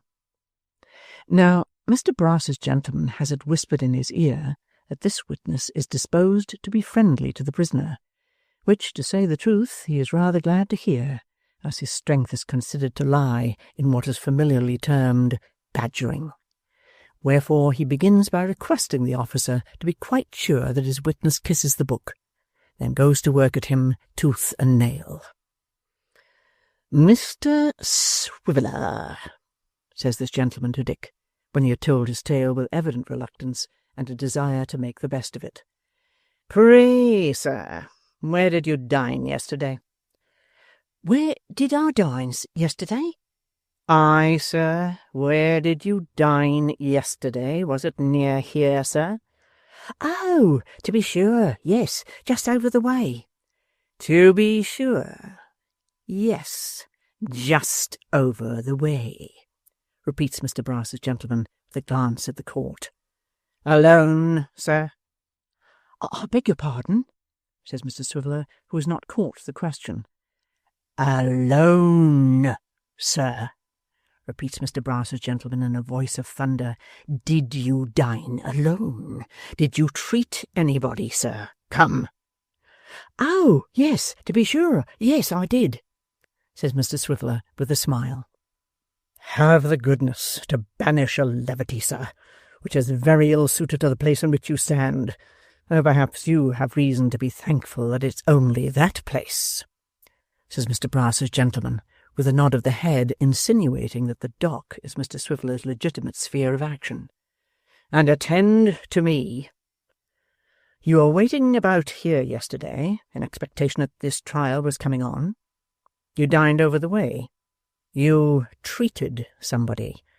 Now, was that somebody brother to the prisoner at the bar?" Mr. Swiveller is proceeding to explain. "Yes or no, sir," cries Mr. Brass's gentleman. But will you allow me? "Yes or no, sir." Yes, but it was. "Yes, it was," cries the gentleman, taking him up short. "And a very pretty witness you are." Down sits Mr. Brass's gentleman. Kit's gentleman, not knowing how the matter really stands, is afraid to pursue the subject. Richard Swiveller retires abashed. Judge, jury, and spectators have visions of his lounging about with an ill-looking, large-whiskered, dissolute young fellow of 6 feet high. The reality is little Jacob, with the calves of his legs exposed to the open air, and himself tied up in a shawl. Nobody knows the truth. Everybody believes a falsehood, and all because of the ingenuity of Mr. Brass's gentleman. Then come the witnesses to character, and here Mr. Brass's gentleman shines again. It turns out that Mr. Garland has had no character with Kit, no recommendation of him but from his own mother, and that he was suddenly dismissed by his former master for unknown reasons. "Really, Mr. Garland," says Mr. Brass's gentleman, "for a person who has arrived at your time of life, you are, to say the least of it, singularly indiscreet, I think." The jury think so too, and find Kit guilty. He is taken off, humbly protesting his innocence. The spectators settle themselves in their places with renewed attention, for there are several female witnesses to be examined in the next case, and it has been rumoured that Mr. Brass's gentleman will make great fun in cross-examining them for the prisoner. Kit's mother, poor woman, is waiting at the grate below stairs, accompanied by Barbara's mother, who, honest soul, never does anything but cry and hold a baby, and a sad interview ensues. The newspaper reading turnkey has told him all.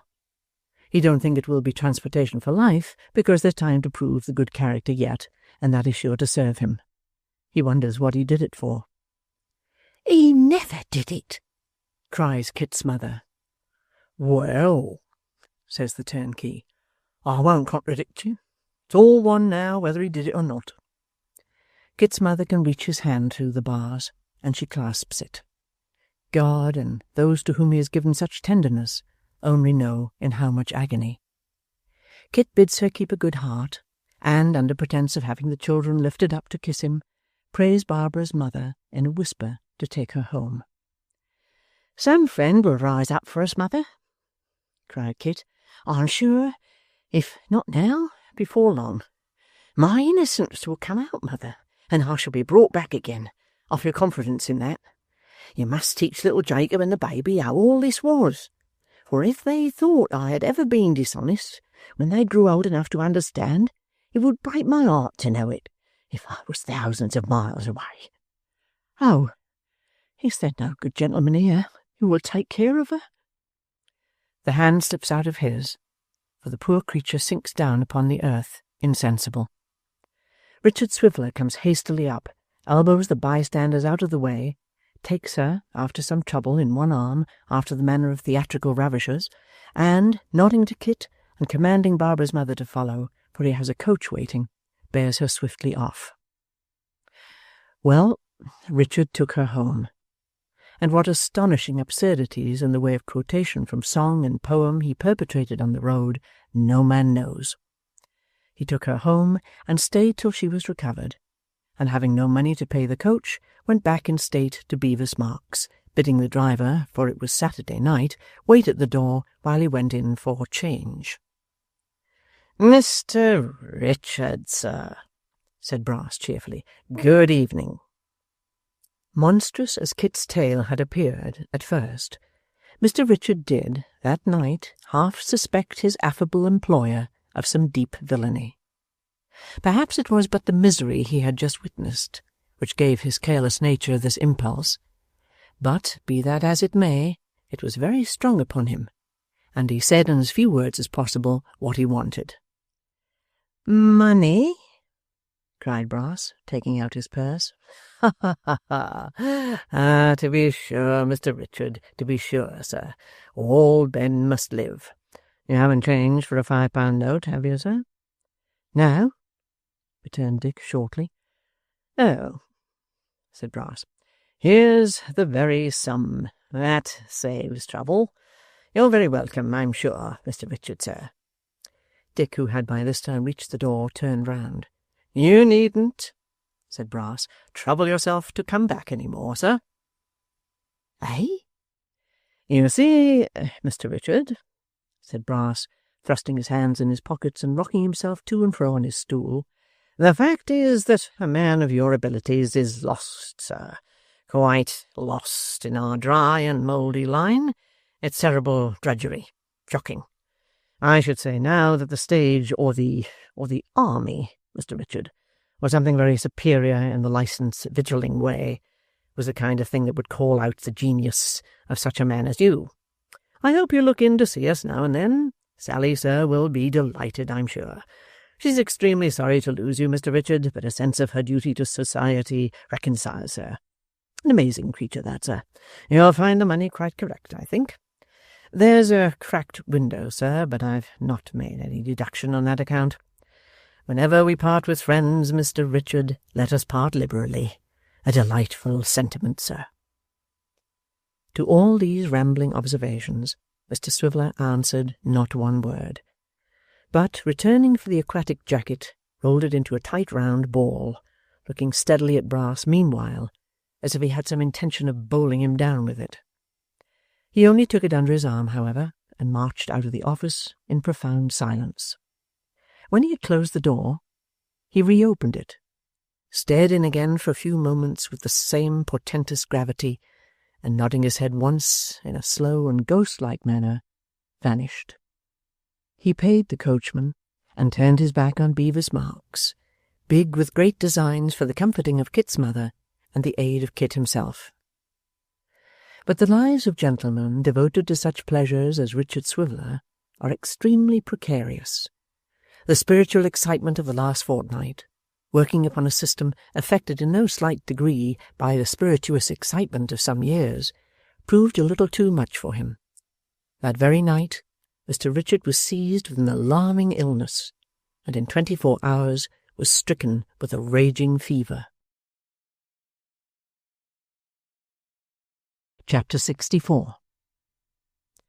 Tossing to and fro upon his hot, uneasy bed, tormented by a fierce thirst which nothing could appease, unable to find in any change of posture a moment's peace or ease, and rambling ever through deserts of thought, where there was no resting place, no sight or sound suggestive of refreshment or repose, nothing but a dull, eternal weariness, with no change but the restless shiftings of his miserable body, and the weary wandering of his mind, constant still to one ever-present anxiety, to a sense of something left undone, of some fearful obstacle to be surmounted, of some carking care that would not be driven away, and which haunted the distempered brain, now in this form, now in that, always shadowy and dim, but recognizable for the same phantom in every shape it took, darkening every vision like an evil conscience, and making slumber horrible. In these slow tortures of his dread disease, the unfortunate Richard lay wasting and consuming inch by inch, until, at last, when he seemed to fight and struggle to rise up, and to be held down by devils, he sank into a deep sleep, and dreamed no more. He awoke, with a sensation of most blissful rest, better than sleep itself. He began gradually to remember something of these sufferings, and to think what a long night it had been, and whether he had not been delirious twice or thrice. Happening in the midst of these cogitations to raise his hand, he was astonished to find how heavy it seemed, and yet how thin and light it really was. Still, he felt indifferent and happy, and having no curiosity to pursue the subject, remained in the same waking slumber until his attention was attracted by a cough. This made him doubt whether he had locked his door last night, and feel a little surprise at having a companion in the room. Still, he lacked energy to follow up this train of thought, and unconsciously fell, in a luxury of repose, to staring at some green stripes on the bed furniture, and associating them strangely with patches of fresh turf, while the yellow ground between made gravel walks, and so helped out a long perspective of trim gardens. He was rambling in imagination on these terraces, and had quite lost himself among them indeed, when he heard the cough once more. The walks shrunk into stripes again at the sound, and raising himself a little in the bed and holding the curtain open with one hand, he looked out. The same room, certainly, and still by candlelight, but with what unbounded astonishment did he see all those bottles and basins and articles of linen airing by the fire, and such like furniture of a sick chamber, all very clean and neat, but all quite different from anything he had left there when he went to bed. The atmosphere, too, filled with a cool smell of herbs and vinegar, the floor newly sprinkled, the what? The Marchioness? Yes, playing cribbage with herself at the table. There she sat, intent upon her game, coughing now and then in a subdued manner as if she feared to disturb him, shuffling the cards, cutting, dealing, playing, counting, pegging, going through all the mysteries of cribbage as if she had been in full practice from her cradle. Mr. Swiveller contemplated these things for a short time, and suffering the curtain to fall into its former position, laid his head on the pillow again. "I'm dreaming," thought Richard. "That's clear. When I went to bed, my hands were not made of eggshells, and now I can almost see through them. If this is not a dream, I have woke up by mistake in an Arabian night instead of a London one. But I have no doubt I'm asleep, not the least." Here the small servant had another cough. "Very remarkable," thought Mr. Swiveller. "I never dreamt such a real cough as that before. I don't know, indeed, that I ever dreamt either a cough or a sneeze. Perhaps it's part of the philosophy of dreams that one never does. There's another, and another. I say, I'm dreaming rather fast." For the purpose of testing his real condition, Mr. Swiveller, after some reflection, pinched himself in the arm. "Queerer still," he thought. "I came to bed rather plump than otherwise, and now there's nothing to lay hold of. I'll take another survey." The result of this additional inspection was to convince Mr. Swiveller that the objects by which he was surrounded were real, and that he saw them beyond all question with his waking eyes. "It's an Arabian night, that's what it is," said Richard. "I'm in Damascus, or Grand Cairo. The Marchioness is a genie, and having had a wager with another genie about who is the handsomest young man alive, and the worthiest to be the husband of the Princess of China, has brought me away, room and all, to compare us together. Perhaps," said Mr Swiveller, turning languidly round on his pillow and looking on that side of his bed which was next the wall. "The princess may be still— No, she's gone." Not feeling quite satisfied with this explanation, as, even taking it to be the correct one, it still involved a little mystery and doubt, Mr Swiveller raised the curtain again, determined to take the first favourable opportunity of addressing his companion. An occasion presented itself. The Marchioness dealt, turned up a knave, and omitted to take the usual advantage, upon which Mr Swiveller called out as loud as he could, "Two for his heels!" The Marchioness jumped up quickly and clapped her hands. "Arabian Nights, certainly," thought Mr Swiveller. "They always clap their hands instead of ringing the bell. Now for the 2,000 black slaves with jars of jewels on their heads."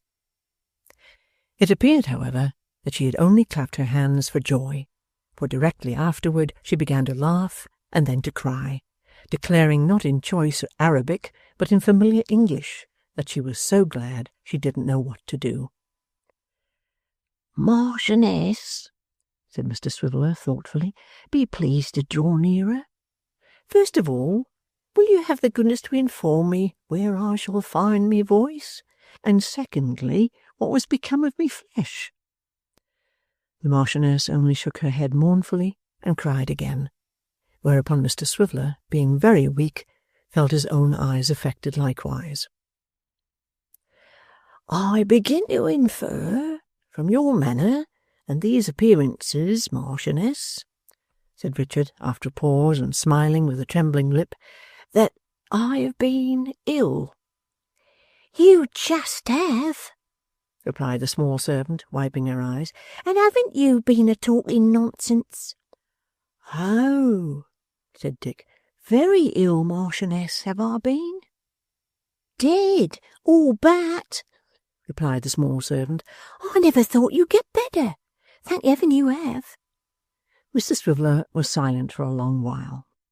By and by he began to talk again, inquiring how long he had been there. 3 weeks tomorrow," replied the servant. 3 what?" said Dick.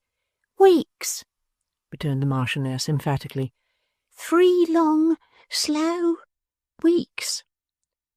The bare thought of having been in such extremity caused Richard to fall into another silence, and to lie flat down again at his full length. The Marchioness, having arranged the bedclothes more comfortably, and felt that his hands and forehead were quite cool, a discovery that filled her with delight, cried a little more, and then applied herself to getting tea ready and making some thin, dry toast. While she was thus engaged, Mr Swiveller looked on with a grateful heart, very much astonished to see how thoroughly at home she made herself, and attributing this attention in its origin to Sally Brass, whom in his own mind he could not thank enough. When the Marchioness had finished her toasting, she spread a clean cloth on a tray, and brought him some crisp slices and a great basin of weak tea, with which, she said, the doctor had left word he might refresh himself when he awoke. She propped him up with pillows, if not as skilfully as if she had been a professional nurse all her life, at least as tenderly, and looked on with unutterable satisfaction while the patient, stopping every now and then to shake her by the hand, took his poor meal with an appetite and relish, which the greatest dainties of the earth, under any other circumstances, would have failed to provoke. Having cleared away and disposed everything comfortably about him again, she sat down at the table to take her own tea. "Marchioness," said Mr Swiveller, "how's Sally?" The small servant screwed her face into an expression of the very uttermost entanglement of slyness, and shook her head. "What? Haven't you seen her lately?" said Dick. "Seen her?" cried the small servant. "Bless you, I've run away." Mr Swiveller immediately laid himself down again quite flat, and so remained for about 5 minutes. By slow degrees he resumed his sitting posture after that lapse of time, and inquired, "And where do you live, Marchioness?" "Live?" cried the small servant. "Here." "Oh!" said Mr Swiveller, and with that he fell down flat again, as suddenly as if he had been shot. Thus he remained, motionless and bereft of speech, until she had finished her meal, put everything in its place, and swept the hearth, when he motioned her to bring a chair to the bedside, and, being propped up again, opened a farther conversation. "And so," said Dick, "you have run away?" "Yes," said the Marchioness, "and they've been a-tizing of me." Been, I beg your pardon, said Dick. What have they been doing? "Been a-tizing of me, tizing, you know, in the newspapers," rejoined the Marchioness. Aye, aye, said Dick. Advertising? The small servant nodded and winked. Her eyes were so red with waking and crying that the tragic muse might have winked with greater consistency, and so Dick felt. "Tell me," said he, "how was it that you thought of coming here?"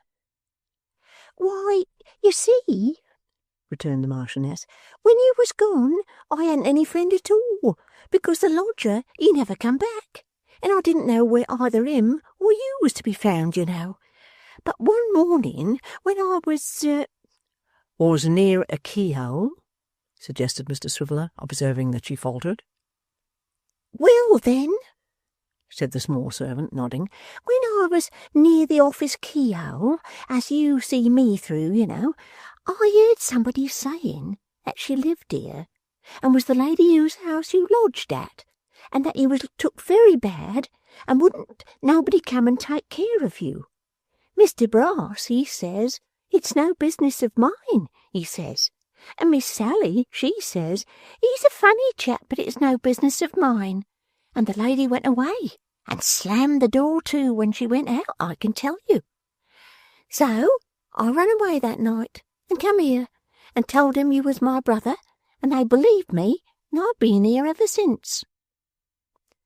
"This poor little Marchioness has been wearing herself to death," cried Dick. "No, I haven't," she returned. "Not a bit of it. Don't you mind about me. I like sitting up, and I've often had a sleep, bless you, in one of them chairs. But if you could have seen how you tried to jump out of the window, and if you could have heard how you used to keep on singing and making speeches, you wouldn't have believed it. I'm so glad you're better, Mr. Liverer." "Livering indeed," said Dick thoughtfully. "It's well I am a liverer. I strongly suspect I should have died, Marchioness, but for you."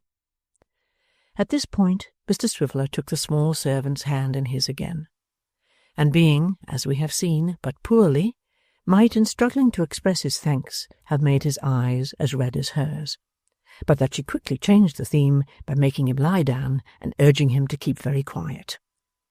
"The doctor," she told him, "said you was to be kept quite still, and there was to be no noise nor nothing. Now, take a rest, and then we'll talk again. I'll sit by you, you know. If you shut your eyes, perhaps you'll go to sleep. You'll be all the better for it if you do." The Marchioness, in saying these words, brought a little table to the bedside, took her seat at it, and began to work away at the concoction of some cooling drink, with the address of a score of chemists. Richard Swiveller, being indeed fatigued, fell into a slumber, and waking in about half an hour, inquired what time it was. "Just gone 6:30, replied his small friend, helping him to sit up again. "Marchioness," said Richard, passing his hand over his forehead, and turning suddenly round, as though the subject but that moment flashed upon him. "what has become of Kit?" He had been sentenced to transportation for a great many years, she said. "Has he gone?" asked Dick. "His mother, how is she? What has become of her?" His nurse shook her head, and answered that she knew nothing about them. "But if I thought," said she, very slowly, "that you keep quiet and not put yourself into another fever, I could tell you, but I won't now." "Yes, do," said Dick. "It will amuse me." "Oh, would it though?" rejoined the small servant with a horrified look. "I know better than that. Wait till you're better, and then I'll tell you." Dick looked very earnestly at his little friend. and his eyes being large and hollow from illness, assisted the expression so much that she was quite frightened, and besought him not to think any more about it. What had already fallen from her, however, had not only piqued his curiosity, but seriously alarmed him, wherefore he urged her to tell him the worst at once. "Oh, there's no worst in it," said the small servant. "It hasn't anything to do with you." "Has it anything to do with... Is it anything you heard through chinks or keyholes, and that you were not intended to hear?" asked Dick, in a breathless state. "Yes," replied the small servant. In Beavis Marks," pursued Dick hastily. "Conversations between Brass and Sally?" "Yes," cried the small servant again. Richard Swiveller thrust his lank arm out of bed, and, gripping her by the wrist and drawing her close to him, bade her out with it, and freely too, or he would not answer for the consequences, being wholly unable to endure the state of excitement and expectation.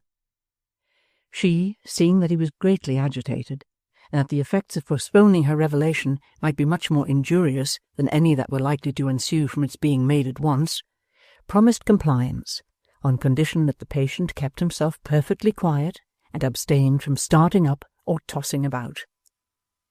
"But if you begin to do that," said the small servant, "I'll leave off, and so I'll tell you." "You can't leave off till you have gone on," said Dick. "And do go on, there's a darling. Speak, sister, speak. Pretty Polly, say. Oh, tell me when, and tell me where, pray, Marchioness, I beseech you." Unable to resist these fervent adjurations, which Richard Swiveller poured out as passionately as if they had been of the most solemn and tremendous nature, his companion spoke thus. "Well, before I ran away, I used to sleep in the kitchen, where we played cards, you know. Miss Sally used to keep the key of the kitchen door in her pocket, and she always come down at night to take away the candle and rake out the fire.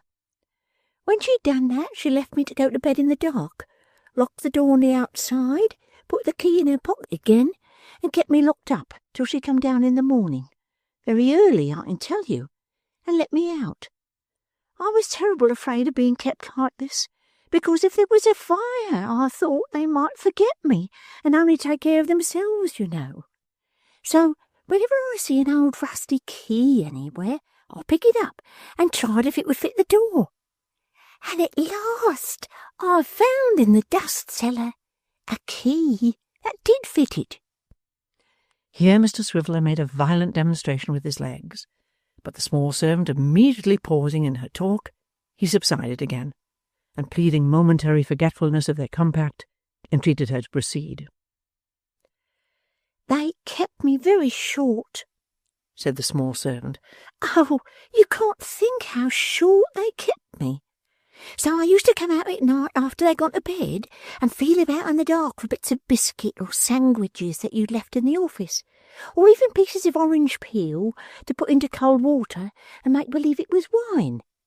Did you ever taste orange peel and water?"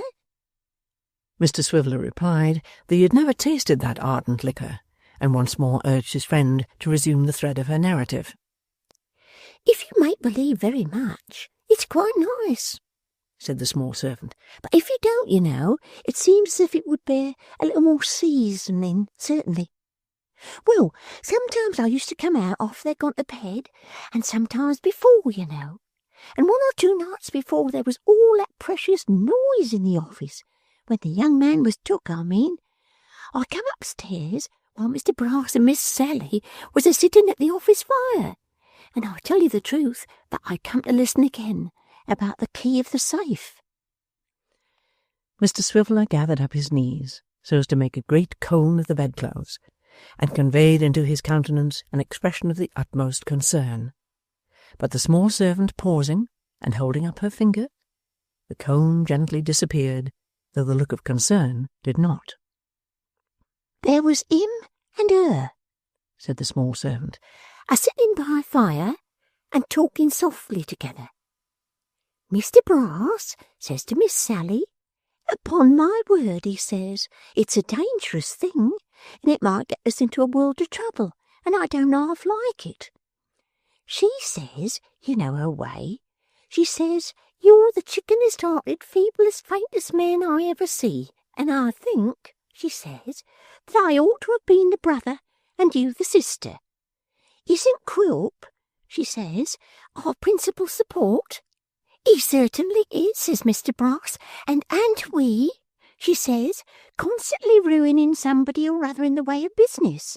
We certainly are, says Mr. Brass. Then does it signify, she says, about ruining this Kit when Quilp desires it? It certainly does not signify, says Mr. Brass. Then they whispered and laughed for a long time about there being no danger if it was well done. And then Mr. Brass pulls out his pocket-book and says, well, he says, here it is, Quilp's own £5 note. We'll agree that way then, he says. Kit's coming tomorrow morning, I know. While he's upstairs, you get out of the way, and I'll clear off Mr. Richard. Having Kit alone, I'll hold him in conversation and put this property in his hat. I'll manage so besides, he says, that Mr. Richard shall find it there and be the evidence. And if thou don't get Christopher out of Mr. Quilp's way and satisfy Mr. Quilp's grudges, he says, the devil's in it. Miss Sally laughed and said that was the plan, and as they seemed to be moving away and I was afraid to stop any longer, I went downstairs again. There. The small servant had gradually worked herself into as much agitation as Mr. Swiveller, and therefore made no effort to restrain him when he sat up in bed and hastily demanded whether this story had been told to anybody. How could it be? Replied his nurse. I was almost afraid to think about it, and hoped the young man would be let off. When I heard him say they had found him guilty of what he didn't do, you was gone, and so was the lodger, though I think I should have been frightened to tell him, even if he'd been there. Ever since I come here, you've been out of your senses, and what would have been the good of telling you then? Marchioness, said Mr. Swiveller, plucking off his nightcap and flinging it to the other end of the room, if you'll do me the favour to retire for a few minutes and see what sort of a night it is, I'll get up. You mustn't think of such a thing, cried his nurse. I must indeed, said the patient, looking round the room. Whereabouts are my clothes? Oh, I'm so glad. You haven't got any, replied the Marchioness. Ma'am, said Mr. Swiveller in great astonishment. I've been obliged to sell 'em, every one, to get the things that was ordered for you. But don't take on about that, urged the Marchioness, as Dick fell back upon his pillow. You're too weak to stand, indeed. I'm afraid, said Richard dolefully, that you're right. What ought I to do? What is to be done? It naturally occurred to him, on very little reflection, that the first step to take would be to communicate with one of the Mr. Garlands instantly. It was very possible that Mr. Abel had not yet left the office. In as little time as it takes to tell it, the small servant had the address in pencil on a piece of paper, a verbal description of father and son, which would enable her to recognize either without difficulty, and a special caution to be shy of Mr. Chuckster, in consequence of that gentleman's known antipathy to Kit. Armed with these slender powers, she hurried away, commissioned to bring either old Mr. Garland or Mr. Abel bodily to that apartment. I suppose, said Dick, as she closed the door slowly and peeped into the room again to make sure that he was comfortable, I suppose there's nothing left. Not so much as a waistcoat, even? No, nothing. It's embarrassing, said Mr. Swiveller. In case of fire, even an umbrella would be something. But you did quite right, dear Marchioness. I should have died without you. Chapter 65. It was well for the small servant that she was of a sharp, quick nature, or the consequence of sending her out alone, in the very neighbourhood in which it was most dangerous for her to appear, would probably have been the restoration of Miss Sally Brass to the supreme authority over her person. Not unmindful of the risk she ran, however, the Marchioness no sooner left the house than she dived into the first dark byway that presented itself, and, without any present reference to the point to which her journey tended, made it her first business to put 2 good miles of brick and mortar between herself and Bevis Marks.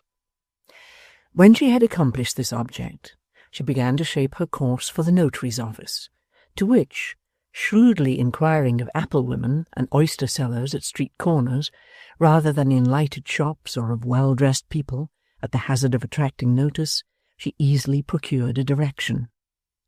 As carrier pigeons, on being first let loose in a strange place, beat the air at random for a short time before darting off towards the spot for which they are designed, so did the Marchioness flutter round and round, until she believed herself in safety, and then bear swiftly down upon the port for which she was bound. She had no bonnet, nothing on her head but a great cap, which, in some old time, had been worn by Sally Brass, whose taste in headdresses was, as we have seen, peculiar, and her speed was rather retarded than assisted by her shoes, which, being extremely large and slipshod, flew off every now and then, and were difficult to find again among the crowd of passengers.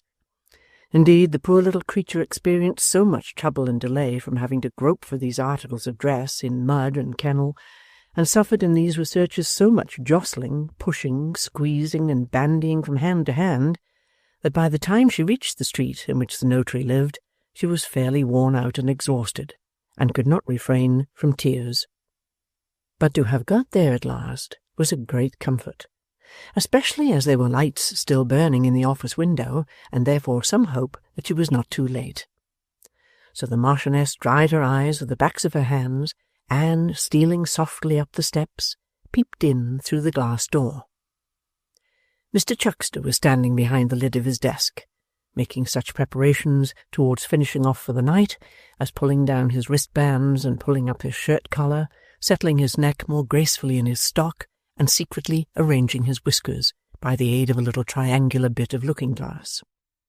Before the ashes of the fire stood 2 gentlemen, one of whom she rightly judged to be the notary, and the other, who was buttoning his greatcoat and was evidently about to depart immediately, Mr. Abel Garland. Having made these observations, the small spy took counsel with herself, and resolved to wait in the street until Mr. Abel came out, as there would be then no fear of having to speak before Mr. Chuckster, and less difficulty in delivering her message. With this purpose she slipped out again, and crossing the road, sat down upon a doorstep just opposite.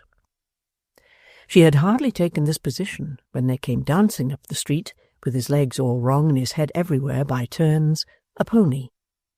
This pony had a little phaeton behind him, and a man in it. But neither man nor phaeton seemed to embarrass him in the least, as he reared up on his hind legs, or stopped, or went on, or stood still again, or backed, or went sideways without the smallest reference to them, just as the fancy seized him, and as if he were the freest animal in creation. When they came to the notary's door, the man called out in a very respectful manner, "Whoa, then," intimating that if he might venture to express a wish, it would be that they stopped there. The pony made a moment's pause, but, as if it occurred to him that to stop when he was required might be to establish an inconvenient and dangerous precedent, he immediately started off again, rattled at a fast trot to the street corner, wheeled round, came back, and then stopped of his own accord. "Oh, you're a precious creature," said the man, who didn't venture by the by to come out in his true colours until he was safe on the pavement. "I wish I had the rewarding of you, I do." "What has he been doing?" said Mr. Abel, tying a shawl round his neck as he came down the steps. "He's enough to fret a man's heart out," replied the hostler. "He is a most vicious rascal. Whoa, then, will you?" "He'll never stand still if you call him names," said Mr. Abel, getting in and taking the reins. "He's a very good fellow, if you know how to manage him. This is the first time he has been out this long while, for he has lost his old driver and wouldn't stir for anybody else till this morning. The lamps are right, are they? That's well. Be here to take him tomorrow, if you please. Good night." And, after one or two strange plunges, quite of his own invention, the pony yielded to Mr. Abel's mildness and trotted gently off. All this time Mr. Chuckster had been standing at the door, and the small servant had been afraid to approach. She had nothing for it now, therefore, but to run after the chaise and to call to Mr. Abel to stop. Being out of breath when she came up with it, she was unable to make him hear. The case was desperate, for the pony was quickening his pace.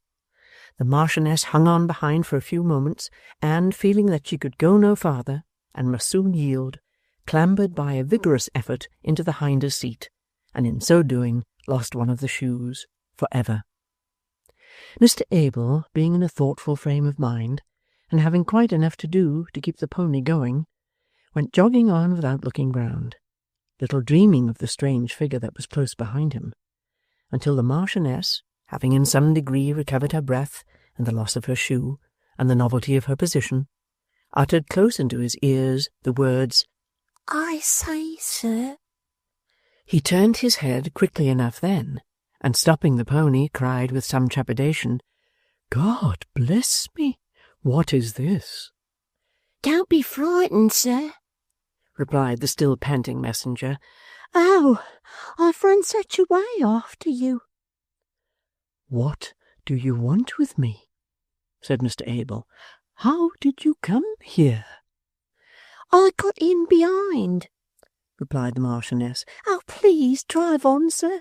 Don't stop, and go towards the city, will you? And oh, do please make haste, because it's of consequence.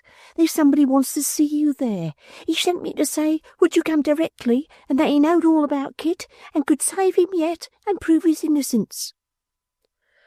"What do you tell me, child?" "The truth. Upon my word and honour I do. But please to drive on quick, please. I've been such a time gone he'll think I'm lost." Mr. Abel involuntarily urged the pony forward. The pony, impelled by some secret sympathy or some new caprice, burst into a great pace, and neither slackened it nor indulged in any eccentric performances until they arrived at the door of Mr. Swiveller's lodging, where, marvellous to relate, he consented to stop when Mr. Abel checked him. "See, it's the room up there," said the Marchioness, pointing to one where there was a faint light. "Come." Mr. Abel, who was one of the simplest and most retiring creatures in existence, and naturally timid withal, hesitated, for he had heard of people being decoyed into strange places to be robbed and murdered under circumstances very like the present, and, for anything he knew to the contrary, by guides very like the Marchioness. His regard for Kit, however, overcame every other consideration. So, entrusting Whiskers to the charge of a man who was lingering hard by in expectation of the job, he suffered his companion to take his hand and to lead him up the dark and narrow stairs. He was not a little surprised to find himself conducted into a dimly lighted sick chamber, where a man was sleeping tranquilly in bed. "Ain't it nice to see him lying there so quiet?" said his guide in an earnest whisper. "Oh, you'd say it was, if you had only seen him 2 or 3 days ago." Mr. Abel made no answer, and to say the truth, kept a long way from the bed and very near the door. His guide, who appeared to understand his reluctance, trimmed the candle, and taking it in her hand, approached the bed. As she did so, the sleeper started up, and he recognized in the wasted face the features of Richard Swiveller. "Why, how is this?" said Mr. Abel kindly, as he hurried towards him. "You have been ill." "Very," replied Dick. "Nearly dead. You might have chanced to hear of your Richard on his bier, but for the friend I sent to fetch you. And have a shake of the hand, Marchioness, if you please. Sit down, sir." Mr. Abel seemed rather astonished to hear of the quality of his guide, and took a chair by the bedside. "I have sent for you, sir," said Dick. "But she told you on what account?" "She did. I am quite bewildered by all this. I really don't know what to say or think," replied Mr. Abel. "You'll say that presently," retorted Dick. "Marchioness, take a seat on the bed, will you?" Now tell this gentleman all that you told me, and be particular. Don't you speak another word, sir. The story was repeated. It was, in effect, exactly the same as before, without any deviation or omission. Richard Swiveller kept his eyes fixed on his visitor during its narration, and directly it was concluded, took the word again. You have heard it all, and you'll not forget it. I'm too giddy and too queer to suggest anything, but you and your friends will know what to do. After this long delay, every minute is an age. If ever you went home fast in your life, go home fast tonight. Don't stop to say one word to me, but go. She will be found here whenever she's wanted, and as to me, you're pretty sure to find me at home for a week or two. There are more reasons than one for that. Marchioness, a light. If you lose another minute in looking at me, sir, I'll never forgive you. Mr. Abel needed no more remonstrance or persuasion. He was gone in an instant, and the Marchioness, returning from lighting him downstairs, reported that the pony, without any preliminary objection whatever, had dashed away at full gallop. That's right, said Dick, and hearty of him, and I honour him from this time. But get some supper and a mug of beer, for I am sure you must be tired. Do have a mug of beer. It will do me as much good to see you take it as if I might drink it myself. Nothing but this assurance could have prevailed upon the small nurse to indulge in such a luxury. Having eaten and drunk to Mr. Swiveller's extreme contentment, given him his drink, and put everything in neat order, she wrapped herself in an old coverlet and lay down upon the rug before the fire. Mr. Swiveller was by that time murmuring in his sleep, Strew, then, oh, strew, a bed of rushes. Here will we stay till morning blushes. Good night, Marchioness. Chapter 66. On awaking in the morning, Richard Swiveller became conscious by slow degrees of whispering voices in his room. Looking out between the curtains, he espied Mr. Garland, Mr. Abel, the notary, and the single gentleman gathered round the Marchioness, and talking to her with great earnestness, but in very subdued tones, fearing no doubt to disturb him. He lost no time in letting them know that this precaution was unnecessary, and all four gentlemen directly approached his bedside. Old Mr. Garland was the first to stretch out his hand and inquire how he felt. Dick was about to answer that he felt much better, though still as weak as need be, when his little nurse, pushing the visitors aside and pressing up to his pillow as if in jealousy of their interference, set his breakfast before him, and insisted on his taking it before he underwent the fatigue of speaking or of being spoken to. Mr. Swiveller, who was perfectly ravenous, and had had all night amazingly distinct and consistent dreams of mutton chops, double stout, and similar delicacies, felt even the weak tea and dry toast such irresistible temptations that he consented to eat and drink on one condition. And that is, said Dick, returning the pressure of Mr. Garland's hand, that you answer me this question truly before I take a bit or drop. Is it too late? For completing the work you began so well last night, returned the old gentleman. No, set your mind at rest on that point. It is not, I assure you. Comforted by this intelligence, the patient applied himself to his food with a keen appetite, though evidently not with a greater zest in the eating than his nurse appeared to have in seeing him eat. The manner of this meal was this. Mr. Swiveller, holding the slice of toast or cup of tea in his left hand, and taking a bite or drink, as the case might be, constantly kept in his right one palm of the Marchioness tight locked, and to shake or even to kiss this imprisoned hand, he would stop every now and then in the very act of swallowing with perfect seriousness of intention and the utmost gravity. As often as he put anything into his mouth, whether for eating or drinking, the face of the Marchioness lighted up beyond all description. But whenever he gave her one or other of these tokens of recognition, her countenance became overshadowed, and she began to sob. Now, Whether she was in her laughing joy or in her crying one, the Marchioness could not help turning to the visitors with an appealing look, which seemed to say, "You see this fellow, can I help this?" And they, being thus made, as it were, parties to the scene, as regularly answered by another look, "No, certainly not."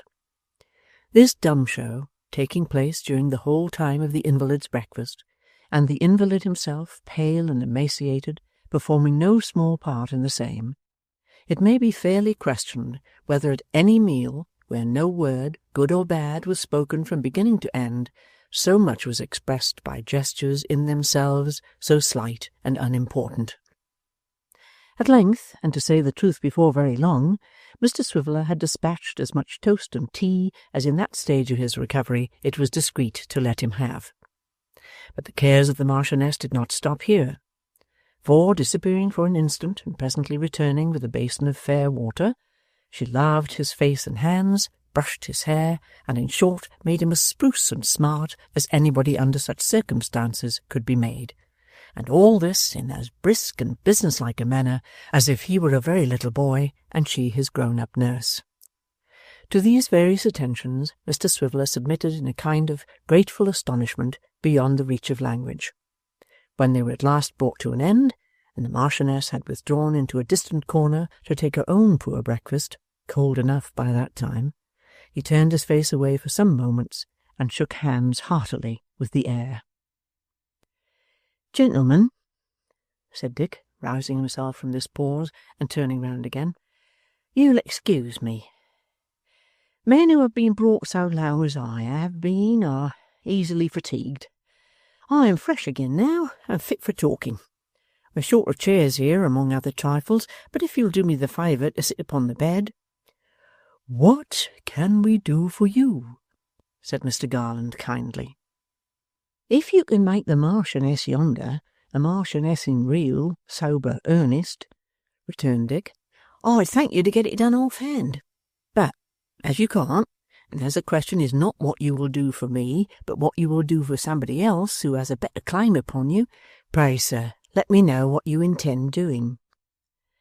"It's chiefly on that account that we have come just now," said the single gentleman, "for you will have another visitor presently. We feared you would be anxious unless you knew from ourselves what steps we intended to take, and therefore came to you before we stirred in the matter." "Gentlemen," returned Dick, "I thank you. Anybody in the helpless state that you see me in is naturally anxious. Don't let me interrupt you, sir." "Then you see, my good fellow," said the single gentleman, "that while we have no doubt whatever of the truth of this disclosure which has so providentially come to light—" "Meaning hers?" said Dick, pointing towards the Marchioness. "Meaning hers, of course. While we have no doubt of that, or that a proper use of it would procure the poor lad's immediate pardon and liberation, we have a great doubt whether it would by itself enable us to reach Quilp, the chief agent in this villainy.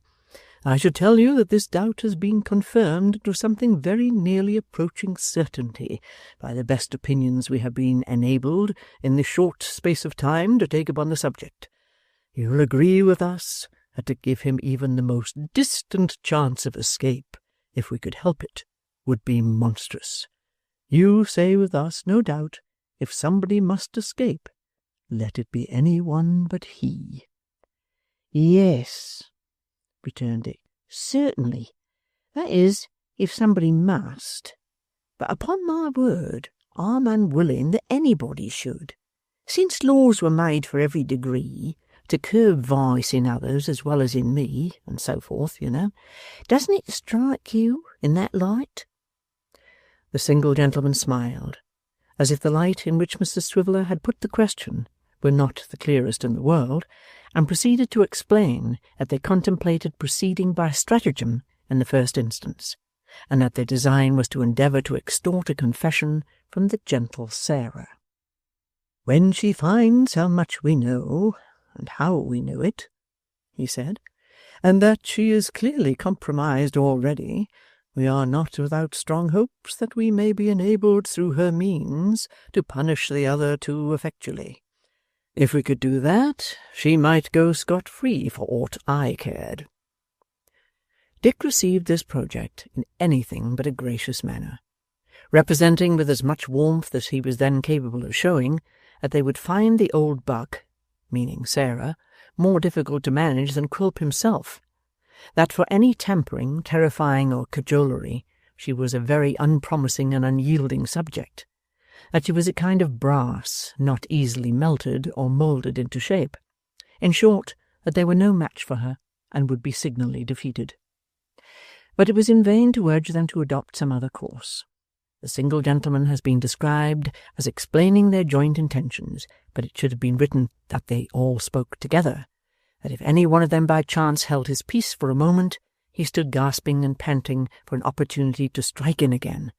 In a word, that they had reached that pitch of impatience and anxiety where men can neither be persuaded nor reasoned with, and that it would have been as easy to turn the most impetuous wind that ever blew as to prevail on them to reconsider their determination. So after telling Mr Swiveller how they had not lost sight of Kit's mother and the children, how they had never once even lost sight of Kit himself, but had been unremitting in their endeavours to procure a mitigation of his sentence, how they had been perfectly distracted between the strong proofs of his guilt and their own fading hopes of his innocence, and how he, Richard Swiveller, might keep his mind at rest, for everything should be happily adjusted between that time and night.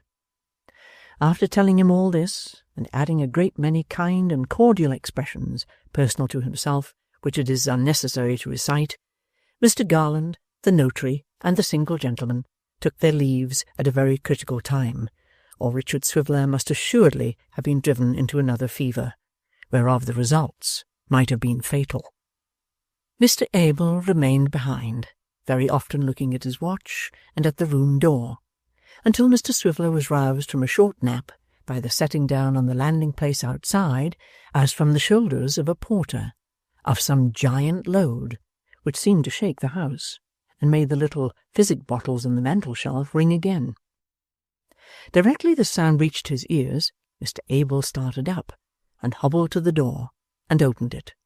And behold, there stood a strong man with a mighty hamper, which, being hauled into the room and presently unpacked, disgorged such treasures as tea, and coffee, and wine, and rusks, and oranges, and grapes, and fowls ready trussed for boiling, and calves' foot jelly, and arrowroot, and sago, and other delicate restoratives, that the small servant, who had never thought it possible that such things could be, except in shops, stood rooted to the spot in her one shoe, with her mouth and eyes watering in unison, and her power of speech quite gone.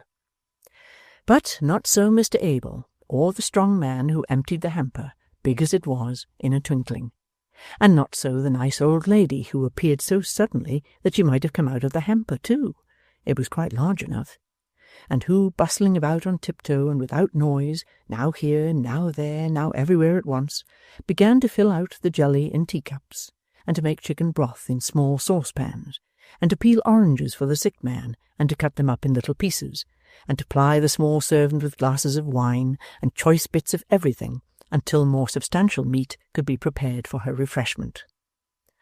The whole of which appearances were so unexpected and bewildering that Mr Swiveller, when he had taken 2 oranges and a little jelly, and had seen the strong man walk off with the empty basket, plainly leaving all that abundance for his use and benefit, was fain to lie down and fall asleep again, from sheer inability to entertain such wonders in his mind.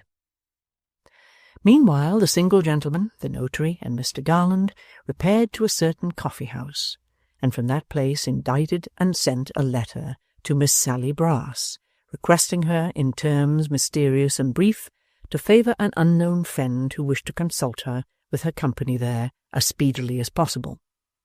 The communication performed its errand so well that within 10 minutes of the messenger's return and report of its delivery, Miss Brass herself was announced. "Pray, ma'am," said the single gentleman, whom she found alone in the room, "take a chair." Miss Brass sat herself down in a very stiff and frigid state, and seemed, as indeed she was, not a little astonished to find that the lodger and her mysterious correspondent were one and the same person. You did not expect to see me, said the single gentleman. I didn't think much about it, returned the beauty. I suppose it was business of some kind or other. If it's about the apartments, of course you'll give my brother regular notice, you know, or money. That's very easily settled. You're a responsible party, and in such a case lawful money and lawful notice are pretty much the same. I'm obliged to you for your good opinion, retorted the single gentleman, and quite concur in these sentiments, but that is not the subject on which I wish to speak with you.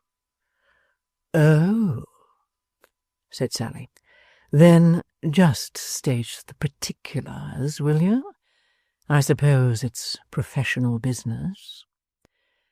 Why, it is connected with the law, certainly. Very well, returned Miss Brass.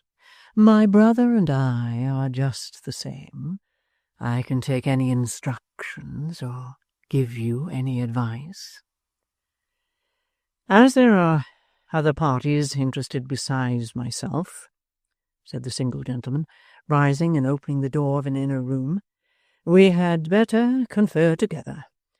Miss Brass is here, gentlemen. Mr. Garland and the notary walked in, looking very grave, and, drawing up 2 chairs, one on each side of the single gentleman, formed a kind of fence round the gentle Sarah, and penned her into a corner. Her brother Sampson, under such circumstances, would certainly have evinced some confusion or anxiety, but she, all composure, pulled out the tin box and calmly took a pinch of snuff. Miss Brass, said the notary, taking the word at this crisis, we professional people understand each other, and when we choose can say what we have to say in very few words. You advertised a runaway servant the other day. Well, returned Miss Sally, with a sudden flush overspreading her features, what of that? She is found, ma'am, said the notary, pulling out his pocket-handkerchief with a flourish. She is found. Who found her? demanded Sarah hastily. We did, ma'am, we 3. Only last night, or you would have heard from us before. And now I have heard from you, said Miss Brass, folding her arms as though she were about to deny something to the death. What have you got to say? Something you have got into your heads about her, of course. Prove it, will you? That's all. Prove it. You have found her, you say. I can tell you, if you don't know it, that you have found the most artful, lying, pilfering, devilish little minx that was ever born. Have you got her here? She added, looking sharply round. No, she is not here at present, returned the notary, but she is quite safe. Ha! cried Sally, twitching a pinch of snuff out of her box, as spitefully as if she were in the very act of wrenching off the small servant's nose. She shall be safe enough from this time, I warrant you. I hope so, replied the notary. Did it occur to you for the first time when you found she had run away that there were 2 keys to your kitchen door? Miss Sally took another pinch, and putting her head on one side, looked at her questioner with a curious kind of spasm about her mouth, but with a cunning aspect of immense expression. 2 keys, repeated the notary, one of which gave her the opportunities of roaming through the house at nights when you supposed her fast locked up, and of overhearing confidential consultations, among others, that particular conference to be described today before a justice, which you will have an opportunity of hearing her relate. That conference which you and Mr. Brass held together on the night before that most unfortunate and innocent young man was accused of robbery by a horrible device, of which I will only say that it may be characterized by the epithets which you have applied to this wretched little witness, and by a few stronger ones besides. Sally took another pinch. Although her face was wonderfully composed, it was apparent that she was wholly taken by surprise, and that what she had expected to be taxed with, in connection with her small servant, was something very different from this. "Come, come, Miss Brass," said the notary, "you have a great command of feature, but you feel, I see, that by a chance which never entered your imagination, this base design is revealed, and two of its plotters must be brought to justice. Now, you know the pains and penalties you are liable to, and so I need not dilate upon them, but I have a proposal to make to you. You have the honour of being sister to one of the greatest scoundrels unhung, and, if I may venture to say so to a lady, you are in every respect quite worthy of him. But connected with you, too, is a third party, a villain of the name of Quilp, the prime mover of the whole diabolical device, who I believe to be worse than either. For his sake, Miss Brass, do us the favour to reveal the whole history of this affair. Let me remind you that your doing so at our instance will place you in a safe and comfortable position. Your present one is not desirable, and cannot injure your brother, for against him and you we have quite sufficient evidence, as you hear already. I will not say to you that we suggest this course in mercy, for to tell you the truth, we do not entertain any regard for you, but it is a necessity to which we are reduced, and I recommend it to you as a matter of the very best policy. Time, said Mr. Witherden, pulling out his watch, in a business like this is exceedingly precious. Favour us with your decision as speedily as possible, ma'am. With a smile upon her face, and looking at each of the three by turns, Miss Brass took 2 or 3 more pinches of snuff, and having by this time very little left, travelled round and round the box with her forefinger and thumb, scraping up another. Having disposed of this likewise, and put the box carefully in her pocket, she said, "I am to accept or reject at once, am I?" "Yes," said Mr. Witherden. The charming creature was opening her lips to speak in reply, when the door was hastily opened too, and the head of Sampson Brass was thrust into the room. "Excuse me," said the gentleman hastily. "Wait a bit." So saying, and quite indifferent to the astonishment his presence occasioned, he crept in, shut the door, kissed his greasy glove as servilely as if it were the dust, and made a most abject bow. "Sarah," said Brass, "hold your tongue, if you please, and let me speak. Gentlemen, if I could express the pleasure it gives me to see 3 such men in a happy unity of feeling and concord of sentiment, I think you would hardly believe me. But though I am unfortunate, nay, gentlemen, criminal, if we are to use harsh expressions in a company like this, still I have my feelings, like other men. I have heard of a poet who remarked that feelings were the common lot of all. If he could have been a pig, gentlemen, and have uttered that sentiment, he would still have been immortal." "If you're not an idiot," said Miss Brass harshly, "hold your peace."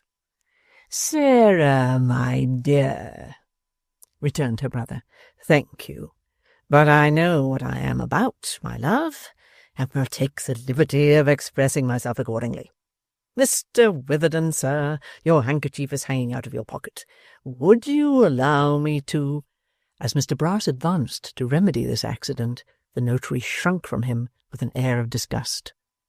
Brass, who over and above his usual prepossessing qualities had a scratched face, a green shade over one eye, and a hat grievously crushed, stopped short and looked round with a pitiful smile. "He shuns me," said Sampson, "even when I would, as I may say, heap coals of fire upon his head.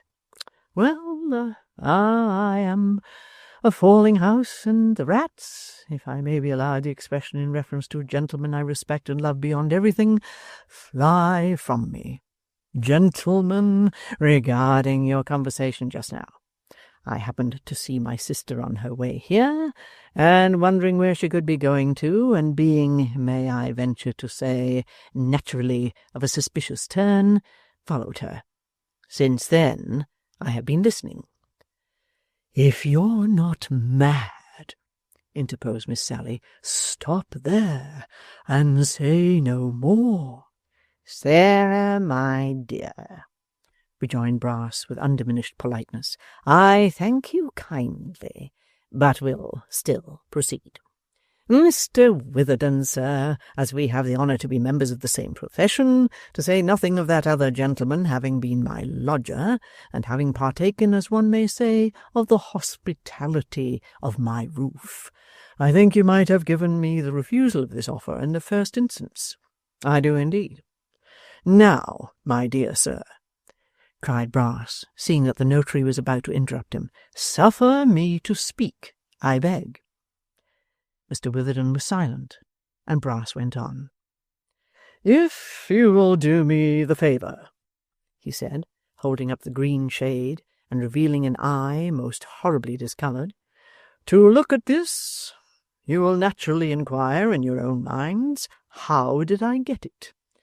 If you look from that to my face, you will wonder what could have been the cause of all those scratches, and if from them to my hat, how it came into the state in which you see it. Gentlemen," said Brass, striking the hat fiercely with his clenched hand, "to all these questions I answer Quilp." The three gentlemen looked at each other, but said nothing. "I say," pursued Brass, glancing aside at his sister, as though he were talking for her information, and speaking with a snarling malignity in violent contrast to his usual smoothness, "that I answer to all these questions Quilp, who deludes me into his infernal den, and takes a delight in looking on and chuckling while I scorch and burn and bruise and maim myself. Quilp, who never once in all our communications together has treated me otherwise than as a dog. Quilp, whom I have always hated with my whole heart, but never so much as lately. He gives me the cold shoulder on this very matter, as if he had had nothing to do with it, instead of being the first to propose it. I can't trust him.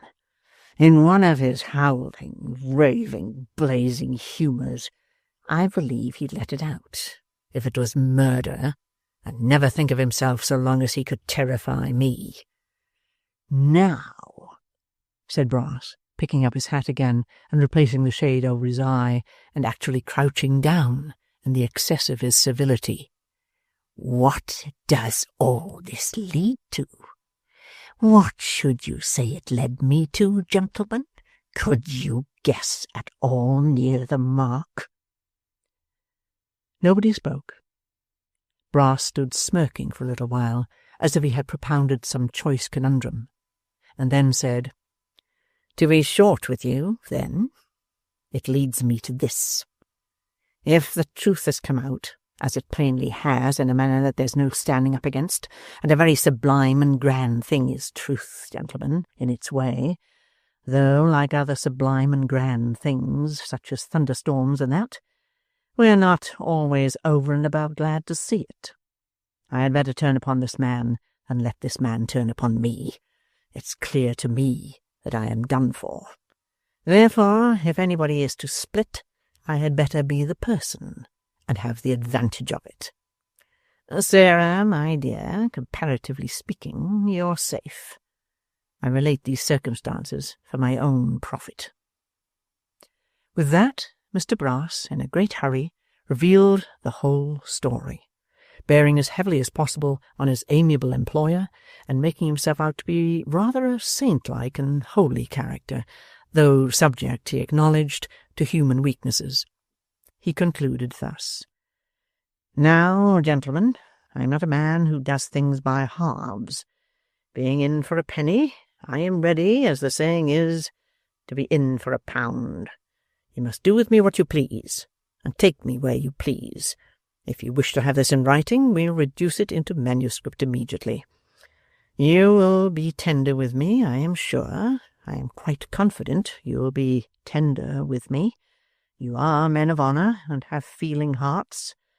I yielded from necessity to Quilp, for though necessity has no law, she has her lawyers.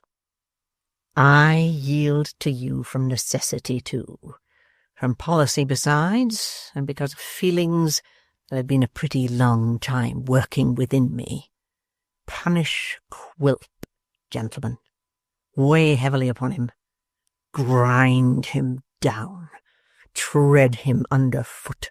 He has done as much by me for many and many a day.'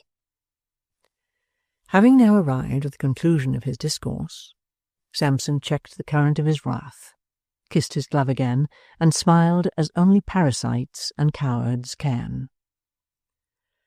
'And this,' said Miss Brass, raising her head, with which she had hitherto sat resting on her hands, and surveying him from head to foot with a bitter sneer, 'this is my brother, is it? This is my brother that I have worked and toiled for, and believed to have had something of the man in him.'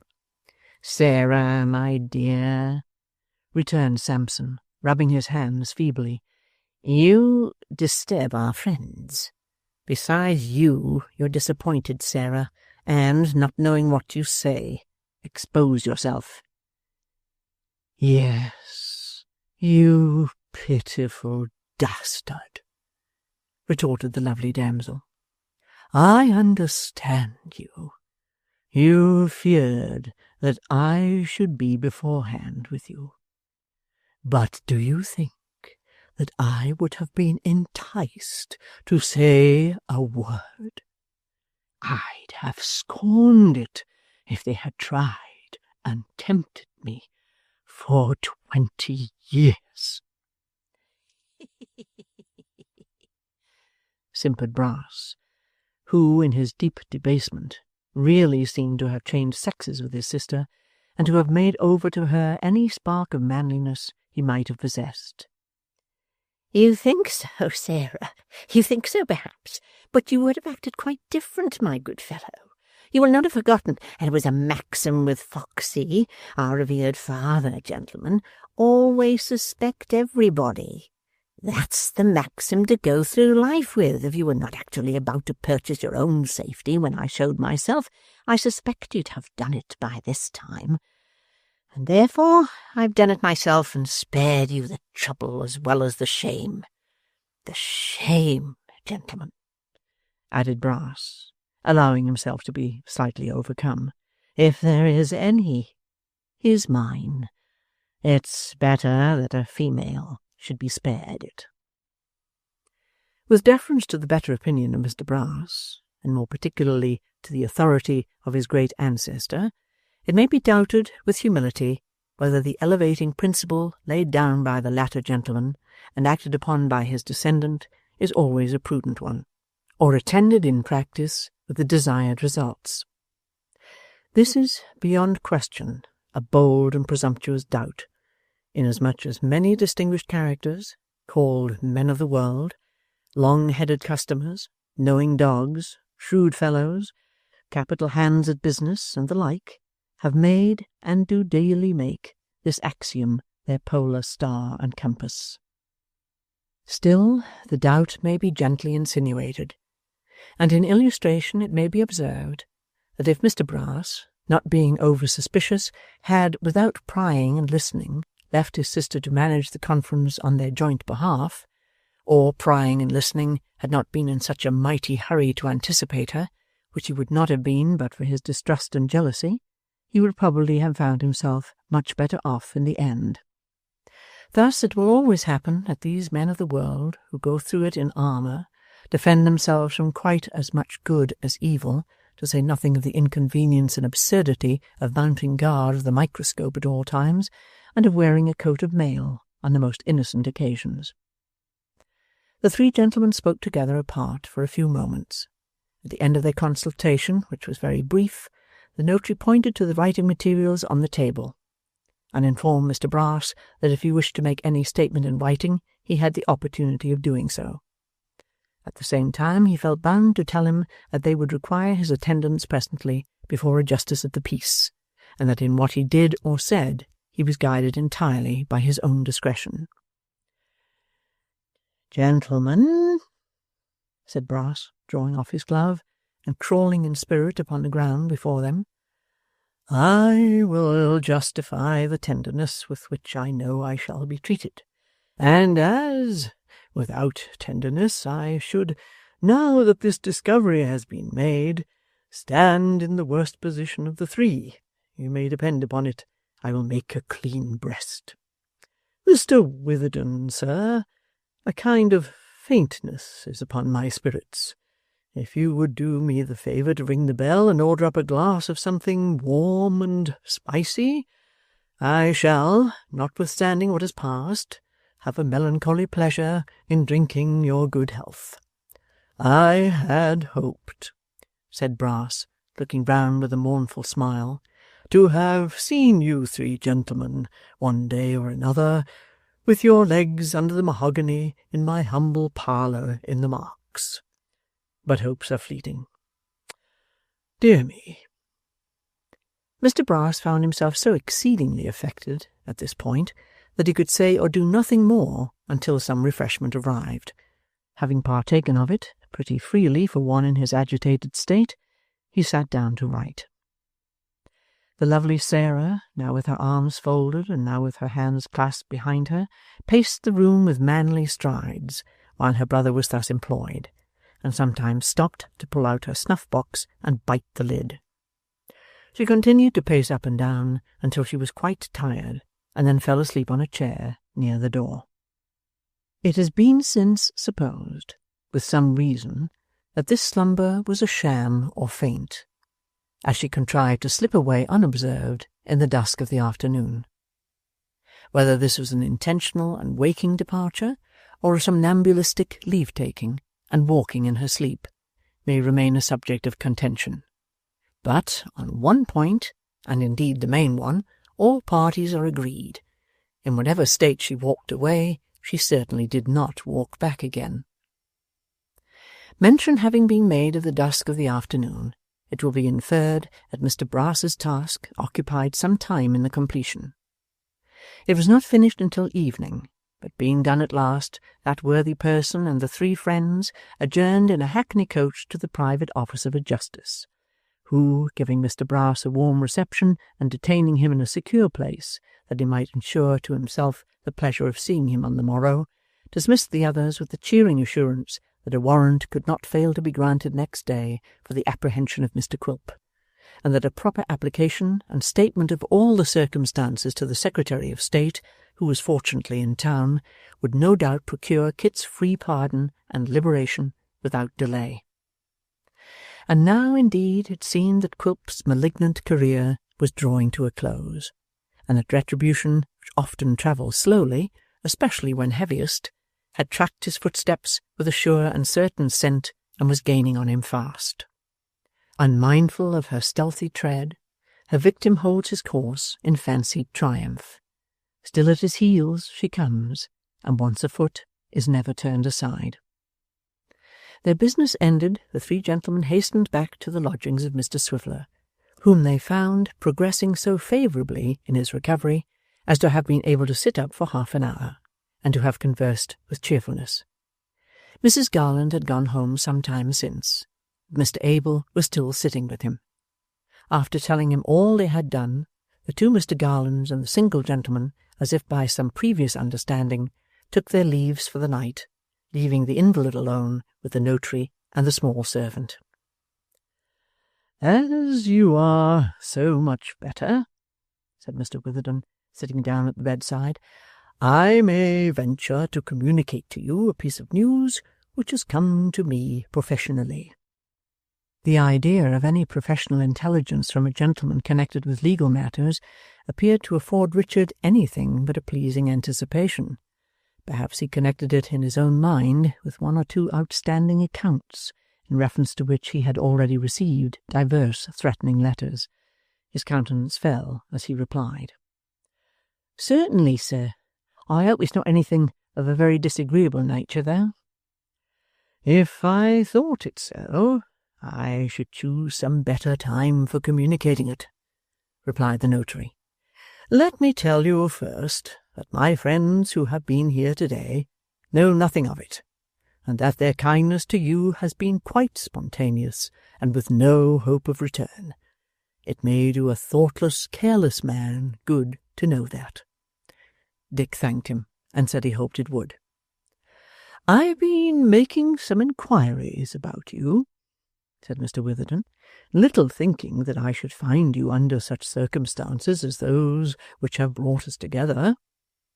You are the nephew of Rebecca Swiveller, spinster, deceased, of Cheselbourne in Dorsetshire." "Deceased?" cried Dick. "Deceased.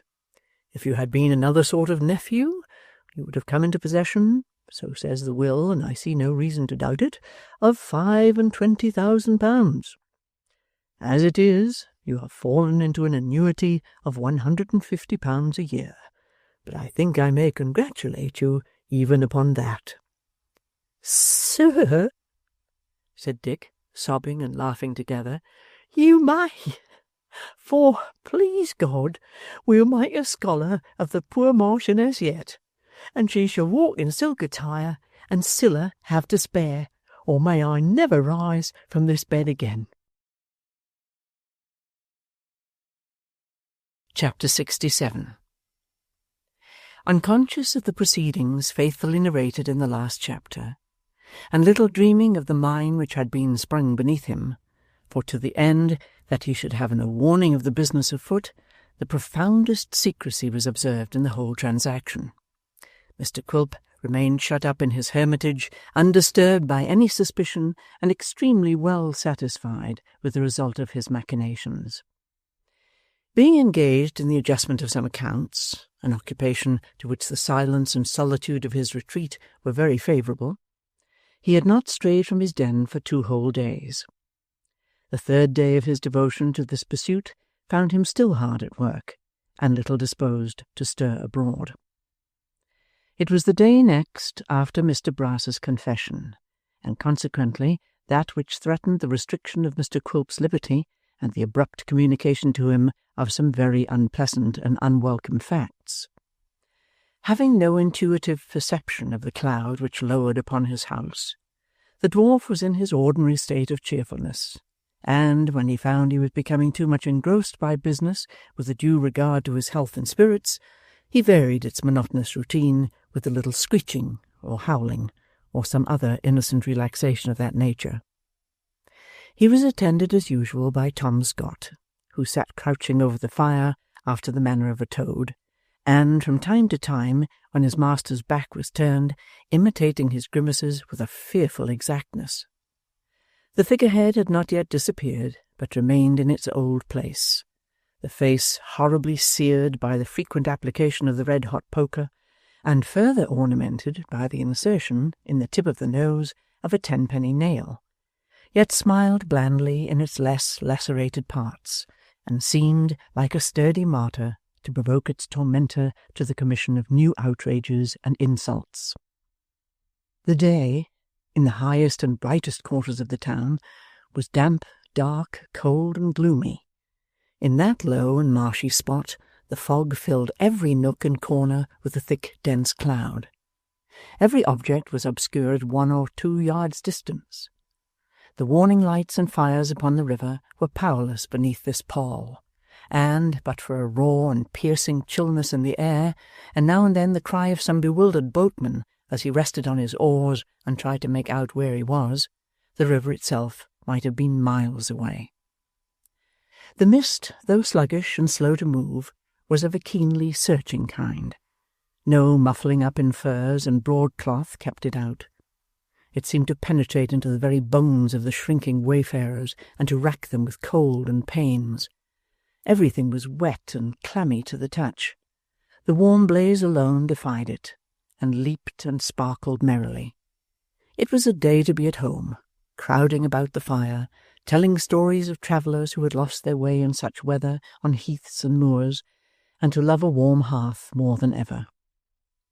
The dwarf's humour, as we know, was to have a fireside to himself, and when he was disposed to be convivial, to enjoy himself alone. By no means insensible to the comfort of being within doors, he ordered Tom Scott to pile the little stove with coals, and, dismissing his work for that day, determined to be jovial. To this end he lighted up fresh candles and heaped more fuel on the fire, and having dined off a beefsteak, which he cooked himself in somewhat of a savage and cannibal-like manner, brewed a great bowl of hot punch, lighted his pipe, and sat down to spend the evening. At this moment, a low knocking at the cabin door arrested his attention.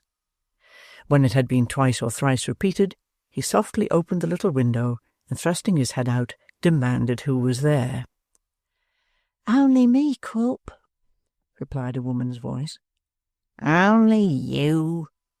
cried the dwarf, stretching his neck to obtain a better view of his visitor. "And what brings you here, you jade? How dare you approach the ogre's castle, eh?" "I have come with some news," rejoined his spouse. "Don't be angry with me." "Is it good news, pleasant news, news to make a man skip and snap his fingers?" said the dwarf. "Is the dear old lady dead?" "I don't know what news it is, or whether it's good or bad," rejoined his wife. "Then she's alive," said Quilp, "and there's nothing the matter with her. Go home again, you bird of evil note. Go home." "I've brought a letter," cried the meek little woman. "Toss it in at the window here, and go your ways," said Quilp, interrupting her, "or I'll come out and scratch you." "No, but please, Quilp, do hear me speak," urged his submissive wife in tears. "Please do." "Speak, then," growled the dwarf with a malicious grin. "Be quick and short about it. Speak, will you?" "It was left in our house this afternoon," said Mrs. Quilp, trembling, "by a boy who said he didn't know from whom it came, but that it was given to him to leave, and that he was told to say it must be brought on to you directly, for it was of the greatest consequence. That please," she added as her husband stretched out his hand for it, "please let me in. You don't know how wet and cold I am, or how many times I've lost my way in coming here through this thick fog. Let me dry myself at the fire for 5 minutes. I'll go away directly you tell me to, Quilp. Upon my word I will." Her amiable husband hesitated for a few moments, but, bethinking himself that the letter might require some answer of which she could be the bearer, closed the window, opened the door, and bade her enter. Mrs. Quilp obeyed right willingly, and, kneeling down before the fire to warm her hands, delivered into his a little packet. "I'm glad you're wet," said Quilp, snatching it and squinting at her. "I'm glad you're cold. I'm glad you lost your way. I'm glad your eyes are red with crying. It does my heart good to see your little nose so pinched and frosty." "Oh, Quilp," sobbed his wife, "how cruel it is of you." "Didn't she think I was dead?" said Quilp, wrinkling his face into a most extraordinary series of grimaces. "Did she think she was going to have all the money, and to marry somebody she liked? Did she?" These taunts elicited no reply from the poor little woman, who remained on her knees, warming her hands and sobbing, to Mr. Quilp's great delight. But just as he was contemplating her and chuckling excessively, he happened to observe that Tom Scott was delighted too. Wherefore, that he might have no presumptuous partner in his glee, the dwarf instantly collared him, dragged him to the door, and after a short scuffle kicked him into the yard. In return for this mark of attention, Tom immediately walked upon his hands to the window, and, if the expression be allowable, looked in with his shoes, besides rattling his feet upon the glass like a banshee upside down. As a matter of course, Mr. Quilp lost no time in resorting to the infallible poker, with which, after some dodging and lying in ambush, he paid his young friend one or two such unequivocal compliments that he vanished precipitately, and left him in quiet possession of the field. So, that little job being disposed of, said the dwarf coolly, I'll read my letter. He muttered, looking at the direction. I ought to know this writing. Beautiful Sally. Opening it, he read, in a fair, round, legal hand, as follows. Sammy has been practised upon and has broken confidence. It has all come out. You had better not be in the way, for strangers are going to call upon you. They have been very quiet as yet, because they mean to surprise you. Don't lose time. I didn't. I am not to be found anywhere. If I was you, I wouldn't either. S.B., late of B.M. To describe the changes that passed over Quilp's face as he read this letter half a dozen times would require some new language. Such, for power of expression, as was never written, read, or spoken. For a long time he did not utter one word. But, after a considerable interval, during which Mrs. Quilp was almost paralyzed with the alarm his looks engendered, he contrived to gasp out, If I had him here, if I only had him here. Oh, Quilp, said his wife, what's the matter? Who were you angry with? I should drown him, said the dwarf, not heeding her. Too easy a death, too short, too quick, but the river runs close at hand. Oh, if I had him here, just I'll take him to the brink coaxingly and pleasantly, holding him by the buttonhole, joking with him, and with a sudden push to send him splashing down. Drowning men come to the surface 3 times, they say. Ha ha! To see him those 3 times and mock him as his face came bobbing up. Oh, what a rich treat that would be. Quilp, stammered his wife, venturing at the same time to touch him on the shoulder. what has gone wrong? She was so terrified by the relish with which he pictured this pleasure to himself that she could scarcely make herself intelligible. Such a bloodless cur, said Quilp, rubbing his hands very slowly and pressing them tight together. I thought his cowardice and servility were the best guarantee for his keeping silence.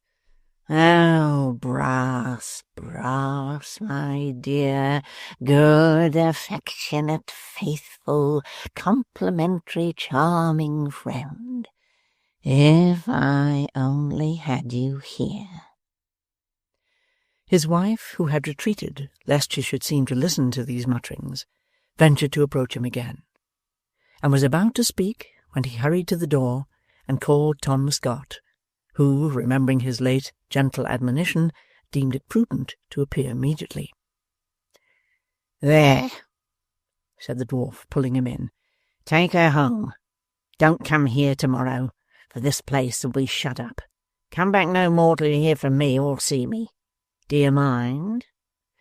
Tom nodded sulkily, and beckoned Mrs. Quilp to lead the way. As for you, said the dwarf, addressing himself to her, ask no questions about me. Make no search for me, say nothing concerning me. I shall not be dead, mistress, and that'll comfort you. He'll take care of you. But, Quilp, what was the matter? Where were you going? Do say something more. I'll say that, said the dwarf, seizing her by the arm, and do that too, which undone and unsaid would be best for you, unless you go directly. Has anything happened? Cried his wife. Oh, do tell me that. Yes, snarled the dwarf. No, what matter which? I have told you what to do. Woe betide you if you fail to do it, or disobey me by a hair's breadth. Will you go? I am going. I'll go directly. But, faltered his wife, answer me one question first. Has this letter any connection with dear little Nell? I must ask you that. I must indeed, Quilp. You cannot think what days and nights of sorrow I have had through having once deceived that child. I don't know what harm I may have brought about, but, great or little, I did it for you, Quilp. My conscience misgave me when I did it. Do answer me this question, if you please. The exasperated dwarf returned no answer, but turned round and caught up his usual weapon with such vehemence that Tom Scott dragged his charge away by main force and as swiftly as he could. It was well he did so, for Quilp, who was nearly mad with rage, pursued them to the neighbouring lane, and might have prolonged the chase but for the dense mist which obscured them from his view and appeared to thicken every moment.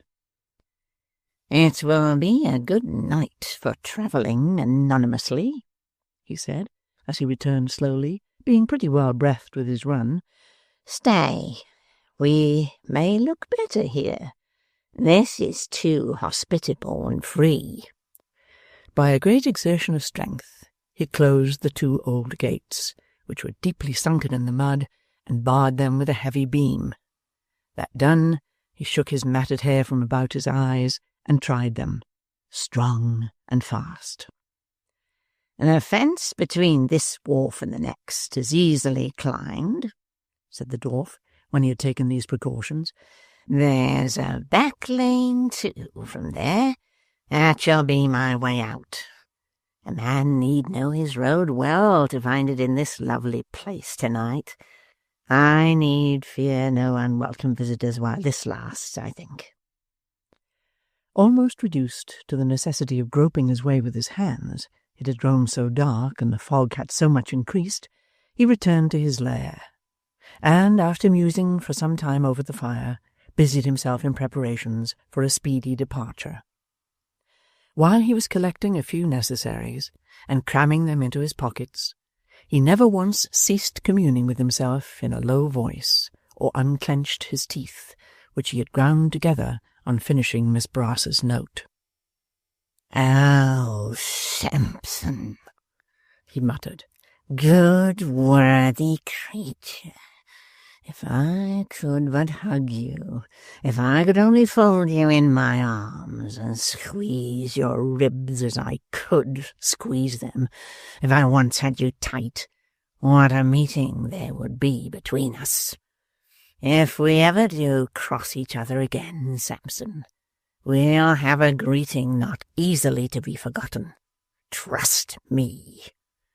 This time, Sampson, this moment when all had gone on so well was so nicely chosen. It was so thoughtful of you, so penitent, so good. Oh, if we were face to face in this room again, my white-livered man of law, how well contented one of us would be." There he stopped, and raising the bowl of punch to his lips, drank a long deep draught, as if it were fair water and cooling to his parched mouth. Setting it down abruptly and resuming his preparations, he went on with his soliloquy. There's Sally, he said, with flashing eyes. The woman has spirit, determination, purpose. Was she asleep or petrified? She could have stabbed him, poisoned him safely. She might have seen this coming on. Why does she give me notice when it's too late? When he sat there, yonder there, over there, with his white face and red head and sickly smile, why didn't I know what was passing in his heart? It should have stopped beating that night, if I had been in his secret, or there are no drugs to lull a man to sleep, or no fire to burn him. Another draught from the bowl, and, cowering over the fire with a ferocious aspect, he muttered to himself again. And this, like every other trouble and anxiety I have had of late times, springs from that old dotard and his darling child, two wretched, feeble wanderers. I'll be their evil genius yet. And you, sweet Kit, honest Kit, virtuous, innocent Kit, look to yourself. Where I hate, I bite. I hate you, my darling fellow, with good cause, and proud as you are tonight, I'll have my turn. What's that? A knocking at the gate he had closed. A loud and violent knocking. Then a pause, as if those who knocked had stopped to listen. Then the noise again, more clamorous and importunate than before.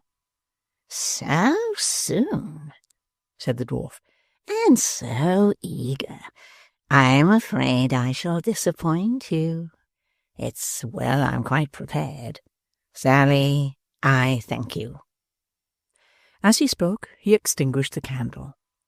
In his impetuous attempts to subdue the brightness of the fire, he overset the stove, which came tumbling forward and fell with a crash upon the burning embers it had shot forth in its descent, leaving the room in pitchy darkness. The noise at the gate still continuing, he felt his way to the door and stepped into the open air. At that moment the knocking ceased. It was about 8 o'clock, but the dead of the darkest night would have been as noonday in comparison with the thick cloud which then rested upon the earth and shrouded everything from view. He darted forward for a few paces, as if into the mouth of some dim, yawning cavern, then, thinking he had gone wrong, changed the direction of his steps, then stood still, not knowing where to turn. If they would knock again, said Quilp, trying to peer into the gloom by which he was surrounded, the sound might guide me. Come, batter the gate once more.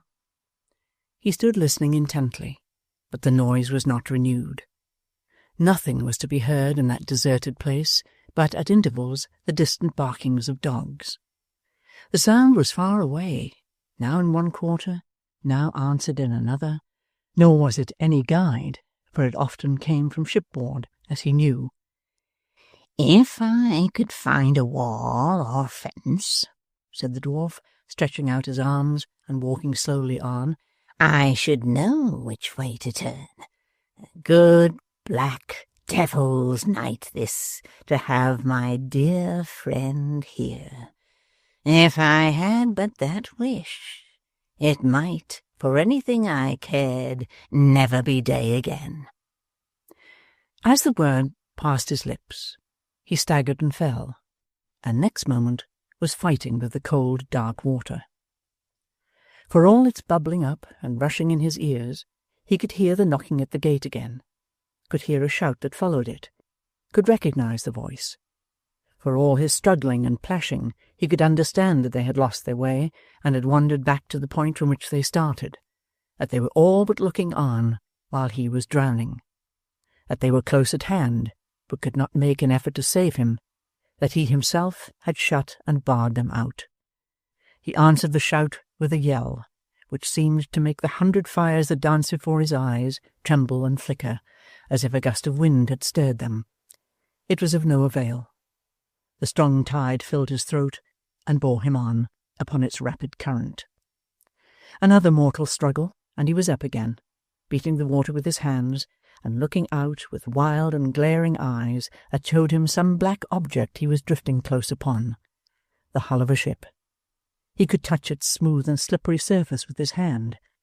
One loud cry now, but the resistless water bore him down before he could give it utterance, and, driving him under it, carried away a corpse. It toyed and sported with its ghastly freight, now bruising it against the slimy piles, now hiding it in mud or long rank grass, now dragging it heavily over rough stones and gravel, now feigning to yield it to its own element, and in the same action luring it away, until, tired of the ugly plaything, it flung it on a swamp, a dismal place where pirates had swung in chains through many a wintry night, and left it there to bleach. And there it lay alone. The sky was red with flame, and the water that bore it there had been tinged with the sullen light as it flowed along. The place the deserted carcass had left so recently, a living man, was now a blazing ruin. There was something of the glare upon its face.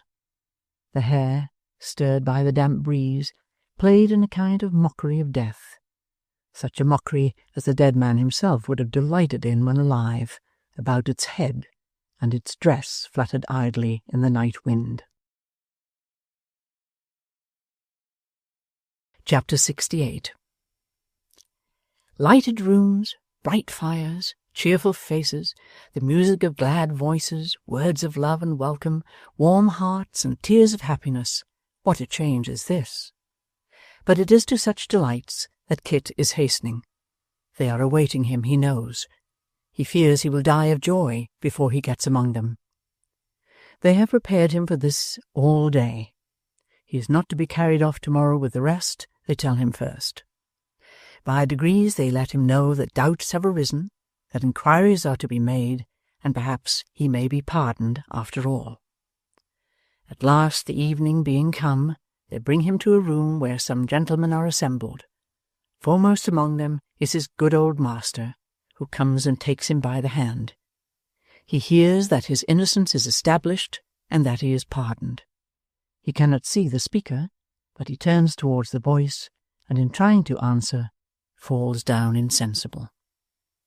They recover him again, and tell him he must be composed and bear this like a man.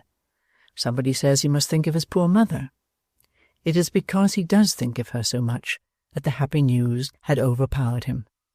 They crowd about him, and tell him that the truth has gone abroad, and that all the town and country ring with sympathy for his misfortunes. He has no ears for this. His thoughts, as yet, have no wider range than home. Does she know it? What did she say? Who told her?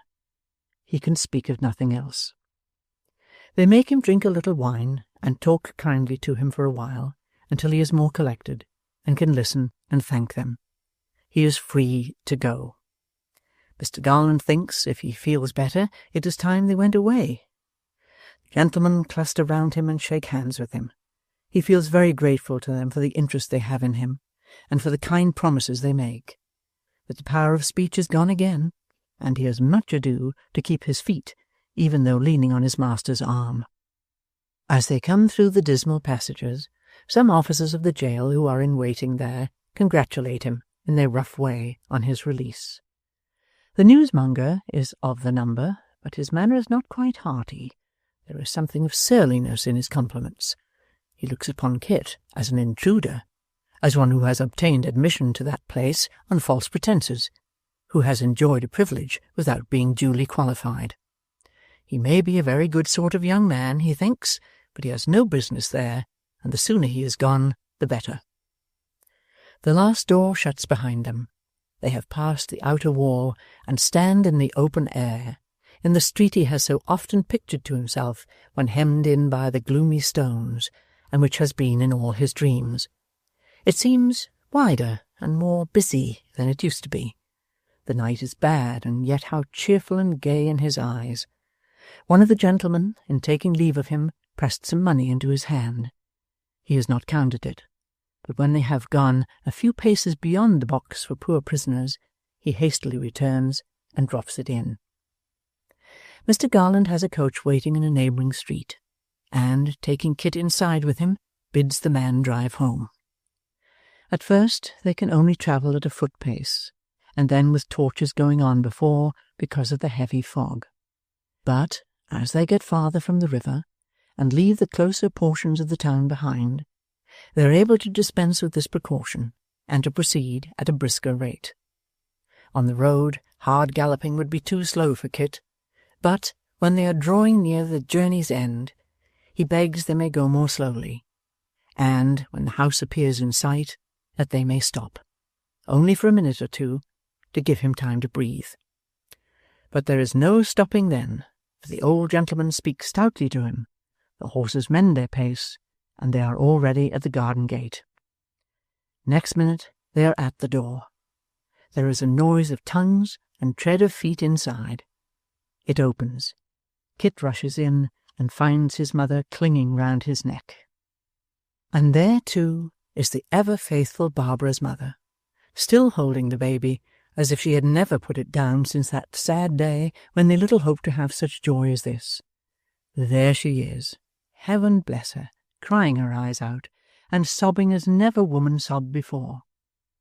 And there is little Barbara, poor little Barbara, so much thinner and so much paler, and yet so very pretty, trembling like a leaf and supporting herself against the wall. And there is Mrs. Garland, neater and nicer than ever, fainting away stone dead, with nobody to help her. And there is Mr. Abel, violently blowing his nose, and wanting to embrace everybody. And there is the single gentleman hovering round them all, and constant to nothing for an instant. And there is that good, dear, thoughtful little Jacob, sitting all alone by himself on the bottom stair, with his hands on his knees like an old man, roaring fearfully without giving any trouble to anybody, and each and all of them are for the time clean out of their wits, and do jointly and severally commit all manner of follies. And even when the rest have in some measure come to themselves again, and can find words and smiles, Barbara, that soft-hearted, gentle, foolish little Barbara, is suddenly missed, and found to be in a swoon by herself in the back parlour, from which swoon she falls into hysterics, and from which hysterics into a swoon again, and is indeed so bad that despite a mortal quantity of vinegar and cold water, she is hardly a bit better at last than she was at first. Then Kit's mother comes in and says, will he come and speak to her? And Kit says, yes, and goes. And he says in a kind voice, Barbara, and Barbara's mother tells her that it's only Kit, and Barbara says with her eyes closed all the time, oh, but is it him indeed? And Barbara's mother says, to be sure it is, my dear, there's nothing the matter now. And in further assurance that he's safe and sound, Kit speaks to her again, and then Barbara goes off into another fit of laughter, and then into another fit of crying, and then Barbara's mother and Kit's mother nod to each other and pretend to scold her, but only to bring her to herself the faster, bless you. And being experienced matrons, and acute at perceiving the first dawning symptoms of recovery, they comfort Kit with the assurance that she'll do now, and so dismiss him to the place from whence he came. Well, in that place, which is the next room, there are decanters of wine, and all that sort of thing, set out as grand as if Kit and his friends were first-rate company. And there is little Jacob, walking, as the popular phrase is, into a homemade plum cake at a most surprising pace, and keeping his eye on the figs and oranges which are to follow, and making the best use of his time, you may believe. Kit no sooner comes in than that single gentleman, never was such a busy gentleman, charges all the glasses, bumpers, and drinks his health, and tells them he shall never want a friend while he lives. And so does Mr. Garland, and so does Mrs. Garland, and so does Mr. Abel. But even this honour and distinction is not all, for the single gentleman forthwith pulls out of his pocket a massive silver watch, going hard and right to half a second, and upon the back of this watch is engraved Kit's name, with flourishes all over. And in short, it is Kit's watch, bought expressly for him, and present it to him on the spot. You may rest assured that Mr. and Mrs. Garland can't help hinting about their present in store, and that Mr. Abel tells outright that he has his, and that Kit is the happiest of the happy. There is one friend he has not seen yet, and as he cannot be conveniently introduced into the family circle by reason of his being an iron-shod quadruped, Kit takes the first opportunity of slipping away and hurrying to the stable. The moment he lays his hand upon the latch, the pony neighs, the loudest pony's greeting. Before he has crossed the threshold, the pony is capering about his loose box, for he brooks not the indignity of a halter, mad to give him welcome, and when Kit goes up to caress and pat him, the pony rubs his nose against his coat and fondles him more lovingly than ever pony fondled man. It is the crowning circumstance of his earnest, heartfelt reception, and Kit fairly puts his arm round Whisker's neck and hugs him. But how comes Barbara to trip in there? And how smart she is again! She has been at her glass since she recovered. How comes Barbara in the stable, of all places in the world? Why, since Kit has been away, the pony would take his food from nobody but her. And Barbara, you see, not dreaming that Christopher was there, and just looking in to see that everything was right, has come upon him unawares. Blushing little Barbara. It may be that Kit has caressed the pony enough. It may be that there are even better things to caress than ponies. He leaves him for Barbara at any rate, and hopes she is better. Yes, Barbara is a great deal better. She is afraid, and here Barbara looks down and blushes more, that he must have thought her very foolish. Not at all, says Kit. Barbara is glad of that, and coughs. Just the slightest cough possible. Not more than that. What a discreet pony when he chooses.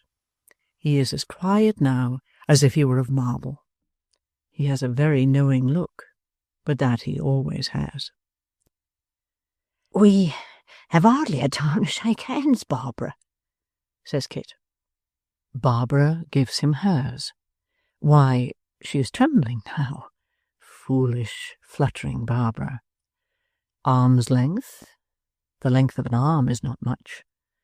Barbara's was not a long arm by any means, and besides, she didn't hold it out straight, but bent a little. Kit was so near her when they shook hands that he could see a small tiny tear yet trembling on an eyelash. It was natural that he should look at it, unknown to Barbara. It was natural that Barbara should raise her eyes unconsciously and find him out. Was it natural that at that instant, without any previous impulse or design, Kit should kiss Barbara? He did it, whether or no. Barbara said, for shame, but let him do it too. Twice. He might have done it thrice, but the pony kicked up his heels and shook his head, as if he were suddenly taken with convulsions of delight, and Barbara, being frightened, ran away. Not straight to where her mother and Kit's mother were, though, lest they should see how red her cheeks were, and should ask her why.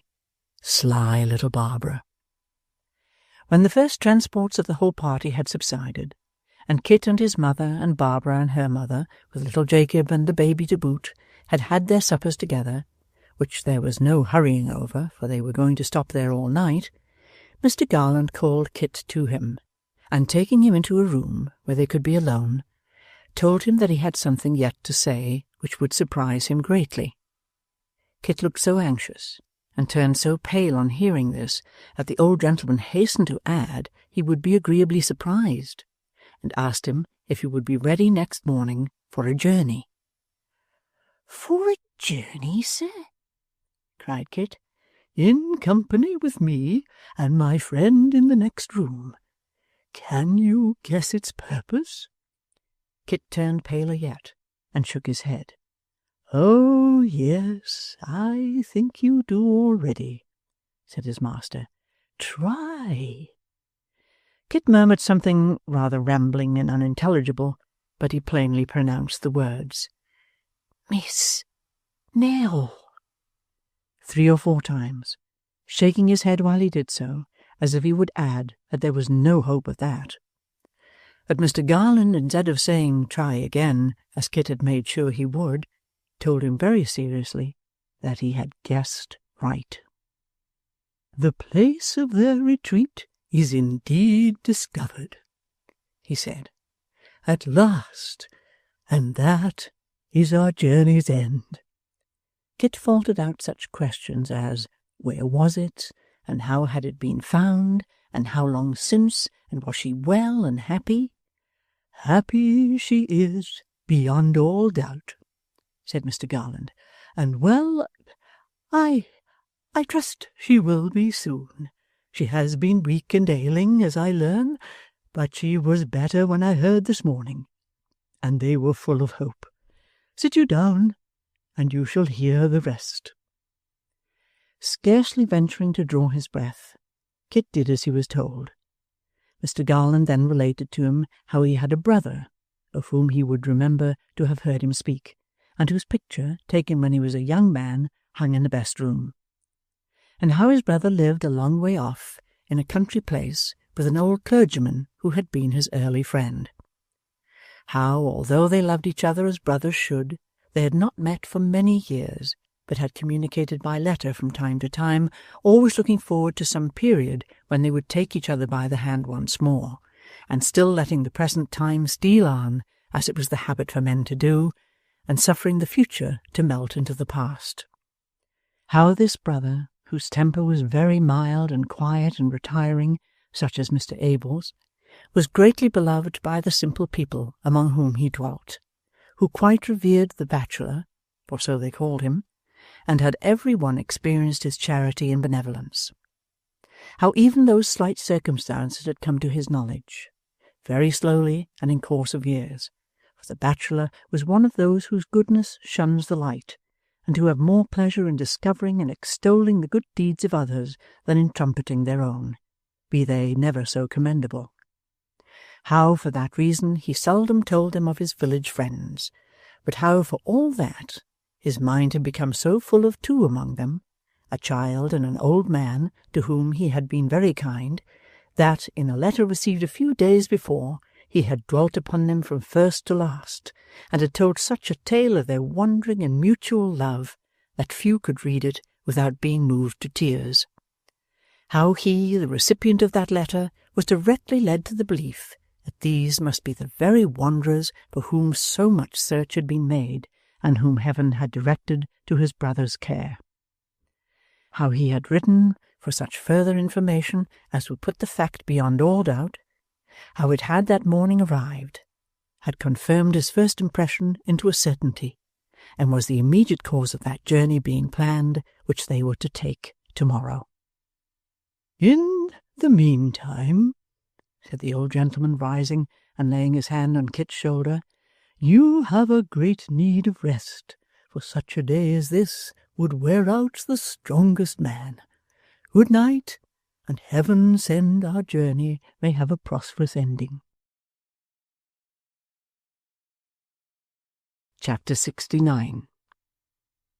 Kit was no sluggard next morning, but springing from his bed some time before day, began to prepare for his welcome expedition. The hurry of spirits, consequent upon the events of yesterday, and the unexpected intelligence he had heard at night, had troubled his sleep through the long dark hours, and summoned such uneasy dreams about his pillow that it was rest to rise.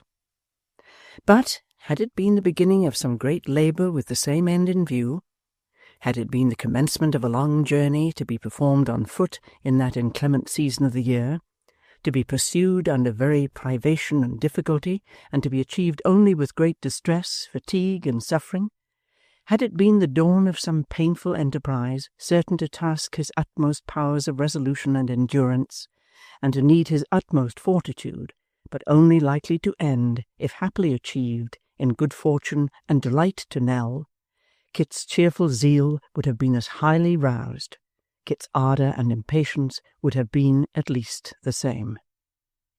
Nor was he alone excited and eager. Before he had been up a quarter of an hour, the whole house were astir and busy. Everybody hurried to do something towards facilitating the preparations. The single gentleman, it is true, could do nothing himself, but he overlooked everybody else and was more locomotive than anybody. The work of packing and making ready went briskly on, and by daybreak every preparation for the journey was completed.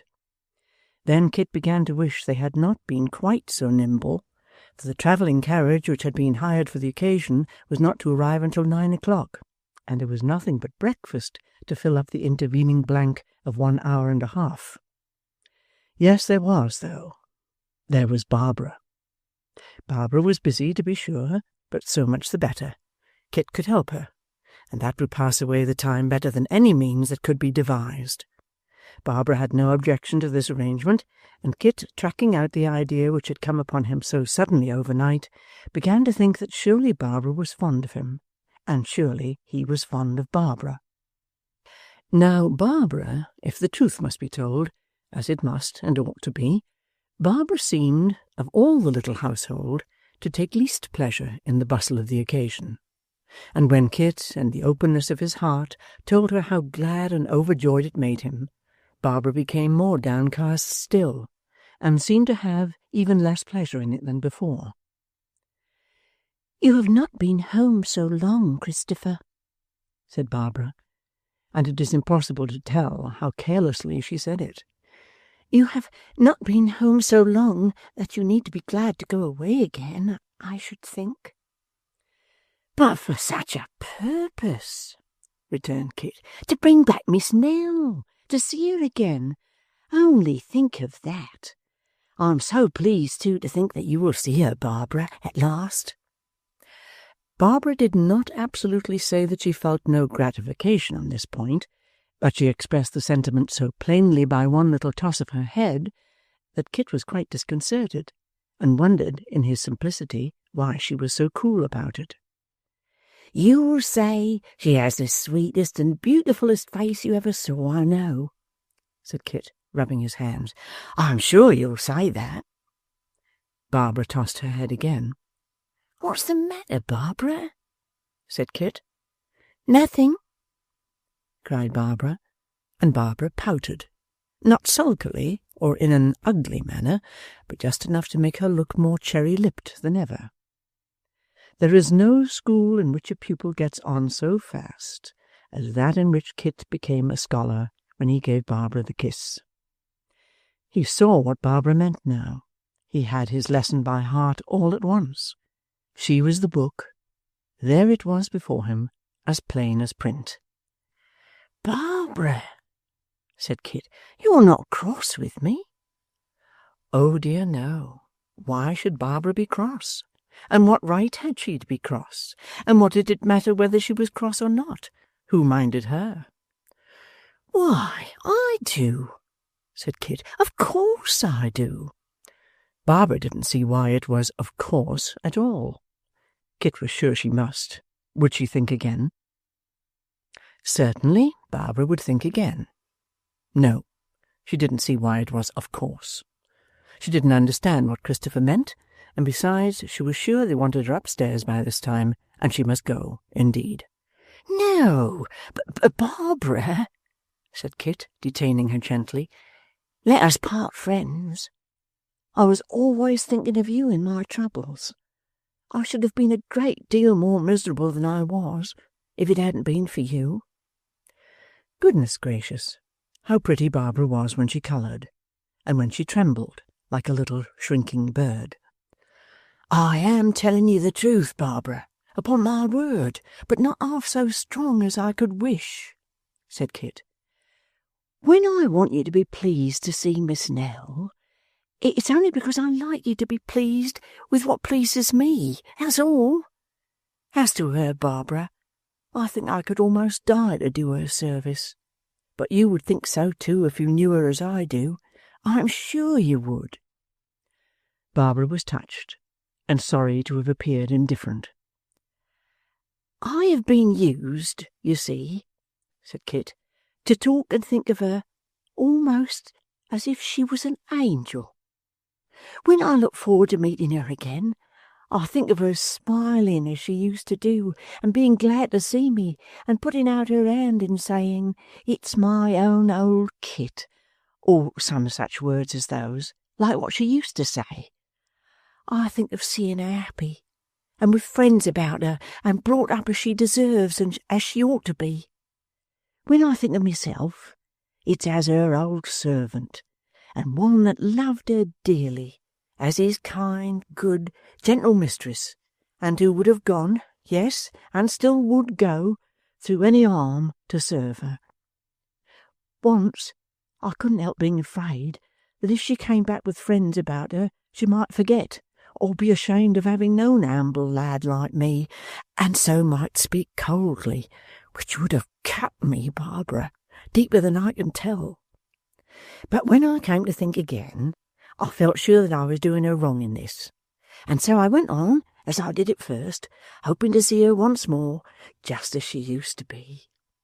Hoping this, and remembering what she was, has made me feel as if I would always try to please her, and always be what I should like to seem to her, if I was still her servant. If I'm the better for that, and I don't think I'm the worse, I am grateful to her for it, and love and honour her the more. That's the plain, honest truth, dear Barbara. Upon my word it is. Little Barbara was not of a wayward or capricious nature, and, being full of remorse, melted into tears. To what more conversation this might have led, we need not stop to inquire, for the wheels of the carriage were heard at that moment, and, being followed by a smart ring at the garden gate, caused the bustle in the house, which had laid dormant for a short time, to burst again into tenfold life and vigour. Simultaneously with the travelling equipage arrived Mr. Chuckster in a hackney cab, with certain papers and supplies of money for the single gentleman into whose hands he delivered them. This duty discharged, he subsided into the bosom of the family, and, entertaining himself with a strolling or peripatetic breakfast, watched with genteel indifference the process of loading the carriage. "Snobby's in this, I see, sir," he said to Mr. Abel Garland. "I thought he wasn't in the last trip because it was expected that his presence wouldn't be acceptable to the ancient buffalo." "To whom, sir?" demanded Mr. Abel. "To the old gentleman," returned Mr. Chuckster, slightly abashed. "Our client prefers to take him now," said Mr. Abel dryly. "There is no longer any need for that precaution, as my father's relationship to a gentleman in whom the objects of his search have full confidence will be a sufficient guarantee for the friendly nature of their errand." "Ah," thought Mr. Chuckster, looking out of the window, "anybody but me. Snobby before me, of course. He didn't happen to take that particular £5 note, but I've not the smallest doubt that he's always up to something of that sort. I always said it, long before this came out. Devilish pretty girl, that. 'Pon my soul, an amazing little creature." Barbara was the subject of Mr. Chuckster's commendations, and as she was lingering near the carriage, all being now ready for its departure, that gentleman was suddenly seized with a strong interest in the proceedings, which impelled him to swagger down the garden and take up his position at a convenient ogling distance. Having had great experience of the sex, and being perfectly acquainted with all those little artifices which find the readiest road to their hearts, Mr. Chuckster, on taking his ground, planted one hand on his hip, and with the other adjusted his flowing hair. This is a favourite attitude in the polite circles, and, accompanied with a graceful whistling, has been known to do immense execution. Such, however, is the difference between town and country, that nobody took the smallest notice of this insinuating figure, the wretches being wholly engaged in bidding the travellers farewell, in kissing hands to each other, waving handkerchiefs, and the like tame and vulgar practices. For now the single gentleman and Mr. Garland were in the carriage, and the postboy was in the saddle, and Kit, well wrapped and muffled up, was in the rumble behind, and Mrs. Garland was there, and Mr. Abel was there, and Kit's mother was there, and little Jacob was there, and Barbara's mother was visible in remote perspective, nursing the ever-wakeful baby, and all were nodding, beckoning, curtsying, or crying out "Good-bye," with all the energy they could express. In another minute the carriage was out of sight, and Mr. Chuckster remained alone on the spot where it had lately been, with a vision of Kit standing up in the rumble, waving his hand to Barbara, and of Barbara in the full light and lustre of his eyes, Chuckster's, Chuckster the successful, on whom ladies of quality had looked with favour from phaetons in the parks on Sundays, waving hers to Kit.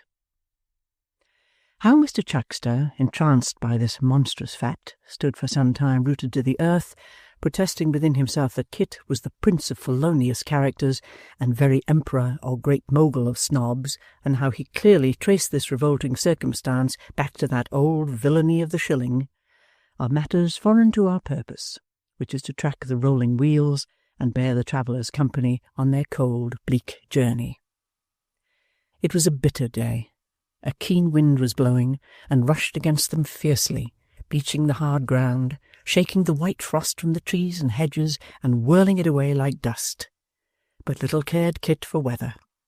There was a freedom and freshness in the wind as it came howling by, which, let it cut never so sharp, was welcome. As it swept on with its cloud of frost, bearing down the dry twigs and boughs and withered leaves, and carrying them away pell-mell, it seemed as though some general sympathy had got abroad, and everything was in a hurry, like themselves. The harder the gusts, the better progress they appeared to make. It was a good thing to go struggling and fighting forward, vanquishing them one by one, to watch them driving up, gathering strength and fury as they came along, to bend for a moment as they whistled past, and then to look back and see them speed away, their hoarse noise dying in the distance, and the stout trees cowering down before them. All day long it blew without cessation. The night was clear and starlight, but the wind had not fallen, and the cold was piercing. Sometimes, towards the end of a long stage, Kit could not help wishing it were a little warmer, but when they stopped to change horses, and he had had a good run, and what with that and the bustle of paying the old postillion, and rousing the new one, and running to and fro again until the horses were put to, he was so warm that the blood tingled and smarted in his fingers' ends. Then he felt as if to have it 1 degree less cold would be to lose half the delight and glory of the journey. And up he jumped again right cheerily, singing to the merry music of the wheels as they rolled away, and, leaving the townspeople in their warm beds, pursued their course along the lonely road. Meantime the two gentlemen inside, who were little disposed to sleep, beguiled the time with conversation. As both were anxious and expectant, it naturally turned upon the subject of their expedition, on the manner in which it had been brought about, and on the hopes and fears they entertained respecting it. Of the former they had many, of the latter few, none perhaps beyond that indefinable uneasiness which is inseparable from suddenly awakened hope and protracted expectation. In one of the pauses of their discourse, and when half the night had worn away, the single gentleman, who had gradually become more and more silent and thoughtful, turned to his companion and said abruptly, "Are you a good listener?" "Like most other men, I suppose," returned Mr. Garland, smiling. "I can be, if I am interested, and if not interested, I should still try to appear so. Why do you ask?" "I have a short narrative on my lips," rejoined his friend, "and will try you with it. It is very brief." Pausing for no reply, he laid his hand on the old gentleman's sleeve, and proceeded thus. "There were once 2 brothers who loved each other dearly. There was a disparity in their ages, some 12 years. I am not sure but they may insensibly have loved each other the better for that reason. Wide as the interval between them was, however, they became rivals too soon. The deepest and strongest affection of both their hearts settled upon one object. The youngest, there were reasons for his being sensitive and watchful, was the first to find this out. I will not tell you what misery he underwent, what agony of soul he knew, how great his mental struggle was. He had been a sickly child. His brother, patient and considerate in the midst of his own high health and strength, had many and many a day denied himself the sports he loved, to sit beside his couch, telling him old stories till his pale face lighted up with an unwonted glow, to carry him in his arms to some green spot where he could tend the poor pensive boy as he looked upon the bright summer day, and saw all nature healthy but himself, to be in any way his fond and faithful nurse.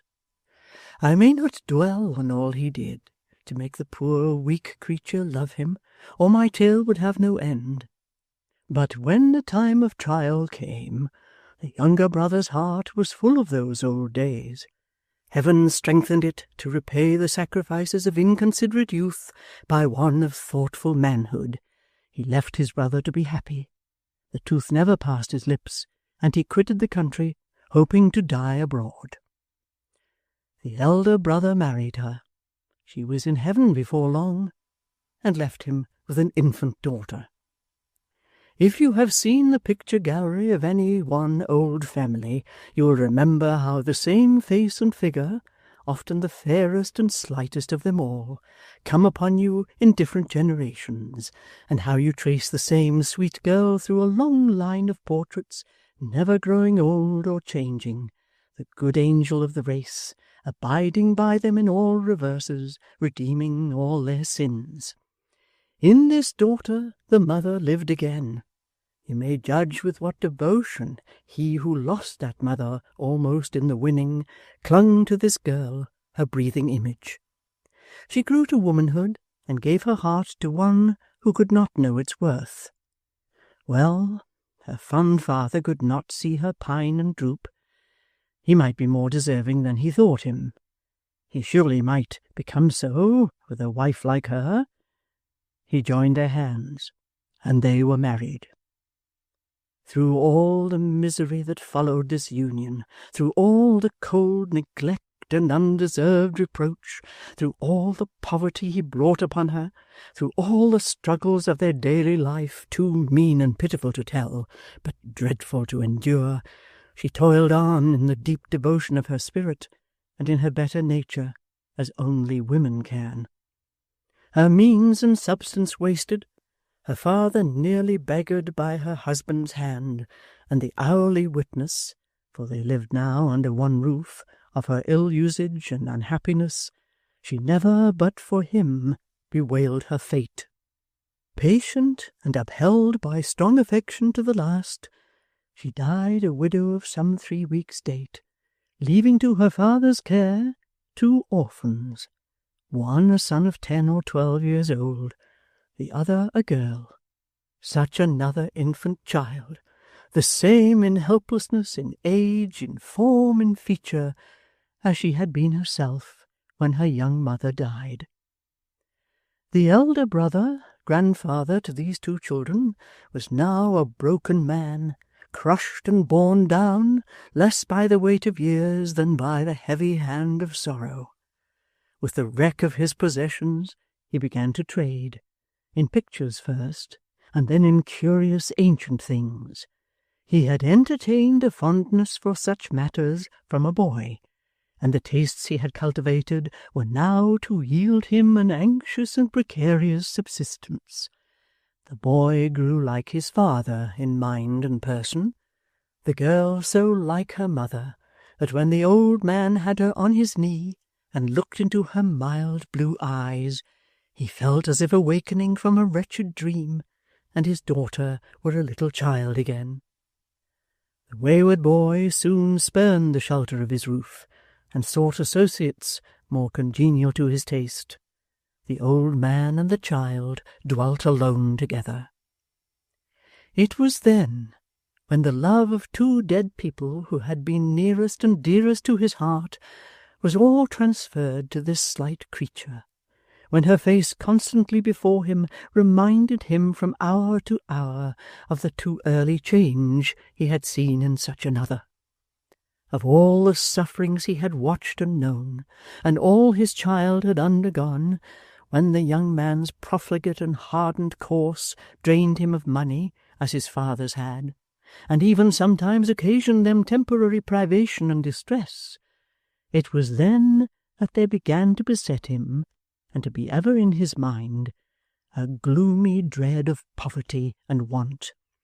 He had no thought for himself in this. His fear was for the child. It was a spectre in his house, and haunted him night and day. The younger brother had been a traveller in many countries, and had made his pilgrimage through life alone.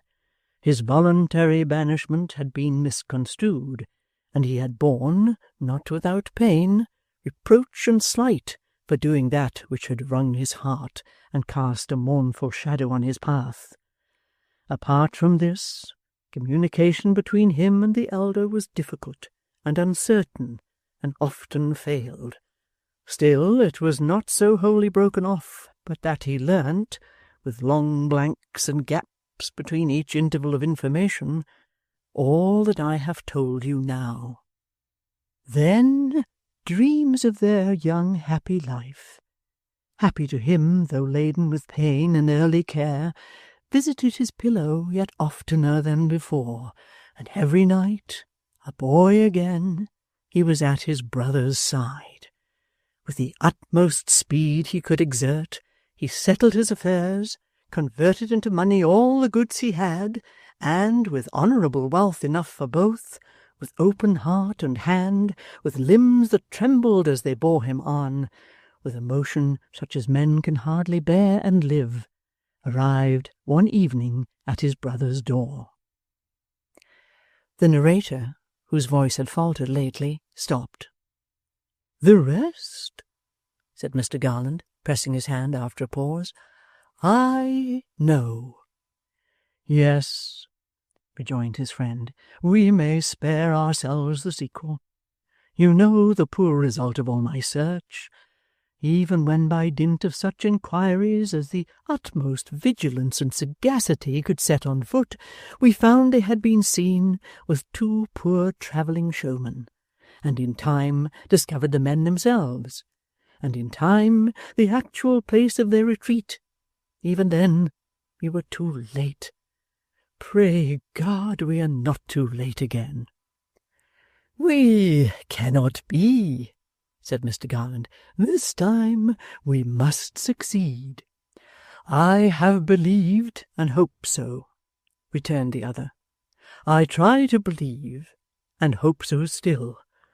But a heavy weight has fallen on my spirits, my good friend, and the sadness that gathers over me will yield to neither hope nor reason."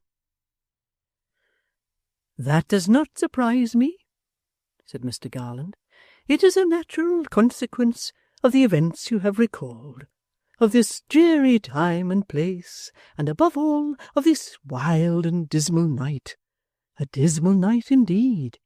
Hark, how the wind is howling." Chapter 70. Day broke, and found them still upon their way.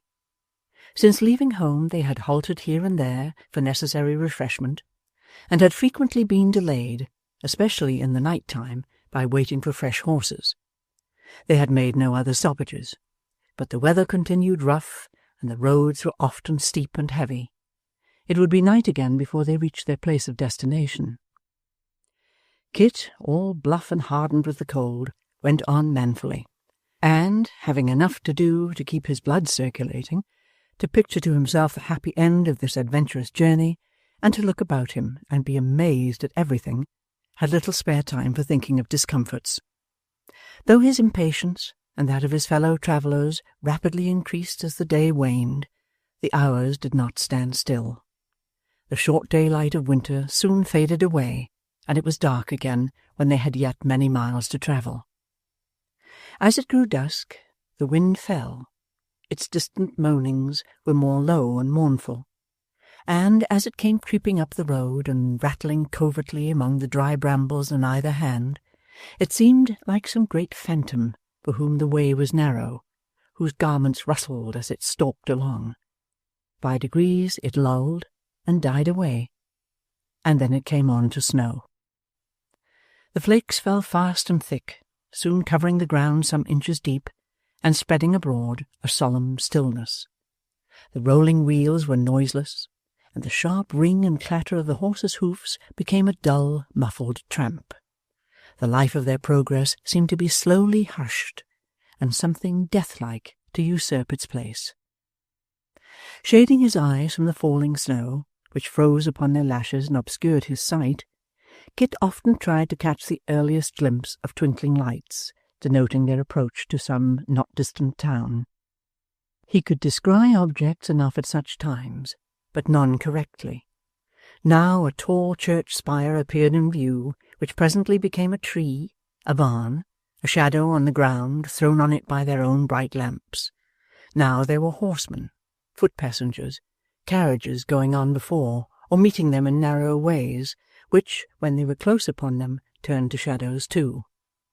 A wall, a ruin, a sturdy gable end would rise up in the road, and, when they were plunging headlong at it, would be the road itself. Strange turnings, too, bridges and sheets of water appeared to start up here and there, making the way doubtful and uncertain, and yet they were on the same bare road, and these things, like the others, as they were passed, turned into dim illusions.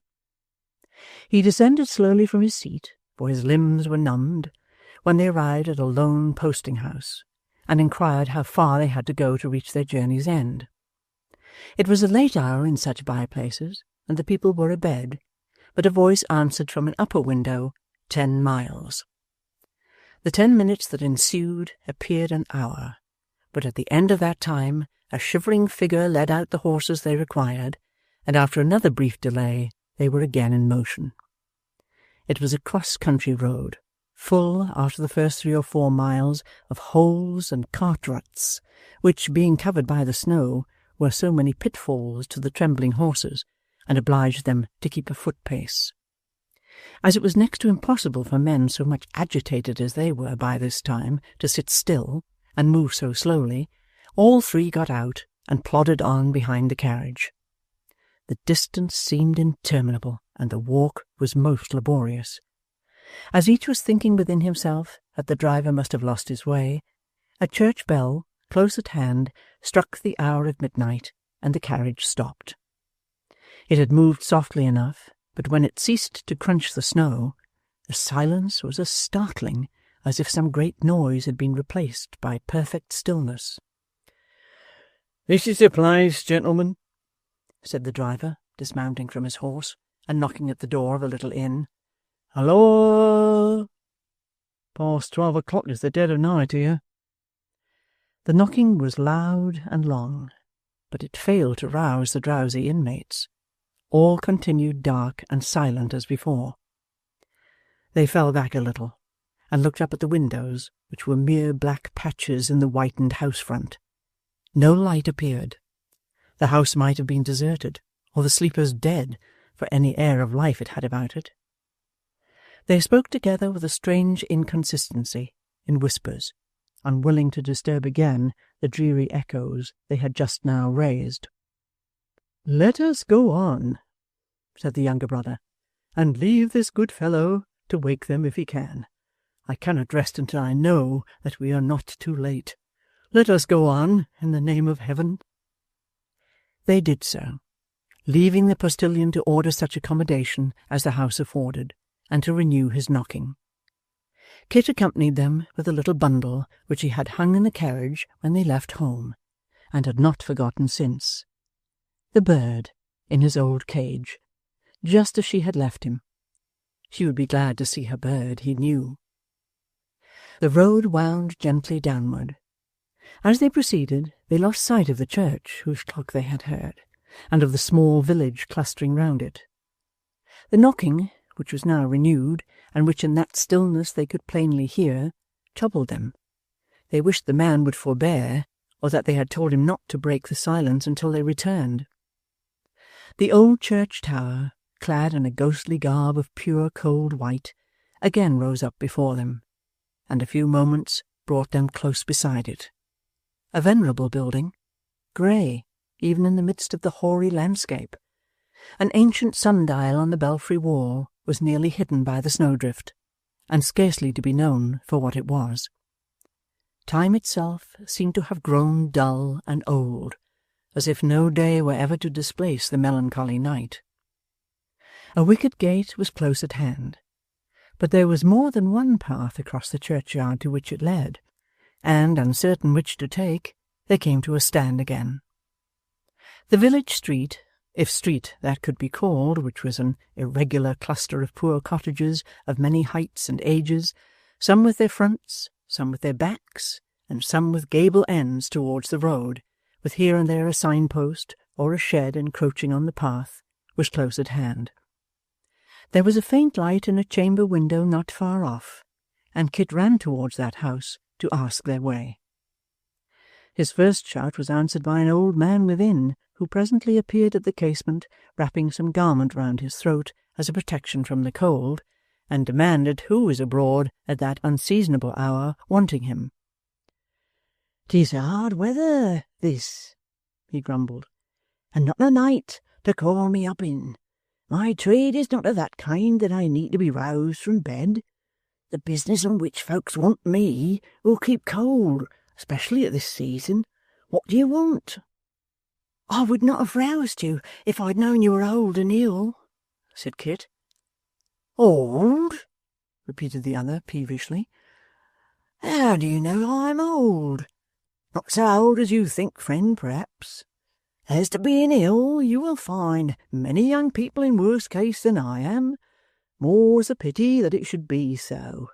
Not that I should be strong and hearty for my years, I mean, but that they should be weak and tender. I ask your pardon, though," said the old man, "if I spoke rather rough at first. My eyes are not good at night. That's neither age nor illness, they never were, and I didn't see you were a stranger." "I'm sorry to call you from your bed," said Kit, "but those gentlemen you may see by the churchyard gate are strangers too, who have just arrived from a long journey and seek the parsonage house. You can direct us?" "I should be able to," answered the old man in a trembling voice, "for, come next summer, I've been sexton here a good 50 years. The right-hand path, friend, is the road. There is no ill news for our good gentleman, I hope." Kit thanked him, and made him a hasty answer in the negative. He was turning back, when his attention was caught by the voice of a child. Looking up, he saw a very little creature at a neighbouring window. "What is that?" cried the child earnestly.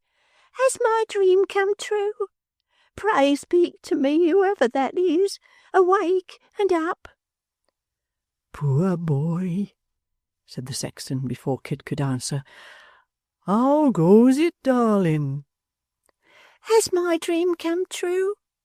exclaimed the child again, in a voice so fervent that it might have thrilled to the heart of any listener.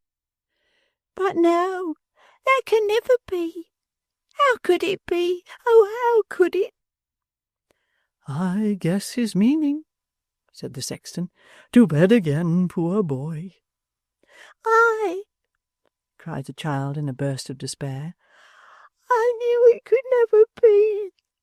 I felt too sure of that before I asked. But all tonight, and last night too, it was the same. I never fall asleep, but that cruel dream comes back." "Try to sleep again," said the old man soothingly. "It will go in time." "No, no, I would rather that it stayed, cruel as it is. I would rather that it stayed," rejoined the child. "I am not afraid to have it in my sleep, but I am so sad, so very, very sad." The old man blessed him. The child in tears replied good night, and Kit was again alone.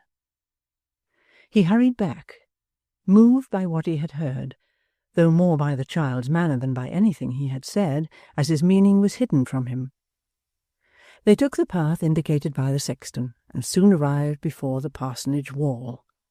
Turning round to look about them when they had got thus far, they saw, among some ruined buildings at a distance, one single solitary light. It shone from what appeared to be an old oriel window, and being surrounded by the deep shadows of overhanging walls, sparkled like a star. Bright and glimmering as the stars above their heads, lonely and motionless as they, it seemed to claim some kindred with the eternal lamps of heaven, and to burn in fellowship with them. "What light is that?" said the younger brother. "It is surely," said Mr. Garland, "in the ruin where they live. I see no other ruin hereabouts." "They cannot," returned the brother hastily, "be waking at this late hour." Kit interposed directly, and begged that while they rang and waited at the gate, they would let him make his way to where this light was shining, and try to ascertain if any people were about.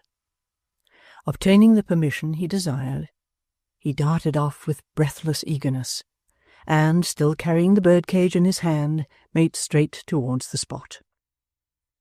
It was not easy to hold that pace among the graves, and at another time he might have gone more slowly or round by the path. Unmindful of all obstacles, however, he pressed forward without slackening his speed, and soon arrived within a few yards of the window.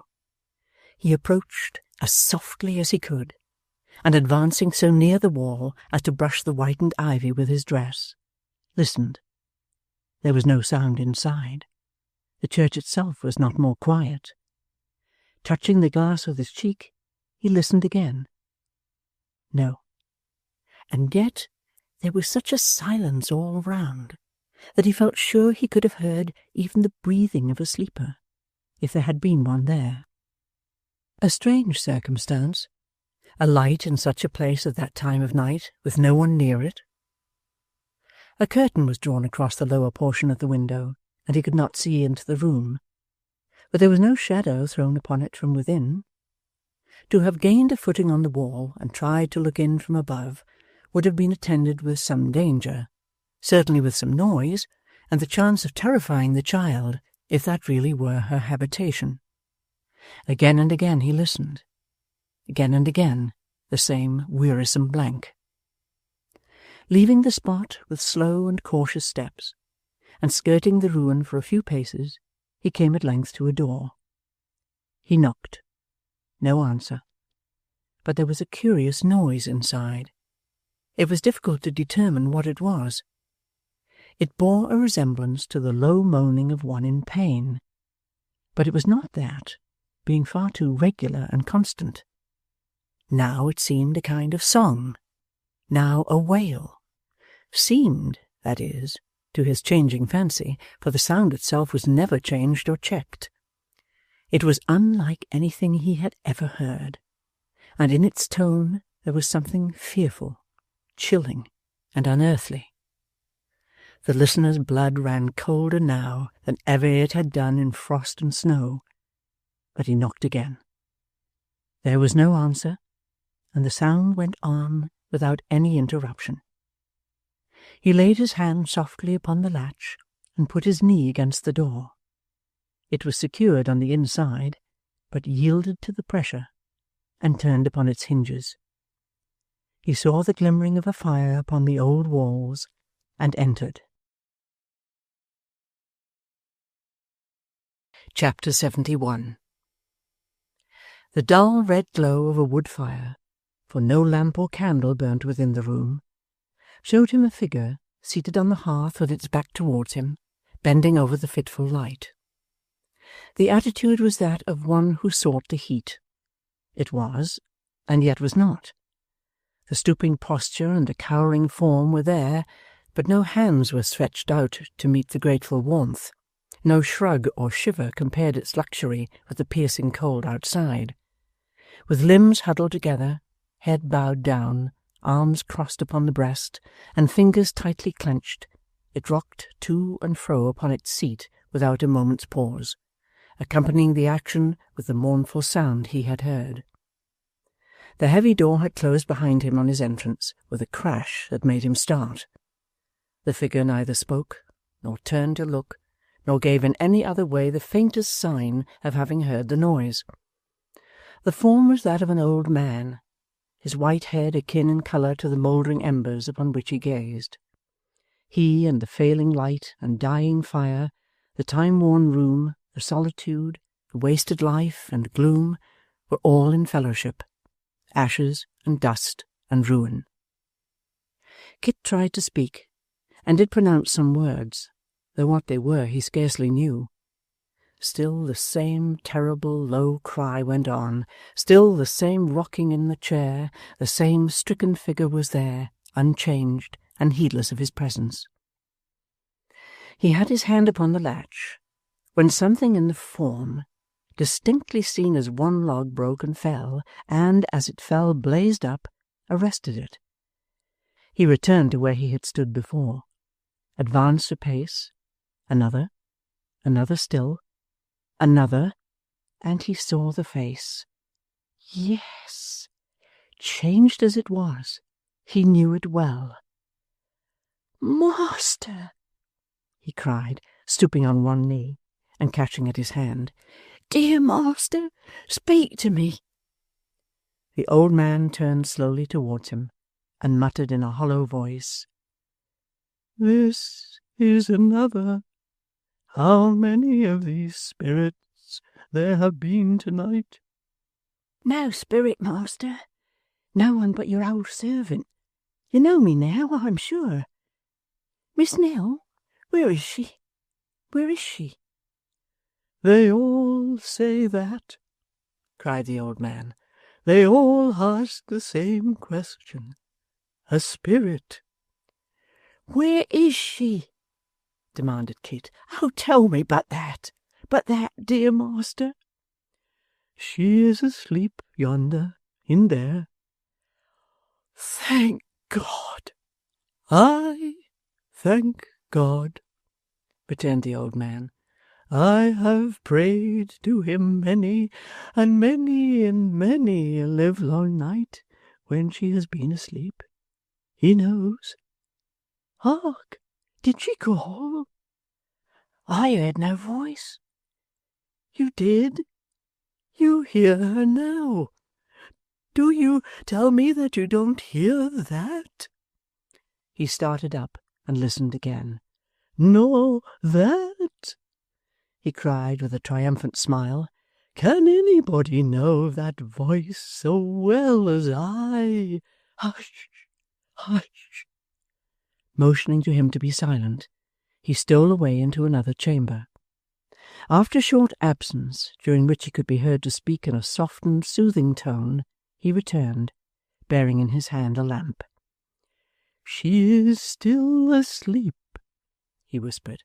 "You were right. She did not call, unless she did so in her slumber. She has called to me in her sleep before now, sir.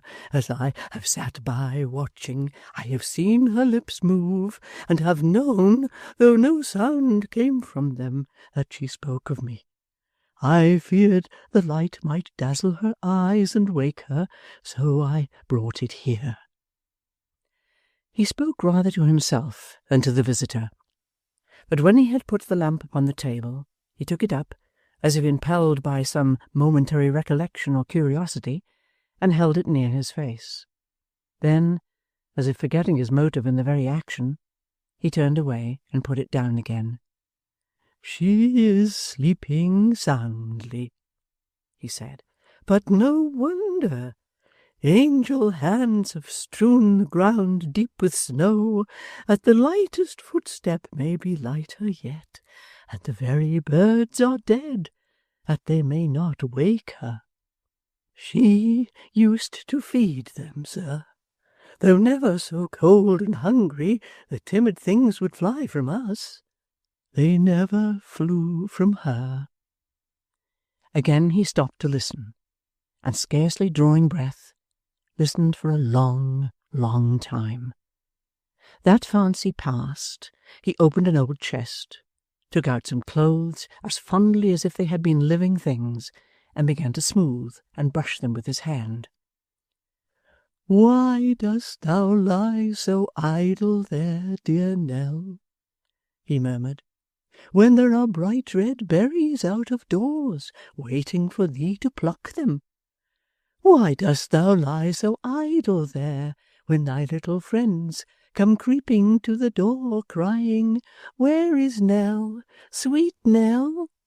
And sob and weep because they do not see thee. She was always gentle with children, the wildest would do her bidding. She had a tender way with them, indeed she had. Kit had no power to speak. His eyes were filled with tears. Her little homely dress, her favourite, cried the old man, pressing it to his breast, and patting it with his shrivelled hand. She will miss it when she wakes. They have hid it here in sport, but she shall have it, she shall have it. I would not vex my darling for the wide world's riches. See here, these shoes, how worn they are. She kept them to remind her of our last long journey. You see where the little feet went bare upon the ground. They told me afterwards that the stones had cut and bruised them. She never told me that. No, no, God bless her, and I have remembered since she walked behind me, sir, that I might not see how lame she was, but yet she had my hand in hers, and seemed to lead me still. He pressed them to his lips, and having carefully put them back again, went on communing with himself, looking wistfully from time to time towards the chamber he had lately visited. She was not wont to be a lie-abed, but she was well then. We must have patience. When she is well again, she will rise early as she used to do, and ramble abroad in the healthy morning time. I often tried to track the way she had gone, but her small footstep left no print upon the dewy ground to guide me. Who is that? Shut the door, quick! Have we not enough to do? Drive away that marble cold, and keep her warm. The door was indeed opened, for the entrance of Mr. Garland and his friend, accompanied by 2 other persons. These were the schoolmaster and the bachelor. The former held a light in his hand. He had, it seemed, but gone to his own cottage to replenish the exhausted lamp, at the moment when Kit came up and found the old man alone. He softened again at sight of these 2 friends, and, laying aside the angry manner, if to anything so feeble and so sad the term can be applied, in which he had spoken when the door opened, resumed his former seat, and subsided by little and little into the old action, and the old, dull, wandering sound. Of the strangers he took no heed whatever. He had seen them, but appeared quite incapable of interest or curiosity. The younger brother stood apart. The bachelor drew a chair towards the old man, and sat down close beside him. After a long silence, he ventured to speak. "Another night, and not in bed," he said softly. "I hoped you would be more mindful of your promise to me. Why do you not take some rest?" "Sleep has left me," returned the old man. "It is all with her." "It would pain her very much to know that you are watching thus," said the bachelor. "You would not give her pain?" "I am not so sure of that. If it would only rouse her. She has slept so very long, and yet I am rash to say so. It is a good and happy sleep, eh?" "Indeed it is," returned the bachelor. "Indeed it is." "That's well. And the waking," faltered the old man. "Happy too. Happier than tongue can tell, or heart of man conceive." They watched him as he rose and stole on tiptoe to the other chamber where the lamp had been replaced. They listened as he spoke again within its silent walls. They looked into the faces of each other, and no man's cheek was free from tears. He came back, whispering that she was still asleep, but that he thought she had moved. It was her hand, he said. A little, a very, very little, but he was pretty sure she had moved it, perhaps in seeking his. He had known her do that before now, though in the deepest sleep the while. And when he had said this, he dropped into his chair again, and clasping his hands above his head, uttered a cry never to be forgotten. The poor schoolmaster motioned to the bachelor that he would come on the other side and speak to him.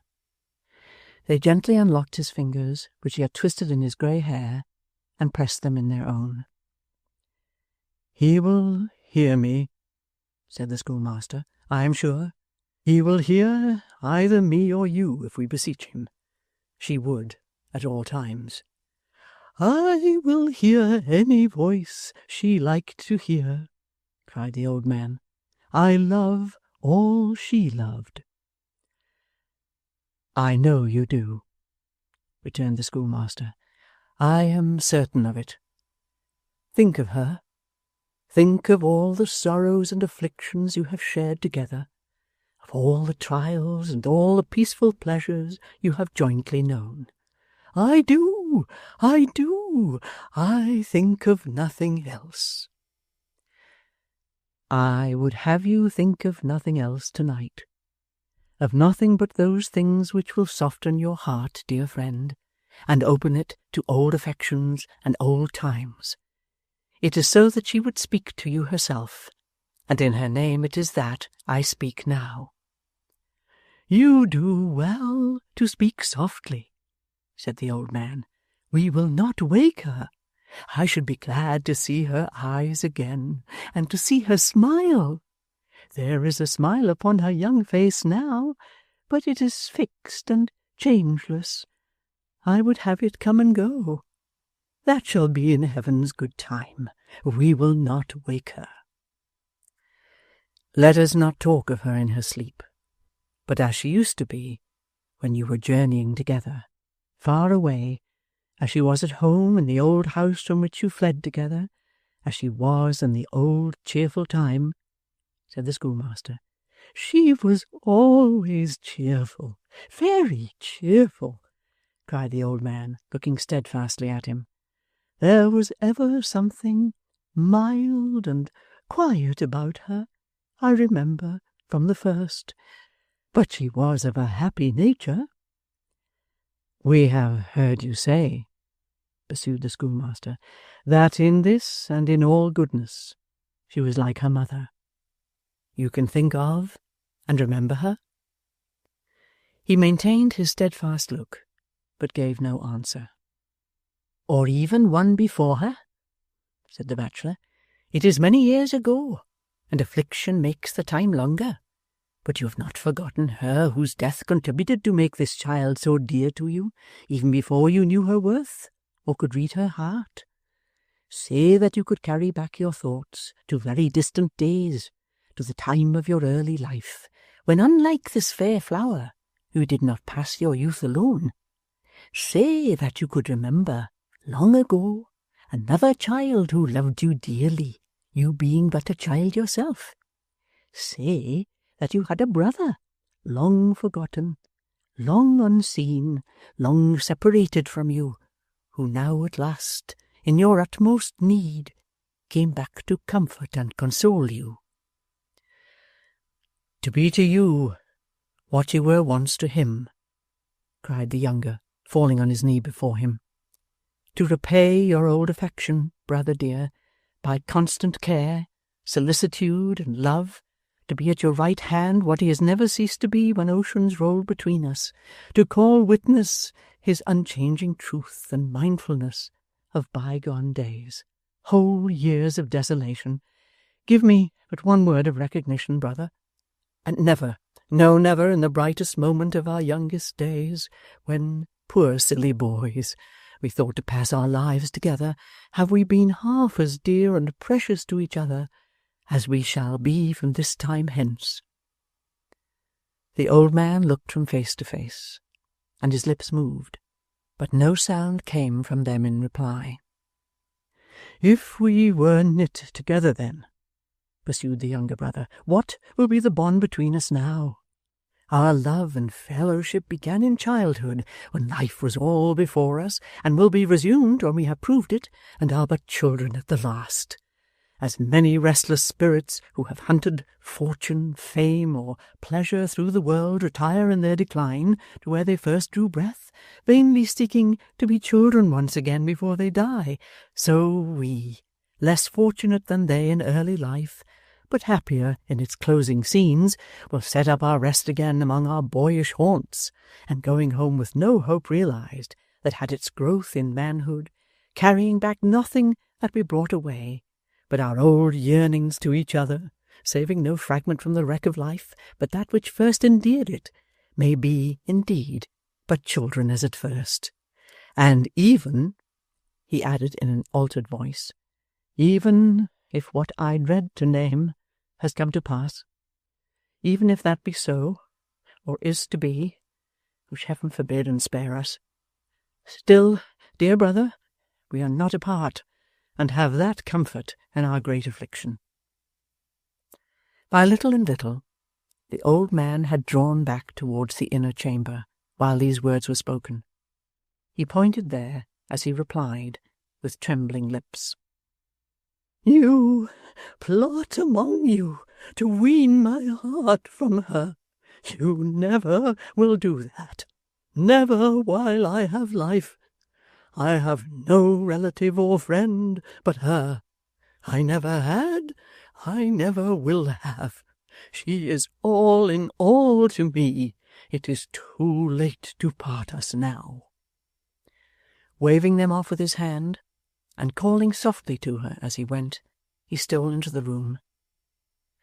They who were left behind drew close together, and after a few whispered words, not unbroken by emotion or easily uttered, followed him. They moved so gently that their footsteps made no noise, but there were sobs from among the group, and sounds of grief and mourning. For she was dead. There upon her little bed she lay at rest. The solemn stillness was no marvel now. She was dead. No sleep so beautiful and calm, so free from trace of pain, so fair to look upon. She seemed a creature fresh from the hand of God, and waiting for the breath of life, not one who had lived and suffered death. Her couch was dressed with here and there some winter berries and green leaves, gathered in a spot she had been used to favour. When I die, put near me something that has loved the light and had the sky above it always. Those were her words. She was dead. Dear, gentle, patient, noble Nell was dead. Her little bird, a poor slight thing the pressure of a finger would have crushed, was stirring nimbly in its cage, and the strong heart of its child mistress was mute and motionless forever. Where were the traces of her early cares, her sufferings and fatigues? All gone. Sorrow was dead indeed in her, but peace and perfect happiness were born, imaged in her tranquil beauty and profound repose. And still her former self lay there, unaltered in this change. Yes, the old fireside had smiled upon that same sweet face. It had passed like a dream through haunts of misery and care, at the door of the poor schoolmaster on the summer evening, before the furnace fire upon the cold wet night, at the still bedside of the dying boy, there had been the same mild, lovely look. So shall we know the angels in their majesty after death. The old man held one languid arm in his, and had the small hand tight folded to his breast for warmth. It was the hand she had stretched out to him with her last smile, the hand that had led him on through all their wanderings. Ever and anon he pressed it to his lips, then hugged it to his breast again, murmuring that it was warmer now, and, as he said it, he looked in agony to those who stood around, as if imploring them to help her. She was dead, and past all help, or need of it. The ancient rooms she had seemed to fill with life, even while her own was waning fast, the garden she had tended, the eyes she had gladdened, the noiseless haunts of many a thoughtful hour, the paths she had trodden as it were but yesterday, could know her never more. "It is not," said the schoolmaster, as he bent down to kiss her on the cheek, and gave his tears free vent, "it is not on earth that heaven's justice ends. Think what earth is compared with the world to which her young spirit has winged its early flight, and say, if one deliberate wish expressed in solemn terms above this bed could call her back to life, which of us would utter it?" Chapter 72. When the morning came, and they could speak more calmly on the subject of their grief, they heard how her life had closed. She had been dead 2 days. They were all about her at the time, knowing that the end was drawing on. She died soon after daybreak. They had read and talked to her in the earlier portion of the night, but as the hours crept on, she sunk to sleep. They could tell by what she faintly uttered in her dreams that they were of her journeyings with the old man. They were of no painful scenes, but of people who had helped and used them kindly, for she often said, "God bless you," with great fervour. Waking, she never wandered in her mind but once, and that was a beautiful music which she said was in the air. God knows, it may have been. Opening her eyes at last from a very quiet sleep, she begged that they would kiss her once again. That done, she turned to the old man with a lovely smile upon her face, such, they said, as they had never seen, and never could forget, and clung with both her arms about his neck. They did not know that she was dead at first. She had spoken very often of the 2 sisters, who, she said, were like dear friends to her. She wished they could be told how much she thought about them, and how she had watched them as they walked together by the river side at night. She would like to see poor Kit, she had often said of late. She wished there was somebody to take her love to Kit, and even then she never thought or spoke about him, but with something of her old, clear, merry laugh. For the rest, she had never murmured or complained, but with a quiet mind and manner quite unaltered, save that she every day became more earnest and more grateful to them, faded like the light upon a summer's evening. The child, who had been her little friend, came there almost as soon as it was day, with an offering of dried flowers, which she begged them to lay upon her breast.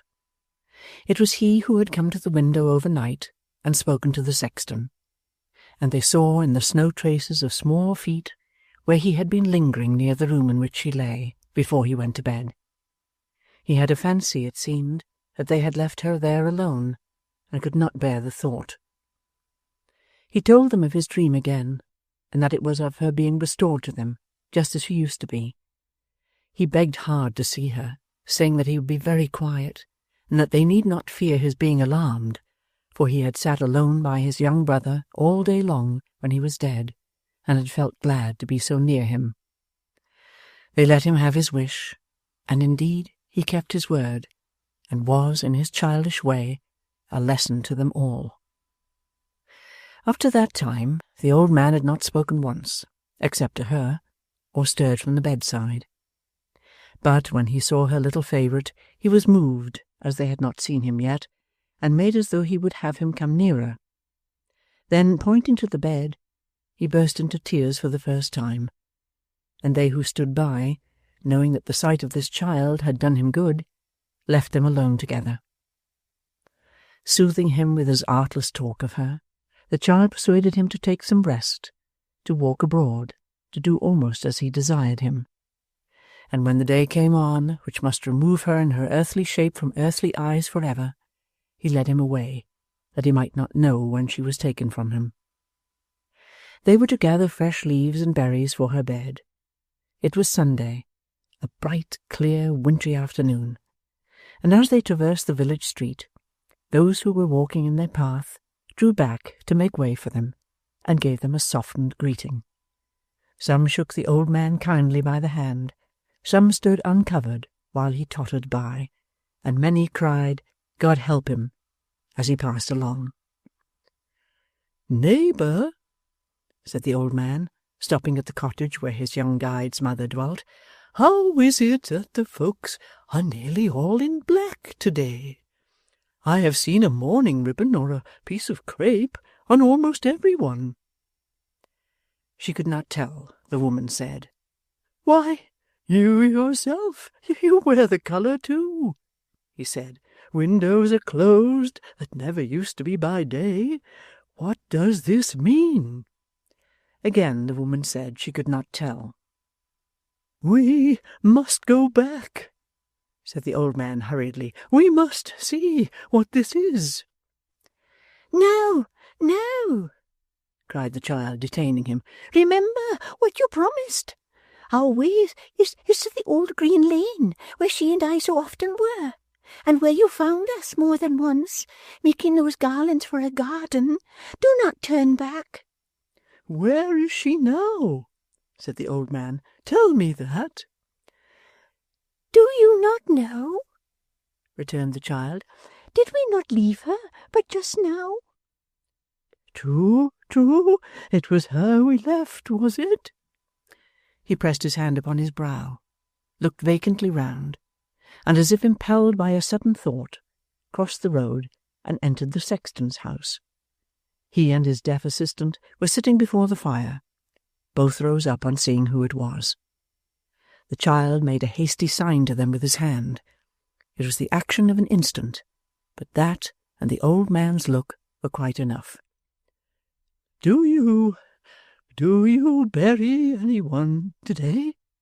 he said eagerly. "No. Who should we bury, sir?" returned the sexton. "Aye, who indeed? I say with you, who indeed?" "It is a holiday with us, good sir," returned the sexton mildly. "We have no work to do today." "Why, then, I'll go where you will," said the old man, turning to the child. "You're sure of what you tell me? You would not deceive me?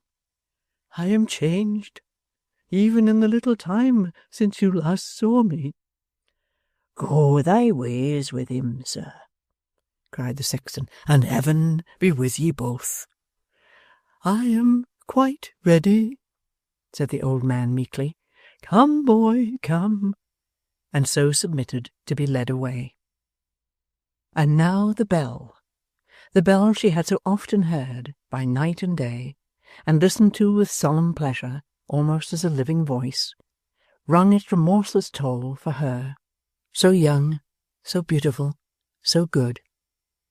Decrepit age, and vigorous life, and blooming youth, and helpless infancy poured forth, on crutches, in the pride of strength and health, in the full blush of promise, in the mere dawn of life, to gather round her tomb. Old men were there, whose eyes were dim and senses failing, grandmothers who might have died 10 years ago and still been old, the deaf, the blind, the lame, the palsied, the living dead in many shapes and forms, to see the closing of that early grave. What was the death it would shut in, to that which still could crawl and creep above it? Along the crowded path they bore her now, pure as the newly fallen snow that covered it, whose day on earth had been as fleeting. Under the porch, where she had sat when heaven in its mercy brought her to that peaceful spot, she passed again, and the old church received her in its quiet shade. They carried her to one old nook, where she had many and many a time sat musing, and laid their burden softly on the pavement. The light streamed on it through the coloured window, a window where the boughs of trees were ever rustling in the summer, and where the birds sang sweetly all day long. With every breath of air that stirred among those branches in the sunshine, some trembling, changing light would fall upon her grave. Earth to earth, ashes to ashes, dust to dust. Many a young hand dropped in its little wreath, many a stifled sob was heard. Some, and they were not a few, knelt down. All were sincere and truthful in their sorrow. The service done, the mourners stood apart, and the villagers closed round to look into the grave before the pavement stone should be replaced. One called to mind how he had seen her sitting on that very spot, and how her book had fallen on her lap, and she was gazing with a pensive face upon the sky. Another told how he had wondered much that one so delicate as she should be so bold, how she had never feared to enter the church alone at night, but had loved to linger there when all was quiet, and even to climb the tower stair with no more light than that of the moon rays stealing through the loopholes in the thick old wall. A whisper went about among the oldest that she had seen and talked with angels, and when they called to mind how she had looked and spoken, and her early death, some thought it might be so indeed. Thus, coming to the grave in little knots, and glancing down, and giving place to others, and falling off in whispering groups of 3 or 4, the church was cleared in time, of all but the sexton and the mourning friends. They saw the vault covered, and the stone fixed down. Then, when the dusk of evening had come on, and not a sound disturbed the sacred stillness of the place, when the bright moon poured in her light on tomb and monument, on pillar, wall, and arch, and most of all, it seemed to them, upon her quiet grave. In that calm time, when outward things and inward thoughts teem with assurances of immortality, and worldly hopes and fears are humbled in the dust before them, then, with tranquil and submissive hearts, they turned away and left the child with God. Oh, it is hard to take to heart the lesson that such deaths will teach, but let no man reject it, for it is one that all must learn, and is a mighty universal truth.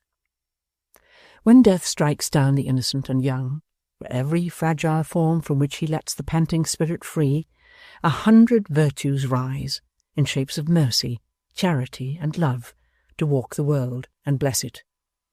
Of every tear that sorrowing mortals shed on such green graves, some good is born, some gentler nature comes.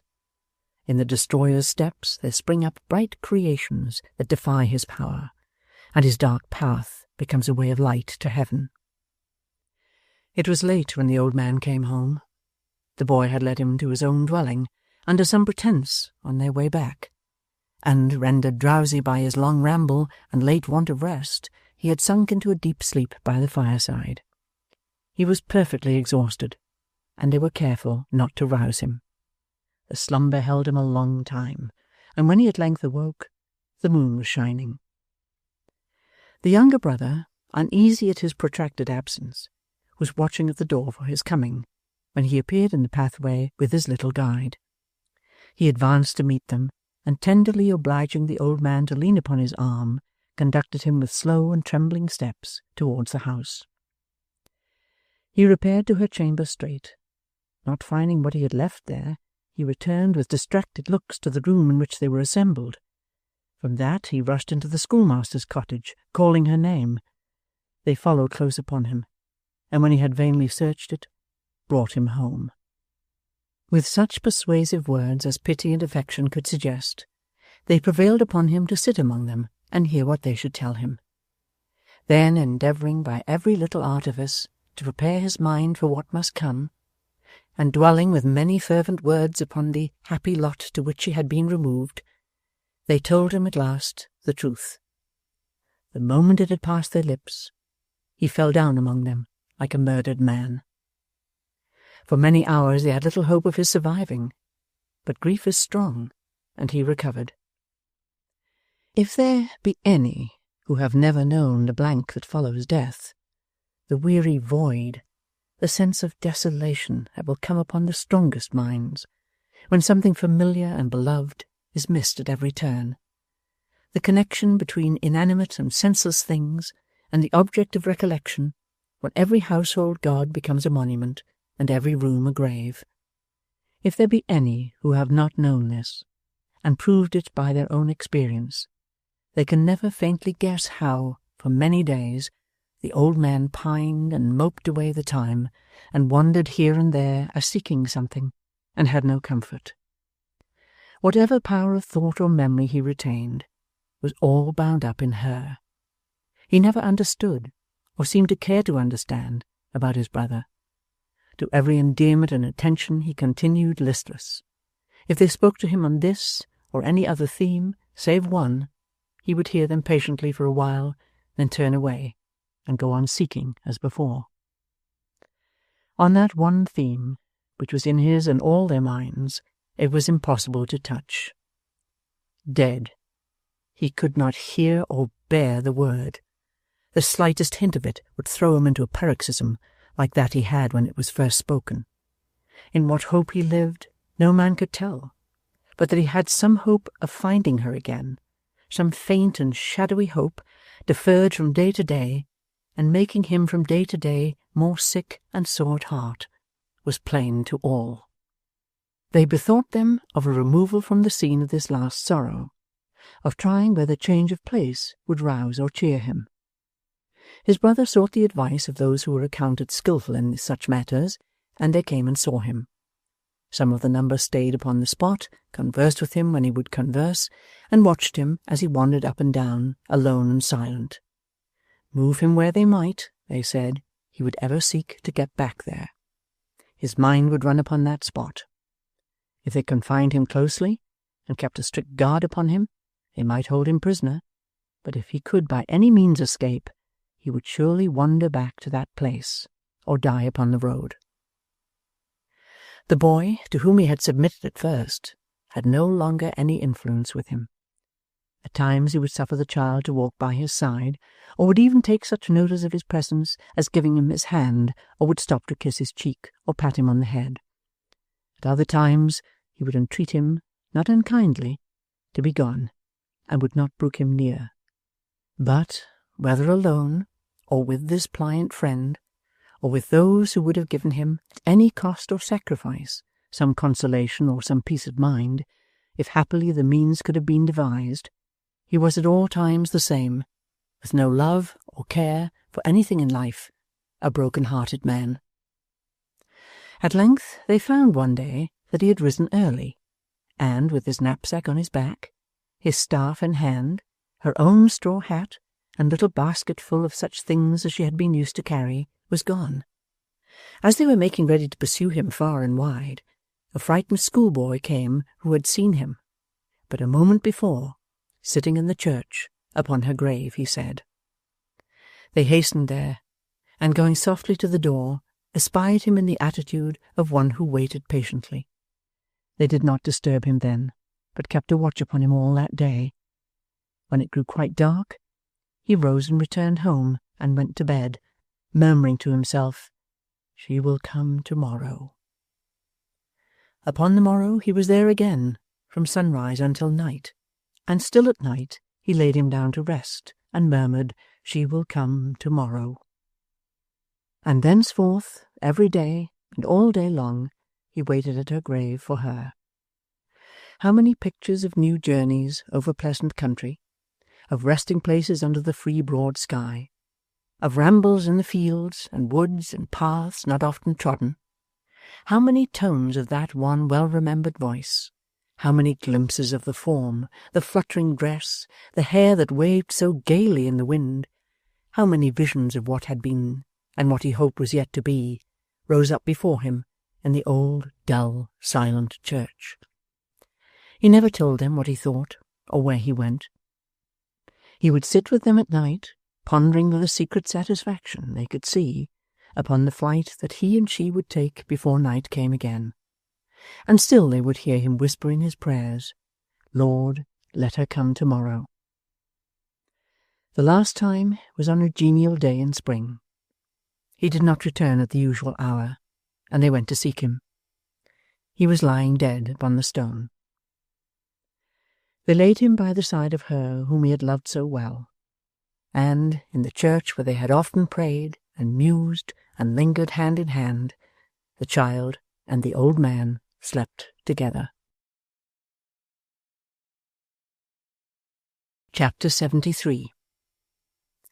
The magic reel which, rolling on before, has led the chronicler thus far, now slackens in its pace and stops. It lies before the goal.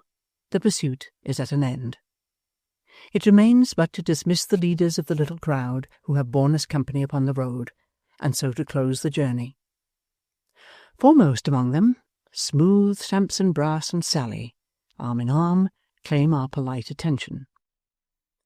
Mr. Sampson, then, being detained, as already has been shown, by the justice upon whom he called, and being so strongly pressed to protract his stay that he could by no means refuse, remained under his protection for a considerable time, during which the great attention of his entertainer kept him so extremely close that he was quite lost to society, and never even went abroad for exercise, saving into a small paved yard.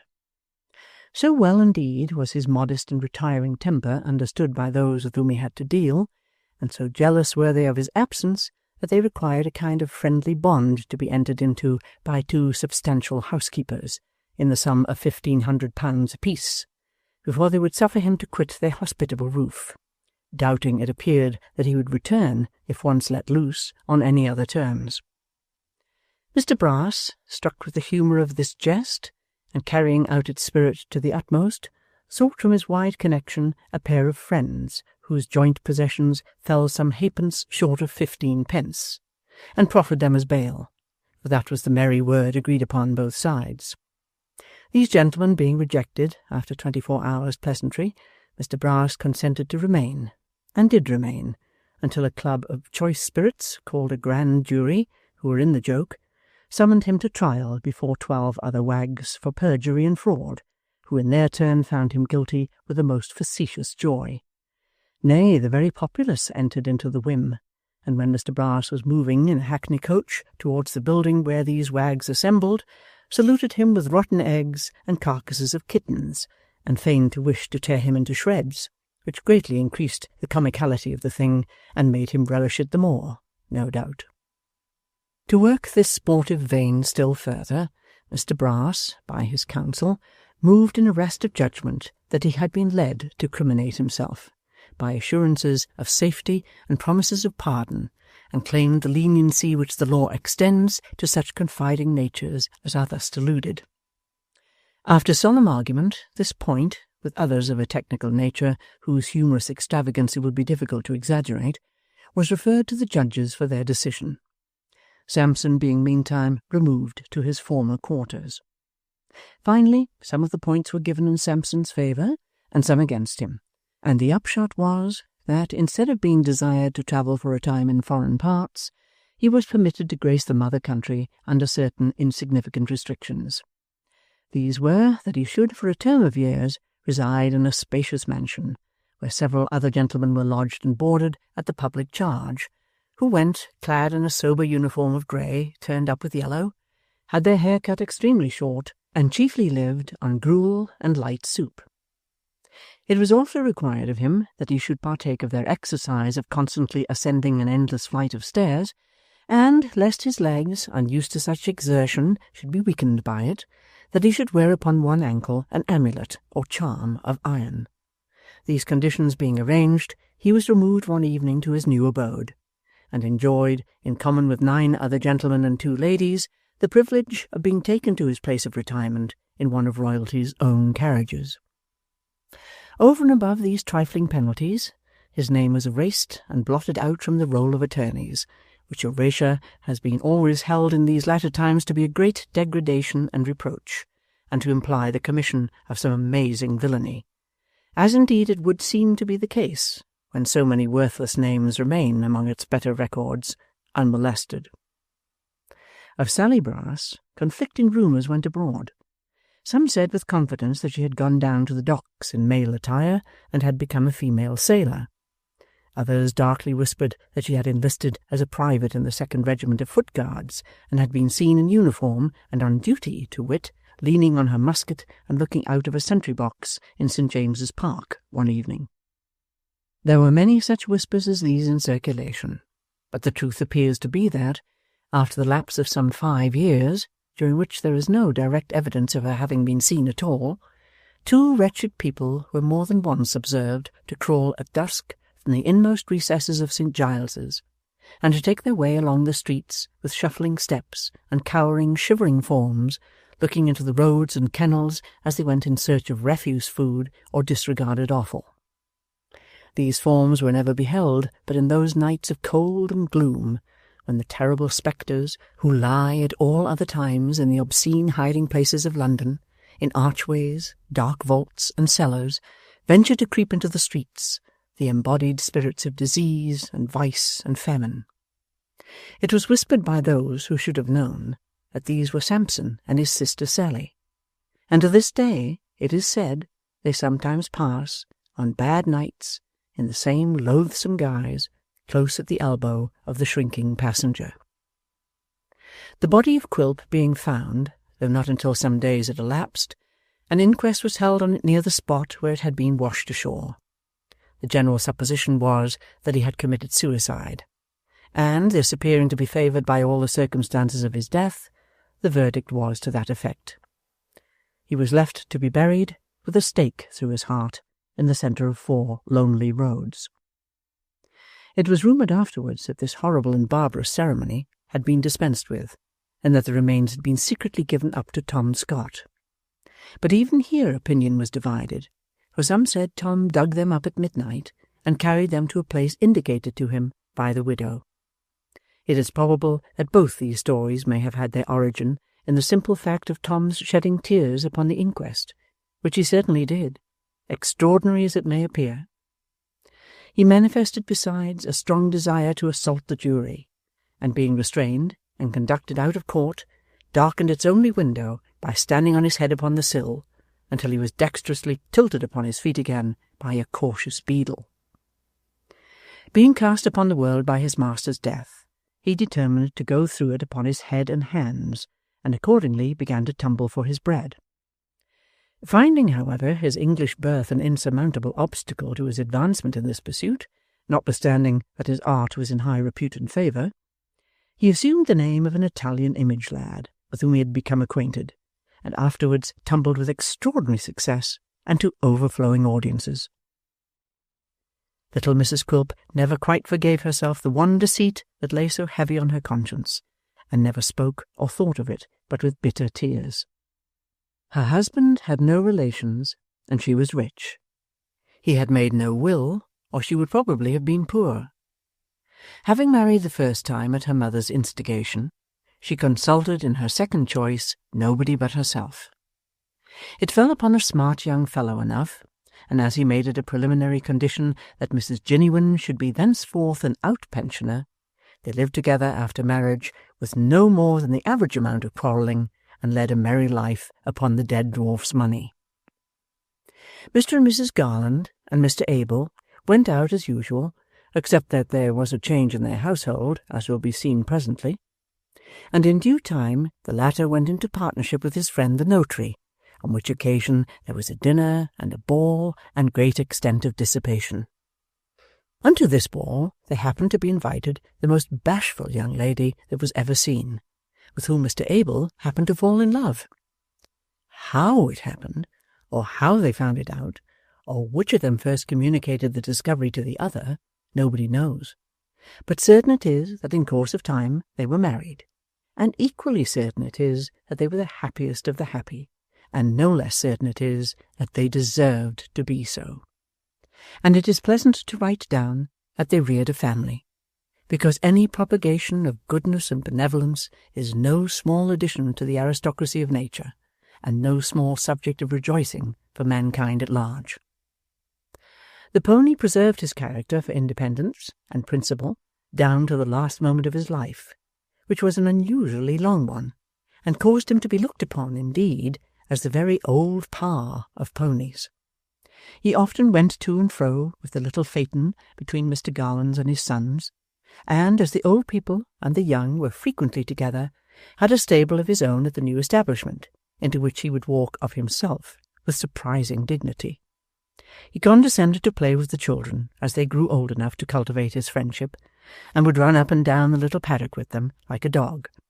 But though he relaxed so far, and allowed them such small freedoms as caresses, or even to look at his shoes, or hang on by his tail, he never permitted any one of them to mount his back or drive him, thus showing that even their familiarity must have its limits, and that there were points between them far too serious for trifling.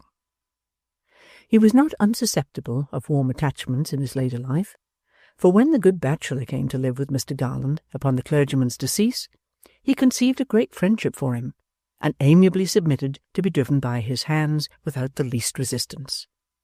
He did no work for 2 or 3 years before he died, but lived in clover, and his last act, like a choleric old gentleman, was to kick his doctor. Mr. Swiveller, recovering very slowly from his illness, and entering into the receipt of his annuity, bought for the Marchioness a handsome stock of clothes, and put her to school forthwith in redemption of the vow he had made upon his fevered bed. After casting about for some time for a name which should be worthy of her, he decided in favour of Sophronia Sphinx, as being euphonious and genteel, and furthermore indicative of mystery. Under this title the Marchioness repaired, in tears, to the school of his selection, from which, as she soon distanced all competitors, she was removed before the lapse of many quarters to one of a higher grade. It is but bare justice to Mr. Swiveller to say that although the expenses of her education kept him in straitened circumstances for 6 years, he never slackened in his zeal, and always held himself sufficiently repaid by the accounts he heard, with great gravity, of her advancement, on his monthly visits to the governess, who looked upon him as a literary gentleman of eccentric habits, and of a most prodigious talent in quotation. In a word, Mr. Swiveller kept the Marchioness at this establishment until she was, at a moderate guess, full 19 years of age, good-looking, clever, and good-humoured, when he began to consider seriously what was to be done next. On one of his periodical visits, while he was revolving this question in his mind, the Marchioness came down to him alone, looking more smiling and more fresh than ever. Then it occurred to him, but not for the first time, that if she would marry him, how comfortable they might be. So Richard asked her.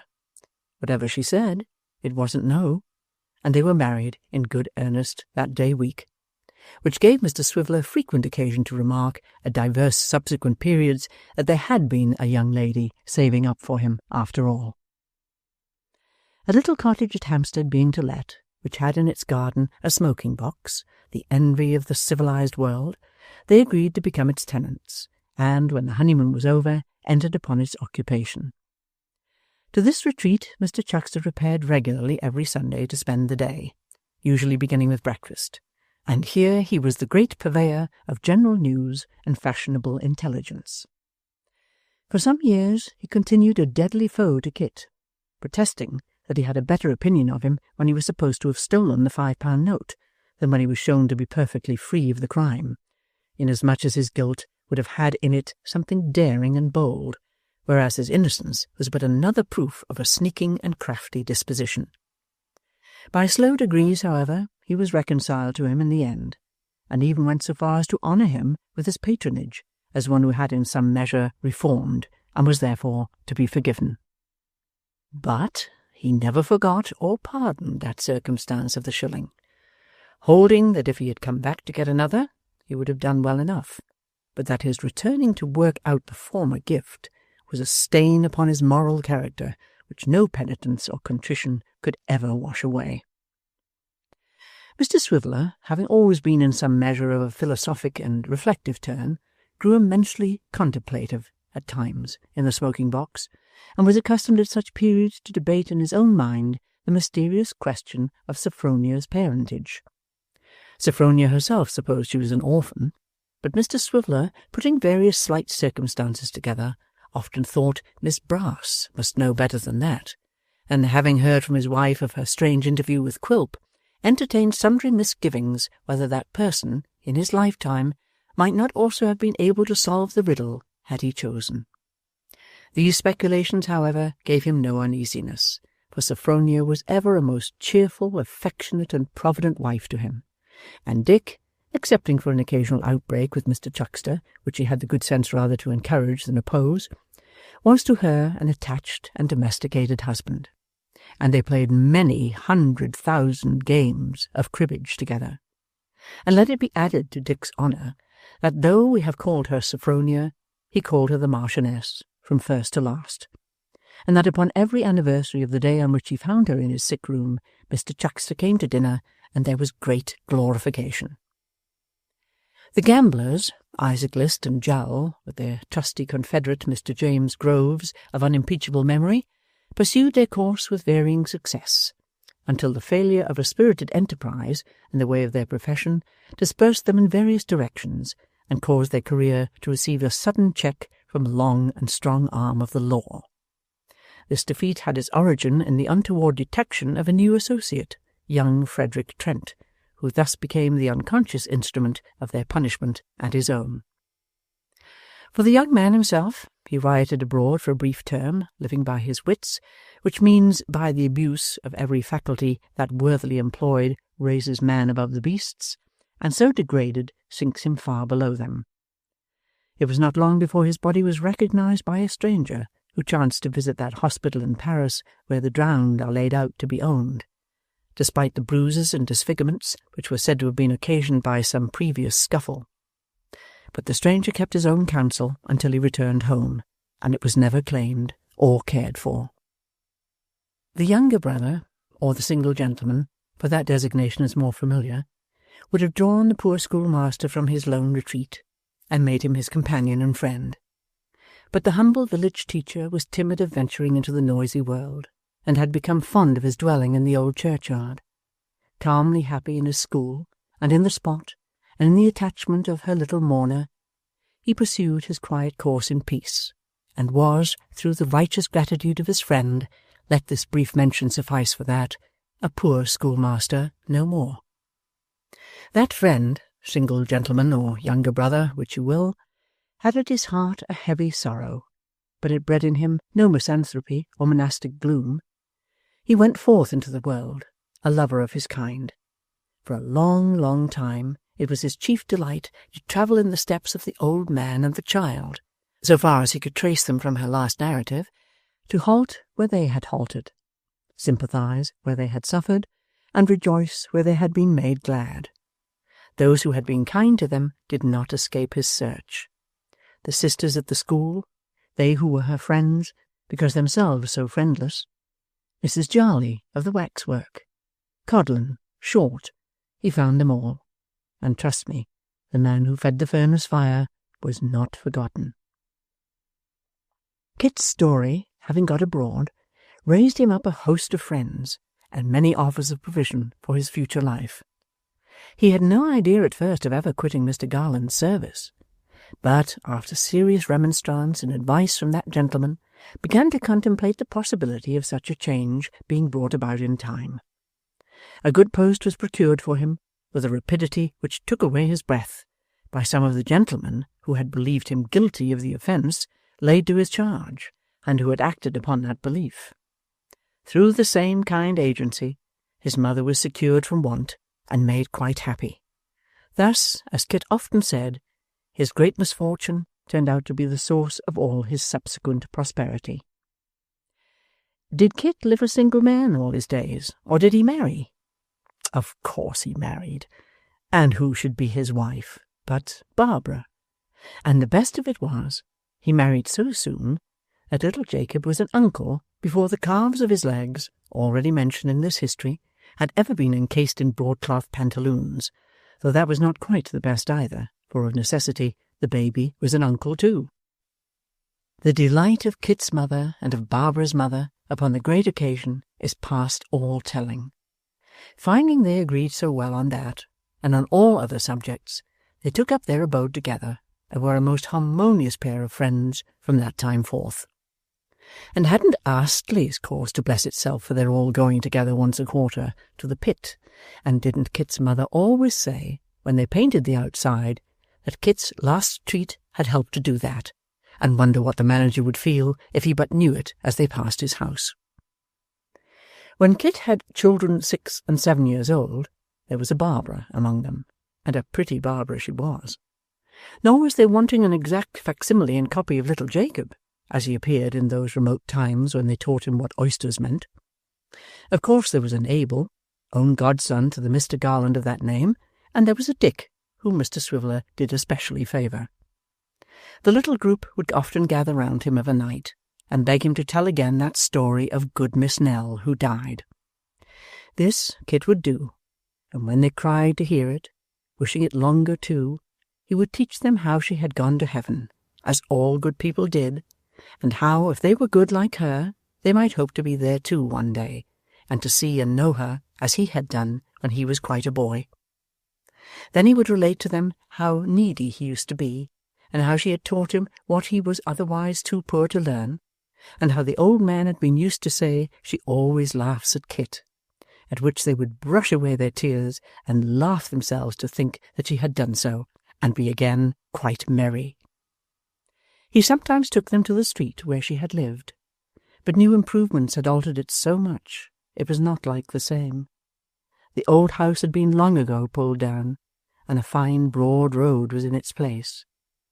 At first he would draw with his stick a square upon the ground to show them where it used to stand, but he soon became uncertain of the spot, and could only say it was thereabouts, he thought, and these alterations were confusing. Such are the changes which a few years bring about, and so do things pass away, like a tale that is told. End of The Old Curiosity Shop by Charles Dickens.